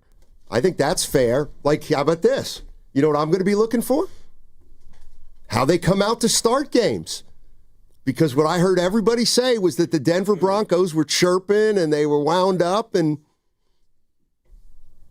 they came out and dominated early. So who knows? Maybe the 49ers come out slow out of the gates and we'll be able to say, God, that happened in the preseason. I mean, even if we were going to accept yesterday as some sort of evidence of an actual game, even in an NFL season when your team is really good, you're going to have weeks where your run game is bottled up. Like, that's, if you've all played fantasy, right? There's no running back that just goes out there and throws $150 on the table every week. Well, like, they're going to have weeks where they only run for 38 yards. Right. Right? But the crux of my statement was about, like, the overall context of the practice. Sure. And if I'm a 49er... We're talking about a practice. But if I'm a 49er fan, what I heard yesterday was, gee, Denver's defense is great. They are. And they, you know, Larry Krueger saying they kicked the 49ers offensive line their butts in the first whatever portion. Okay. Well, what if, instead of that report, what happened yesterday led Krueger to say, I'll tell you what, 49ers offensive line held up great against one of the best defensive lines in the league. Okay, that would make me feel a little better as a Niner fan, wouldn't it? I think that would mean a little something. Yeah, again, I don't think that the acts that are taking place on the field are 100% meaningless. I think the stats at the end of it are. Okay. That's kind of the...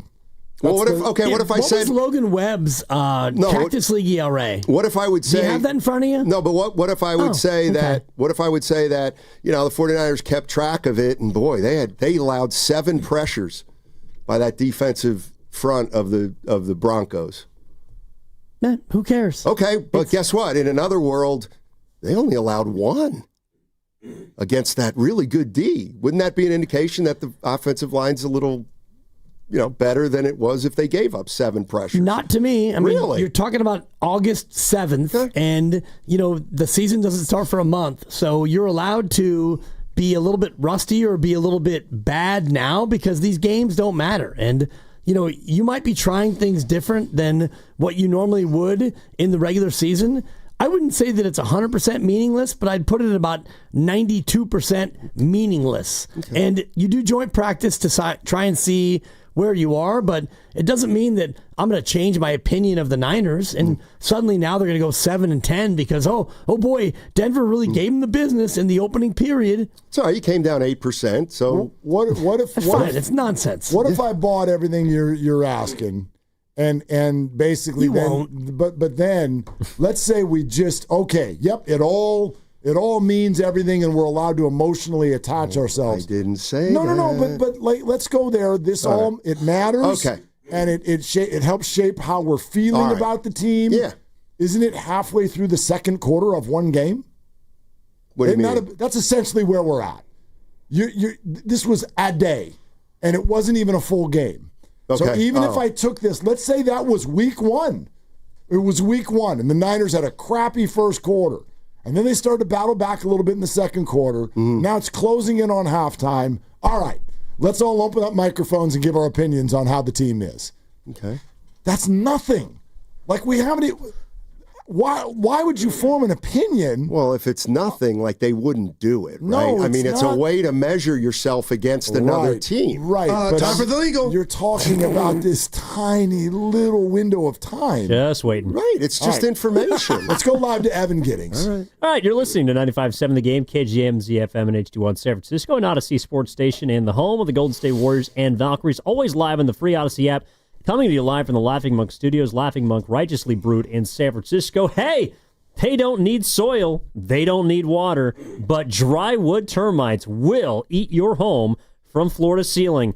August, great month by the way, is the start of swarming season for dry wood termites. So if you see a swarm, call Atco Pest Control for a free inspection and customized treatment plan. Mention you heard about Atco on What's Bugging You and get 10% off any drywood termite treatment this month. Check out atcopestcontrol.com today.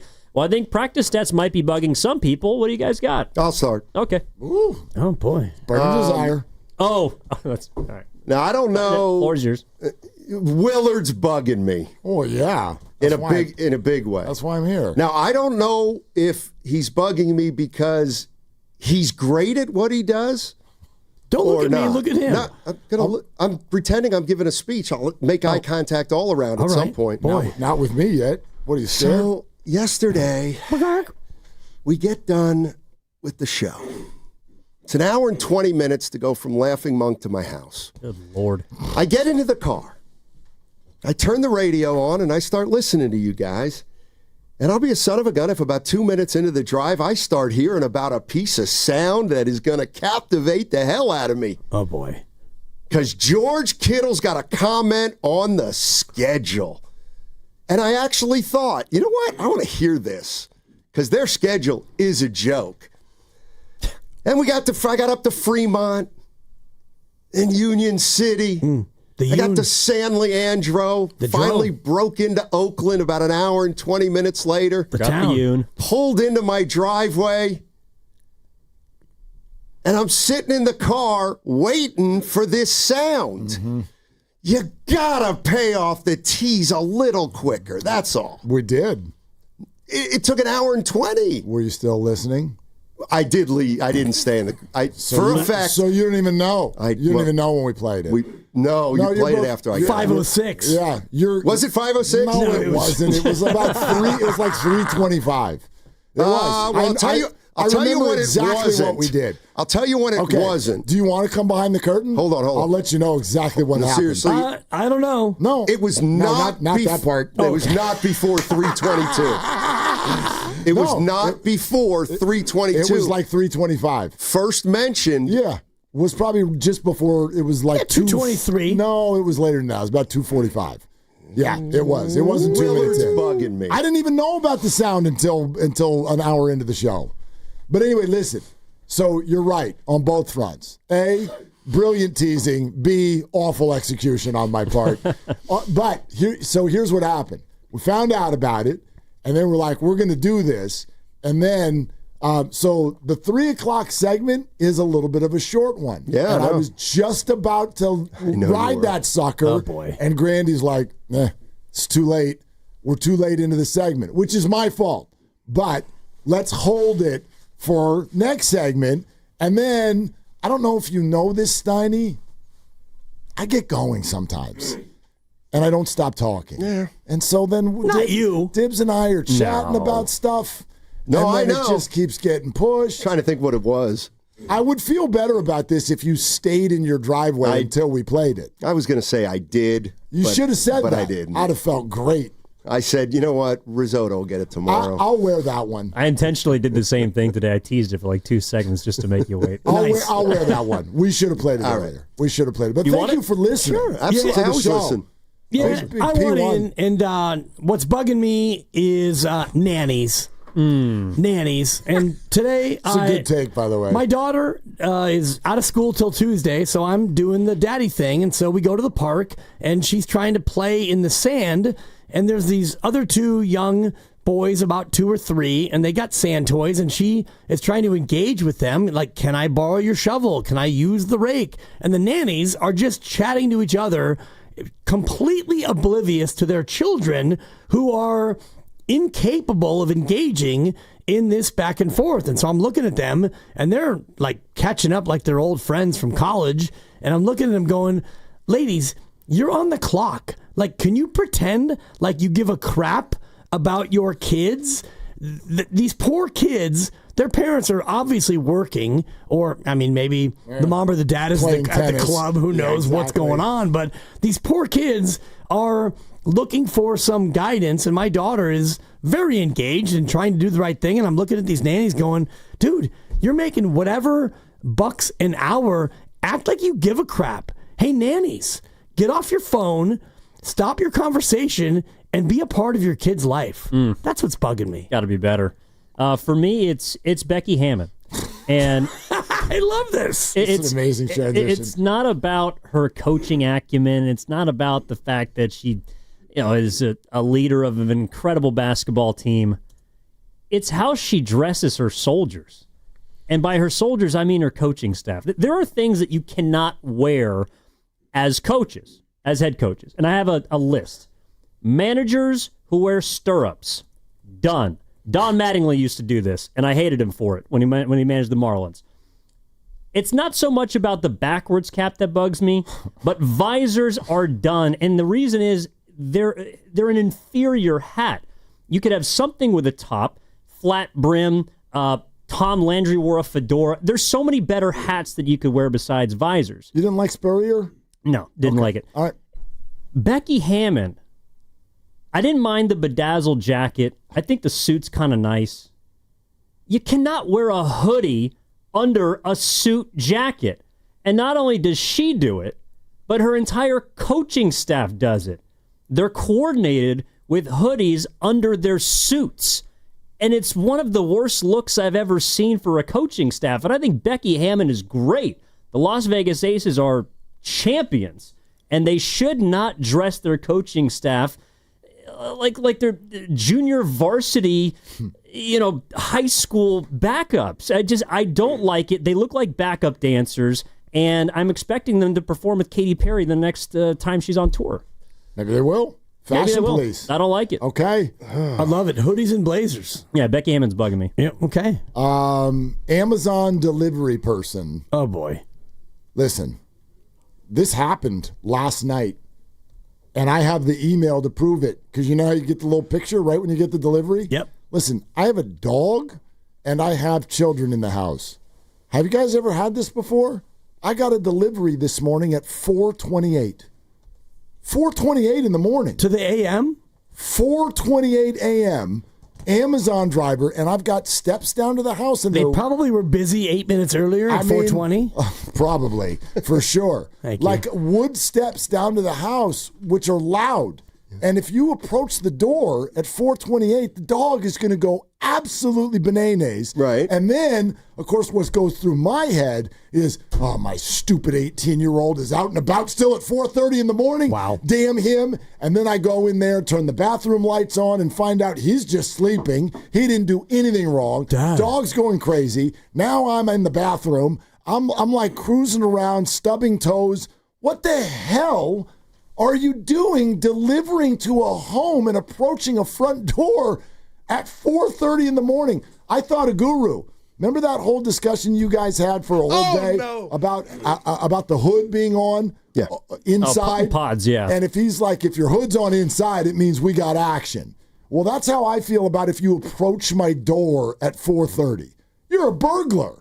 No, you're a go-getter. You're like 4:30 in the morning? I mean, I respect the hustle, except for I am feeling like that probably was supposed to be delivered yesterday. The hell of a paper route. I have a rule. Anyway. I do not leave the house in the morning if it's still dark. That's probably untrue. Dude, no. Unless you've got a tea time what if they might be an hour away. What if they give you the morning show? Contractually, they're allowed to. That would be a problem. It's the animals that are out there. It's like the raccoons and the skunk. Skunk. Like I do. You live next to a rose garden, not a zoo.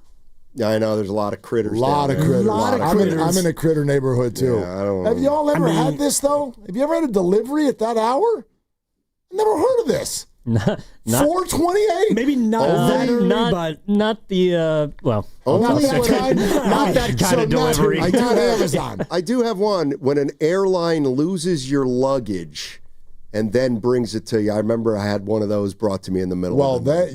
you could bring the luggage at any hour because that's exactly. Relief. All right, gentlemen, that was fun. Yeah.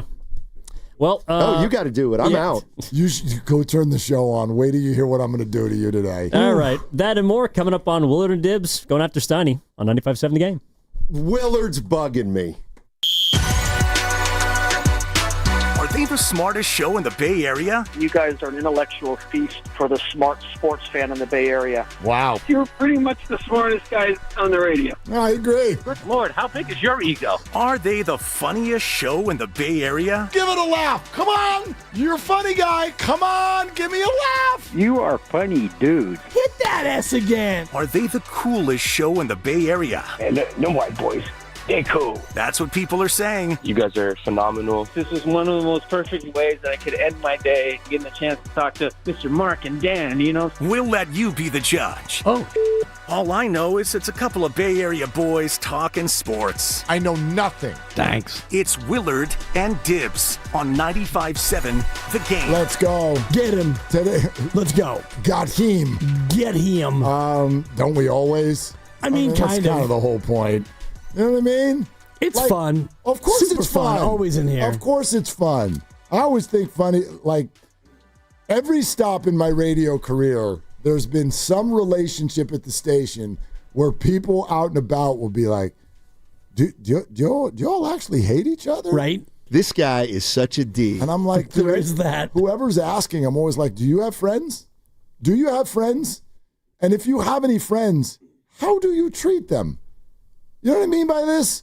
Like, nobody's like to their friend, hi, how are you today? Let's keep it formal. No, you razz each other. And even if things get spicier than they should be, you take a moment, you take 3 hours, 12 hours, whatever it is, and you come back the next day and it's like, dude, it's all good, right? Yep. It's good. Yeah. And you wash your hands and you move on because that's what we do as human beings in this society. Of course. Especially in this business, right? We also celebrate Fridays, and we wanted to do that today because, look, you're right, Dibs.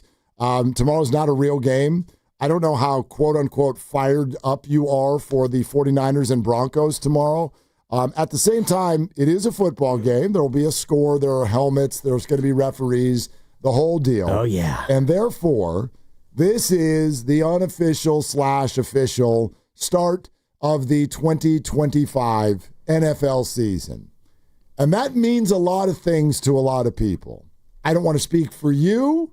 You will speak for you on this. Thanks. I will speak for me, and all of you out there in radio and YouTube land, you will speak for you. But I bet that everyone's going to have something to say about this. Today marks the eve of when the season starts, and therefore a new agreement with your family is about to happen. And you have to broach it early and often, and you have to set parameters, and you have to make it clear with your partner, with your children, with whoever you have to deal with. There's a certain amount of time, especially on Sundays, and I know the Niners have a Thursday here and a Monday there, and they got a bye week and whatever. You can navigate those individually as you go, but I think about the words of one of our heroes. Me, you, Jude, Abe.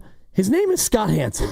And when you throw on his channel at 9:59 and he starts the 1 minute countdown and your kids are in their pajamas, perhaps shirtless, running around, acting like complete fools. I mean, it's Sunday at 10. 7 hours. I mean,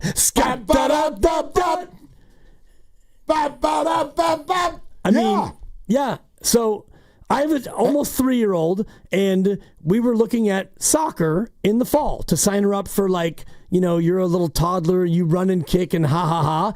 And I said, Sunday's going to be a no for me, dog.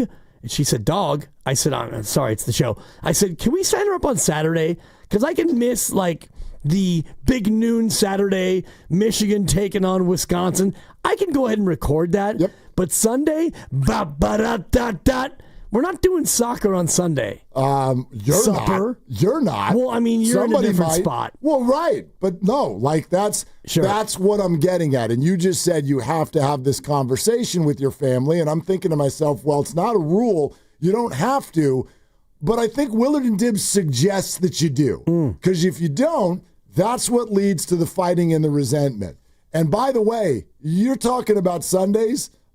You think I'm kidding right now for effect on a radio show? I'm not. Do you want to know one of the larger eye-roll disagreements me and the lovely Christy have had? Oh, it's early. In recent years. Love on the rocks? No. This has been that way even well before marriage. Too soon. And it's not really an argument. She's obviously right, from the beginning, but I've been stubborn about this. Let me ask you, on what night of the week do schools hold open house? Probably Thursday. What happens on Thursday night? I don't know the theme, but Grandy's going to play it, and I'll sing along because I think it's now an Amazon theme. Grandy? Exactly. Do you want the current Amazon or do you want the old CBS Thursday Night Football? Let you dealer's choice. Exactly. We're going to go old CBS Thursday. Let's ride. Come on. Yeah! Hi, I'm Mrs. McGillicuddy. No, you're not. I don't want to talk to you, Mr. Simpson, about why my child only has a B-. I don't care. You're getting paid to teach the kid math. You talk to her. Yeah. I don't need to talk to you. Deal with it. You teach. She goes to school. I'll be at home watching the Eagles play the Cowboys. Even if the Texans take on the Panthers. Why? Why do I need to be there? Why? I'm a go-between. I'm here to make the kid breakfast. After that, I hear about it when I get home at night. That's my role here. Your role is to teach the kid. The kid's role, be there, pay attention, and do what you're asked. If we've got some sort of problem, you can call me. We'll do a Zoom on a Wednesday morning. Yeah. We're not doing this on a Thursday night. By the way, she finally convinced me to go to open house last year. What happened when I got there? And this has been a post-COVID problem. You want to know what happened? 5 of the 6 teachers for my daughter, they weren't there. Oh, boy. So now I'm in your room looking to talk to you, and you're watching the Eagles and Cowboys? Man. While I'm in your room that's empty with a sign on it that says, sorry, maybe we'll see you next time. We're not doing this. No. We're not doing it. Although we are. We're doing it. I mean, I've lost this battle because she's effectively made me feel like a bad dad when I won't go to open house. No doubt. So I'm going to go to back open to school night in the fall. Whatever. Open house in the spring. Same thing. Whatever. It's all that. You're right. Back to school night. Whatever. I don't want to go back to school. I want to go to my couch because there's a football game on. I get it. Why don't you hold back to school night on a Wednesday or a Tuesday like a normal American human being? No doubt. Good Lord. You could do it like I did. Shout out the Dibber when I had middle school students. I embarrassed my kids at such a level that they stopped asking me to go to back to school night. I was doing impressions of their teachers. I'm running material. Of course you are. Especially Quest is like, Dad, can you knock it off? And then, hang on, I'm listening close. I need to try this. What do you do to get kicked out of back to school? By the time he got to 8th grade, he's like, Dad, can we just have Mom go? Wait, you don't want your dad to be there? Can Mom just go? Sure. Da da da da da. Exactly. Next thing you know, whatever the theme is, I was home watching football. Next thing though, you're at home with sweats on, and Richard Sherman is yelling at Carissa Thompson, and happiness is everywhere. Everyone's happy. Exactly. Come on. So here's kind of what we're getting at. I would love to hear, for instance, you have a toddler. Correct. You have a toddler, and football season is about to start. So we figured on a Friday afternoon, there's one of 2 ways that we can do this. And no joke. Let's have some stupid fun. It's Friday, whatever, right? The game tomorrow doesn't count and hasn't even happened yet. So 888-957-9570. We want to invite you to call right now, and you can do this one of 2 ways. If you happen to be with your significant other, you're the football fan, and the significant other is, let's call them the eye roller. Because most relationships I know have at least some pieces of one of both. One football fan and one who rolls eyes at football fan. And may participate some, but then might not at times, but at least can complain about how much of the other does on TV on Sunday. Okay, if you're with your significant other, call us now and put them on the phone so that we can talk through with them what you're about to do and what's about to happen. We can explain this, or we can have a healthy adult conversation. Help us help you. If you're not with your significant other, if you're on your own on a Friday at 2:25 in the afternoon, which I would imagine is most of you, 888-957-9570. Let's do a dry run. Run by us what you're going to run by your family. And let's see if we can tighten up your conversation a little bit. I like this, yeah. And see if we can get you in a good spot. A little role play. So that you can get this one by the goalie, because we're rooting for you. Yeah, absolutely. We're football fans. All of us, yeah. But we're also fans of family and life and relationships and people, and we want everyone to be heard and seen and loved. So we're not trying to start fights here. We're actually trying to stop them. Yeah, we're trying to prevent them. And quietly, 18 weeks. Come on, dog. You got 7 hours for 18 weeks. 7 hours. You got to pick your spots, but at the same time, you want to be there for all 18. Let us help you navigate it. I'm pretty sure Grandy is going to be playing the music all afternoon long. Let's take your phone calls right now. Let's get your conversation straight before you have it. 888-957-9570. Oh, look at this. The 49ers open their preseason tomorrow, 5:30 versus the Broncos, and Mr. Grandy has you covered on a preseason version of Overtime. After the game right here on 95.7 The Game, Overtime. We'll follow Valkyries and Sparks on 95.7 The Game, which also starts at 5:30. Let's talk this out. Let's keep you safe. Let's keep your family together. The football season is here. Your call's next on Willard and Dibs. The 49ers are ready to rise up and write a brand new chapter in the West. It's the preseason home opener at Levi's Stadium. 49ers, Broncos, Saturday at 5:30 on KPIX. Here they come. Valkyries! The Golden State Valkyries. Bay Area WNBA team. Make some noise! Having a breakout rookie season that's making sports history. The Valkyries games broadcast live and free right here on KPIX and KPIX Plus. WNBA doubleheader coming to KPIX Plus. Golden State Valkyries face the Los Angeles Sparks, and the Chicago Sky face the Indiana Fever. It's back-to-back action. Saturday, starting at 5 on KPIX Plus. Do you owe $10,000 or more in credit card debt or personal loans? With credit card debt at all-time highs, Debt Relief Advocates is urgently notifying consumers of debt relief now being made available, designed to aid consumers with out-of-control credit card debt. Those who qualify and enroll for this relief program will only have to pay back a fraction of what they owe. This is not bankruptcy or a debt consolidation loan. This is a relief program that credit card companies would rather you not know about, as it ends your debt nightmare and saves you lots of money. Consumers owing at least $10,000 in credit card debt or personal loans can now take advantage of this debt relief as the cost of living skyrockets. Debt Relief Advocates has established a relief hotline for you to call to learn what debt reduction you may qualify for, so don't wait. For this free information, call the Relief Hotline at 800-390-1164. 800-390-1164. 800-390-1164. There's a party at your house, but some are uninvited. Yeah, it's bugs. You've got ants, spiders, maybe a mouse or two. It's a full-blown shindig. But don't let these party crashers ruin your good time. Visit AtGoPestControl.com and let them show those pests the door permanently. Because when the only guests you want are your friends, leave the pest to them. Visit their website today, atcopestcontrol.com, before your house becomes a full-blown infestation. Call 888-900-9697 now for 10% off your initial service. We finally switched to T-Mobile because with them, we can be connected here and there. Let's watch a movie. And we have Netflix included to enjoy our favorite shows and movies. ¿Qué tal esta? Bacanísima, pero ya la vi. Now the hard part is getting them to agree on a movie.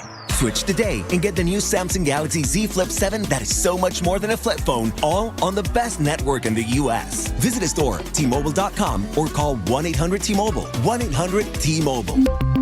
Best mobile network in the U.S. based on analysis by Ookla Speed Test Intelligence Data 1H 2025. Are you curious about who offers the best deals on top-rated Samsung, LG, and Sony TVs? The answer is surprising. It's not online, and it's not the warehouse clubs. The best deals on top-rated TVs are at Video Only. Don't believe it? Then check out the trade-in deals at Video Only. How about $500 for your old TV? Try doing that online. Before you buy that new TV, drop into Video Only. If you don't, you'll be sorry. This is the story of the one. As a lineman, he does whatever it takes to keep the power on in his community. And he wants a partner like Grainger who does the same. Grainger offers the professional-grade products he needs, from voltage detectors to harnesses to hard hats, plus fast, dependable delivery, so he can rise to every challenge. Call 1-800-GRAINGER, click Grainger.com, or just stop by. Grainger, for the ones who get it done. Febreze. It's a classic odor tale. You fried fish for dinner, cleaned up, but the smell is still in the house. And the neighbors are coming over for game night. They're on their way. And then you spray Febreze Air Mist. Febreze Air starts working instantly to fight even your toughest odors, so you go from fish to fresh like that. Now all you have to worry about is Pam cheating at charades. Breathe happy, Febreze, la la la la la.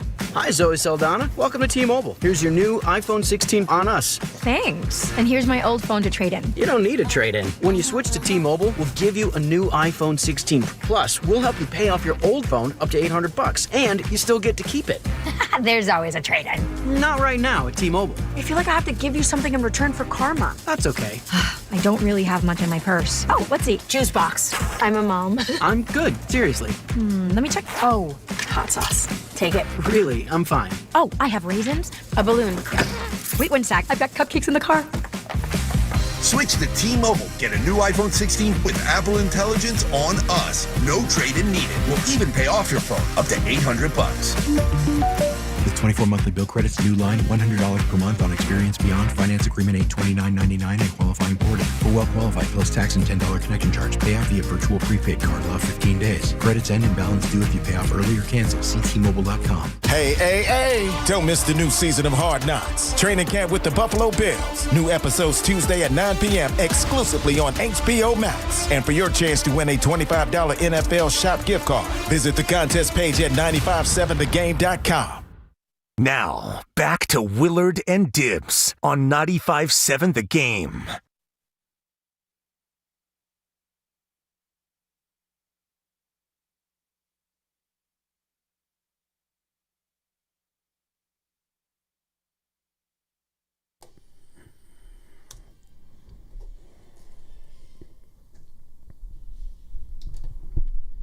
I'd like to send out a day-long apology to our YouTube audience. Today's show will not be as fun for you as it is for everybody else, because when you hear this, and if you're on YouTube, this would be the Monday Night Football theme, I literally cannot stop myself from getting into the greatest mood possible. Like, I should remind myself, like, I need to keep these things in my phone. And if anything bothers me, just stick in AirPods, turn this on, and I'll be like, all right, I'm fine. Everything's okay now. Pretty good. And, I mean, certain themes give you certain emotions. And the first four notes of that one, da-da-da-da. Like, oh, my God, it's so iconic. If you want to just talk about four notes, and coming back this upcoming year will be the NBA on NBC. I'm not trying to divert Grandy into other themes, but just that opening little cadence is the same. And, that's what these themes are all about. And when you get the na, it's like, all right, Monday. Monday's not the best, but for 17 weeks, for 18 weeks a year, it's like Monday, you're okay. Oh. Monday, we're going to go ahead and love you a little bit more than we do in, April or May. It's such a shot in the arm, and I want to remind everyone on August 8th, really, for me, soak this in, because I feel like we'll wake up tomorrow and it'll be week 9. That's usually how the NFL season feels to me. It just flies. Everybody goes back to school and Christmas. It's just unbelievable. So I want to enjoy every second. We know you do too. The Niners and Broncos are playing a fake game tomorrow. And it's not fake. It's actually very meaningful, and I'll get into that as the show goes on. Well, it's fake because the people who will have the uniforms don't actually have the uniforms. Right. Some of them will Most and do, of them won't. But the whole idea of fake is joint practice stats. And I hope that Steiny's on the Odyssey app right now heading to his Friday haunt, because that to me is as fake as it gets. And yeah, Denver, they had 7 snaps where they got to Brock Purdy and they won. Willard's bugging me. Right. I mean, that happens. It's a practice. We're talking about practice in August. Steiny, if you're listening, coming up in 2 minutes, the most unbelievable sound clip that you've ever heard in your entire life. I'm not even going to share with you who said it. But it's coming up in 2 minutes, I promise. 4:05. 120 seconds. No, there's no. No, the sound is actually going to be y'all. 888-957-9570. We are an open invitation today to help. We want to help families stay together. And so here's the deal. Do any of you have your significant other nearby? Call in, hand them the phone, and we are going to talk through what needs to happen here to make sure that y'all stay on the same page throughout the fall. Or if your significant other is not with you, we invite you to call right now and do a dry run. I think this is probably what is more likely, because I don't know, in the world of, do people work on Fridays anymore? Because if you do, from home. It's 2:36. So I would imagine a lot of people are just out and about on their own right now. And if you are, what a perfect time. Give us a call. Dry run on how you plan to handle discussing the weekend, ladies and gentlemen. Yeah. The weekends as they start coming at you in the fall. Because, for instance, one thing that is starting to leave my world, thankfully, is something that you just shared with me. Oh, and I'll share more. Go ahead. Fire away. So this Sunday is not week 1 in the NFL, but I just got a text from my lovely wife, Supper.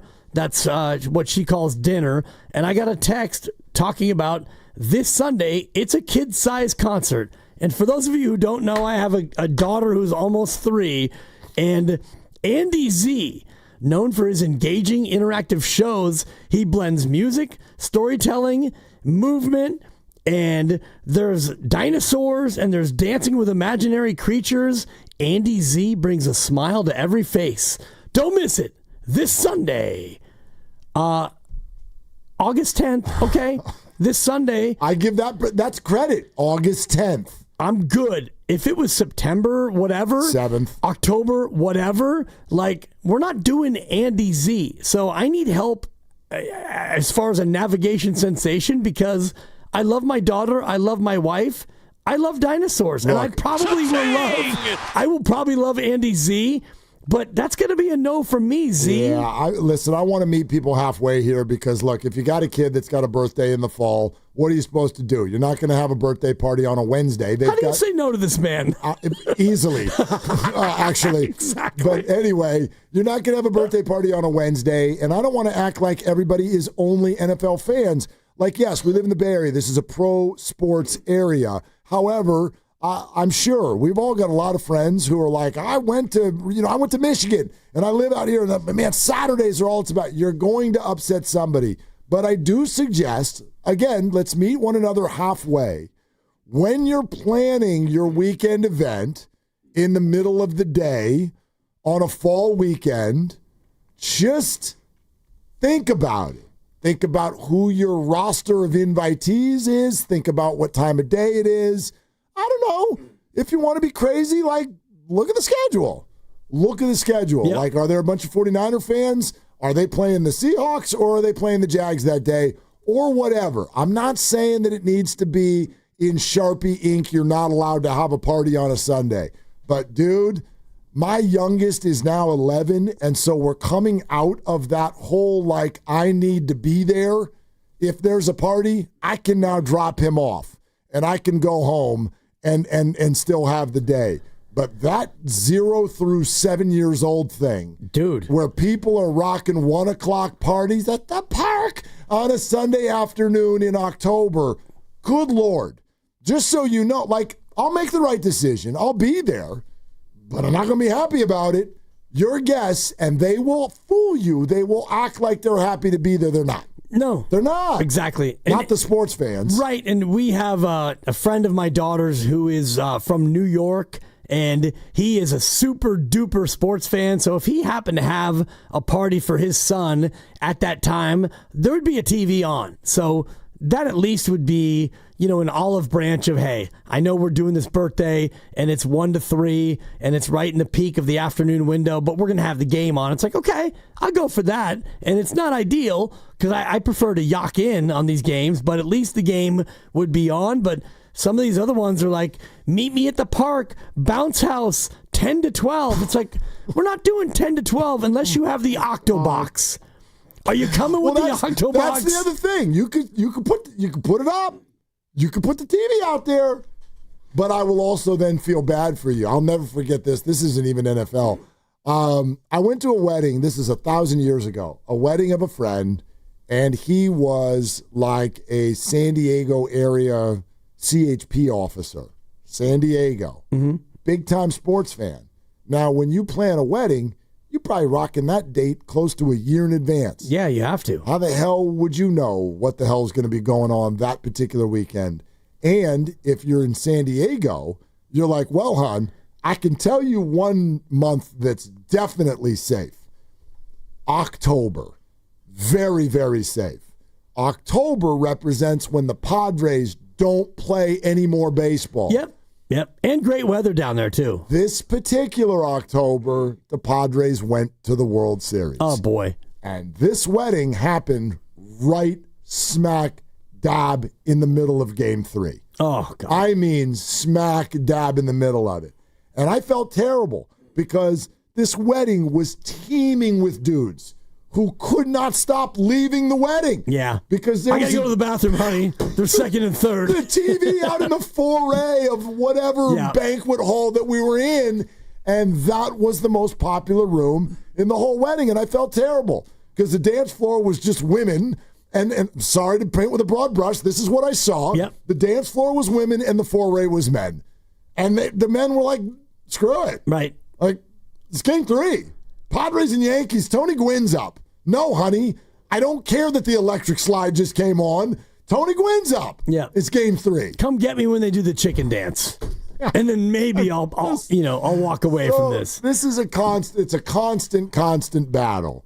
But I really like it. I love that people, if you don't know who we actually are as human beings, you are a very self-deprecating person. Even though you love to say that you run hot. Yep. You're a very, very self-aware, self-deprecating person, which is fun in this particular subject and at this time in your life. Because I'll be real with you.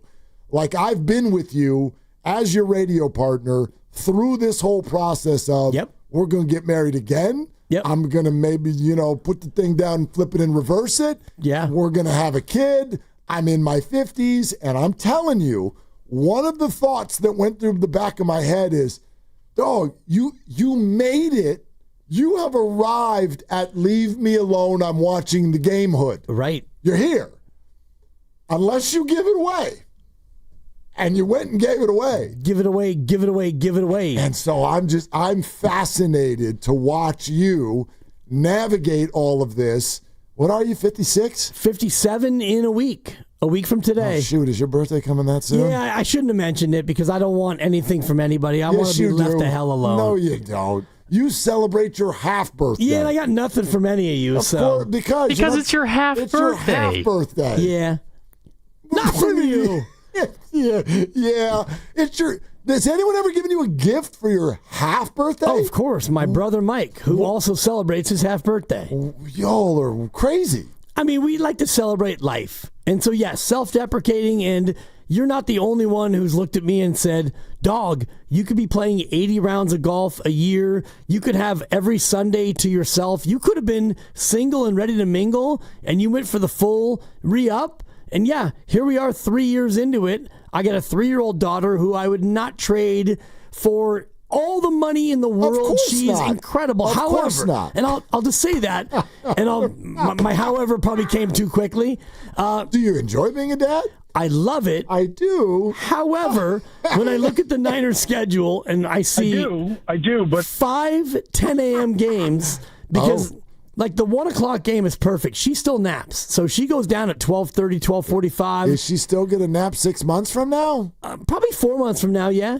Yeah. 6 months from now? We got playoffs. Well, maybe. I don't know if we have 5 playoffs. months from now? Anyway, when we get to go the playoffs, it's easy for us all to lock in, or she would say yak in. Sure. But the 5 10 a.m. games I'm looking at, that becomes a little tougher because that's peak like, Daddy, let's build a flower garden. Let's play hide and seek. Let's make a stacky stack. Dude, there's so much. I told you this during that crossover we did earlier in the week where we were talking all about how Christy and I don't live together. And so, like, I have, my long journey of life have arrived at this spot where, like, we feel grateful because our kids are a little bit older and we don't live in the same house, and therefore we don't have to do the whole keep score thing that couples do. We won't have to do that. I'm not worried about, like, I watched the kids yesterday, so you watch the kids. Yeah? I don't have to do that. But a lot of people have to do that. And I would just say, as much as I think that that's not the healthiest way to go about it, don't keep score and act like your kids are leverage in your social life. That's not a great thing. But if you have to, then this would be sort of like suggestion number 1. Think your week out.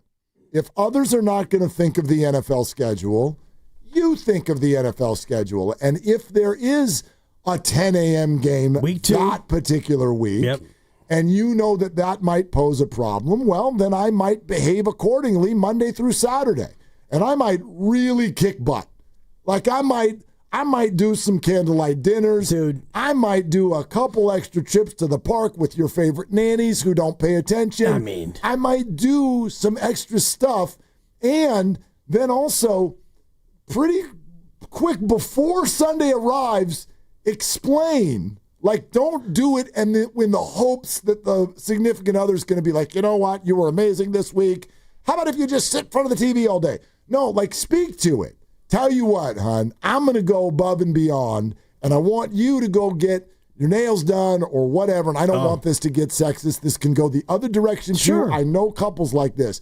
My man, if you want to go get a round of golf in now, go get a round of golf in now, because I'm going to crush it for the next few days and go above and beyond, because there is this thing happening at 10 o'clock on Sunday morning that really matters to me, and I would like to I'd like to yak in. No doubt. And I mean, the beauty of what we do is I can play the card of, well, it's my job. And I try not to fire that card all the time because be careful. You can record it, and I have to watch every game twice anyway, and so now it becomes a full experience. But you're right about like spousal equity. You build it up Tuesday, Wednesday, Thursday, depending on what the game is, and then you try to do something nice on Friday, and then next thing you know, kapow, it's Sunday, and you've got that spousal equity built up. Okay. Speaking of scheduling and planning for things, we do have a little bit coming out about an NBA schedule, and it's funny, Dibs, because you brought up the NBA on NBC, that theme right here. Yep. Oh, my God. Yeah. But Shams Charania of ESPN just tweeted out that the opening night of the 2025-26 NBA season on NBC on October 21st will include the Rockets visiting the Thunder and the Warriors at the Lakers. Opening night of the NBA on NBC. And then also from Shams, Christmas Day on ABC and ESPN features the Mavericks at the Warriors. Klay Thompson back in town on Christmas Day.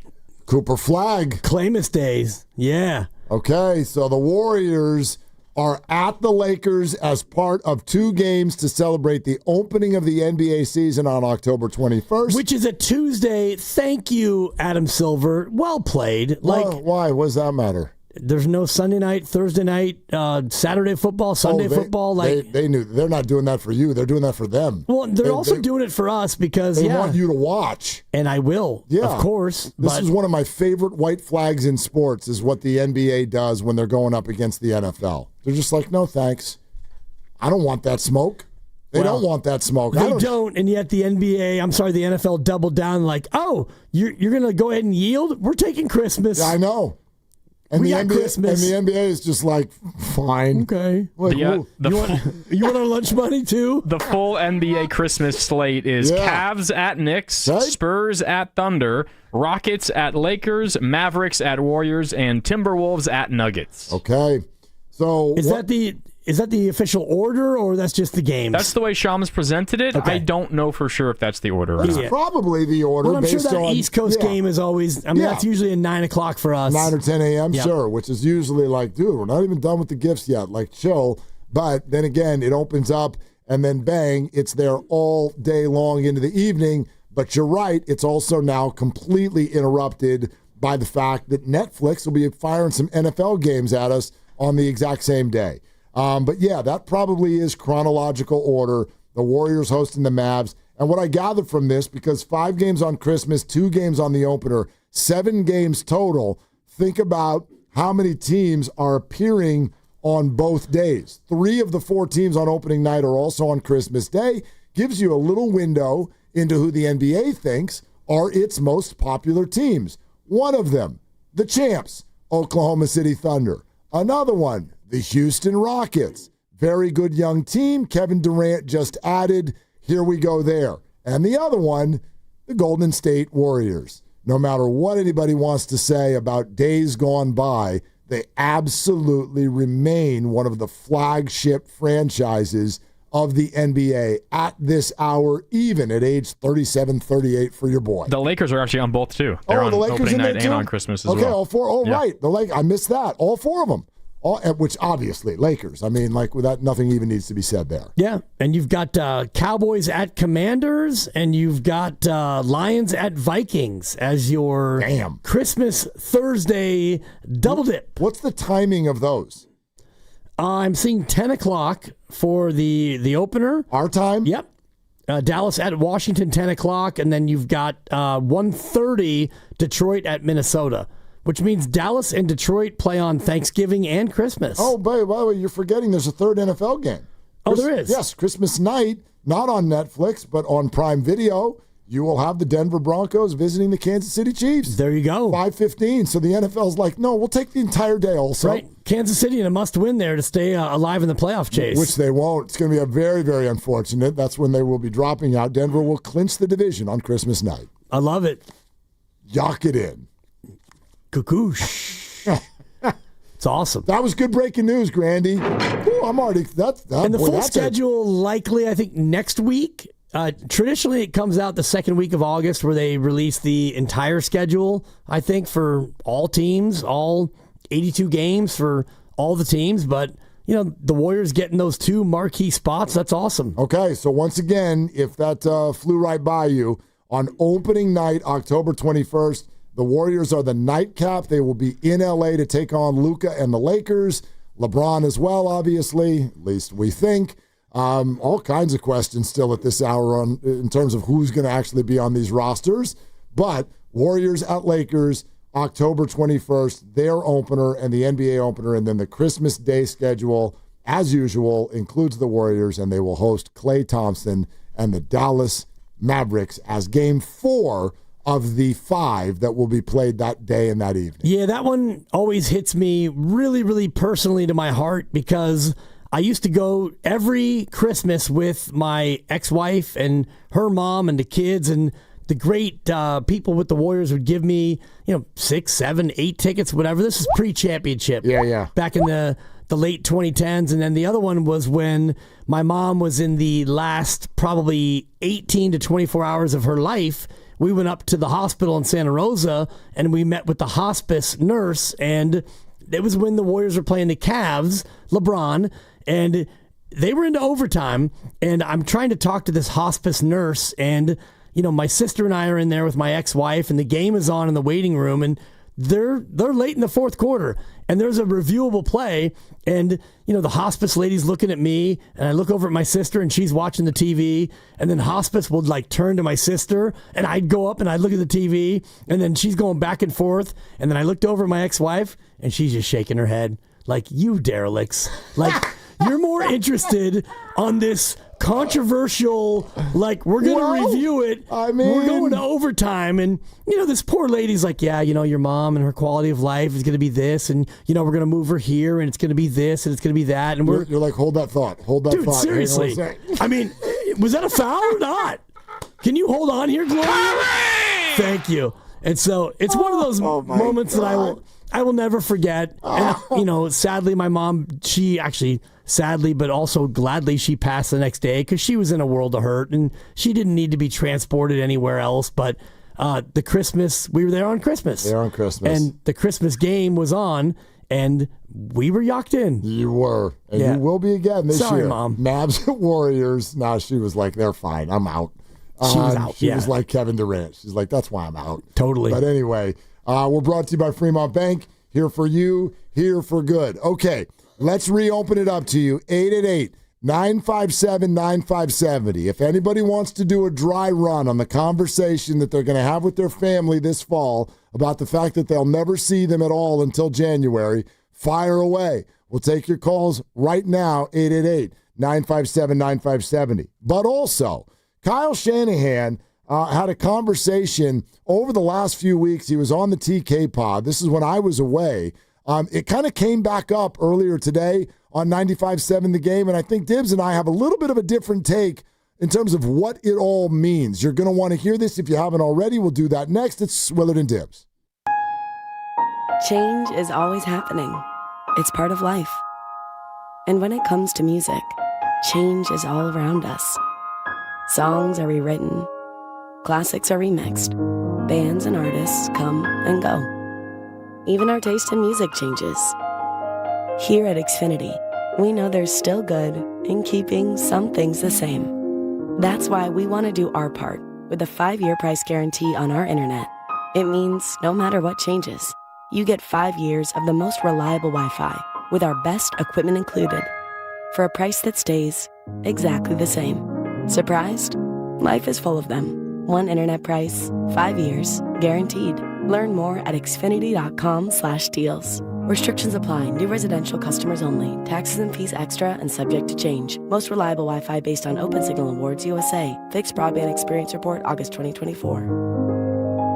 When you travel well, your KLM Royal Dutch Airlines ticket takes you to more than just your destination.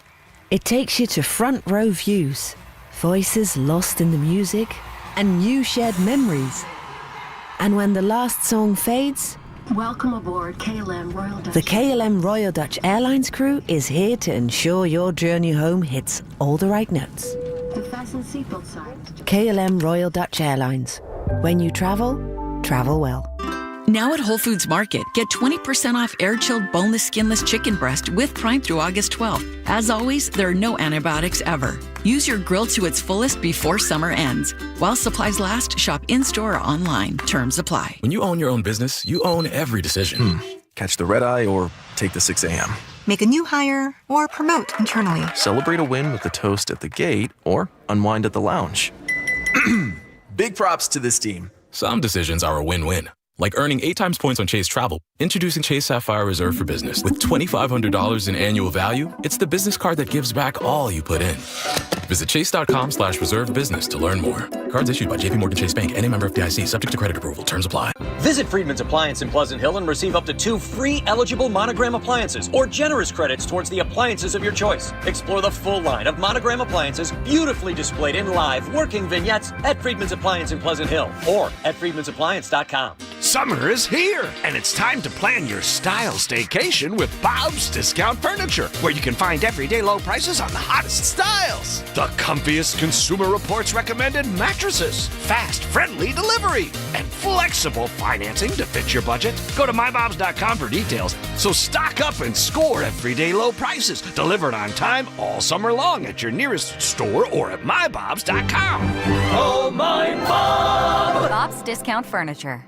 The success you've already had matters at University of Maryland Global Campus because we're a school for real life. An accredited state university, UMGC lets you earn up to 90 credits toward a bachelor's for prior learning and relevant life and work experience, or transfer up to 12 credits toward a master's. We offer affordable tuition and online and hybrid courses. Classes start August 13th. Apply now and save with no application fee. Learn more at umgc.edu. Certified to operate in Virginia by Chev. Dance, feast, and raise your glass to wildlife conservation. It's back! San Francisco Zoo's Sunset Fridays, a concert series to benefit our wildlife conservation work. Free for zoo members and kids 11 and under. Just $14 for everyone else. This Friday, August 8th, The Dunes. Get your tickets now at sfzoo.org/thegame.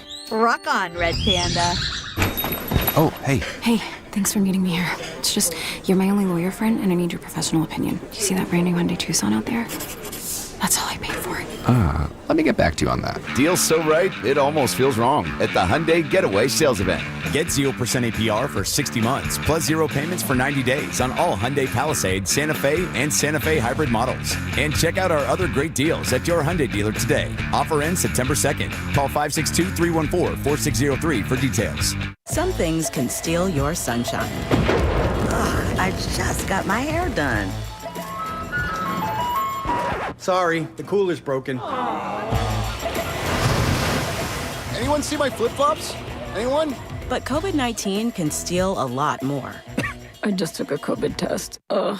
Prescription medications for COVID exist. If you test positive this summer, ask your doctor if they're right for you. Visit PfizerForAll.com/COVID-19 to learn more. Sponsored by Pfizer. Welcome to Dugout Radio, the undisputed home of Boomtown Baseball. The Wi-Fi is booming with Xfinity, baby.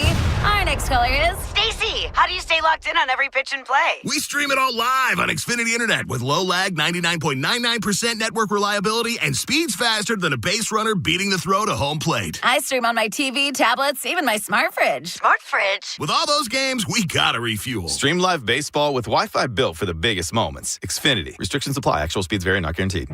If you have back-to-school shopping to do, then you should make Macy's your first stop. That's because your Macy's store has back-to-school essentials at incredible prices, like complete looks from Epic Threads, Levi's, and Abercrombie Kids. Character outfits from Hello Kitty, Mickey, and Minnie Mouse. Plus, backpacks from JanSport and High Sierra. The best part? Get it all for 25 to 50% off. That's right, up to half off. But hurry in. These back-to-school deals end Sunday at Macy's. Savings off already reduced prices. Exclusions apply. You're listening to 95.7 The Game, KGMZ-FM and HD1 San Francisco on Odyssey Sports Station and the home of the Golden State Warriors and Valkyries. Always live on the free Odyssey app and now coming to you live from the Laughing Monk Studios.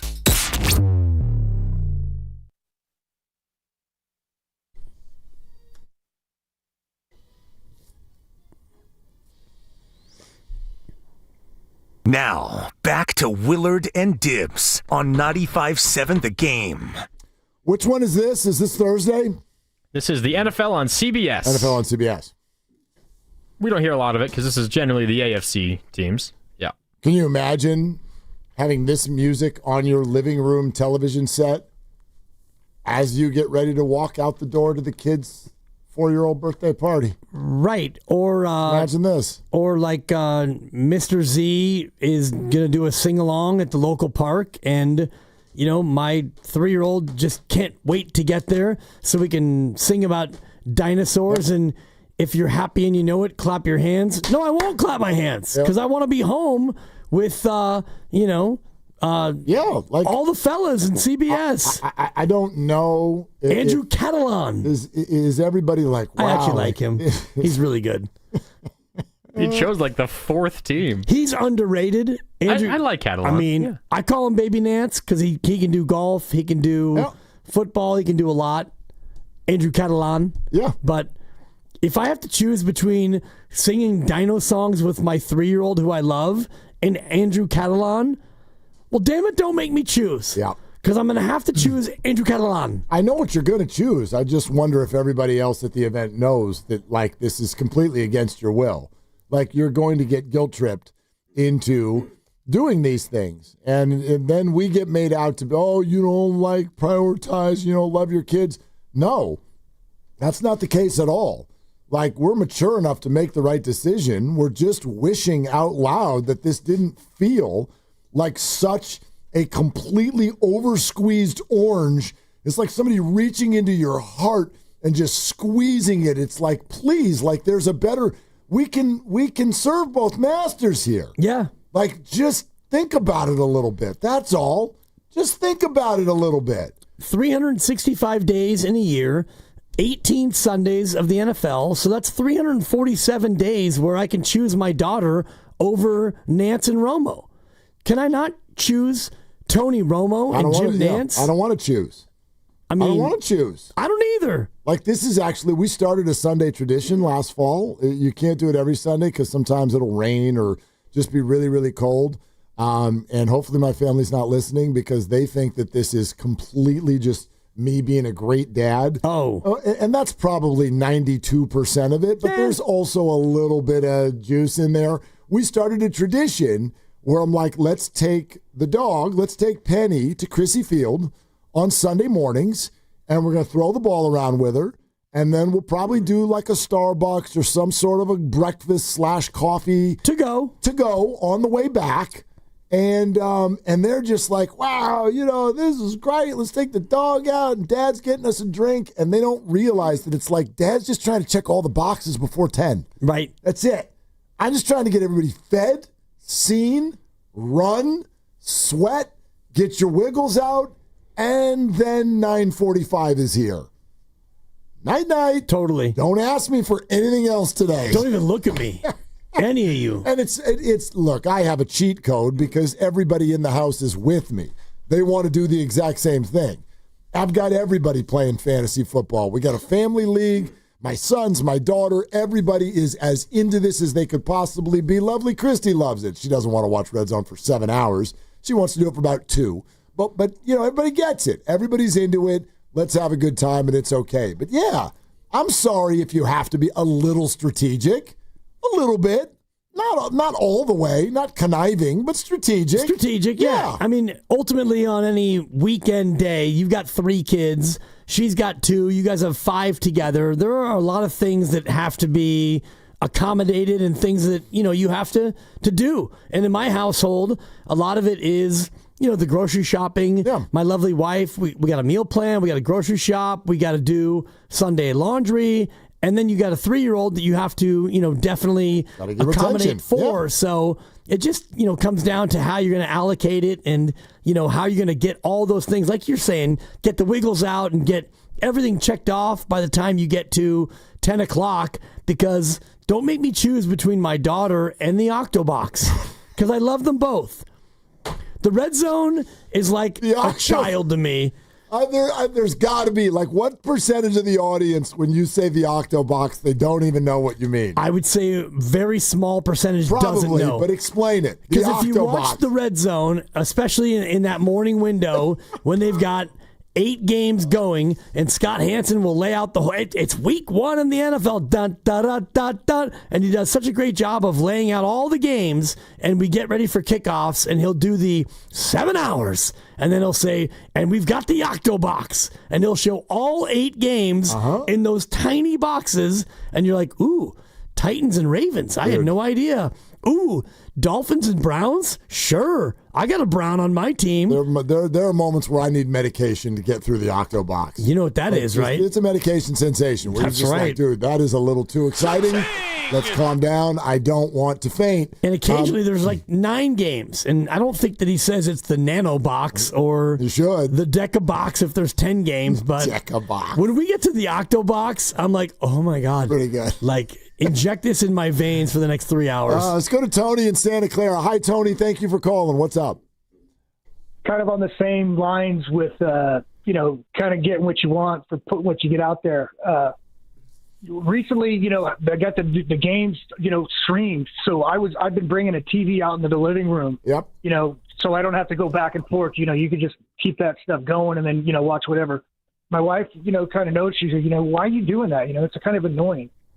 So one of the nights I put the game on the one below, and she comes out and I got the Real Housewives going. She comes out and she's like, this is kind of nice.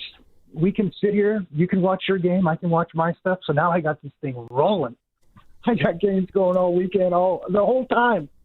I'm just telling you, be careful what you wish for. Have a great day, Phil. No, it's genius. Tony, you're an evil genius. And I was going to ask Tony, what cast he's putting on. We got Utah, we got Orange County. I mean, Atlanta. And we watch them all. My lovely wife's supper. Thankfully, she's back at work today, so she's not listening, but she watches all that CRAP.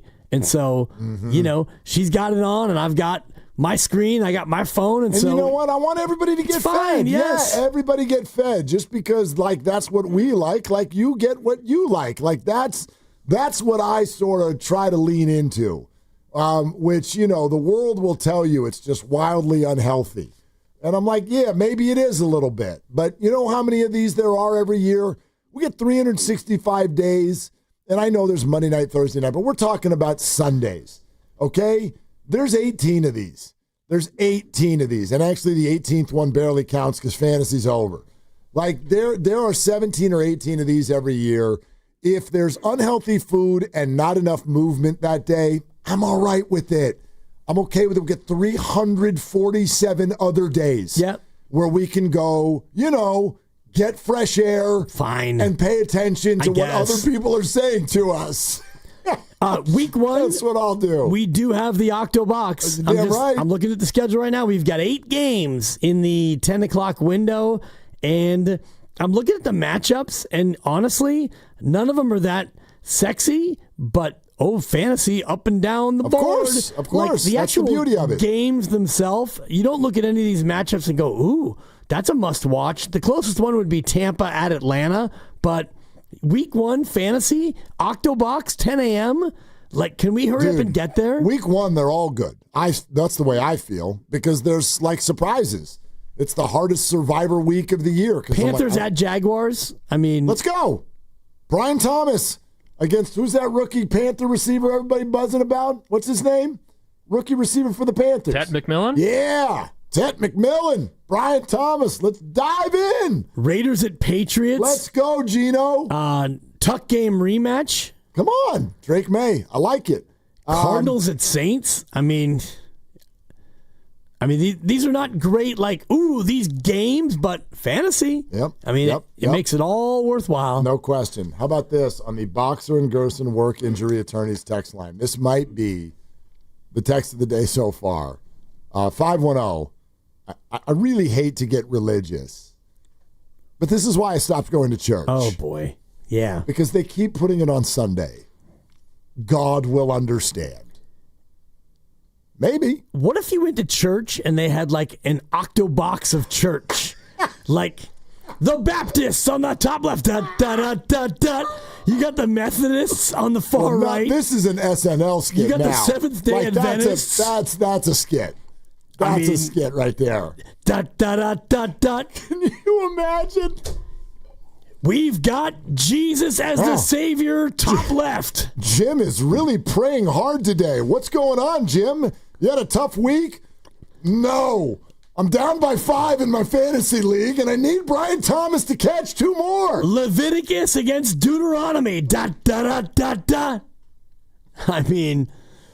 Psalms going up against Job. Ba, ba, dot, dot, dot. Job. What are we doing here? Seriously? All right. Okay, some more people want to weigh in. We're coming to you. You want to talk this out? How do you navigate football and family in the fall? 888-957-9570. Niners open their preseason slate tomorrow. Slate. 5:30 versus the Broncos. Our own Mark Grandy's got you covered. preseason version of Overtime after the game right here on 95.7 The Game. And Overtime will also follow Valkyries versus Sparks. What's up, Cameron Brink? 95.7 The Game. That starts at 5:30. And still ahead on the show, I'm not going to promise it immediately, Steiny, but still ahead on the show, the comments that Kyle Shanahan made to TK on his pod within the last couple of weeks with regard to, is the window closed for the 49ers? So all of that as we hang out on a Friday on Willard and Dibs. This game day traffic report brought to you by Crystal Geyser Alpine Spring Water. Right now, 101 northbound, really tough from Cesar Chavez Street all the way to that 80 eastbound merge. The Bay Bridge looking a little bit better, though we do have metering lights on in the toll plaza. That's traffic. I'm Rebecca Goodion. What makes Crystal Geyser Alpine Spring Water different? We always bottle our Alpine Spring Water less than 1.5 miles from the spring source, and all our bottles are made with 50% recycled plastic from our own recycling plants. Crystal Geyser, bottled at the spring source. Administrator Dan Daly at Lawton Skilled Nursing and Rehabilitation Center would like to thank his staff, residents, and family members for helping us become both Newsweek magazine and U.S. News and World Report's top-ranked California nursing facility. Lawton continues to be a 5-star facility, conveniently located in San Francisco's Sunset District. If you or a loved one is in need of physical, occupational, or speech therapies, contact Admissions Director Dora Zabala at 408-373-6918. And we're back, live during a Flex Alert. Dialed in on the thermostat. Oh, we're pre-cooling before 4 p.m., folks. And that's the end of the third. Time to set it back to 78 from 4 to 9 p.m. Clutch move by the home team. What's the game plan from here on out? Laundry? Not today. Dishwasher? Sidelined. What a performance by Team California. The power truly is ours. During a Flex Alert, pre-cool, power down, and let's beat the heat together. Actions, texting Janine and shipping, on us. The broken coffee maker? That one's still on you, which means you'll save hundreds for your business and get the fastest mobile service with 5G cellular and Wi-Fi hotspots on us. But hurry, this deal won't last long. Get a mobile plan and free up the budget to maybe, I don't know, fix that coffee maker? Get mobile on us for 1 year, you guessed it, on us. Comcast Business, powering possibilities. Ends 9/22/25. Restrictions apply. New mobile customers only with internet standard service or above. Limited to value of 1 unlimited intro-line apply via 12 monthly internet bill credits. 1 discount per account. Fastest mobile based on mobile, Wi-Fi, and cellular data in service areas. Ookla Speed Test Intelligence 2H24. Now it's time for the closer of the week. Presented by LiftMaster and RNS Doors. Turn your garage into the envy of the neighborhood. Visit rnsdoors.com. This week's closer comes from Lisa from Pittsburgh. Lennon and Tony were very polite, on time, and very communicative. They listened to my requests and answered all my questions. They explained everything they were doing and what needs to be done. Recently, my garage door opener was not working. I was in need of a closer. I was put in touch with RNS Doors and they hooked me up with a brand new garage door opener from LiftMaster. With LiftMaster's MyQ connectivity, my garage door opener can be controlled right from my smartphone. You'll know when a door or gate has been left open and can close it with a tap, no matter where I am. Be one of the first 10 callers and receive 20% off a LiftMaster garage door opener. Call 1-800-FIX-A-DOOR. That's 800-FIX-A-DOOR. Or visit rsdoors.com. R&S Doors. Look for the red truck. The 49ers are ready to rise up and write a brand new chapter in the West. It's the preseason home opener at Levi's Stadium. 49ers, Broncos, Saturday at 5:30 on KPIX. Here they come. Valkyries! The Golden State Valkyries. Bay Area WNBA team. Make some noise! Having a breakout rookie season that's making sports history. The Valkyries games broadcast live and free right here on KPIX and KPIX Plus.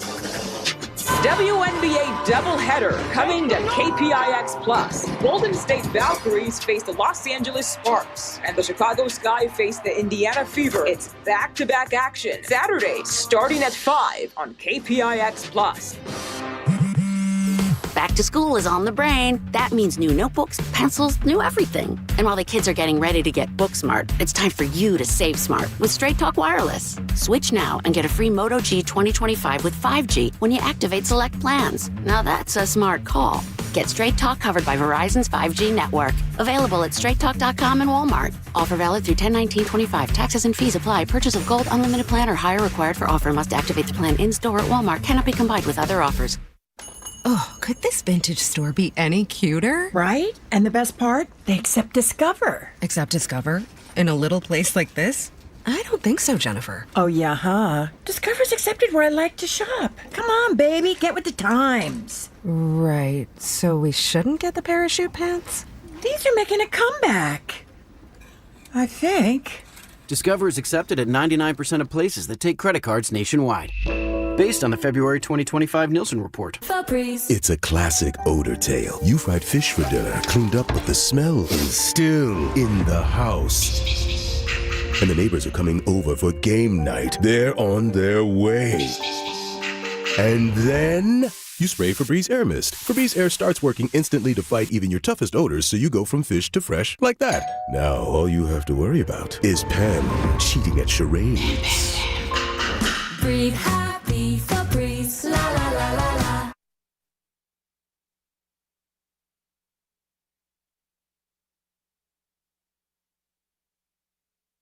Now, back to Willard and Dibs on 95.7 The Game. Well, it's clearly our first Football Friday. At the same time, there was breaking news not that long ago that the Golden State Warriors, and the schedule for the full NBA season usually comes out in the middle of this month, so at least another week away. But things start to bleed out, and the Warriors apparently are at the Lakers as part of a opening night doubleheader on October 21st, and will host Klay Thompson, Cooper Flagg, and the Mavericks on Christmas Day. Many expected the Mavericks and Lakers to be playing on Christmas Day. No. In fact, it'll be the Warriors. You shared a story of how special Christmas at the Warriors is for you, and a handful of people, both on our YouTube feed and the Boxer and Gerson Work Injury Attorneys text line, are accusing you of actually wanting to go to that game to see Megan Thee Stallion. Yeah, and that's fair. And I am somewhat of a fan of Megan Thee Stallion, but I became a much, much bigger fan based on her appearance on Love Island. I'm not sure if you're aware of Love Island. I'm incredibly aware of it. I did not watch it, but my kids were glued. Yes, and we are probably 2/3 of the way through the latest season, and it is as bad as good TV can be, or as good as bad TV can be. I'm not sure which way to go with that. Well said. Yeah. Megan Thee Stallion appeared in one episode, and she was awesome. She was fun, vivacious, bodacious, a bunch of other aciouses. Yeah. She was like really into it. She was fun, and I was like, oh my God, Megan Thee Stallion. She came in, she didn't mail it in. You know, some of these like celebrity walk-ons on a show. It's like, okay, whatever you got paid, you don't even really care about this. She came in and she was like loving it. So stock up. That's how she's been on Clay's Instagram. They've been putting stuff out together that looks a whole lot of fun. I'm happy for them. If they look happy, we'll see if she makes it to December. But at the same time, I don't think they would have introduced this all to the world if they weren't down the road a little bit and a little bit serious. Agreed. I think. Yeah, and I would imagine that she will make her appearance here. And so does it make me more interested in that game? Yeah. Yeah, it does. Duh. It does. Sean in Napa. Hi, Sean. Thank you for calling. Hey, I'm a big fan. I love listening to you guys. I'm calling from wine country and listen to you guys all the time. You guys make the traffic go away, so I want to thank you guys. You guys are awesome. Sean, if you're in Napa, we're big fans of you too. I called a couple times before. I always ask you guys for the. You guys are the official 957 The Game Gamblers Advice Hotline. So okay. I need advice on a bet. So I have a friend place a bet on me, and I told him I'd get back to him. So here's the bet. The bet is: will the San Francisco 49ers this year have a top 10 defense, special teams, or offense? And the bet is, I say they're going to hit two of those three this year. What do you guys think? Okay, so the bet is, and it can be any two of the three? Yes, I say the Niners are going to hit at least more than one of those. That's it. Oof. So again, for those of you trying to follow what he's saying, the bet that's been put on the table to them. Niners defense, offense, special teams. Can at least 2 of those 3 be top 10 units this year? Thank you, Sean. Appreciate it. My initial inclination is to say that is a less than 50-50 proposition, even though I want it to be true. I think the Niners are focusing on special teams more than they have in the past. Does that make them a top 10 unit? I don't know. Defensively, I'd like to think that with Robert Saleh they will be, but there's so many youth questions going on there. Top 10 offense, I'd say, as long as Christian's healthy, that's probably the best bet.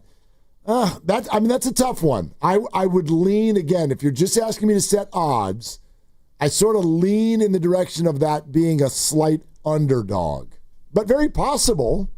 Yeah, possible. How would you rate that? I would rate that exactly the way you did and think that it is probably more than a slight underdog because your special teams, and it all depends on how you rate them and like what rankings you go with. But for the most part, last year their special teams were bottom 3, I would say. So does a new coordinator get you from 30th up to 10th? Probably not, because the personnel is mostly the same. You have a new punter, your kicker's back, you have a new long snapper, and they signed a lot of people though who are the no names that will make up the special teams unit. Right, and I also think that your kicker was hurt and he was kind of shook. Yeah. Your punter also was hurt and he had a bad year. Your coordinator was in over his head, and so you can definitely get better, but to be top 10, that's a stretch. I think that the unit that is most likely to be top 10 would be the offense. I think that you've got a good quarterback I believe in, a running back who, if he stays healthy, can be fresh. You've got one of the best tight ends, and you've got enough otherwise to make them top 10. Can the defense be top 10? Again, that is more of a wild card to me because you're going to rely on a bunch of young and mostly inexperienced guys, but you have a great coordinator, so I think that the offense has the best chance, followed by the defense, and the special teams would be the wild card. All right, feels like a good time to actually play this this commentary from Kyle Shanahan that we've been referencing. Because before you do that, yes. Can I interrupt with some news? Sure you can. This comes courtesy of the San Francisco Giants. They've made some roster moves, including Gerard Encarnacion headed back onto the IL 10-day injured list with a right hamstring strain. Daniel Johnson has been designated for assignment, but listen to this. Outfielder Drew Gilbert, who they acquired from the Mets in the Tyler Rogers trade, he has been selected from AAA Sacramento. Okay, Drew Gilbert is up. And Drew Gilbert is up. Remember, who's Tyler? off the 40-man then, I wonder? Well, Daniel Johnson is designated for assignment. So he's off the 40, yeah. Daniel Johnson is DFA'd, and Encarnacion, no surprise, is going to go on the injured list, probably be there for much longer than the 10 days because it's a right hamstring strain, and he gets hurt every 3 days anyway. And Drew Gilbert, who, by the way, had a walk-off double just like a few nights ago, for Sacramento, the night that Bryce Eldridge hit the 3-run homer to tie in the 9th inning. They won that game in extra innings on a Drew Gilbert rocket shot out to right center field that was a walk-off. Remember when Tyler Rogers went to the Mets and we were like, okay, they got I think it was the 10th and 12th, something like that, prospects on the Mets list, and Gilbert was one of them. He's a left-handed hitting outfielder, and he is on the way up. And the way the Giants play, I wonder if he'll be in the lineup tonight. We don't have a lineup yet, do we? Don't have a lineup yet? I have not seen one yet. We'll let you know. Yeah. But that's interesting because I sort of thought to myself, because remember, McCray is up. So if Encarnacion goes on the IL, I'm thinking, well, Matos is coming back. Right. Not Matos. No. It's Drew Gilbert, another left-handed hitting outfielder. And your guy gets the start tonight, right? Kai-Wei Tang. Yeah. My guy. Your guy. Yeah. That's your guy. According to our Giants insider, Steven Risotto, Matt Gage is opening tonight, but I think the belief is Kai-Wei Tang might be taking the bulk innings. We'll see. Steven, I think I'd like to hear more about this report because, the Giants, everywhere out there that has been the expected starter tonight was Kai-Wei Tang, and I'm very much against that idea. So now you're telling me, if Gage is opening, is Tang definitely coming in the second inning, or is there some we don't know going on there? Well, that sounds about right. The Giants have kind of been pretty particular with the way that they've scheduled their starters in the minor leagues and in the big leagues, and Tang's scheduled start day, if he was still in Sacramento, would be today. So I assume that he'll come in after Gage. Okay. I would have started Carson Whisenhunt tonight. That's what I would have done. Yeah. I mean, maybe he's on full rest because of the off day yesterday. I would have started Carson Whisenhunt tonight.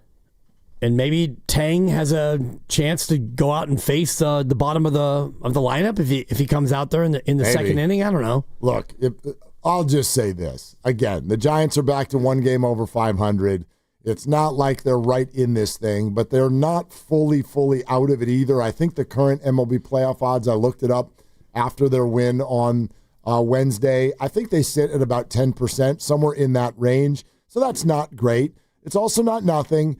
I would just keep playing, especially with all these games coming up against the Padres. I would keep playing at full bore, full level until you know for sure that it's really, really a long shot.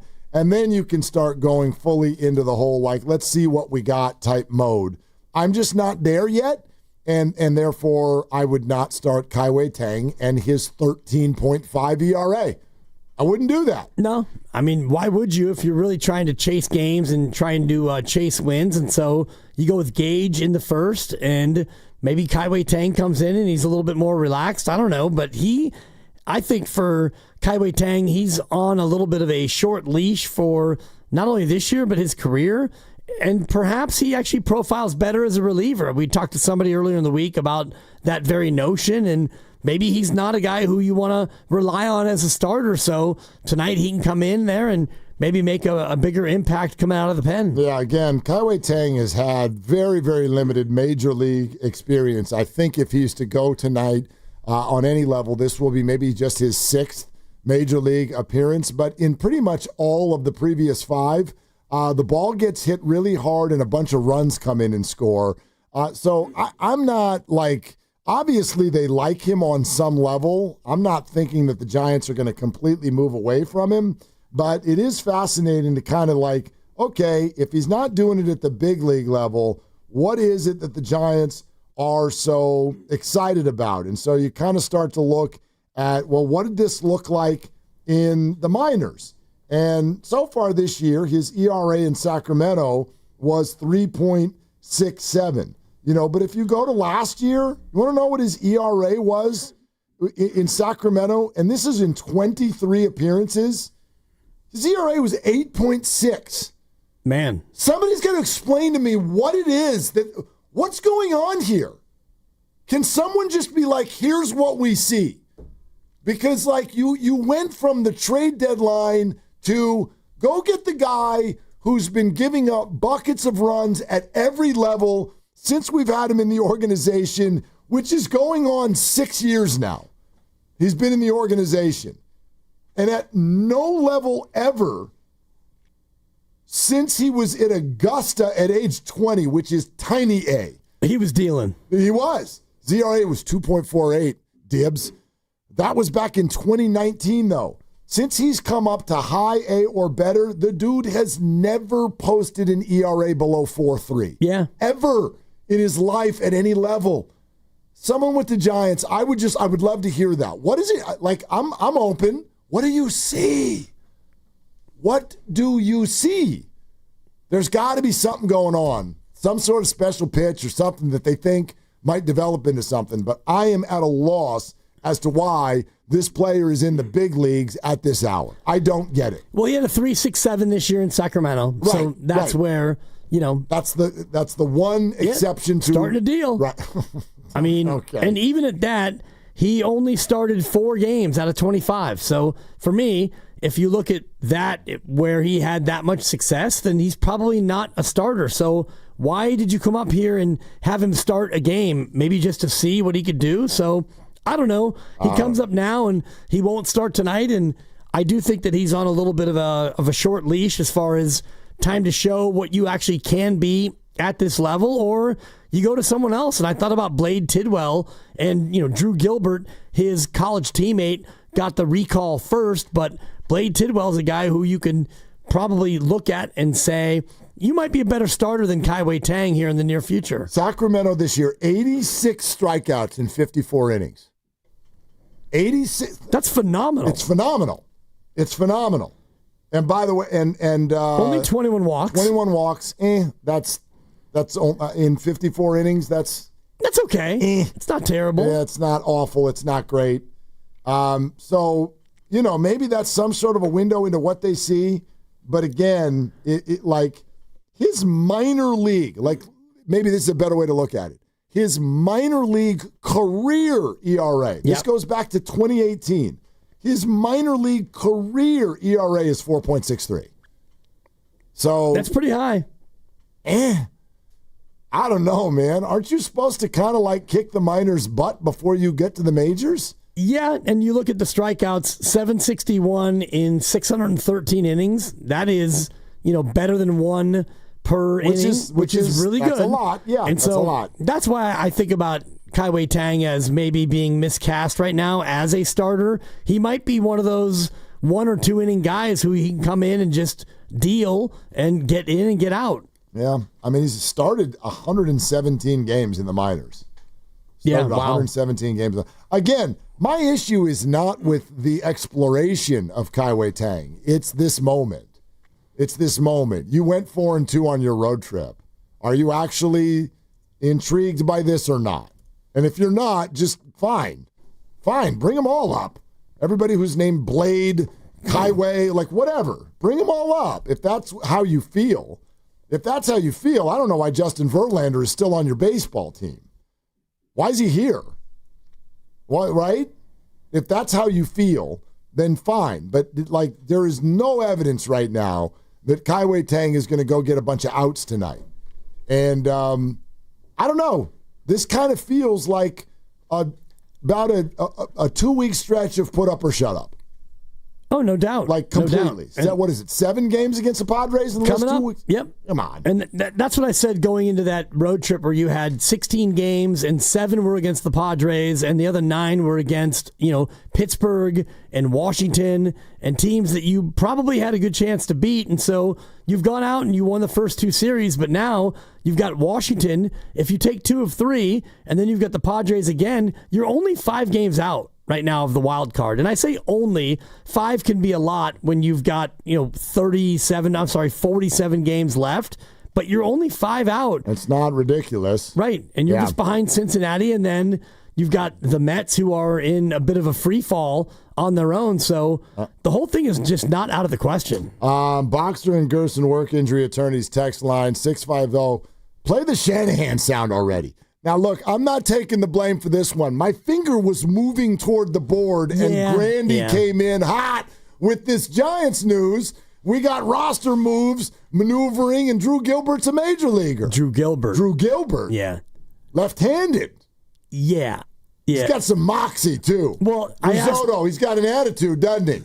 Got a little bit of an I can tell. This guy's got tude. He's got an edge. Yeah. I asked when do you see Drew Gilbert? He'll give you attitude vibes, like frat boy, sophomore year kind of stuff. Oh, you think? Oh, yeah. I got a Tennessee source, and I asked my Tennessee source about Blade Tidwell and Drew Gilbert, and I don't want to reveal too much about my source. Say it.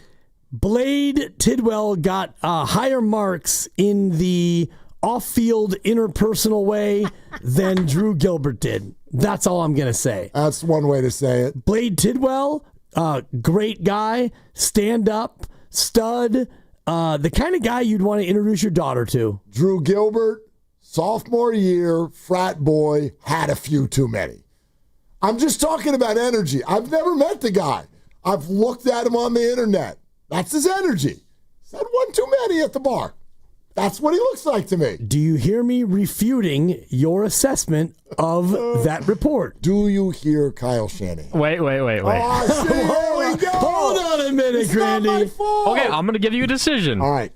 Do you want to play the Kyle Shanahan now or save it for the next segment while also learning the Giants lineup for tonight? Ooh, I want to learn the Giants lineup, and I know that there are going to be some of you. To the texter. Some of you are going to be mad, but Whatever, Steiny. He'll get to it. Well, no. If Steiny's mad, then I'll lean into it. We'll do Kyle Shanahan at 5:08. This guy is such a tease. Yeah. Go ahead, Grandy. What's the lineup tonight? Giants lineup. Is Gilbert in it? I'll get to it. Okay. Ramos, Devers, and Adames first three. Then Dominic Smith, Chapman, and Jung-Hoo Lee. Casey Schmidt batting 7th. Patrick Bailey batting 8th. And batting 9th. And in right field, Gilbert. Drew Gilbert! Sophomore year, just rushed all the houses. He's had too many. And he wants your number. That's the energy. 2-2-2. Wait till you see this guy come up to the plate, looking at the pitcher like, I own you, you sucker. Wait till you see him. Drew Gilbert, right field, San Francisco Giants. Might put one in the bay tonight. And then he's going to run around the bases with that like left shoulder down thing, kind of running sideways a little bit, like a horse who just won the race.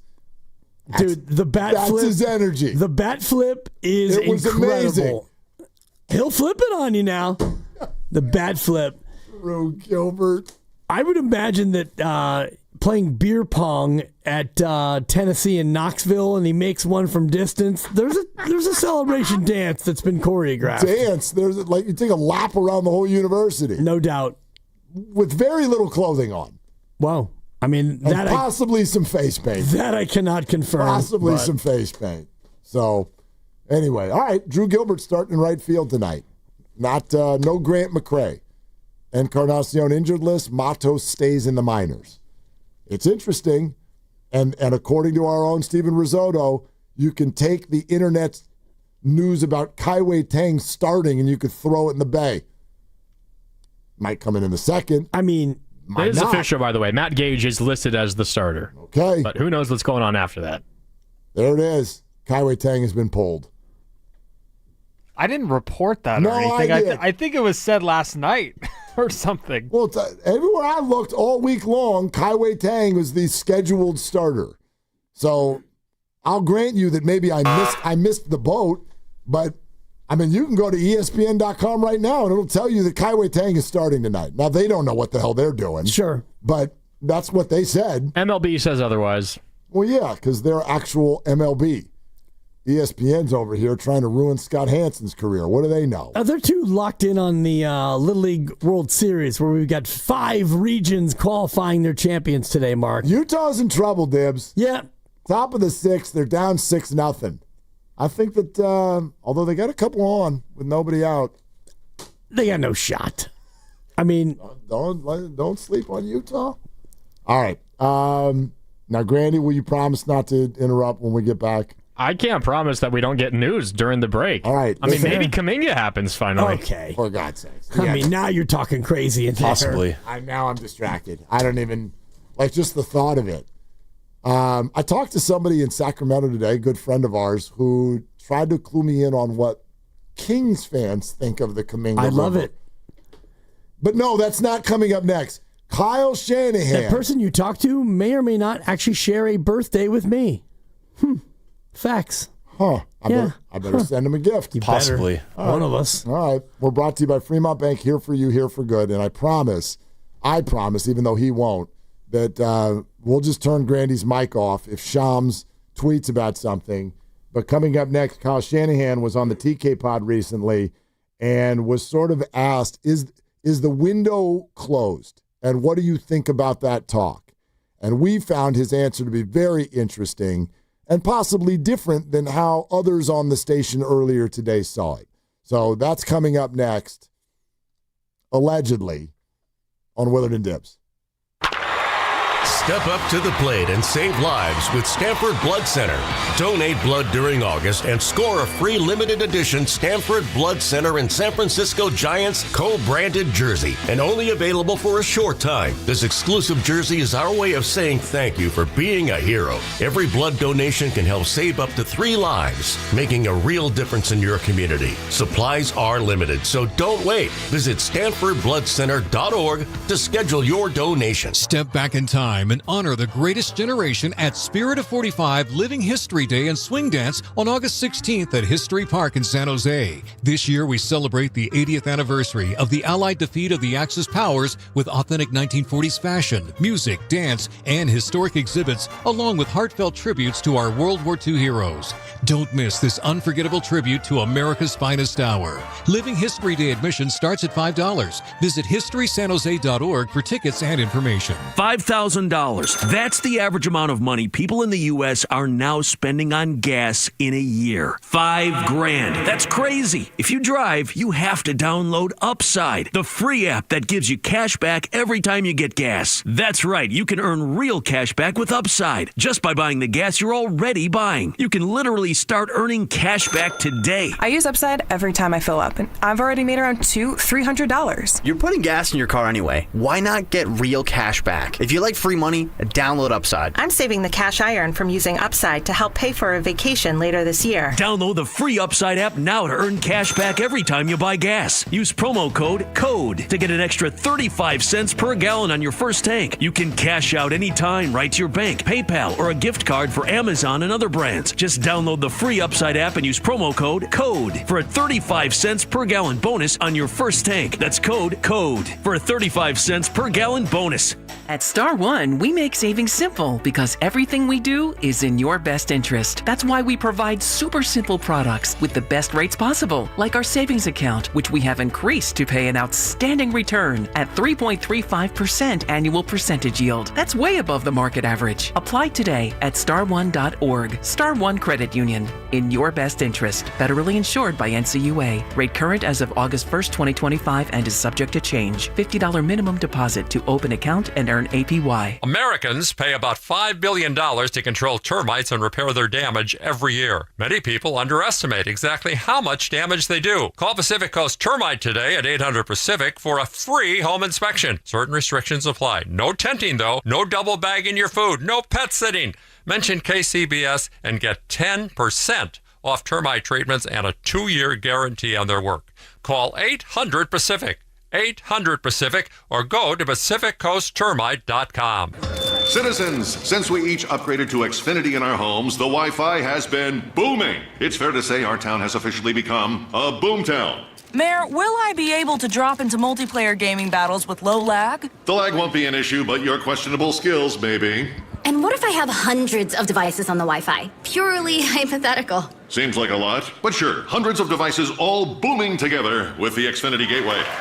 Yes, friends and neighbors, with Xfinity, the Wi-Fi is booming. The Wi-Fi isn't the only thing that's booming. Now get the most reliable Wi-Fi and our best-in-class equipment for one consistent price for 5 years guaranteed. All in. Plus, get unlimited data included and no annual contract. All with the 5-year price guarantee from Xfinity. Visit Xfinity.com, call 1-800-XFINITY, or visit a store today. Restrictions apply. Not available in all areas. New residential customers only. Select plans only. Xfinity Gateway with XFi Complete required for unlimited data except in certain areas. Most reliable Wi-Fi based on Open Signal Awards USA. Fixed Broadband Experience Report, August 2024. Actual speeds vary. The following is an attorney advertisement. If you get sidelined by your workplace injury, the workers' compensation attorneys at Boxer and Gerson can help you get back in the game. Our team of skilled attorneys will fight by your side for the treatment and compensation you deserve. We care about justice for injured workers. That's what makes us Northern California's premier workers' comp law firm. Call Boxer and Gerson at 510-835-8870 or visit boxerlaw.com for a free consultation. Boxer and Gerson, your life is worth the fight. Hi, this is Jill Schlesinger, CBS News business analyst, certified financial planner, and the host of the Jill on Money podcast. This is the show where your money is not scary. It's a show that's all about you. It's your questions that make it possible for me to provide unconventional and entertaining insights on your money, and more importantly, on your life. Listen and follow Jill on Money on the Odyssey app or wherever you get your podcasts. Back to school is on the brain. That means new notebooks, pencils, new everything. And while the kids are getting ready to get book smart, it's time for you to save smart with Straight Talk Wireless. Switch now and get a free Moto G 2025 with 5G when you activate select plans. Now that's a smart call. Get Straight Talk covered by Verizon's 5G network. Available at straighttalk.com and Walmart. Offer valid through 10/19/25. Taxes and fees apply. Purchase of gold unlimited plan or higher required for offer. Must activate the plan in-store at Walmart. Cannot be combined with other offers. Here's Comedians and Sketchers Getting Comfortable, presented by Hands Free Skechers Slip-Ins. Hey, I'm Bobby Slayton, and I'm here with my pal, comedian, and Skechers ambassador, Mr. Howie Mandel. Why did it take so long to invent something as amazing as slip-ins? I know it seems simple, but it took Skechers to invent a better pair of shoes. Yep, with Skechers Slip-ins, you just step it and go. You don't have to touch your shoes. And by the way, Slip-ins are for the whole family. Men, women, and kids. In all your favorite Skechers styles, find Skechers Slip-ins at a Skechers store, Skechers.com, or wherever stylish footwear is sold.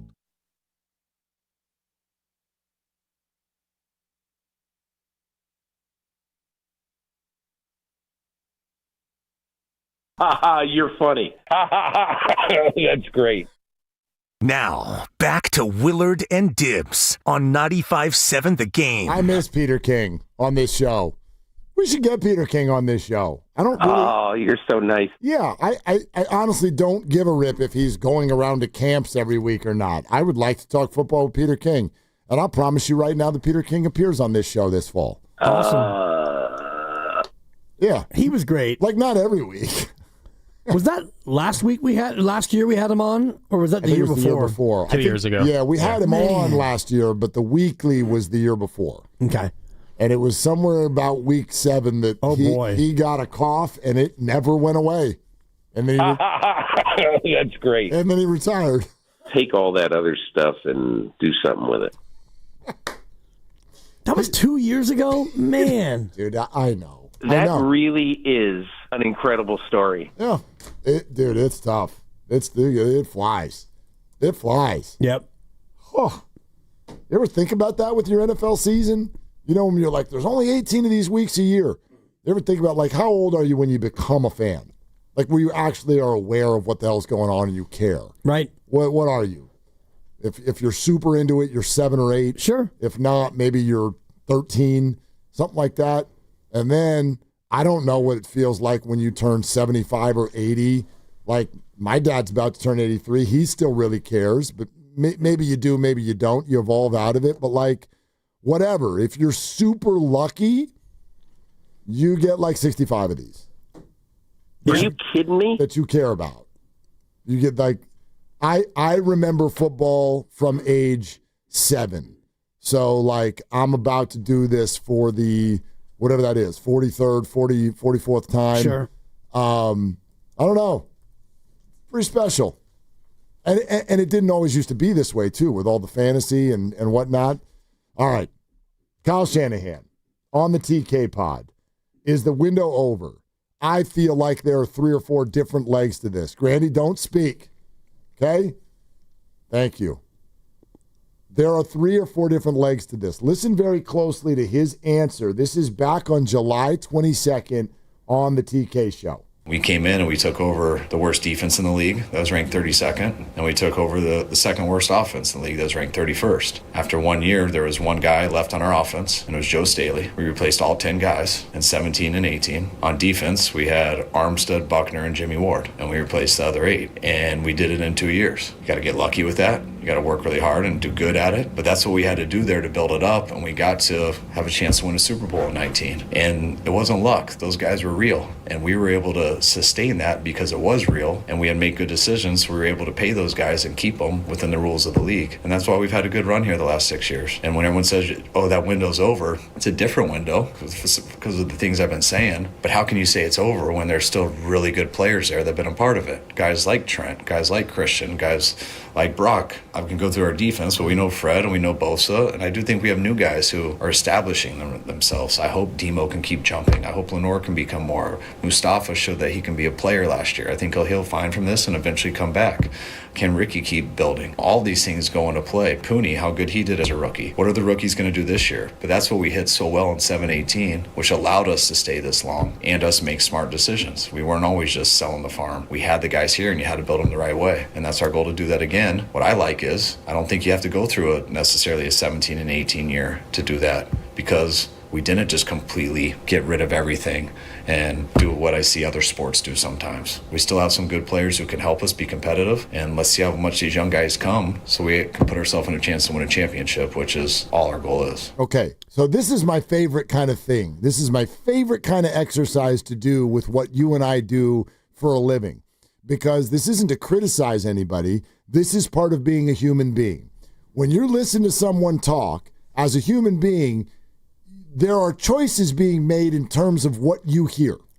It's not just, I take all of it at face value. That's not the way we process. It's not the way we listen. Certain things stand out more than others. So my favorite exercise with commentary like this, and maybe in a little bit we'll play it again because I don't expect that everybody just heard every word, but that's kind of my point. Like 888-957-9570, when you hear Kyle Shanahan say that, what did you hear? What did you hear him just say? I heard him say that when they took this team over, they were terrible, and they were. And I'm looking at the numbers right now. They were 32nd in defensive yards allowed and 31st in offensive yards gained. And I remember that team, Chip Kelly, 2-14. They were awful. And it took time to overhaul the roster. And then, you get to 2018, and you had Garoppolo get hurt, and you were left with Mullins and Beathard. And so you had another down year. But after that, they've had 6 really good years. And so what I hear him say is that it's not a rebuild. It's kind of a reload, but what it is the window is still open because, and he didn't say Brock Purdy, but he still has good offensive players. He's got good defensive players, and he's got a structure in place that makes it so whatever you want to call the window, if it's a new window or if it's the same window, I hear him say that it's a new window, and we should be good. That's what I heard him say. Yeah, and by the way, he did mention Brock when he was talking about players who have been part of really good seasons who are still here. He mentions Brock. He mentions Trent. He mentions Christian. He goes through Fred. He talks about Diamado Lenore. He did not even mention George Kittle, by the way. Like, you could keep going. So it's funny because apparently, and Grandy, you can weigh in on this, are there others earlier today on 95.7 The Game who essentially, with this comment from Kyle Shanahan, said that what they heard was that the Niners need to do 2017 and 2018 again. And therefore, that means they're not going to, don't expect them to be good this year. Yeah, what I heard on the midday show today, and I didn't listen to every single second of it, so I don't know if they played the sound or not, or if they were referring to something different. But Evan and Steiny were talking about expectations for this season, and their point mainly was everything they're hearing from the Niners leading up to the season was, we're not quite a Super Bowl team just yet. Mm-hmm. And they referenced this conversation that Shanahan had with Tim Kawakami on the TK show. I don't know if this specific reference was the sound that you just played, but I went back and listened to it, and I found that. And to me, it's screaming they view that this could be their 2019, where they kind of break onto the scene. And what Evan and Steiny were using it as was, this is maybe more like 2018, the year before the year. Well, and by the way, I think that is actually the fork in the road where we sit. It might be one and it might be the other. And even Kyle Shanahan himself is probably thinking to himself, I hope it's 2019, but it might be 2018. I hope Mykel Williams is a stud as a rookie, but it might take him a year. We're not sure. Like, let's not act like they can just sit there and they don't have a magic wand. They can pick good players, and how quickly do they develop? What mistakes do they make? What injuries happen? Like, that's the one thing that I always give a little bit of grace to with coaches is I think sometimes we act like, you coach, they win. If they don't win, you bad coach. Like, that's not how life works. Like, there's got to be room for, and I think you hear this when Kyle talks, he's like, look, we're going to do everything we can within the rules of the league to set this thing up to try to go, and we will be accountable for that. But there is a gap, and what lives in that gap is, what do the players do with it? How healthy do we stay? What unfolds in front of us? There are many things in their control. There are many things completely out of their control. So I think there's a gap there, and maybe in that gap, if it goes one way, it's 2019. If it goes another way, maybe it's 2018. But it's funny to me to hear that maybe people are saying, oh, I hear Kyle say we're starting over. Where at the very end of it, he literally says the cool thing about this, whatever word you want to use, reboot, rework, the cool thing about this is we're not starting from the starting line. We're starting maybe from halfway down the road already because we've got a bunch of really successful players already on the team. And you can look back in the history of what Shanahan did. 2017, they started out the year 0-9, and then they went out and they got Jimmy Garoppolo, and he started the last 5 games of the year, and they won all the games. So they wound up 6-10, and many people at the time are like, oh, you should have tanked, you blew it, you never should have won those games, this and that.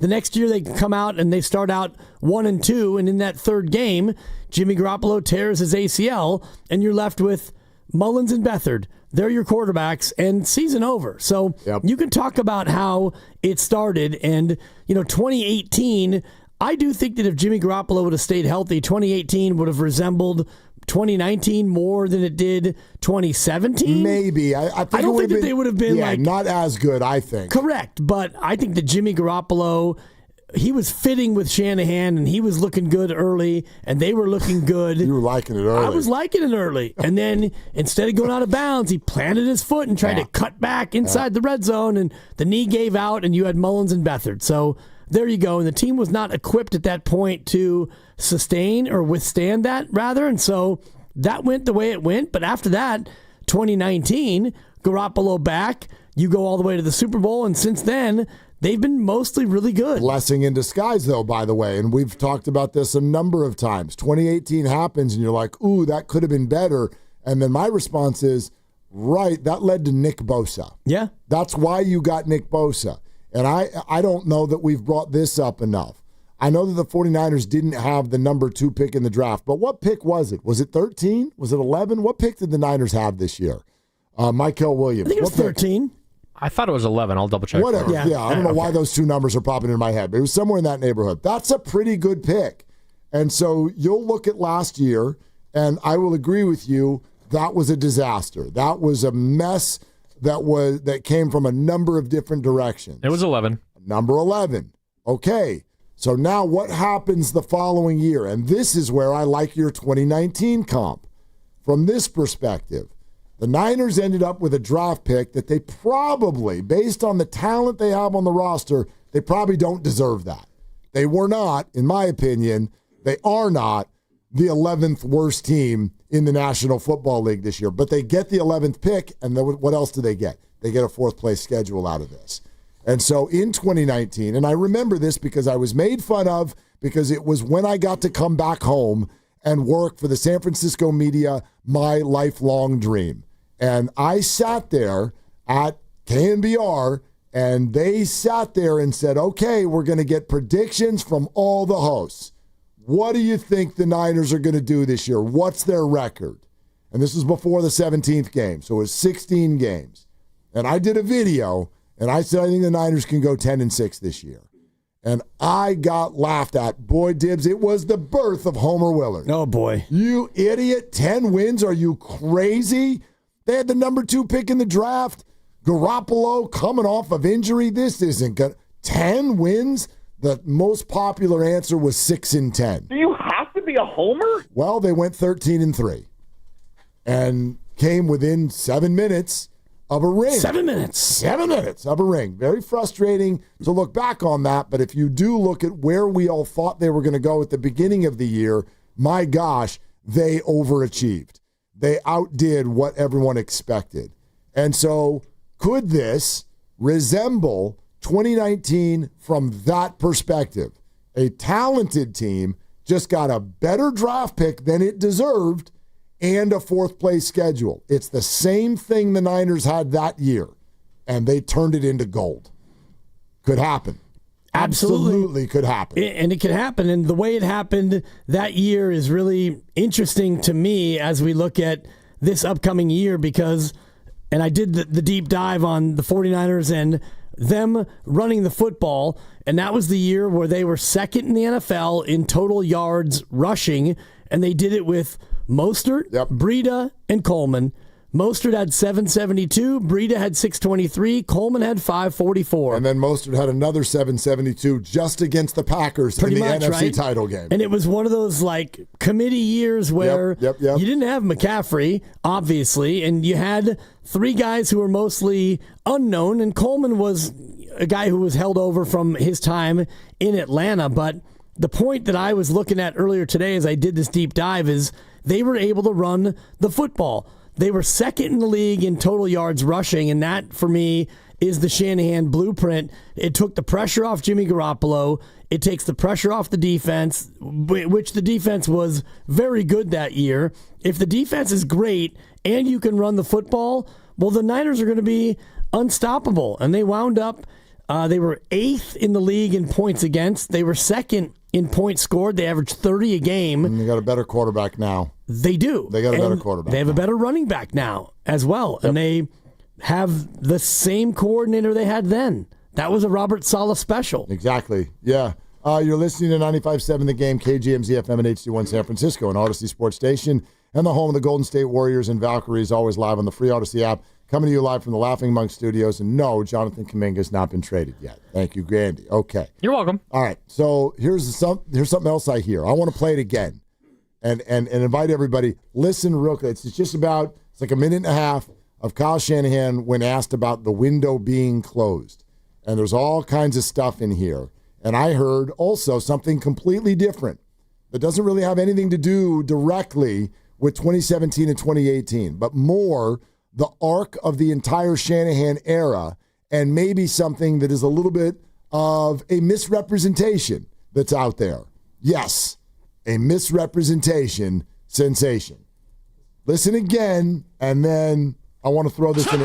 And then I want to throw it in a different direction. We came in and we took over the worst defense in the league. That was ranked 32nd. And we took over the second worst offense in the league. That was ranked 31st. After 1 year, there was one guy left on our offense, and it was Joe Staley. We replaced all 10 guys in 17 and 18. On defense, we had Armstead, Buckner, and Jimmy Ward, and we replaced the other 8. And we did it in 2 years. You got to get lucky with that. You got to work really hard and do good at it. But that's what we had to do there to build it up, and we got to have a chance to win a Super Bowl in 19. And it wasn't luck. Those guys were real, and we were able to sustain that because it was real, and we had made good decisions. So we were able to pay those guys and keep them within the rules of the league. And that's why we've had a good run here the last 6 years. And when everyone says, oh, that window's over, it's a different window because of the things I've been saying. But how can you say it's over when there's still really good players there that have been a part of it? Guys like Trent, guys like Christian, guys like Brock. I can go through our defense, but we know Fred and we know Bosa, and I do think we have new guys who are establishing themselves. I hope Demo can keep jumping. I hope Lenore can become more.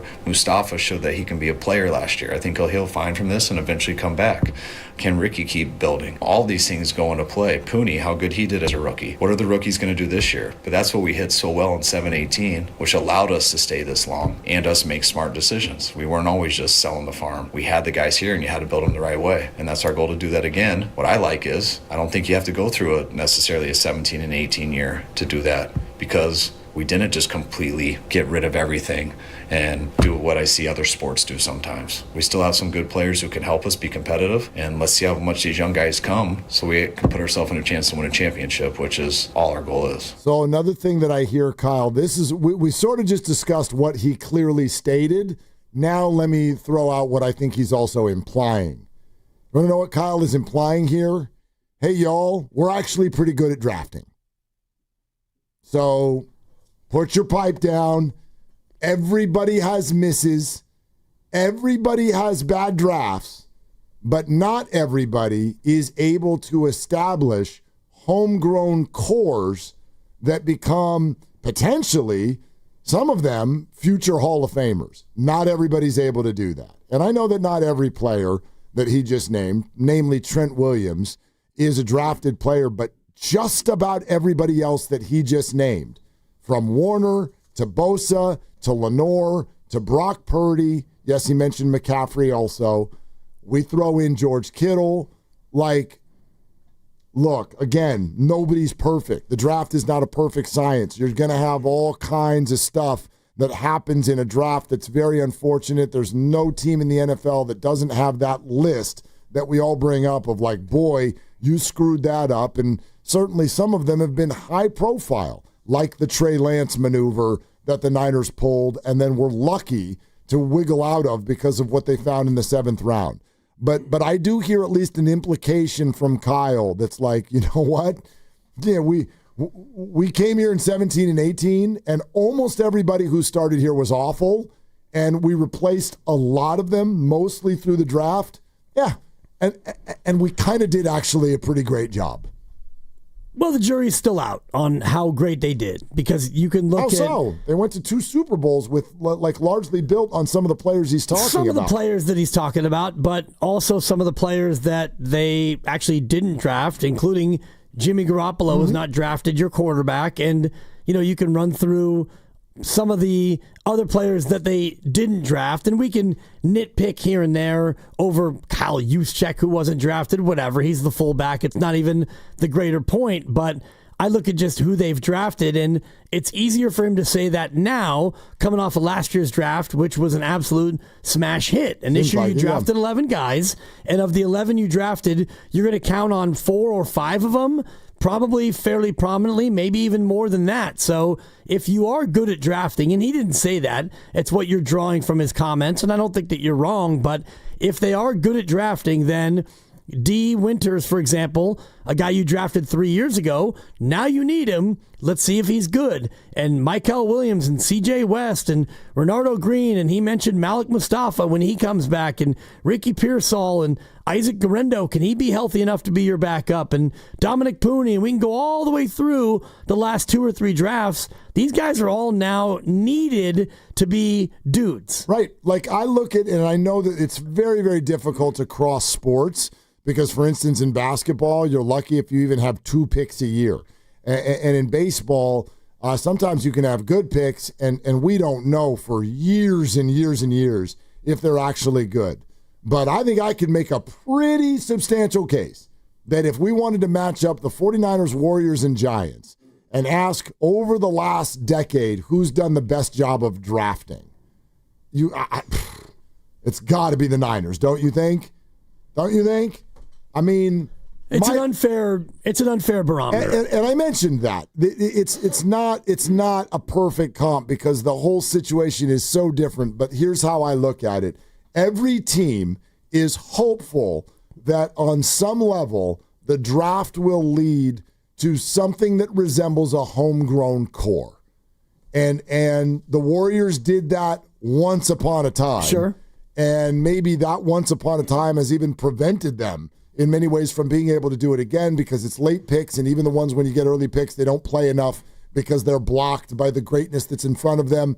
The Giants, though, is a team I look at in the Farhan era and now look back on that. All the things that Farhan got criticized for probably weren't the main thing you should criticize him for. I don't know necessarily who's coming out of the farm system that he picked. There have been some. Right. There have been some, And baseball is always funky because you've got, 35 or 40 rounds. And so, you could have a guy pop out of the 23rd round that you didn't even think about. And then 5 years later, it's like, wow, Farhan drafted that guy? Okay. Right, but I mean, look at the core. Like, if you looked at core players right now on the Giants, you would come up with names, first of all, on offense like Chapman, Adames, Devers, free agent, trade. Even if you want to throw in Jung-Hoo Lee, exactly. Free agent. Elliot Ramos drafted before Farhan. Logan Webb drafted before Farhan. So, like, the draft process over those last 5 or 6 years for the Giants right now looks like it was really lacking. And that's even giving all teams room for missing on at least half your guys. That's sort of usually my barometer. You're going to miss on maybe close to half your guys. And then beyond that, you want people who contribute. And then can you get a core? Can you homegrown some people who are true stars? And that's where I usually like to give the 49ers some credit. Both sides of the ball have like legit star players that came out of the draft. Yeah. I mean, I suppose. No? I'm looking at the list, and I mentioned this before the show from my father-in-law, Pop, and he wrote down on the yellow legal pad. And it was just the top 3 rounds, so I apologize if I don't go deep in the drafts and I miss guys that they drafted who actually are core guys, but there's a list of hits and misses and guys who are part of the core, but other guys who were absolute airballs. I would like to, let's talk out Pop's list. Did he write it with a pen? Of course. Okay, I love it. Was it on a legal pad? You know it. Oh my gosh, it's so good. I love this man. I've never even met him, and so do I.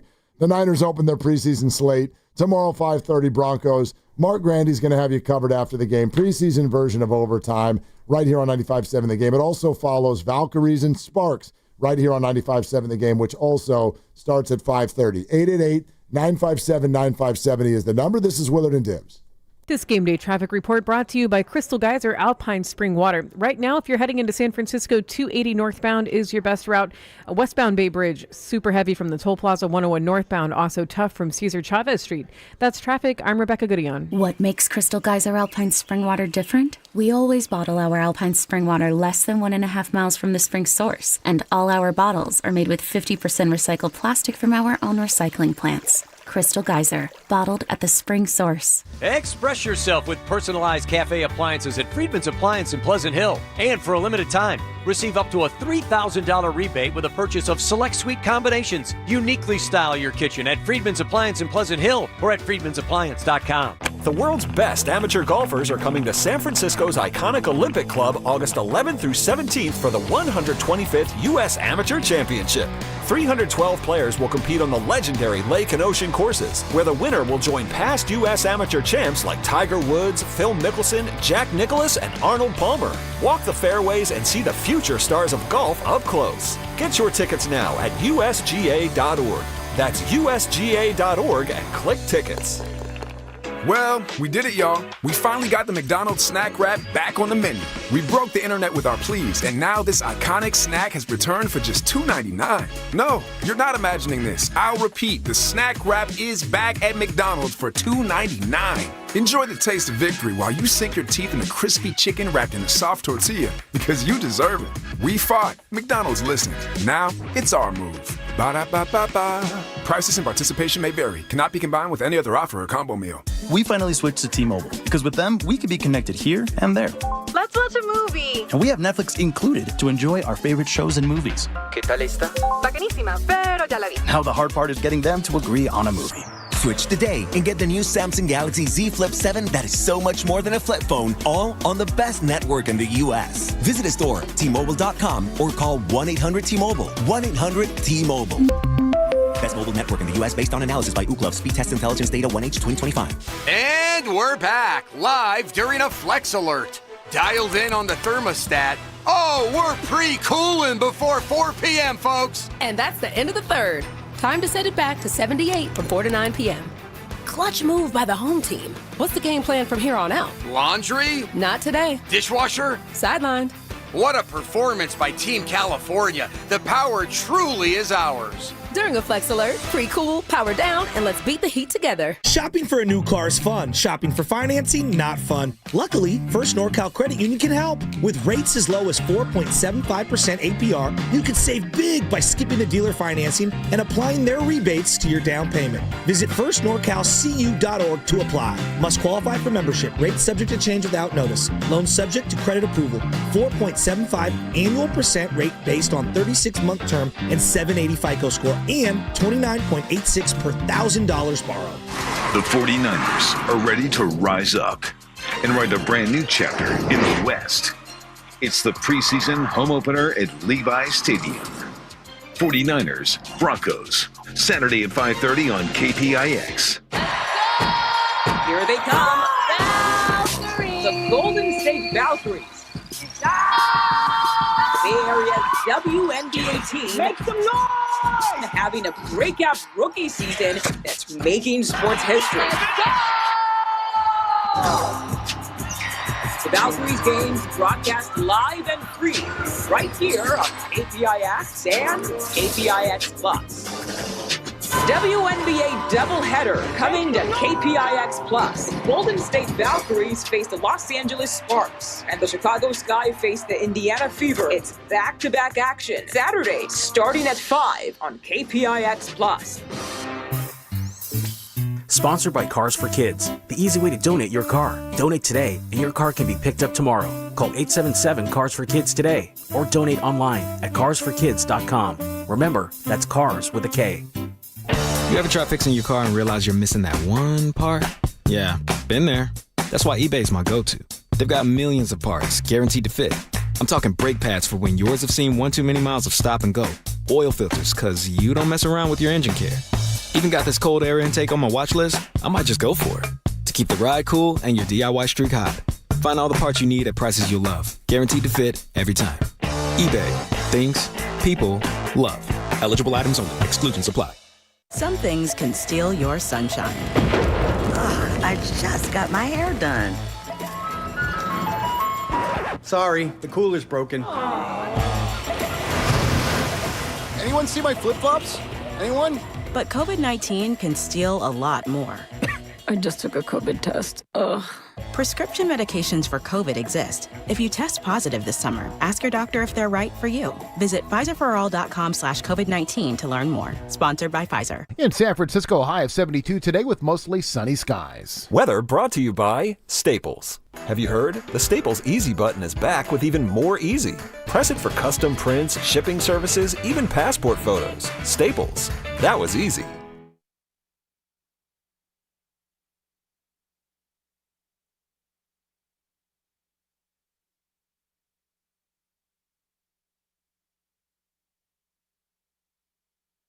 Do you have to be a homer?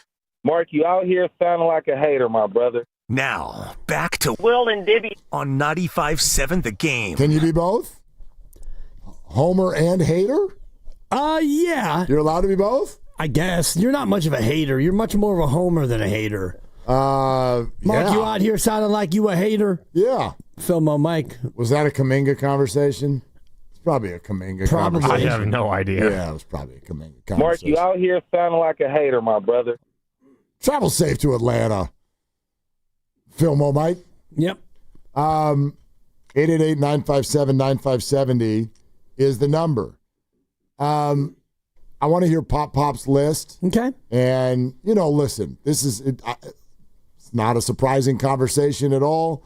Boxer and Gerson work injury attorneys text line 707. 49ers first-round picks the last 10 years have been way worse than the Warriors. Same texter. Since 2010, the only first-round picks that the 49ers used that were hits were Ayupati, Bosa, Ayuk, and a half for Jimmy Ward, which I'm not going to let you do. You don't get to do a half.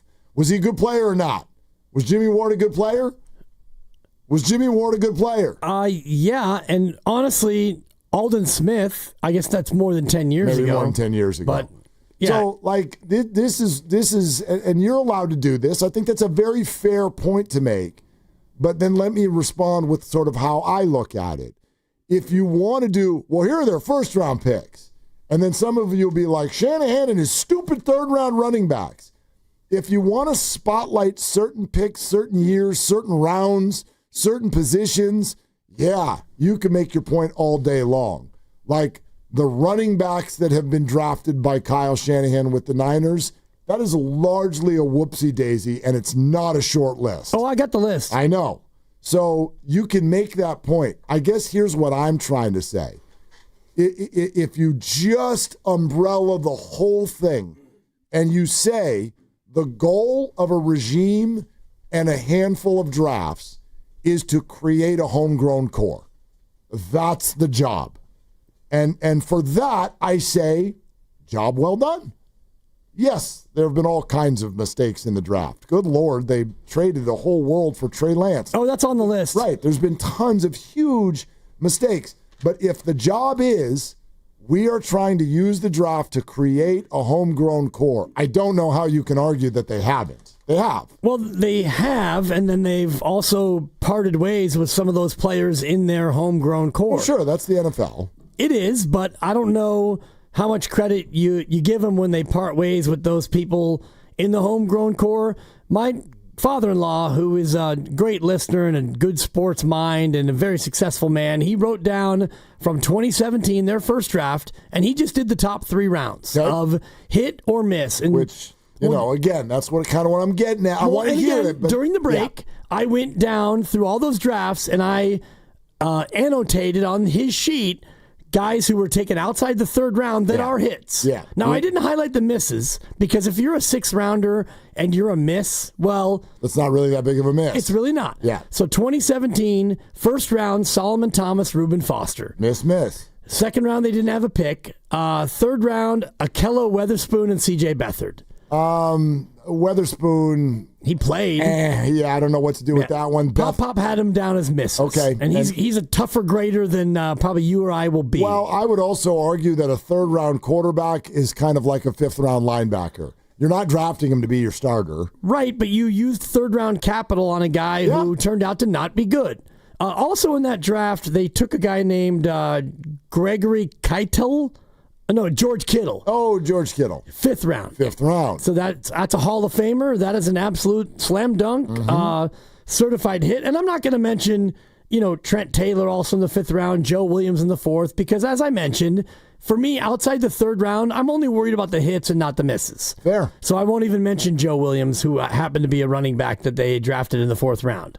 2018, Mike McGlinchey.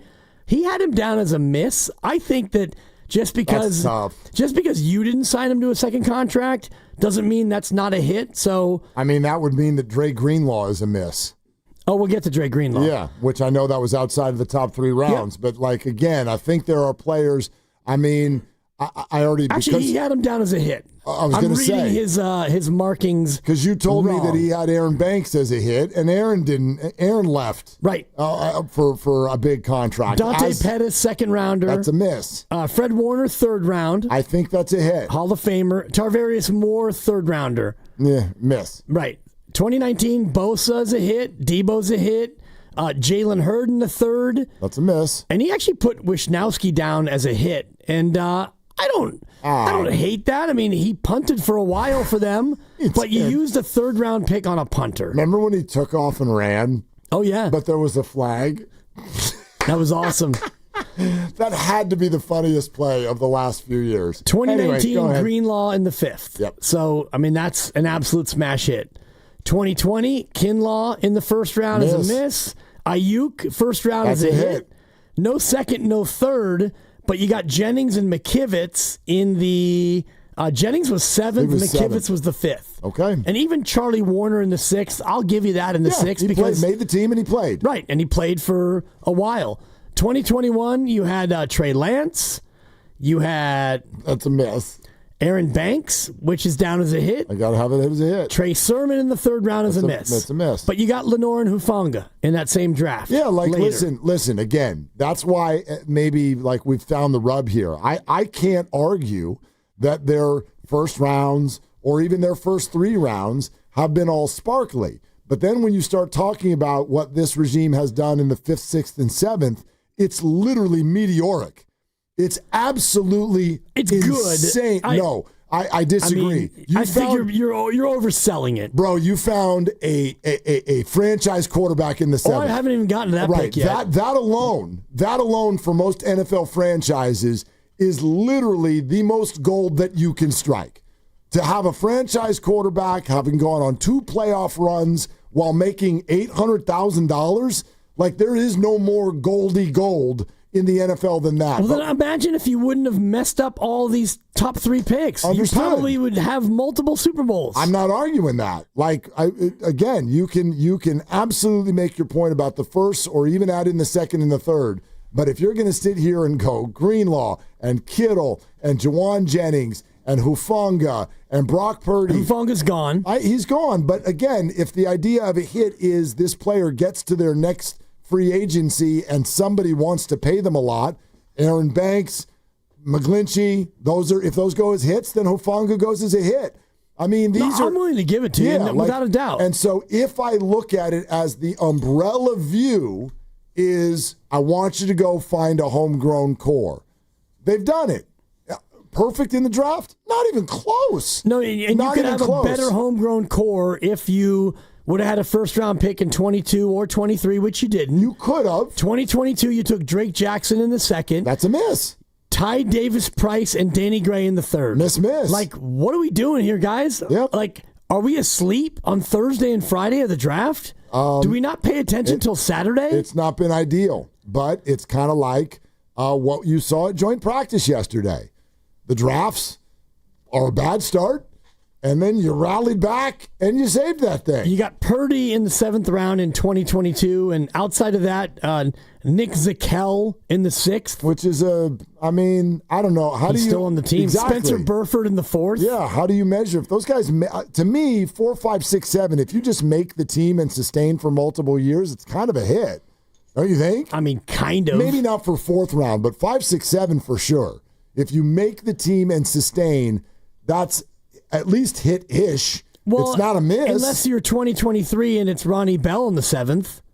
I mean, you'd be better off if he didn't make the team. Yeah, well, I guess. Jair Brown in the 3rd that year. That's still TBD. Jake Moody in the 3rd. Like, did we need to extend out and take a kicker in the 3rd round? Probably not. But Cameron Latu in the 3rd. That's a miss. I mean, the 2023 draft is a bad one. It's a bad one. Winners in the 6th, and now he actually might be somebody Here we go. But I'm not going to put him in the core. No, but he made the team and sustained. He's been on the team. And he's a 6th round pick. And now he gets to play 3 years later. Yeah. Good for him. I mean, it's phenomenal for him. And last year, Pearsall, Green, and Pooney were your top 3. And and I give you Mustafa in the 4th. I'm not giving you Garendo or Cowing. Those guys the jury's out. You don't have to, but I think you can already give me. Are there any names from last year's draft? Because I think there are a couple where you can just be like that didn't work. But even the ones Jarrett Kingston. Okay, the ones you're like, I'm not giving you those yet. That's fine, but you also can't eliminate them yet. Right. Like right now, wouldn't you say last year's draft feels like? Because I don't even want to mint the guys who looked good. They were only rookies. Right. You know, Malik Mustafa, that was fun, but like, it's not like made in the shade. But last year's draft feels right now like it was probably a pretty good one. I would say, is that fair? Just looking at the totality of it, the best since 2019 when they went Bosa, Debo, Greenlaw in the 5th, and you got Justin School in the 6th, and he, at least to your point, was a serviceable swing tackle in that draft. I'm sorry. Sometimes I get my eyes get pulled to the Boxer and Gerson work injury attorneys text line. Of course. And certain things need to be addressed. Someone from the 510 just texted, and they're mainly talking to you because these were your words, but boy, I'm going to have your back. Please explain how and when is George Kittle a friggin' Hall of Famer? Now, if what you mean, 510, is that he's still active, therefore, in factual terms, he is not a Hall of Famer at this hour, if that's what you mean, okay, we can move on in life. If by any other measurement, you mean that what you see with George Kittle is that he's not a future Hall of Famer, you're on more drugs than anyone I've ever met in my entire life. Oh, and we're old friends. I mean, are you kidding? George Kittle is literally by the mind of any NFL GM of the last 8 years, he is the gold standard at the position of tight end. And yes, I said that even with Travis Kelce in the league. Kelce is the gold standard of receiving tight ends. George Kittle is the gold standard of tight ends. That is the best all-around tight end this game has seen over the last decade and probably more. I don't even think there's a debate. I don't even think there's a debate on that. Yeah, I think if you look at the metrics and the majority of them, it's not to say that if he stops right now, he's an absolute slam dunk, surefire, and he's probably not a first ballot guy either, but what he's done in the position, like you talked about, as a two-way threat, offensive, blocking, receiving, the whole thing, I don't think that there's much debate, and that's my opinion about George Kittle. No question. There's no question. If you look at the Niners right now, Trent Williams, left tackle, has a 99.9% chance of being a Hall of Famer. It's higher. Well, I mean, you never know what it's higher. What could potentially happen in terms of off-field difficulties, but as a football player, he's probably 99.999% chance going in, and he's probably first ballot. George Kittle, for me, I would put him at about 75 to 80% Hall of Famer. Fred Warner is probably at about a 65 to 70%.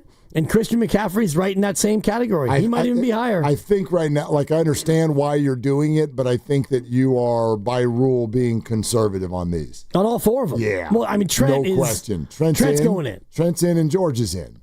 In like Flynn. So, and you know, again, you're right. Like, people could get caught with PEDs and, you know, things can go sideways. Somebody could get arrested on a Saturday night doing who knows what to who else. But, you know, all of that stuff is, gosh, with the people we're talking about, I feel like that's a little bit hard to believe. These are unbelievable players. They're unbelievable players who have in many ways set the standard in the NFL at one time or another over the last decade plus of this league. That's not even arguable. Yeah, and I think that when you start to add in the other things that go into the minds of voters, which is, personality and impact on the game, Absolutely. It's not just the numbers. That's where I think George Kittle's case gets even more bolstered, is by the fact that he's a big personality and tight end to you and all the rest of it. Absolutely. And if you think that these things don't actually matter, then you're not understanding the nature of how these things get voted upon. Come on. They had a 2-year Netflix documentary called Receivers, and only one person has been allowed to be on it who technically is not a receiver. And it's him. And the reason for it is everything that you just said. Okay? That dude is mint. It is gold. It is period. End of conversation. But anyway, so I don't know. Like I kind of get what everybody is saying here, and I think that there is sort of a way to meet in the middle and split the difference. Like, you've got some pretty good evidence, and we've known this when you talk about rounds 1, 2, and 3. There is some frustration there with what the Niners have done. Now, then when you go to rounds 5, 6, and 7, you're like, ooh, gosh, that's kind of incredible. And so what's the net result? You can say, God, what, like, dude, it feels like you're doing this the hard way. Why are you finding your best players late in the draft as opposed to early? And if you would just mix in more good early, you would go from really good to great, and maybe you'd have that ring. And I acknowledge all of that. But if you just step back and ask what that one question of, as a regime, are you able to create a homegrown core through the draft? I think the answer is yes, and I think that is your number one goal long term when you're going to a draft. And I think the Warriors did that with Steph Curry and Klay Thompson and Draymond Green. I think the 49ers have done that with all the names that we've talked about, and I think the Giants have not. Well, the Giants did once upon a time, and that's how they won 3 World Series. Exactly. When you had, Tim Lincecum and Matt Cain and Madison Bumgarner and Pablo Sandoval and Buster Posey and Brandon Crawford and Brandon Belt, and you can run down all the series of names that they drafted and that they hit on in the late 00s and into the 2010s, and they won 3 titles in large part because of it, but they also added around them with guys who were not homegrown, and that's what the Niners are also trying to do. And so the core that they still have, it's good, and a lot of them have been drafted, but now you're in a spot where you need to have that be supplemented by other drafted players, and that's where last year's draft, the draft before, and then the one we just had, that's where they become so important. All right, 888-957-9570. It's 4:35 in the afternoon on a Friday. We started this show off by promising that we were going to mess around and have a whole lot of fun. I think we want to continue to do that into the 5 o'clock hour. The season, in many ways, not always, but in many ways, starts tomorrow for the 49ers. So we put out an open invitation for anybody to give us a call and talk through how you handle family and football in the fall. How do you do it? Do you want to call us and do a dry run on the conversation that you're going to have with your significant other or your kids? Do you explain to them that you're not going to see them until January? Or maybe you're sitting there with your significant other and you'd like us to just handle it. Do you want to put the other on the phone and we'll talk through why this stuff is not immature, why it is important, and why sometimes you do need to miss the birthday party. And then we also need to talk a little bit about Brock Purdy and the preseason. He's not playing tomorrow. At least we don't think. I had some questions about that. Kyle Shanahan said yesterday, you largely aren't going to see the starters play. And the first thing that went through my head was, who are the starters? Who are they? Because some of them are supposed to be rookies. So does that mean that rookies won't play in the preseason? Is C.J. West a starter? I mean, I know that hasn't been announced yet, but is he? And so are we protecting rookies from the preseason? And Brock Purdy, by the way, said yesterday that he would like to be in there for some of the preseason. I haven't talked to Kyle or anything about that yet in regard to the first game, but I always love getting a couple series in and stuff. with the 3 preseason games that we get. So not sure what that looks like, but I always love getting it just to get the feel for warming up for a game, how it feels, dropping back 11 on 11 in the stadium with the shot clock, like just working all the things and getting ready for game one. Something that I've always looked forward to actually every year. I mean, I think that if he says that, you got to give it to him to a certain degree, don't you? Joe Burrow went out there last night and hit Jamar Chase for like 4 or 5 passes. And he touchdown on the first drive, and then he went out there again. Right. It depends on the philosophy of the organization. I know that Sean McVay down in L.A., they don't play any of those guys, like, at all. You're not allowed to play. So if I'm thinking about Brock Purdy and 3 preseason games, I don't want to see him get a little bit in all 3. I'd rather have him go out there, not tomorrow, but in game 2 against the Raiders and get 3 or 4 series, and then that's going to be it. We're going to shut you down. You don't get the 3rd preseason game.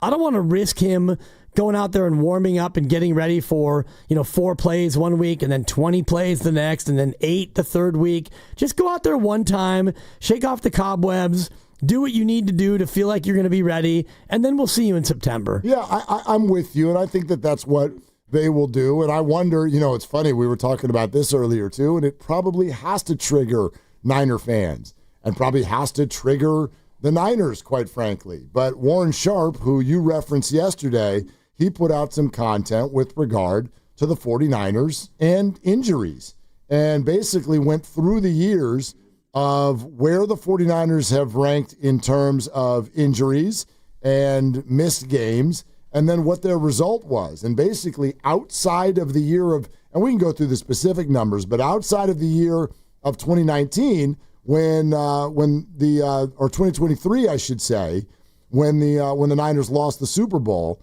outside of that, going back 6 years, they have been one of the top 10 most injured teams every year. And on 4 different occasions, one of the top 4 most injured teams. Is there any chance that that's coincidence? Seems like a little bit too heavy-handed of a group of numbers to be coincidence. It can be coincidence, but you're talking about 8 years now of a sample size. And so is it the way they go about preparing for a season? Is it the way that they try to play where, Robert Saleh, all gas, no brakes, and Shanahan wants to have a team that's very physical, and they talk about violence on the field. When you play that way, and Deebo Samuel, who's no longer here, is a great example of that, when you invite that much contact and you're the Yak brothers and all the rest of it, you're more likely, I think, to sustain injury. So I wonder what all the different factors point to, but the reality is, if you are this much of an injured team, why would you play anybody in the preseason? 2018, number 4 most injured. 2019, number 6 most injured, still made the Super Bowl. 2020, number 1. 2021, number 3. 2022, number 9, and went to the NFC title game. That's the year Brock Purdy's arm got hit. 2023, suddenly number 29 most injured. And they went all the way to the Super Bowl and lost in overtime. And then last year, right back to number 1. The most injured team in football. Yeah.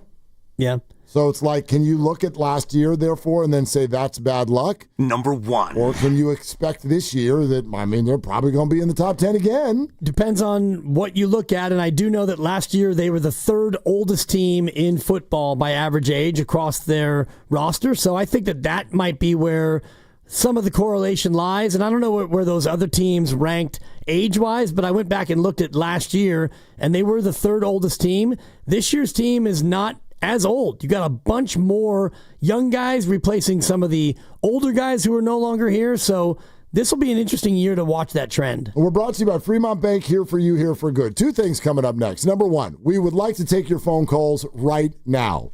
What do you do with family and football in the fall? How do you navigate this? Do you need our help? Do you want to do a dry run with a conversation that you might be having with your spouse sometime soon? Because let's be real, the whole goal is to see as many games as possible between now and the first week or 2 into February. So 888-957-9570. We will take your calls on that right now. Let's talk it out on a Friday afternoon and have some fun.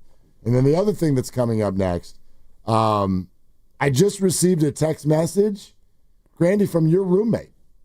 I just received a text message from Edol. Evan Giddings, what do you think that he said to me as we sit here and do this show on a Friday afternoon? I'll reveal that coming up next on Willard and Dibs. I'm totally going to be here for that, but in the meantime, I'm going to talk about Fremont Bank, which is my bank, and it's family-owned, and it's got that family-owned feel. They are committed to contributing to their clients' goals, and in this case, it's my goals, and also supporting and empowering the community all around, all of us. They've been in business now for 61 years. Back in 1964, they launched it with one branch down in Fremont, and since then, they've built it out into 21 branches all throughout the Bay Area, all destined to serve the communities that they support. They're a proudly independent bank. They're not one of these big box banks that you hear about all across the country. It's a bank that was built locally, and it stays local, and it supports local people. You deposit your money with Fremont Bank, and it gets reinvested into home ownership and philanthropy and businesses, other activities that make the Bay Area hum. And it's great to see the Fremont Bank money working all around us. Unlike a big box bank that's concerned with multinational investments, Fremont Bank is all about the local people and the local interests. I encourage you to go into one of the banks and see exactly for yourself what full service banking looks like with no compromises. It's Fremont Bank, here for you, here for good. Express yourself with personalized cafe appliances at Friedman's Appliance in Pleasant Hill. You can select custom hardware in 4 finishes that let you uniquely accessorize your kitchen. Experience GE Cafe innovation with 6-burner Pro ranges, hot water dispensing refrigerators, and smart induction ranges. Plus, for a limited time, receive up to a $3,000 rebate with the purchase of select suite combinations. Uniquely style your kitchen at Friedman's Appliance in Pleasant Hill or at friedmansappliance.com. Change is always happening. It's part of life. And when it comes to music, change is all around us. Songs are rewritten, classics are remixed, bands and artists come and go. Even our taste in music changes. Here at Xfinity, we know there's still good in keeping some things the same. That's why we want to do our part with a 5-year price guarantee on our internet. It means no matter what changes, you get 5 years of the most reliable Wi-Fi with our best equipment included for a price that stays exactly the same. Surprised? Life is full of them. One internet price, 5 years, guaranteed.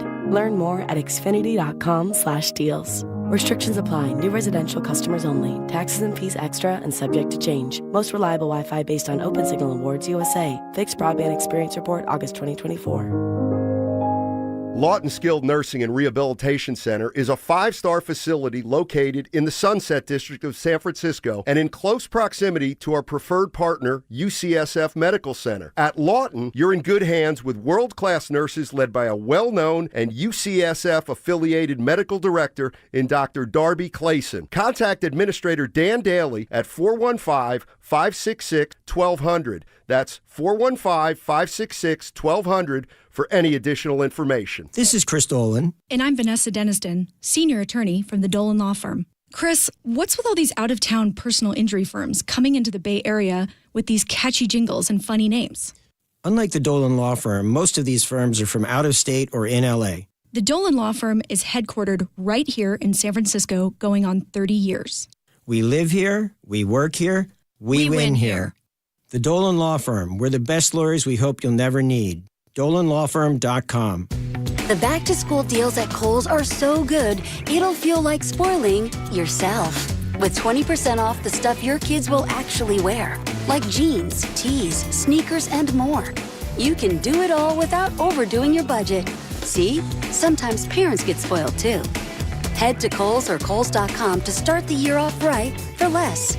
Select styles. Coupon ends August 10th. Some exclusions apply. See store or Kohls.com for details. I'm Piera Palazzolo, VP of Digital Marketing for the American Management Association, a company focused on the management training skills needed to enhance the careers of business professionals. We did our research when it came to the best companies for website development and chose AmericanEagle.com. And we couldn't be happier. AmericanEagle.com worked closely with us to understand the front and back end requirements needed to launch an e-commerce website that could handle the complexities of running thousands of seminars nationwide, a robust new website, and improved SEO saw immediate increases in site traffic and web revenue. If you're in need of managerial effectiveness and success, visit our website at amanet.org. If you're in need of a website that provides an unparalleled consumer experience, I highly recommend AmericanEagle.com.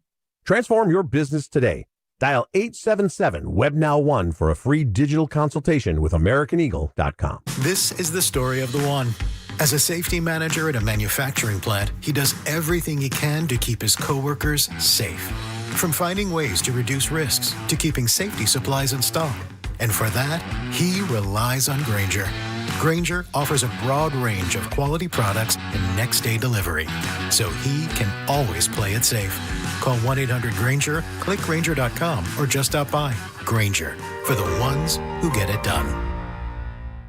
Rita, Jorge, let's bring the nail gun over here. Jose stands tall atop his sustainable flooring company. Totally. It's renewable and moisture resistant, but we have several green options too. Or we got some beautiful reclaimed oak.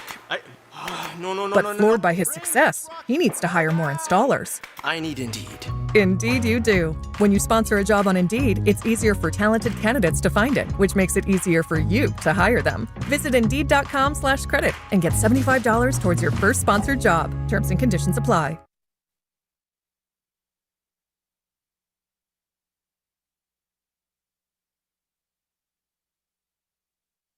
I'm a complete and total fool. I am a complete and total idiot. My God, I'm an idiot.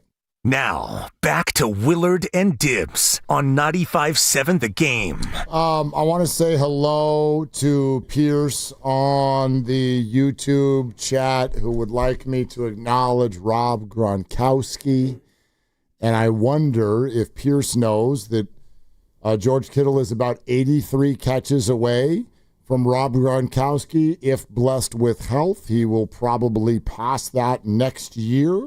Rob Gronkowski, 4,000-yard seasons. George Kittle, 4,000-yard seasons.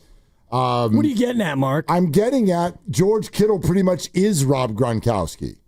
That's what I'm getting at. So this idea that, that's a stupid take. Rob is way better than... No, he's not. No, he's not. They're pretty much the same guy. And then if you want to get deep into the weeds of how Rob Gronkowski achieved all of that with one quarterback who's largely known as the greatest of all time, yet George Kittle has done this with a confluence of Jimmy Garoppolo, Brock Purdy, and then a bunch of other stuff that's gotten thrown into the middle of that as well. I mean, let's have a conversation about it. I stand by my statement. And Rob Gronkowski is right there alongside him for sure.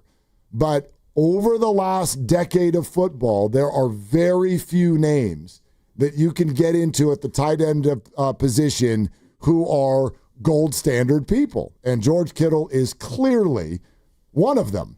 Gronkowski's right there. I give the nod to Travis Kelce, even though he does not block the way Gronk and George do.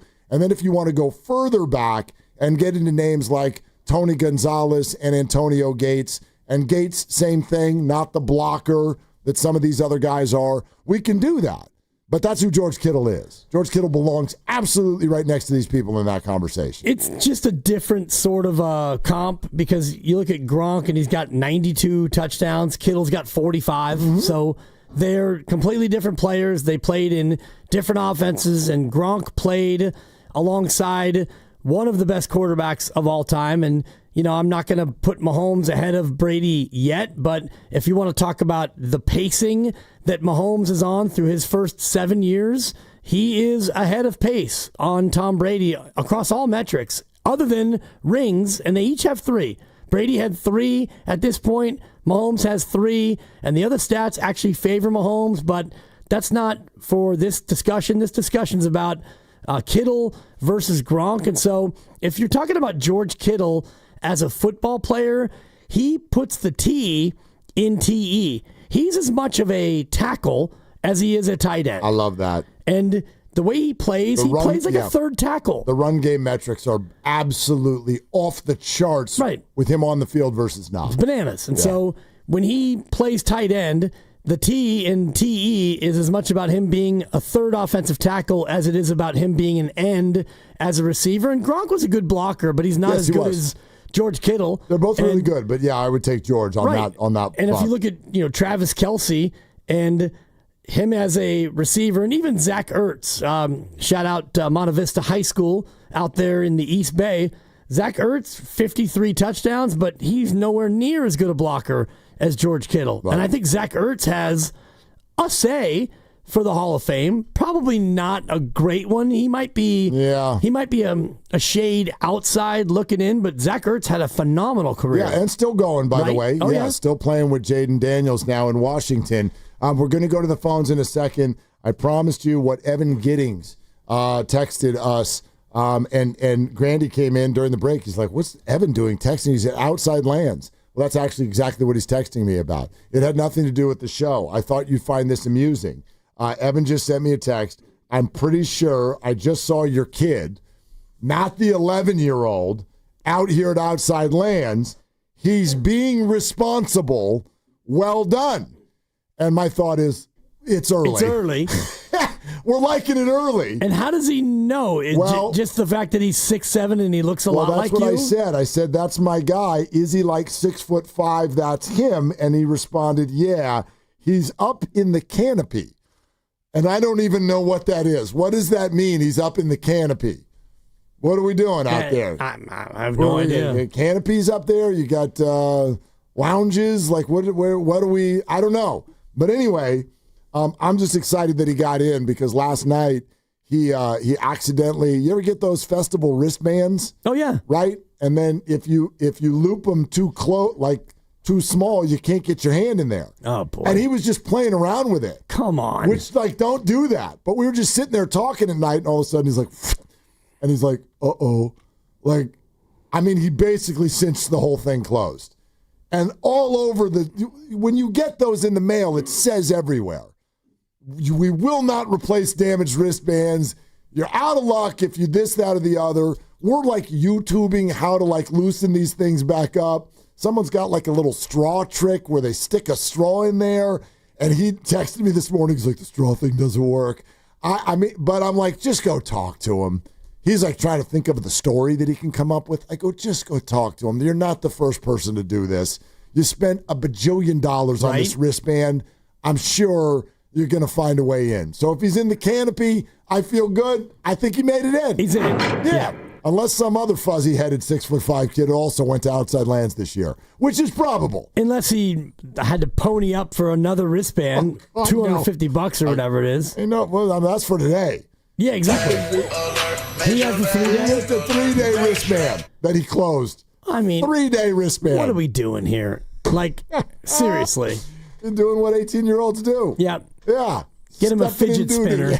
Cash me out one time. Oh, my God. Let's go to Trevor in Rohnert Park here on Willard and Dibs. 888-957-9570. How do you handle football and family in the fall? What do you say to these people knowing that weekends are about to be dead for a handful of months here? Hi, Trevor. Thanks for calling. How you doing, bud? Hey, what's up, man? Hey, so a couple of things. One, with my family, it's just there's an expectation. I set it up ahead of time that Sundays are like pretty much like off limits to go anywhere or do anything.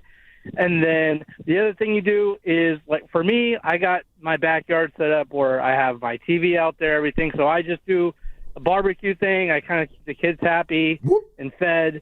And the wife is a little bit happier that way when we're not just watching football, but we're kind of, eating and kind of hanging out. That's pretty much the way you do it, man. But you gotta plant the seed ahead of time. Anybody who's not doing that with their wife or their kids or whatever is setting themselves up for failure. So Trevor, you've coached him, is what you're saying. You've coached him for a long time now. Absolutely, man. I have coached them. That's probably a fair way to put it. I have coached them. Yeah. You got to do it. And then the other thing, Trevor, and thank you. The other thing that, Trevor, I think you're doing really well is you're including them. I mean, that's the other thing that I would really suggest. Now, unless they don't want to be included, I don't know. I'll give you a quick story here, though, because it's my parents. So this family fantasy football league that was Christy's idea, by the way, and it's been absolutely brilliant because it brings everybody together. There's a text thread and trash talk that's happening all the time now, and people who aren't normally all the way into football are now way more into it. Now, my mom has been ripping my dad for Red Zone for years. 4 years. I can't follow which game is on, and it's on in there all day long, and she can't stand it. And then we started a fantasy football league, and the two of them are a team together. They have named their team the Elders, and it's the cutest damn thing you ever seen in your life. You do the draft, and you stick them on a Zoom, and every pick, you think Steiny doesn't know how to make his pick? You should, every single time we get around, oh, here come the Elders. I can't see. And they're yelling at each other. What? Who's in my queue? It's the absolute most hysterical thing, and everybody loves the hell out of it. But on some level, instead of her barking at him about 7 hours on Sundays, now she's sitting down and being like, don't we have a receiver on the Chargers? And she wants to know what's going on. Well, there you go.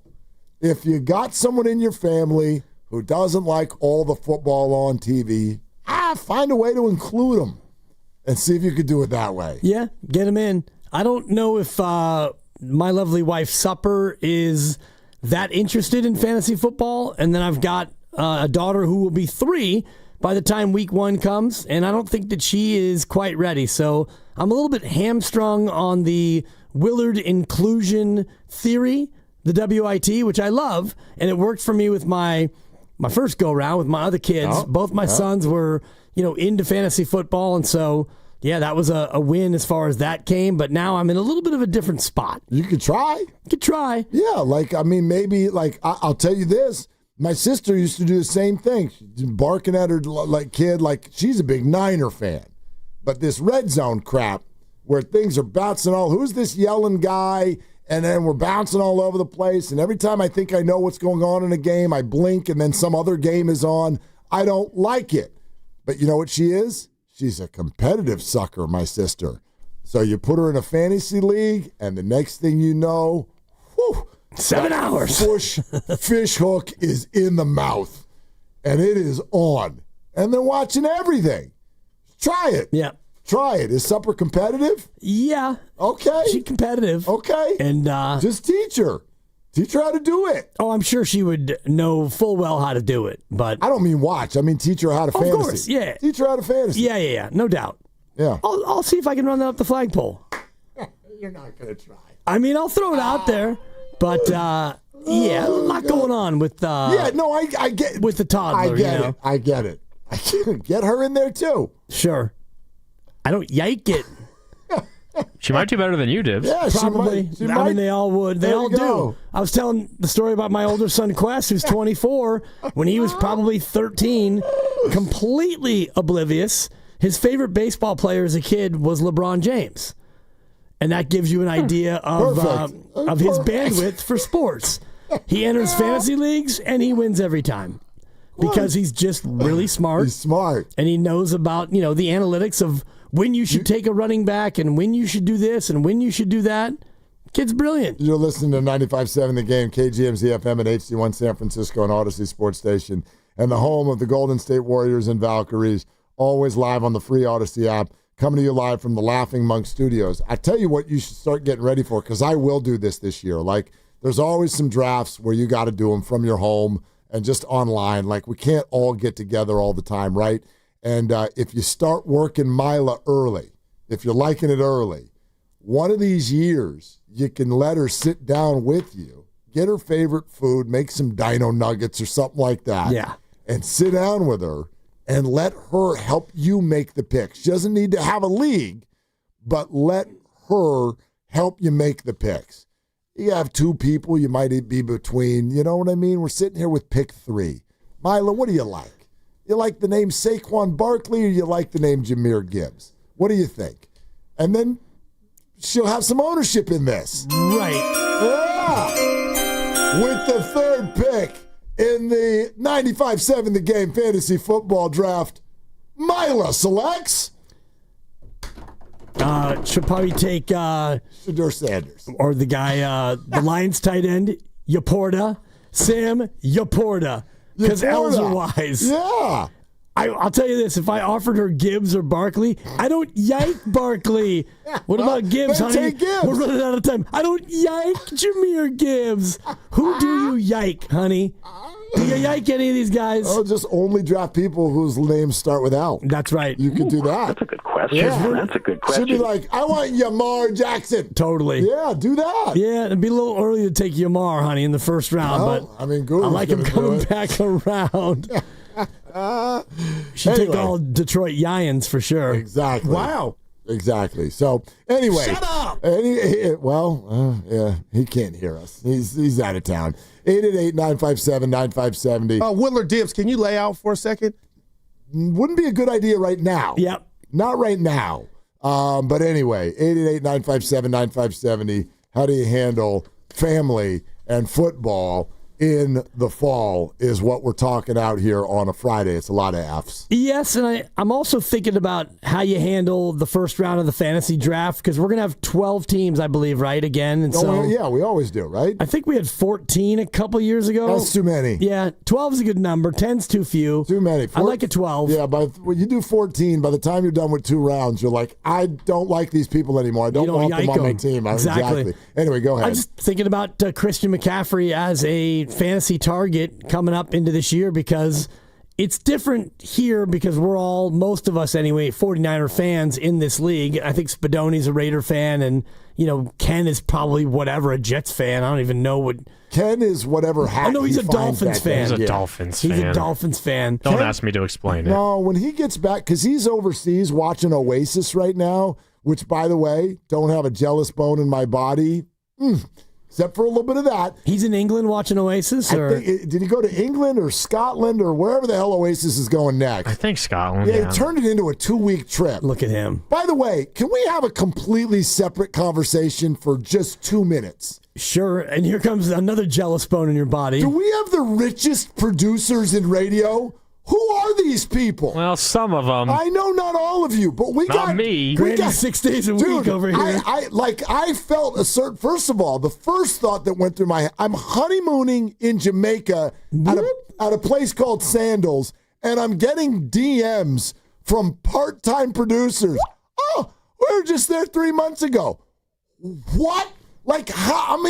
We're out here working 50 years to get to this point. To be able to sort of afford something like this, what the hell do you have going on? You're talking about Carter Chickering. Yeah. Chickering. Cha-ching-ery. Ken's over here looking at me a couple of weeks ago, chases me to the elevator after a show last week. Willard, I just wanted to come say goodbye. Not going to see you for 3 weeks because I'm going overseas to see Oasis. Yeah. And then apparently sitting at a distillery for 4 hours and just get what, where, how?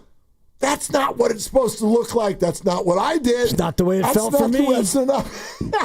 That's not how my 20s and 30s went in this business. Not how your 50s are going. You've got 5 jobs. God, Lord. You've got 5 jobs, and those 2 are gallivanting all over the globe. I mean, I'm trying to figure out if I can even get to L.A. to see Oasis. How many jealous bones in your body? Because they're starting to add up. They're starting to stack up a little bit. I said none. Yeah, they're starting to add up a little bit. I'm happy for him. I told him to send me a picture. I won't put either of their personal business out there as to how they're able to do this, but good on you guys. Keep it totally. Up. You're doing great. Absolutely. Just next time you need a +1. Hello? Yeah. Yeah. I mean, not on your honeymoon. Now, so yeah. Well, I mean, sometimes she don't want to go. True. But I tell you what. I'm sure it was a yes when it was 3 weeks in Scotland. Brother, if I called lovely Christy right now, and I'm like, you want to go see Oasis in Scotland? She'd be like, what else you got? Oh, that's going to be a pass? Come on, dude. She's like, you want me to leave my daughter for 2 weeks so I can go watch your stupid band that I don't like? Ah, yeah. She doesn't like Oasis? Not big. Wow. Not big Me on either. Oasis. Me either. Wow. I mean, Oasis is like a short list for me. But yeah, I try to make playlists. I literally called one of them, Christy Won't Hit Skip. That's the name of the playlist. My goal was to just be able to shuffle a playlist and not have her poop whoop, like just oh, how funny, just hit and skip every time, like trying to find a song that she likes. It's impossible. It's completely impossible. She doesn't even like to listen to songs from beginning to end. She's like a minute 20 in, I'm done. Let's move on. Short attention span, a little bit. Well, she'd like most of the modern pop music because they're all about 2.5 or 3 minutes now. That's true. It's like true. songs nowadays, they don't even have what we used to call the bridge. It's lyric, chorus, maybe chorus again, and we out. One of the early dates in our relationship that I think caused her to question whether or not we were going to stick is we went to Pearl Jam together, and she was like, yeah, this will be fine. And then she watched what happened to me. Oh, God. And she's like, oh, I don't know about this person Air at all. drums, air guitar, or both? I had a friend and singing every lyric, I'm sure. I had a friend who was in the upper deck. This was at Oakland Arena. I'm on the floor. Friend is in the upper deck and texted me, dude, you're out of control right now. Hey, calm down. It's just a band. Calm down. Yeah, from the upper deck. Yeah. You're going crazy during even flow, so, no doubt. Grandy, I didn't know you liked Oasis. That's fun. Oh, yeah. All right. Very good band. All right. Grandy likes all kinds of stuff that happened before he was even born. It's true. Yeah. Good for you, Grandy. I would have bet that he was a yes on Oasis. Not to profile the young man. Everybody should be. And, sure. Sure. I don't go deep in the catalog, but what I've heard is it's a skip, Christy. I'm with you. Oh, yeah. She'll skip them. She'll skip them for sure. Yeah, she wants like Blink 182 to come on or something like that. Hey, check this out. This is kind of fun, and then we'll circle back to Niners. But Tom Brady had a statue unveiled for him by the New England Patriots today. And as is the norm, when you get a statue, you got to come up and say a few words. And here's part of what Tom had to say. But in the end, this statue isn't just for Pats fans. It'll also give all the Jets fans something to throw their beers at as they lead the stadium every year. Probably in the second quarter. Maybe the third. Thomas figured it out, man.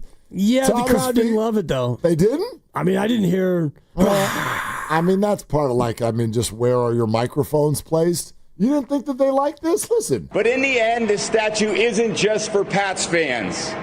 It'll also give all the Jets fans something to throw their beers at as they lead the stadium every year. Probably in the second quarter. Maybe the third. Maybe the third. Yeah, they were in. A little bit, yeah. I mean... Captain Q Cards didn't really... he didn't really bring that home very well. This is not just for Pats fans. Totally. It is also... Yeah, it was a little robotic. But Boy. Tom has figured it out, man. I mean, greatest quarterback of all time. I know some of us here in the Bay Area would argue about that. I always sort of meet in the middle and just say, look, why don't we call him the most accomplished quarterback of all time? I think that's a little bit easier for everybody to process, and it takes all of the debate out of it. So most accomplished quarterback of all time, who within a few years of retirement is the top broadcaster, at least in terms of contract. Sure. Top broadcaster Assignment. in the game and is part owner of another NFL team.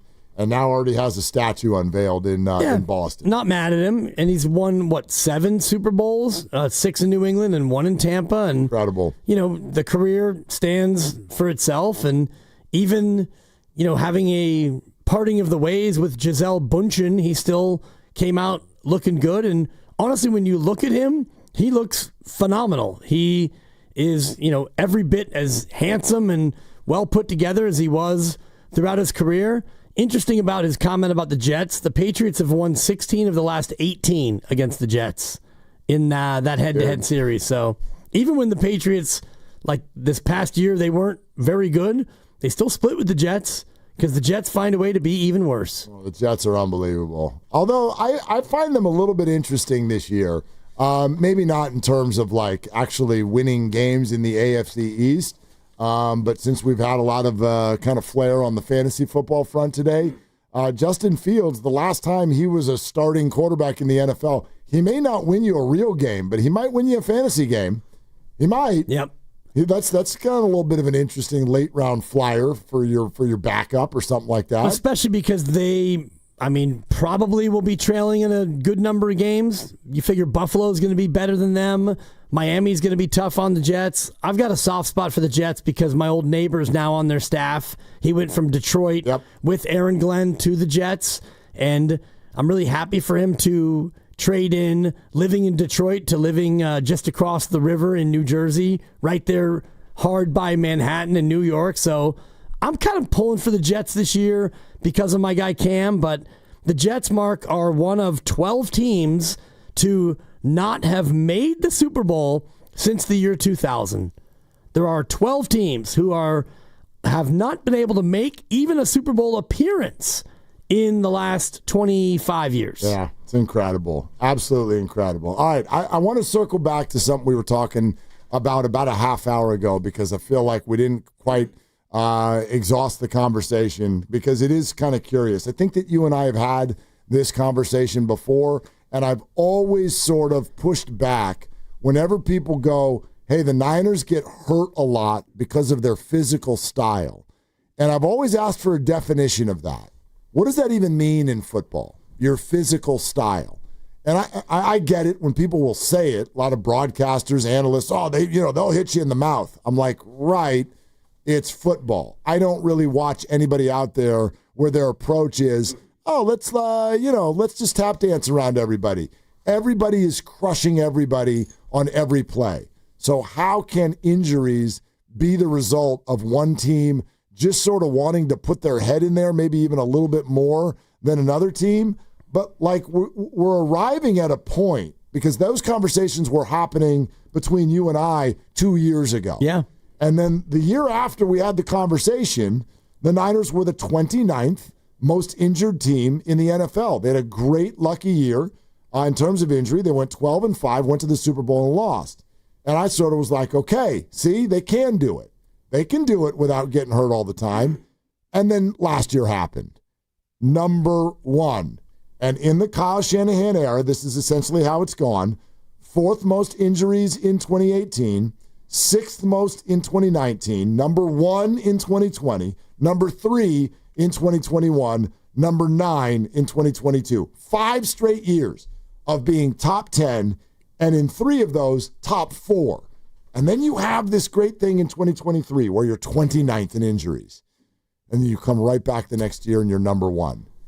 And it's like, at a certain point, I don't know, I got to open my mind here and try to, what is that? That how many years are we talking about here? 7 different years? Yep. And in 6 of them, you're top 10? How can we not have a conversation about this and try to, because that is more than just a mildly concerning trend. And it's more than just we play really hard. We play that much harder, more physically than every other team, and so that's just going to happen. I think that that's a little too simplistic, so I look at a couple of other factors. One would be the strength and conditioning work, not only during the year, but during the off season. Is that something that you have to look at and address and maybe change, because you are having, again, this camp, you've got guys who are coming in, and during camp, you've got these soft tissue injuries, and you've got guys who are missing time, whether it's Jawan Jennings with a calf, and you had Ricky Pearsall miss a little bit of time with, I think, a groin or a hamstring, and you do have these soft tissue injuries, like some of the things you can't avoid, where your rookie running back has a broken finger. And so now he's going to be out for 2 or 3 weeks. Broken finger, fine, that's going to happen. But you get hyperextended knee, and you get all these other injuries. So is it strength and conditioning? Is it the way you approach the offseason and the way you approach practice? Is it the way you play physically? Is it just bad luck? I think it's probably all of those factors. But when you look at the data that you just read off, where 6 of the last 7 years you are top 10 in injuries, that to me becomes a little bit of a red flag. No doubt. I don't know. I mean, obviously, I don't know. And I know that this question has been sort of asked in ways of Kyle Shanahan in the past, and I think there's some frustration there when that conversation starts. And I know what it comes from. Quite frankly, I think it was one injury in particular, and it's Trey Lance. And the insinuation was that Kyle Shanahan either gets his players hurt on purpose, that's where it was really ridiculous, or I think the bigger conversation was he kind of cavalier with regard to the health of certain players, such as I'm running Trey Lance on quarterback power into the middle of the line. You're putting him clearly in harm's way. Do you not care about the player? And so those implications, rightfully they ticked Kyle off because that's like a little bit offensive. But then here come these numbers. And I would love to know what everybody thinks in terms of why this is. And I do have the hardest time thinking it's because of physical play or because of something they're doing with their training regimen. I wonder more a little bit about, like, who are you picking and who are you signing?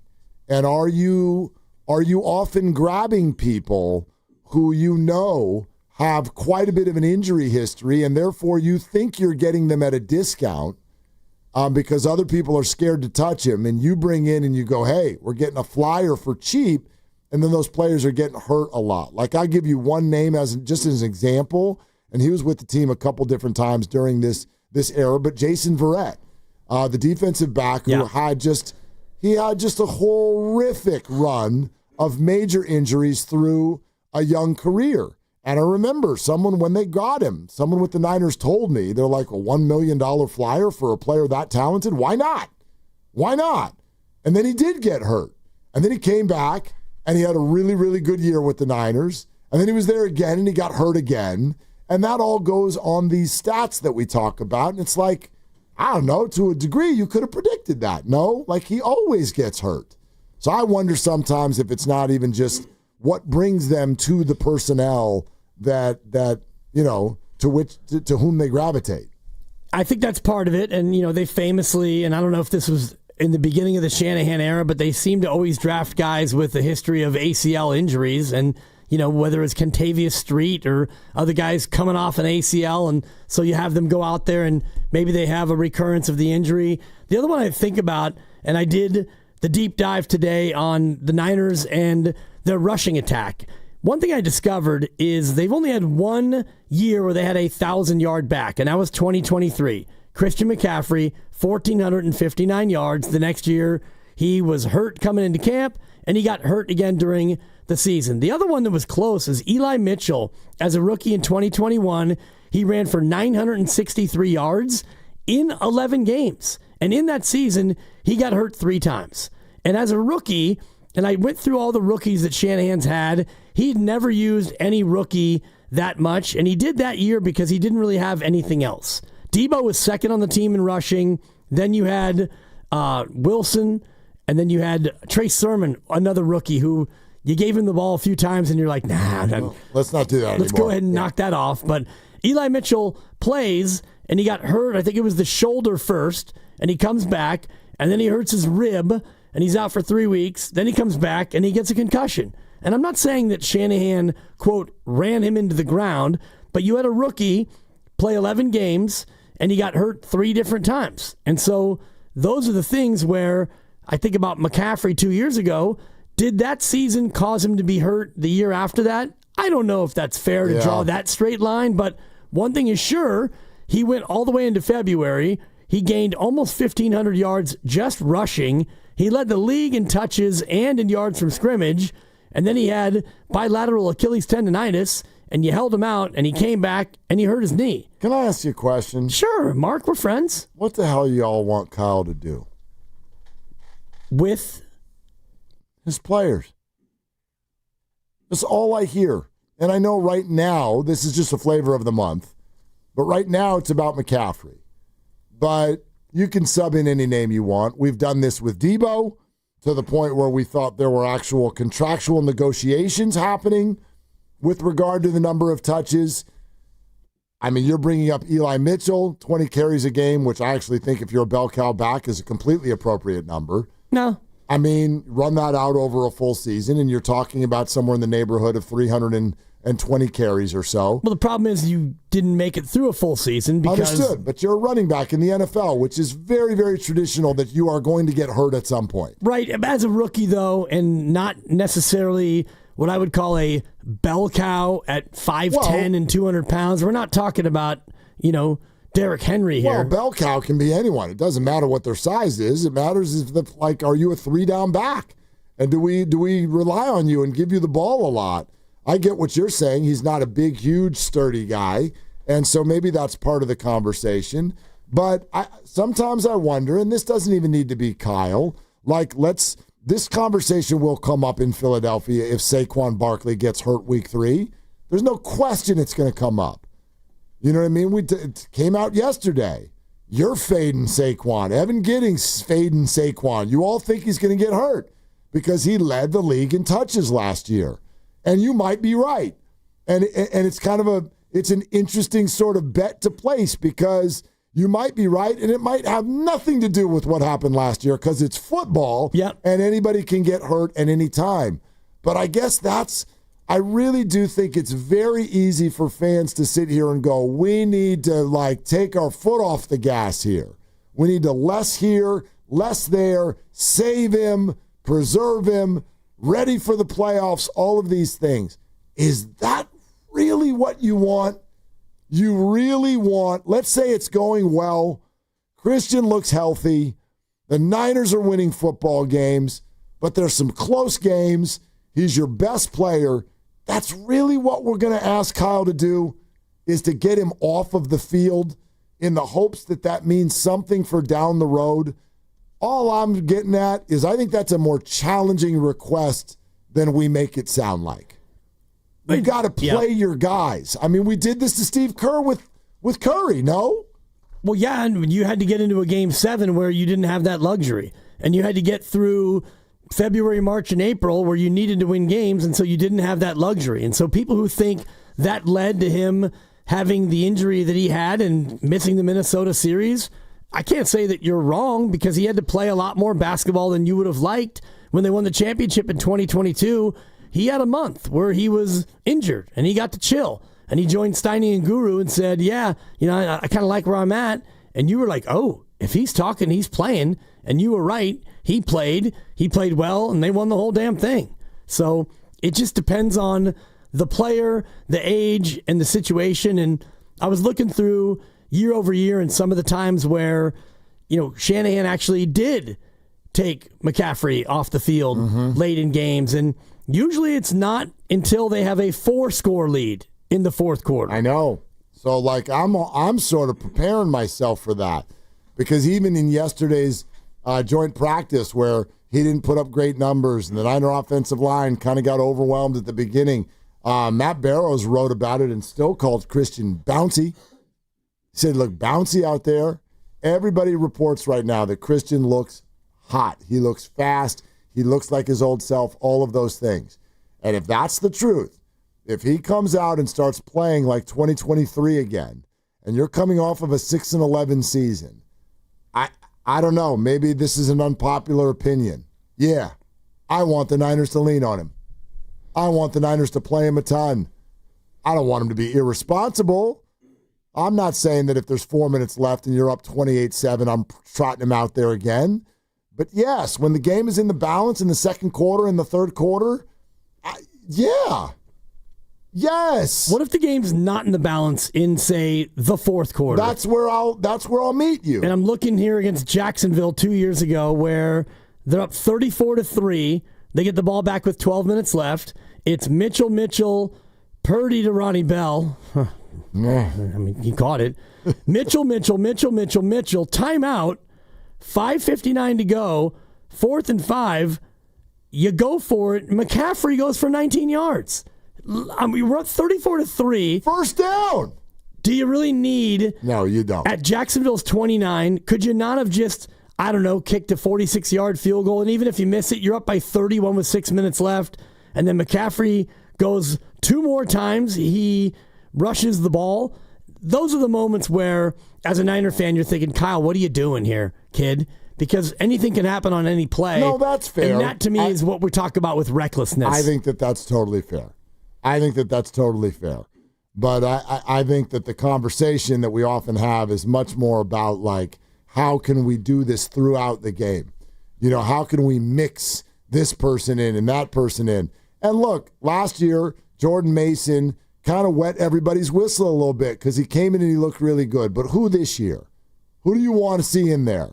When they take 5 carries a game away from Christian, who would you like to get those carries? Well, that is where, and I'm glad you asked me that because it turns our attention to tomorrow because Isaac Guerendo's not going to play. He's going to be out for a couple weeks. I don't know if he'll be ready for the opener, but just looking at his usage last year, he had 420 yards, second on the team. But as I was going through earlier today, a lot of those carries were when Mason was out. I don't think that Shanahan has a lot of faith in Isaac Guerendo to be that guy. So who do you go to next? You got Patrick Taylor Jr. and you've got Amir Abdullah, 2 vets who are kind of long in the tooth, and neither one of them is going to make you forget Jeff Wilson Jr. or Matt Breida. So I'm a little scared when you start thinking about who behind McCaffrey because, is it Jordan James, the rookie out of Oregon? Yep. With the broken finger. Broken finger, so he's going to miss a couple weeks. He had surgery, so he might, I don't know how long that will be, but he might not be ready for the opener. Shanahan doesn't love giving the ball to rookies unless he absolutely has to, which is what happened in 2021 with Elijah Mitchell. He really had nobody else, so that becomes a really important question going into tomorrow. No question, yeah. Who do you have? Who do you trust, Kyle?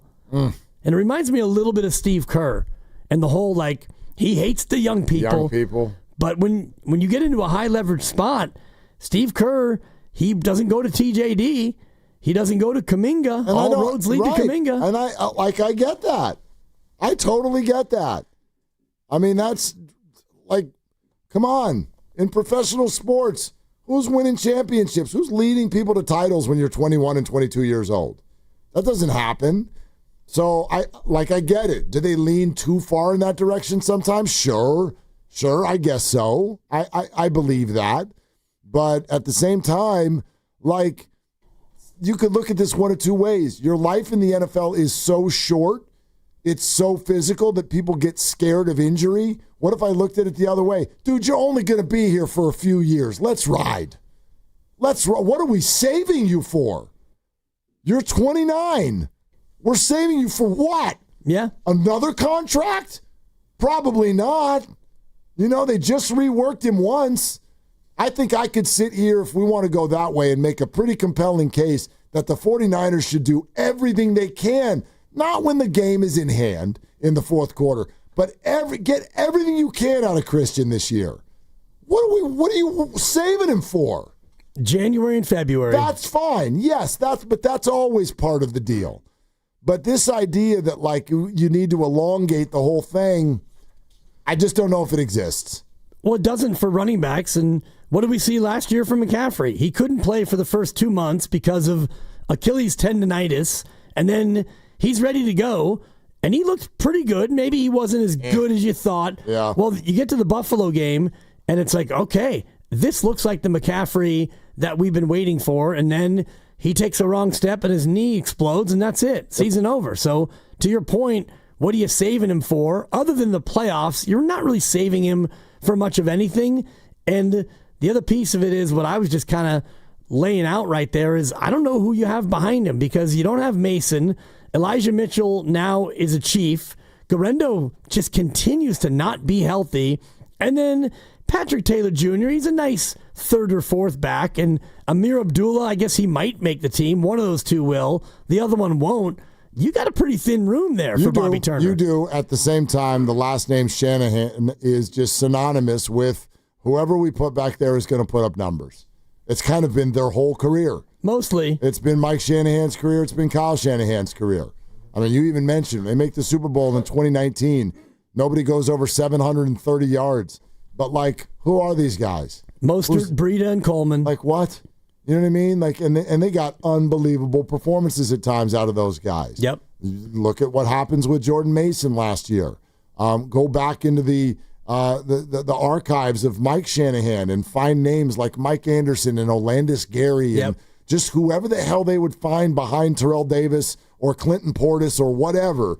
Every year, somebody was out there putting up numbers in this running game. Now, I think the league is a little bit more hip to it now than they used to be, so that's a fair response. But some of these no names that you're bringing up, I don't know. Maybe they would rush for 1,000 yards if they were given 15 games to be the Niners running back. Well, maybe they would. Elijah Mitchell would have if he was healthy enough. He got 963 in 11 games as a rookie, and then ever since then he's not been anywhere near the same player. And just looking at the Niners, when they run the ball effectively, they go to the playoffs and they go deep. They were third in 2023. They went 12-5. They were seventh in 22. They went 13-4. The year before that, they were seventh. They went 10-7. Last year, they were 12th in rushing, and it's because you didn't have McCaffrey. Mason was in and out a little bit, and your offensive line was not good enough. So if you could be a top 8 running team, you're a playoff team. You also couldn't run the ball as much because they had a harder time getting the lead, and True. And their defense was that's where that complimentary thing kind of fell short. Let's go to Kevin in the city. Hi, Kevin. Thanks for calling. What are you doing? Hey, fellas. This is a really good conversation. So my heyday was in the 80s and 90s. And if I correlate basketball, if you look at the all-star teams in the NBA, right, Julius Irvings and Magics and all of that, Jordans, they played 80 to 82 games, and they didn't have 12 trainers behind their bench. They were flying coach. And I wonder, and they didn't have the equipment as well, the tennis shoes and the technology. So I'm wondering, why are these players today getting injured at this rate when it seems like players in the past that had less resources and less nutritionists and all of that didn't get as injured? It's just fascinating to me. Kevin, I think it is kind of the ultimate question, and we've been tossing it around. I think where you're coming from, and thank you for the call, sounds a little bit more aimed at the NBA than it does the NFL, or maybe even sort of like what's happening with pitchers' arms in Major League Baseball. I don't, and maybe I'm wrong here, I don't see some like newfound up in injuries in football. I feel like that's just kind of been the same way all along. There's always a lot of injuries in football. There are now, there were then, there always will be. But with regard to the NBA, that's where that conversation comes from, and there have been a lot of opinions shared. The one that makes the most sense to me, and I'm no expert, but the one that makes the most sense to me is the idea of year-round basketball and starting at a young level with AAU, and they just don't ever let their body break. They don't ever take a rest. And so then when they become professionals, there's just too much wear and tear, even if they're in their early 20s. Yeah, I think that's a big factor for basketball. Football, you're right, as far as the nature of it, and I do think that bigger, stronger, faster is going to lead to more injuries just by the very nature of, the defensive players are now all bigger and the offensive players are bigger and faster, and the amount of impact is more intense just based on the athleticism of those that are participating. The thing that makes me scratch my head, and particularly about the Niners, because that's the team we follow most, is the Niners. It's these either non-contact or off-season or soft tissue kinds of injuries. Those are the ones that make me kind of have an eyebrow go up over why those are happening. Yeah, absolutely. I mean, we had all those conversations about the Achilles tears in the playoffs, Lillard and Tatum and Halliburton. And so, I think that's a well-traveled conversation, but we're not doctors. I mean, your guess is as good as mine. That's kind of where the conclusion I've arrived at. Spencer in El Cerrito. Hi, Spencer. Thank you for calling. What's up? Yeah, I mean, I just in response to that last caller, I completely agree that I think folks, the impacts are greater now. I mean, bigger, faster, stronger, jumping further. There's also less concern for the career-ending injury than there used to be. I mean, folks never came back from Achilles tears. Folks never came back from Tommy John back in the day like they were now. I mean, guys will have 2 of those in their career come back and still be at a high spin rate. So I think medical technology is kind of caught up with a lot of these injuries to the point where guys feel like, well, it doesn't matter how much damage or talking about baseball with an elbow or, talking about basketball or these other sports with an Achilles. I might be able to let a calf strain go and come back a little sooner, because even if I pop something, it's probably not the end. Of course, you get your older folks, that are towards older folks. I mean, I say that with quotation marks, like your Klay Thompsons, that it happens towards the latter half of their career, or a Damian Lillard, and they'll probably never be the same, but they'll still play again, and they'll still probably play at a decent level. So I think that's what it is. I think it is bigger, faster, stronger. I think it is medical technology catching up and allowing these folks to kind of go, pedal to the metal until something breaks and then come back. Thank you for taking my call. Yeah, Spencer, thanks. I think there's a very good point there, too. What pops to my mind with what Spencer's saying is actually baseball the most, and you know this. You got a lot of pitchers now, they want Tommy John surgery early in their career. Yeah. They want it. They're like, we might as well, A, get it out the way, and then B, there's a lot of dudes with what's happening in the medical world now, they come back throwing even harder than they did before. That's right. That's right. So some guys think if we get this out of the way in my early 20s, this will help my path to the big leagues. And I wonder if that isn't also somewhat of the future of the Achilles in the NBA and the basketball realm, because if it's going to happen, you might as well knock it out in college and take a redshirt year and, take that year off and be able to come back and be stronger. And I don't know if it's the same. I don't think that the repair of that tendon is quite what the UCL is for Tommy John, because like you're saying, you have the Tommy John and your ulnar collateral ligament in your elbow, it comes back better than ever. I don't think that the Achilles is yet in that spot. I agree with you. On that. But also when we have this conversation, remember, everything is about those contracts. It's all about that. And so, there have been a lot of contractual talks, especially with the 49ers the last couple of years. Some of them, I'm like, I get it. Some of them, I don't love the way that it's handled. I did not like the Ayuk one at all. But I'll never fault guys, Juwan Jennings, if he is sitting out because he wants to talk contract. I'll never fault guys. I know what they signed in the past, but I understand this sport, and I get that their contract is not guaranteed from the team. So why should they have to guarantee that they'll play for it? If you're in a position of power to where you can ask for more money, this thing is just too hard. It's too physical. And yes, if it means playing in another city on a bad team, all those things that we rip players for, I get it. I'm not saying I would do it or wouldn't do it. I get it. You never, ever know when you're about to have your last play. Right. Especially in football, where it really lurks around every corner. And so, go out there and get what you can get, especially in a sport where your contract's not guaranteed. All right. 888-957-9570 is the number. The Niners have a preseason game tomorrow at 5:30 against the Broncos. Grandy is going to be on with you after the game. A preseason version of Overtime with all of the reaction. That's right after the game here on 95.7 The Game. It also happens to follow Valkyries and Sparks, which you can hear right here on 95.7 The Game. And that also starts at 5:30. This is Willard and Dibs. This game day traffic report brought to you by Crystal Geyser Alpine Spring Water. Right now, 101 and 280 both looking good in San Francisco, but the westbound side of the Bay Bridge, super tough. We've got metering lights on in the toll plaza and below the speed limit from Yerba Buena Island. That's traffic. I'm Rebecca. What makes Crystal Geyser Alpine Spring Water different? We always bottle our Alpine Spring Water less than 1.5 miles from the spring source, and all our bottles are made with 50% recycled plastic from our own recycling plants. Crystal Geyser, bottled at the spring source.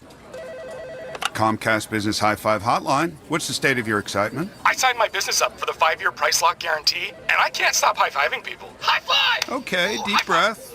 You're in a good place. You signed your business up for 5 years of gig speed internet and advanced security, all on our ultra-reliable network. Gig speeds and advanced security? I'm so stoked! Yep, and you get it at a great rate that's locked in for 5 years. Woo! The high five is just your body's way of saying, I'm winning.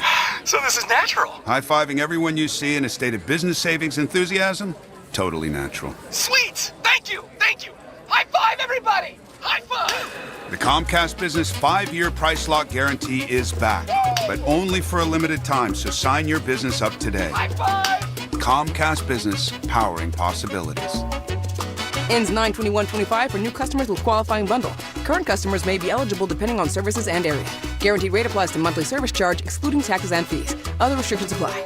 Cache Creek Casino Resort has never been ordinary. For 40 years, we've redefined how a luxury casino resort experience should feel. We've hosted some of the biggest names in entertainment, partnered with luxury brands and championship sports teams. This summer, play at Cache Creek Casino Resort for your chance to win a breathtaking 2025 Porsche. Luxury isn't just something you see, it's something you feel.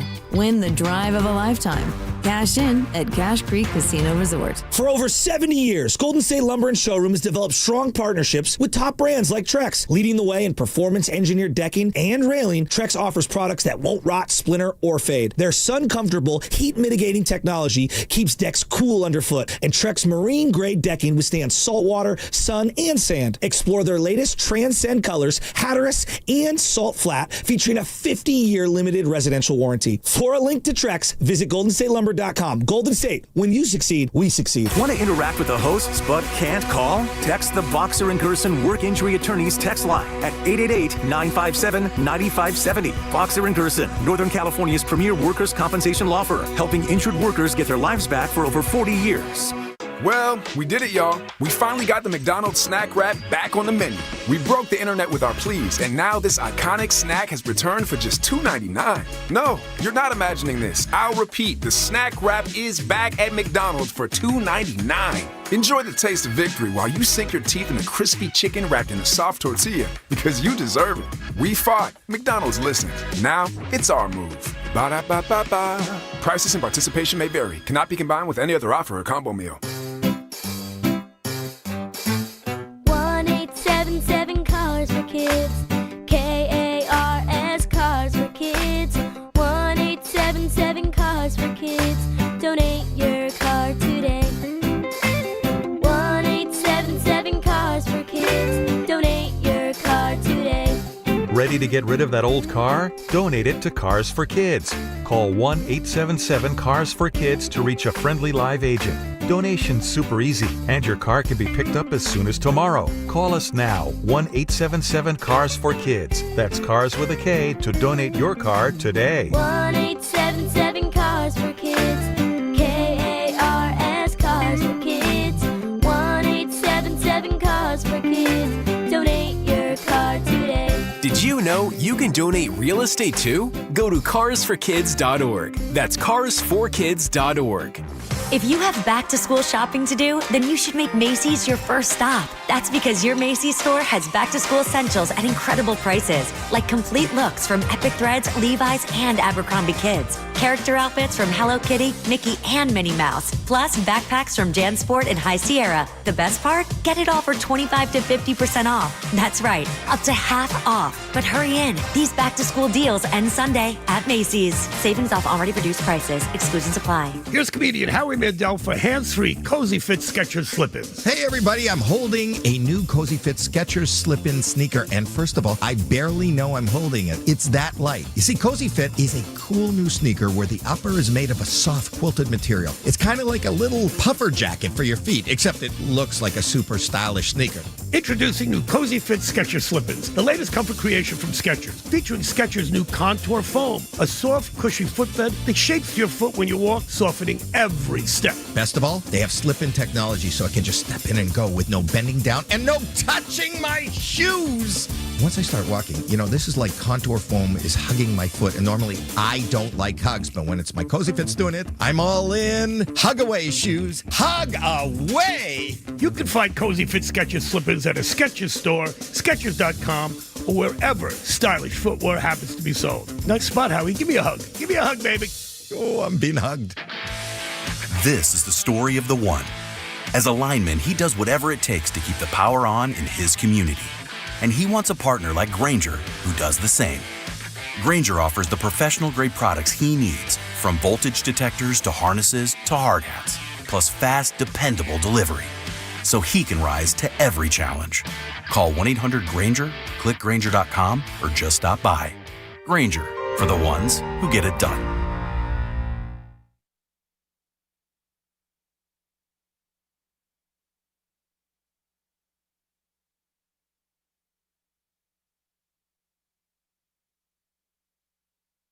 Now, back to Willard and Dibs on 95.7 The Game.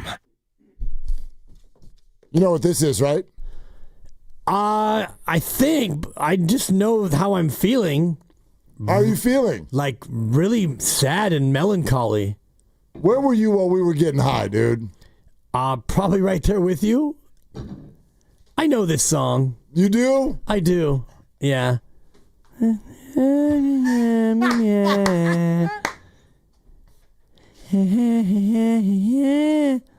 It just, yeah. I mean, you don't need to do that. You don't need to do that. For the YouTube audience, Grandy's come back with, this isn't Wonderwall, is it? Nope. It's an Oasis song, and it's called Champagne Supernova. Gotcha. In the sky. Okay, great. All right? How high were you when you heard this the first time? It depends. Which time? Ooh, that's a good question. That's a good question. Yeah. I will say it was about that time in my life. It's about that time. When you were hitting the lettuce? I mean, just college. Sure. College. That's it. Yeah. And then I graduated, Me and too. I'm like, that's the end of that. Yeah. I was in college for 13 years, just as a sidelight. You were in college last week. That's untrue. Anyway, if you haven't already, make sure you subscribe to Willard and Dibs on the free Odyssey app or wherever you find your favorite podcast. While you're there, check out what both the Morning Roast with the Joes and Steiny and Goo have been talking about and looking forward to with regard to the Niners and Broncos preseason starter that is coming up tomorrow. Can I keep you guys off track for one more minute? Totally. When do you think that song came out? Champagne Supernova by Oasis. My first inclination is to say 1995. I think it's probably more recent than that. I'd say 96. It is 96. Okay. How about that? Cha-ching! You looked it up. I only asked because it was. I can see it all over your face. I got our lad's depth chart right here. Yeah, there's more than one internet window. Check my search history. Yeah, I will. I can tell. It probably was mid-May of 96, I would guess. I know. May 13th, 1996. I'm going to take credit for a pretty good guess because I was the only one who did this honorably. First of all, it's your little pet band, so of course you should get it. In the Champagne Supernova. In the sky. In the sky. I'm 21. I'm Mark Willard. I only asked because that's 20 in 1995. 12 days before I was born. So the song is essentially my age. I said that you have an incredible awareness of things that happened before you were born. You do. I made a reference before the show started today to the commercials about I've fallen and I can't get up. Oh, that's right. And I was like, never mind, Grandy, you won't get it. And then you're like, the commercials. Life alert. Yep. Yeah, life alert. Like, dude. Help. I've fallen. I can't get up. Lucas would have no idea what we were talking about, especially since he's wasted right now. Whoa. Probably, right? Is that what outside lands? Yeah, if he's not, then he's doing it wrong. Yeah, like go have fun. Go have fun. Same to be said for anyone going to Oracle Park tonight. Here we go. Okay? Let's see if Kaiwei Tang can get some outs. If he gets to pitch. Well, I just, there's a little thing going on here that is sparked my curiosity because the Niners had a joint practice. The Niners have a game tomorrow. I do feel like a lot of people have, quote, and I get it, I think that the Giants told you to, you've moved on. You moved on. You traded Tyler Rogers and people went, fine. If you're moving on, then so are we. And look who's here. It's football, everybody. So, fine. Well, Giants, the Niners actually sent out that message, right? They totally did. And what was the message? They're like, take a deep breath. We got you. Yep. Or whatever We'll take it was. it from here. We'll take it from here. And so I get it. If you moved on, you moved on. But I kind of was like, okay, we'll move on. And then the game came on later that day, and I'm like, I'm still here. And we talked about it the next day. Yeah. And then they went out and won both series. They went 4-2 on the trip. I guess my question is, are you in tonight? Is tonight just Friday night and there's football going on? Shedeur Sanders is having his debut. He's throwing touchdowns. Oh, just got sacked. Deion Sanders is all over social media in a very I told you so sort of a way because Shedeur is putting up numbers against the Carolina Panthers backups. Whatever. Maybe he's going to be great. He's playing more than a half, which is, I mean, they've got a lot of injuries at quarterback, but they want to take a look. And he's passing the test. So that's great. Awesome. Maybe you're into that. Or are you like, all right, Giants game tonight. See if you can get to 2 games over 500. See if you can get to 4 games back in the playoff race. I'm still hanging on by a very thin thread. It's a thread. Yeah. And what I said while you were out, I guess that would have been Monday, I said you got 16 games. Go out there and go 11-5. Maybe it was last week. I can't remember anymore. Like, I'm here, you're here, whatever. Yep. But you had 7 against San Diego, and you had 9 other games. And my thought was, you go 6-3 in those 9 other games, and you go 5-2 against the Padres. It's a very specific 11-5. If you go 11-5 and you go 5-2 against the Padres, and you pick up 3 over San Diego, well, then I'm still in. And so far, they've gone 4-2 in those first 6 games. So for me, I'm kind of still hanging on by that thread. Yep, I'm still here. The 6-gamer started with the Randy Rodriguez blown save against Pittsburgh. That was the first of the I guess the 16 games that I'm talking about. Right. And so after that first game, it was like, oh, I mean, I feel like such a fool. What am I even talking about? Well, totally. And then they won the next 2. No, like the Giants have arrived at being that. Look, I'm a heterosexual male, so I'll say a girl. The Giants are that girl that you keep breaking up with and then you keep getting back together. That's the stage that I'm at. Every time they lose right now, I break up. I'm like, that's it. That's it. We're not doing this anymore. And then she calls again. And you've had a couple. And you're like, all right, what are you doing tonight, Giants? What are you doing? I'll pick you up at 6:45. Actually, it's Friday. I'll pick you up at 7:15. Let's go out a little bit later tonight. It's Friday. Let's have a threesome with Kai Wei Tang. All right, take it easy. I'm just saying, I'm trying to tell you how I feel. He was in Dibs. our foursome. I'm trying to tell you how I feel. And they do. They right now they're still in like they suck you back in kind of a mode. Yeah, you wish you knew how to quit them. Right. Shout out Brokeback Mountain. I do. And you can't because... And then they'll be like, but then when you get back together, you get mad right away. You get mad right away because your ex-girlfriend is like, so we're going to go eat at a restaurant called Kai Wei Tang tonight. And I'm like, I don't like that place. They don't have good food there. Yeah, I'm going to say this, and you're going to think that it's out of bounds, but that restaurant's going to give you the runs. Only because... Anyone? I'll give you a 5. Thank you. Only because it's Friday afternoon. I thought... Only because, like, are you kidding me right now? I probably shouldn't have built it up, but I wanted to make sure I had the room's attention. He gives up runs, people. No. You don't have to explain it. I got Now the it's down to joke. a 4. Yeah, don't start explaining it. No. It was like, you don't have to explain Oh, boy. it. I got it. Thank you. I totally got it. You don't usually like it when I work my blue material, but there you have it. It's getting late around It here.